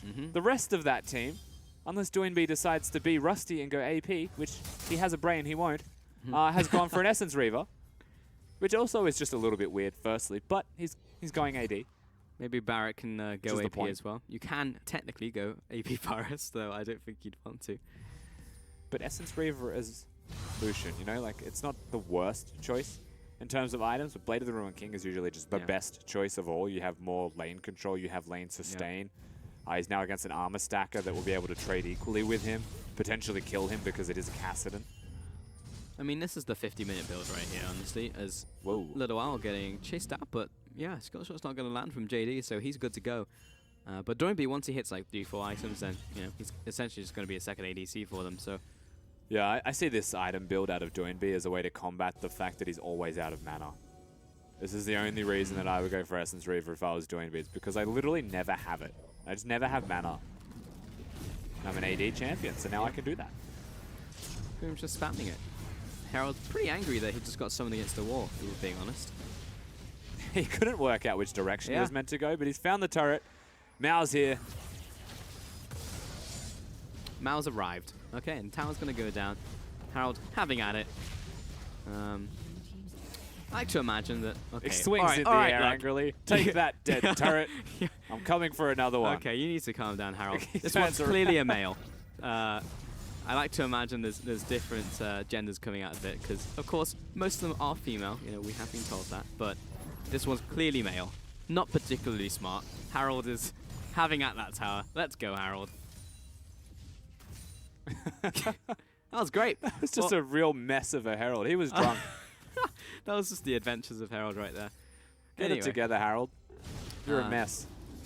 What was the scoreline last game? It was 4-2, right? It was, yes. Yeah. It was at this point. We've made it. It was at this moment that nothing happened for 30 minutes. Stuff's going to happen now because we have 80 carries on initiating champions. Exactly. Our buttons do something. I believe that they will do more things in this game. Heck yeah. In saying that, it's going to be super hard to start killing SNG Gaming don't if they're say going to that. continue to be tanks. Can't you just lie to me, all Rusty? build armor. Absolutely. Okay. But I'm not going to. Oh no.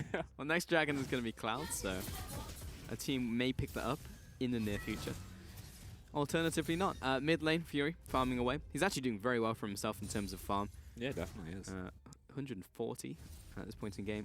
In the game is very good. Everybody's farming well once again, actually pretty much on the clock at 14 minutes. Is Doinby, Kabe close to, and Fury. Similar to game 2, actually. Yeah. They just like farming a lot. Love it. Big Farmville enthusiasts. Minion line. Take this one out. Yeah, good stuff. All right, so second dragon goes down. Once again, over to JD Gaming. Next one will be a Cloud also on top of that. So we're just going to get lots of I love it. less impactful Drakes, unfortunately, this time around for JD, who are taking them early and putting a super high priority on that one. Oceans would be nice, actually. Yep. When you've got all of this mana usage and you're trying to don't even love it. work people out. They want Fen, but he's level 11. And with flash. he has 2 armor items, so he's actually going to take quite a while to die. If I'm being honest, he might kill one and then leave. So yeah, it'd be Clid that dies. But yeah, Doinby has heal, so even then, you know, I'm not actually sure that he would this time around. That will start to happen very soon, though. I'm just scared because I think Fen's just going to flatten someone. You know what's great, actually, for JD is that they've gone for the Sork Shoe Zyra. They've committed. Ideally, he'll get himself a Leandries as well, and then we'll see our combat support. That's exactly how JD win the game. Is He's very important. Good flash from Barrett. He's just really important for the team. Yeah. But he is level 7 though, so he probably wants to get some levels as well. He was even solo farming mid lane for a wave there. That's what I think we should do here. We should pretend that Barrett is now the support. Yeah. but I mean, he didn't go his cooldown reduction build, which is unfortunate. Oh, for here you go. support Varus. If I could talk to the observers, I'd say to them, look, move Doinby and his portrait to the bottom. Put Mao in the mid lane.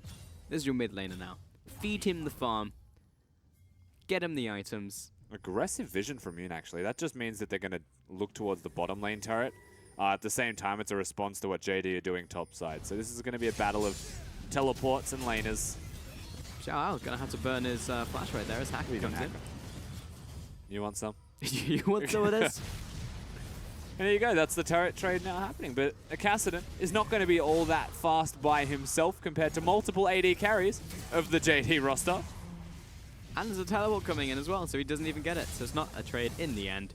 Not sold on that strategy. Sunin? Yeah, 40 was Echo. Maybe he had an It's a very scaled Cassidy though for 17 minutes. Oh yeah, he's gigantic. Bit of a late Rod of Ages in terms of completion. Yeah. But he has it with multiple other items. It's like relatively late. It's like almost a normal timer. Pick. Fantastic. Holds the Q as well. I mean, Hacker may potentially get away. Turns around. No, not going to happen. Joinby's angry this game. He's going to flash the wall and kill you. Tried to take this blue buff away, and the smite is up, so there it is. Xiao Ao comes in. A little bit scary though, as Yoon over the wall will find the quickness and get the charms up as Mal comes in as well. The Stronger Thorns finds that knock up, but down goes Doinby, and Clid looking to follow soon after. Back in a 1v1. The quick duel in the jungle, but they're kiting back, realize they want bigger prey. What? As Mal comes in, let's go Mal, takes down Fury, chases out Xiao Ao as well as Barrett comes in. Doesn't have the Chains of Corruption, in fact doesn't have any CC whatsoever, so there's no point in chasing here, but that's going to be a 2-2. And that was mostly well played by Fury, to be honest with you. Fighting Barrett in a 1v1, flashes over the wall to make sure he gets cleared and tries to get out with his life, but Mao comes in. He's been there the entire time. He's been putting out a whole host of damage to the opponents, and it just took so much effort to kill Hacker. The smite was fantastic. Doinby actually presses every button at once, I'm pretty sure, because he heals, flashes, E's, and Q's all at the same time. So he just mashed his hand on the keyboard. Was like, I'll get myself a dead man. Doinby actually dashed at the same time as the cancel was also going to be there from Carby. But during all of that cancel, Doinby had no dash, was stuck inside a massive combo out of Yoon and Xiao Ao. We're able to lock many members down as Fury, he comes over, but Mao's ready. He's following it up. He knows where the kills are. That's the scaling AP carry support now for JD. Feels good, man. Mao's got his kill on the board. That's what matters the most. And it was actually down to that teleport interrupt from Carby, because if Fen had arrived, everyone was dead from JD Gaming. I'm saying that we didn't see a Carby because he didn't have the teleport, so the cancel was fantastic. Yep. But at the same time, taking those fights, it was opportunistic. They didn't want to fight JD. They wanted to pick. And the pick became a fully fledged team fight, and then they'd had to try and abort it. But they couldn't. They were committed. Fen's just in a side lane, farming away. They've got the 1-3-1. This is something that Fen seems to want to commit to every single time. He has the Echo, now it's the Cassidy. Side lanes are his domain. He's got the kills and he's got the farm, so why not? Bot lane. Got to the point where Xiao Ao has the ability to duel the scary Renekton. And Fury is taking a walk. He's walking it over to mid lane. Many on the way pings. Oh, that was and that means there's a Cataclysm, so Mao's probably going to die here. Pick Stronger Thorns, but yeah, indeed he is dead. So yeah, we saw the arrow loose, we didn't see it connect. Yeah, Mao passing away, so there's a bit of pressure now inside this mid lane where Fen actually has been for a second there. He grouped up for just a little bit of time, but ultimately it's just a pick. I don't think they're going to look towards anything in particular. The Baron is not something that you do at 20 minutes with SNG Gaming's team composition and item builds, particularly on this team composition. No Blade of the Ruined Kings, only the Kha'Zix for single target. Hacker's on the run. Looking for Hacker. He gets through. No, he's good. He's sneaking through the jungle. Splits the wickets. Oh no. This is fine. Doinby clearing out all the wards in the jungle currently, so just getting that vision. Splitting the gold as well. It's just so weird. Like, mid-jungle it's great to see them as a duo. Yeah. I'm happy that Doinby and Clid are holding hands to get a victory, but work with Mao. Like, your Zyra just died, assumedly trying to place vision with nobody protecting her because Doinby and Clid are holding hands when their support is placing vision. Yep. It's not part of the core Clid club. Because clearly Doinby and Clid went backstage and you're like, okay, we need to win this series. You and me. looks him in the eye. The Kabe's part of the cool Clids Club. I can't. It's almost like a tongue twister. Yeah. Is he though? I feel like he's the third wheel, 100%. Nah, he's doing B's best mate, but he's not Clid's mate. Okay. Yeah. Oh. Mal survives. I actually thought he was a dead man, but everyone else is there around him. Yeah, I don't think Sunin had enough vision of where the rest of the team was going to be, Yeah. so they pay respect. We're just hanging on now. And on the bright side, we passed the 4-2 mark for kills already. We're well and truly cresting game number 2. Bloody oath. Struth. There's some Australian terms I've learned. Australian language is wild. very, very much different from English that I learned back in the UK. That's fair, actually. Mind you, I would say that yours is wild. Well, we do share some in an attempt terms. to be proper. We all know that you're not. Your language, I should say. Okay, well, gonna have to put this on hold as there is Shout Out closing in around Barrett. Someone get this man of Phoenix down, because I think he's about to drop very shortly. Hacker comes in, burns the flash, takes him out, but everyone else is closing in from around from JD, but this is already them being outnumbered, and Matt Noon is so good, and Rakan gets everyone charmed up. It'll be another kill over to them as Shout Out still alive and kicking. Kabe backs away, and it looks like another one just keeled over and dropped as NewBee will return fire. And Crook's getting in there as well. They want part of the fun, but that's 3 kills to Sunin. NewBee's able to... Oh, hello. Well, what are you doing, Kabe? Jumping in there one more time, but he's going to fall for this one, surely. Whoa, Lots of damage NewBee coming out. Takes out Hacker. Let's go, NewBee. Has to jump away. Turn it around. 1 versus 1 against Fury. The rest of the team needs to get in here. Fen under the tower. That's the ace. In for Sunin. Sunin Gaming just show up out of nowhere, and NewBee tries his absolute hardest. It's not even an ace because JD respawned in time to prevent it. But super clean team fighting. And in particular, you mentioned it, it comes out of Yoon. And the teleports come in to actually kick this one off. Zyra, Lee Sin, they're all in base. But guess who isn't? It's old mate Barrett. He's having a pretty bad time. He tries his hardest to juke a lot. You'll notice that he's like left and right, up and down. Uses the heal. But this from Xiaowel to QE straight off the ultimate, acknowledging the flash was there, was sick. And then Yoon comes in, charms them all. Ash Arrow connects immediately after the charm. So everything aligns perfectly here for Sunin Gaming. They want to walk away. And NewBee actually comes in and wastes the culling in an attempt to deter them. And Kabe overextends. So they commit to him. And this is where, surprisingly, it almost looked okay for Kabe and for NewBee because the heal was there from the Lucian. But biting off way more than they're able to chew here, honestly. As Sunin are able to turn this one back around. Lots of damage. And lots of shields from Yoon to keep him alive from turrets again. Yeah, Yoon's Rakan is honestly fantastic. Has been exceptional. And I think, really, for me, Yoon has been the standout player on Suning. If we discount Hacker and Fen when they're not playing. But Fen casting 5-0-1 now. Accelerated the Titan build even more. He's picked up the Zhonya's Hourglass. Has the Sheen on top of that. And honestly, Sunin, the fact that they're only 1,000 gold ahead is shocking to me. But yeah, that's pretty much just the kills. Yeah. But it's just the fact that where the gold is focused, because it's on their big carry on the Kassadin, he's going to hit those item spikes earlier. And that's what's scary for JD. And they're committed to the 5 Tabi build. Big fan. Fen wants to try and get up here alive, and fantastic. He'll get out. Dodges out of the route, so that was the main thing there. Oh, Varus ulti as well. They really want this. Hacker goes stealth, gets out alive. And now Xiaowel's turn to run away. So JD stand strong, and they force them out of any kind of advances they're trying to make. For what it's worth as well, Hacker actually levels up his wings second. Committed to that, and it did actually help a lot. As JD, you know, it's that time of game. We got a slight edge, we got a slight advantage. We're going to do the Baron to force a fight. Kabe's pretty tanky, pretty beefy at this point in time, though Fen is coming in to try and cut him down. Cataclysm's available very quickly, and Fen along with Fury are just taking him apart. NewBee jumps over the wall, but here comes Yoon looking for the knock-up and finds the charm. And what are you going to do against that one, NewBee? Because there's no cleanse, there's no Quicksilver Sash, and there is no mid laner left alive. 2 kills over to Sunin Gaming as Xiao's looking for more. Jumps on top of Barrett. Fury is behind him, and Mal tries his best to separate the team. Here comes Hacker, drops him where he stands, There's looking one. for the reset. Jumps onto Barrett. Grand entrance, another kill, 4 for 0. Sunin Gaming, absolute control over this game. And scarily enough, it's still too risky to actually commit to the Baron unless they can get Fen to zone cleared away, because the health bar of their jungler is starting to struggle. Their top lane of their support is all quite low. And this is the most important part of it. So they should be able to secure the Baron. They get themselves another big team fight. And that's massive for Suning Gaming. They're out team fighting the team fighting team right now. Oh my god. I will find you, and I will kill you, says Fen. There is no escape, even though Clears used his ultimate on him to kick him away. There's Baron down. A Liam Lee Sin skin available. Oh my god. Now you've referenced it. It's Yeah. in my head. But he was the one being chased. Yes, but it's contextual. You just put it in my head. All right. We get to see the fight again, of course. Karbe does the Baron, actually, and doesn't give Kha'Zix the reset, which is something he was looking towards.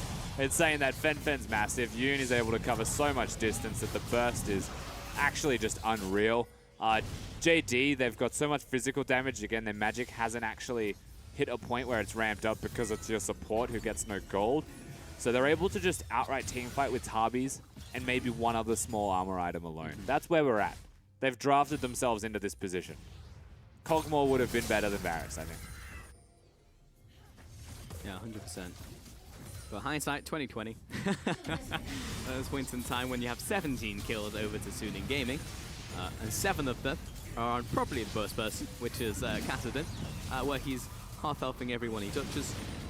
Yeah, JD in a pretty bad situation. Yoon is looking for the flank. He has the quickness up and ready. And Joel's able to just casually sit towards a side lane and take inner turrets uncontested. When you look at who's going to be answering any kind of 1-3-1 out of Suning Gaming, the answer is only Karbe. Doinbe's not able to side lane as effectively this time around. He's going to have to 1v1 Fen to get anything done. And that Kassadin is almost level 16. Arrow nails Barrett, and he's just gone. He is just removed from the map. Runeterra didn't even know his name. And down comes the redemption. All of that damage undone. Doinbe launches off a salvo of bullets, but does not even begin to scratch Fen and Zhao Ao. Mid lane being sieged. They just keep going. Renekton, who's that? We're going to keep on going because Fury charging onto Mao, gets one, looking for the second, moves on to Clid. That's a third, that's a fourth. Surely as Clid drops. Mid tower looking to fall. Suning Gaming happy with this haul. Zhao back to base. He's going to teleport in, honestly. I feel like that's just them going to end the game right here and now. 5 seconds on Barrett. Going to have to be this tag team. I don't think it's going to happen. 5 members of Suning closing in, jumping right on top of Barrett. Doinbe as well. Towers being tanked. Barrett back down for one more time. Going back to base. And Hacker taking out the first. Second one goes down to the Jarvan. Doinbe sat in his spawn pad and only has to watch on as Suning Gaming take down the Nexus and take the victory. 2-1 over JD Gaming, putting them at 0-4 to start the split. And it was a 29-minute victory this time from Suning Gaming, and you can see the look on Doinbe's face. Can only be disappointment. He tried his absolute hardest to work with Clid, be a 2v2, be a duo. But that's not the duo that they actually needed to win this game. And Suning actually started to ramp up in that one very quickly. You give Kassadin the smallest amount of gold, the slightest inkling of a snowball, and he is able to follow that one through incredibly well with super strong skirmishing, team fighting, and kind of beating JD at their own drafts from this best of 3. Pretty much. And that's got to feel bad. Doinbe still being respectful, but you know how he's feeling right now. And the look of his face and the words that are being exchanged. Tough pill to swallow for JD Gaming, but a well-deserved victory for Suning Gaming. Finally finding their first win in the LPL and taking it over JD. It was hard fought, but a win is a win in the end. And you can see they are happy. So for what it's worth, you're absolutely right. That win is still just a win. It's what they need. If your goal is to get one, maybe you know from this point on, it's very much possible for you to follow that up with further wins. Dan Gaming approach it. Just take every win for what it's worth. Again, gut punch for JD, but welcome back, Frexion, to the desk. It was a tough game, but it definitely ramped up way faster than the second game did. 17 kills on the clock as the final push came in. Yeah, I thought it was incredibly exciting. Always love to see Rakan come out. I'm in agreement with Rusty there. I think Rakan's a fabulous champion. I think Yoon played him beautifully. I will be furious if anyone else gets the MVP because I thought Rakan was so instrumental in so many key and pivotal fights for Suning Gaming. And I feel like against JD in particular, it's almost like a perfect counter because JD love to fight. They love to use their teleports to set up what they think are numbers advantages. Yeah. But Rakan is so quick and he covers ground so quickly that you can never have those advantages. He just races to the rescue. Yeah, and his engage is sick as well. So Yoon played it super well. I am actually in agreement with you that he's MVP worthy, but we all know where it's going. Yeah. But I want it. But we all know where it's going. I'm gonna let you finish. But we know Cassidy had the greatest MVP of all time. But yeah, that game definitely from 20-minute mark to what? 28 minutes. That was 0 to 11,000 gold lead. Yeah, because the early game looked so good for JD. You guys talked about kind of the Bash brothers, Doinby and Clid there. You can see the damage reflected. Doinby was trying his heart out, and it wasn't until Cassidy, probably the very end game, that Cassidy overwhelmed him. But what, it was like an 8-minute Ocean Dragon. That's phenomenal. Ocean Dragon means so much, especially when you're in elongated lane phases. Yeah. They were contesting really aggressively for the blue buff. And I felt like it was all going right until about 10 minutes into that game, where it was suddenly a massive stack-on 5v5 in the top lane, led again by that Rakan, and then things progressively snowballed out of control. It was all going right until it went wrong. It was all going right trying to tell me. until it went wrong. But I have the specific moment where it actually goes wrong, and it's at 23 minutes when Barrett is caught out overextended. Now the thing is I want everyone to pay attention to the vision, because it's really easy to be like, oh, Barrett overextended, what happened here, blame this guy. But take a look at that. They have a control ward as well as both of the jungle entrances warded, and Doinby has control over the mid lane. Barrett, for all intents and purposes, has all the vision. There's no way for him to see someone get underneath that. How is he supposed to suspect that a teleport was going to come through and he would get flanked? So I'm not going to be super hard on Barrett. I think that that was a crazy TP play to make. And what's also very important here is that so many flashes were burned in this engagement. It wasn't just Barrett getting caught out by really nice vision for the flank. It was also then the fact that JD burned every single TP, which is important because when it comes to the next Baron fight, which will actually decide the game, they have no flashes. There's no way for them to take the fight. They take it anyway, and they just get destroyed in the 5v5. It's right about here. Yep. We're like, this Baron fight will be perfect. You can't see the summoner spells come up on the screen, but it'll come out. No one has flash. No one has an escape. And you're against a Rakan and a Jarvan. Yeah, there's a lot of engage from that Rakan to be able to follow things up as well. Jarvan's just so dangerous in situations like this, and if they ever get onto you, you're right, they'll just auto-lose it. So the Baron was super risky. Yeah.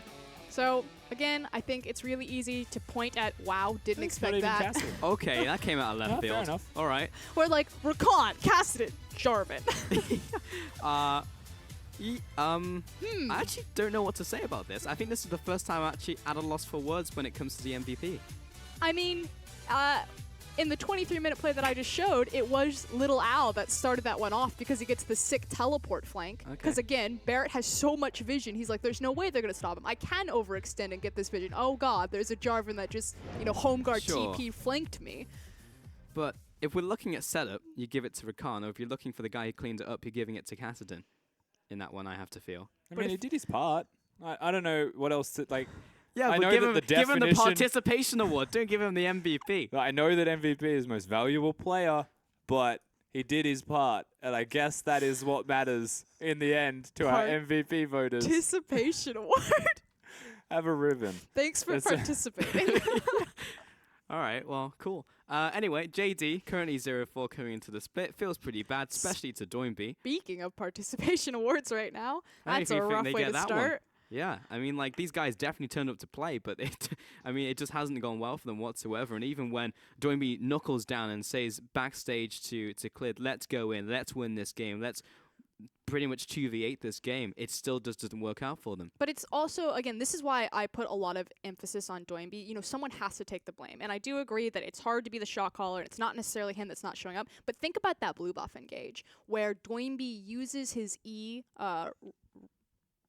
in advance to try to steal the blue buff, and then Jarvan jumps on him, and suddenly he doesn't have the E to get out of the Cataclysm, so he just has to eat all that damage. That is Doinby making that call to contest that blue buff, and then giving away so much advantage that they had in the early game. Like, Doinby has no one else to blame, and it seems so small, but those are the types of things that stack up. It was all armor, 4 AD champions, and if you start giving away free gold like that, giving away your free leads, like, eventually you're just going to get outscaled through itemization. Yeah, pretty much in the end. And for JD, it is now a question, now that they are 0-4, because the question would change slightly if they did finally pick up this win against SNG Gaming. But coming up to this point, you're definitely struggling with your notepad there. It was hard. It's just a question of like whether they end up. Is this now like a sixth place performance team that we just watched? Like I never would have thought that the QG Reapers, now JD Gaming, would ever be put in a situation where you look at them and it's just like, yes, if the promotion tournament still existed, they would be firmly in that place. I mean, I never really thought I'd expect them to be 6th either, coming into this split, especially just because we saw a whole split of sample size of what they're able to do as a team. We know that Clid can be a really good player and that Doinby is always going to be a superstar. If you get MVP of Spring Split out of the entire league and end up 0-4 in the next split, something's fundamentally just going super wrong with this team. And I know there are concerns that Doinby even expressed of having a new organization. You can call it petty, but the results are speaking for itself right now. His concern seems to be valid, whatever it may be in the back end. Yep. And it's just a question of like, what can they do now? You know, is it just like a complete revamp of the roster? Like, do they need to go back to basics and do the classic LPL, find some more players, swap some more people in? Because yes, they have a new bot lane, and that was a struggle for the lineup. It wasn't, again, fundamentally, from at least what we see from the surface, exactly what was going wrong for them. It's not like bot lane's going 0-10, and you're like, clearly this is the problem. But they do need to put priority on the bot lane because they do naturally lose unless they have a winning matchup. So if that's the case, that means that you can't make the priority pick of the Lucian mid to get Doinby his comfort champion. Doinby has to suck it up. Someone has to suck it up and take the worst matchup. And if Doinby's the most flexible player to do that, if you need to cover your bot lane's weaknesses, that's what needs to be done. Yeah, and at the same time, like, QG, when they were QG, looked better with just a bottom lane that knew how to not die in the first place. And Barrett, like, you can't discount him for losing in certain fights, but he did die. And Mao did die a lot, and that's a big part of the problem. They do have their own counterparts in IMA across the board in Group A. That being said, we have seen some good things from IMA, though they did get completely blasted in the 2 last series. In the top of the table, though, OMG 4-0. We did expect RNG to be a little bit higher, did drop 1 game, but still, only week 2. Could see them move up there. Same time, EDG, Dan. Dan is definitely a surprise being ahead of WE right now. Have to be fair, played 1 more game, so we'll see how WE do further down the line, though they had a very bizarre game the other day. That being said, props to Dan. I'm not sure how far they're going to go when we get to the end of the split. No. For now, it's actually just the reverse of JD Gaming. Yeah, in saying that, like, you have to be happy for Dan, you have to be a little bit sad for JD. At the same time, NewBee are currently 2-1 out of their set so far out of 3 games, and to me, that's still almost a surprise in terms of results. And a lot of this does just come down to having a 0-4 JD impacting the group, because Group B is very confusing as to where they all stand. And only being in week 2 and seeing it actually weed out this way, it can all change later on. Yeah, 100%. Has there been any other surprises other than... I guess it's been a lot of surprises, honestly. The fact that, like, Dana up there, WE did drop a game. I don't know what happened there. I think one of the questions moving forwards, specifically for revivals of WE is, can you get it together? Because we're sending you, and you're meant to be, like, our definitively best team that we're sending. So, yeah, what's going to happen week 3? Hope you can do better. I think that there's a really weird read on the meta right now from a lot of LPL teams. We have so many more caster supports than I think any of, like, globally is being seen. And not that the caster supports have completely moved out of the meta. Some of them are still banned and taken away. Karma comes to mind. But, I mean, Thresh has fallen through a couple of these draft phases when he shouldn't have. The melee supports aren't roaming around. They're not being as impactful with their junglers. Top lane meta is a little bit wonky. I just think we're all over the board. Yeah, I think it's going to take like a couple of weeks, I think, for us to really get a read on it. And conveniently enough, Riv Rival's in the middle of the split. So there should be plenty of time for us to really understand what the meta is. EDG right now are like the one team that seems to be firmly in place with understanding the meta.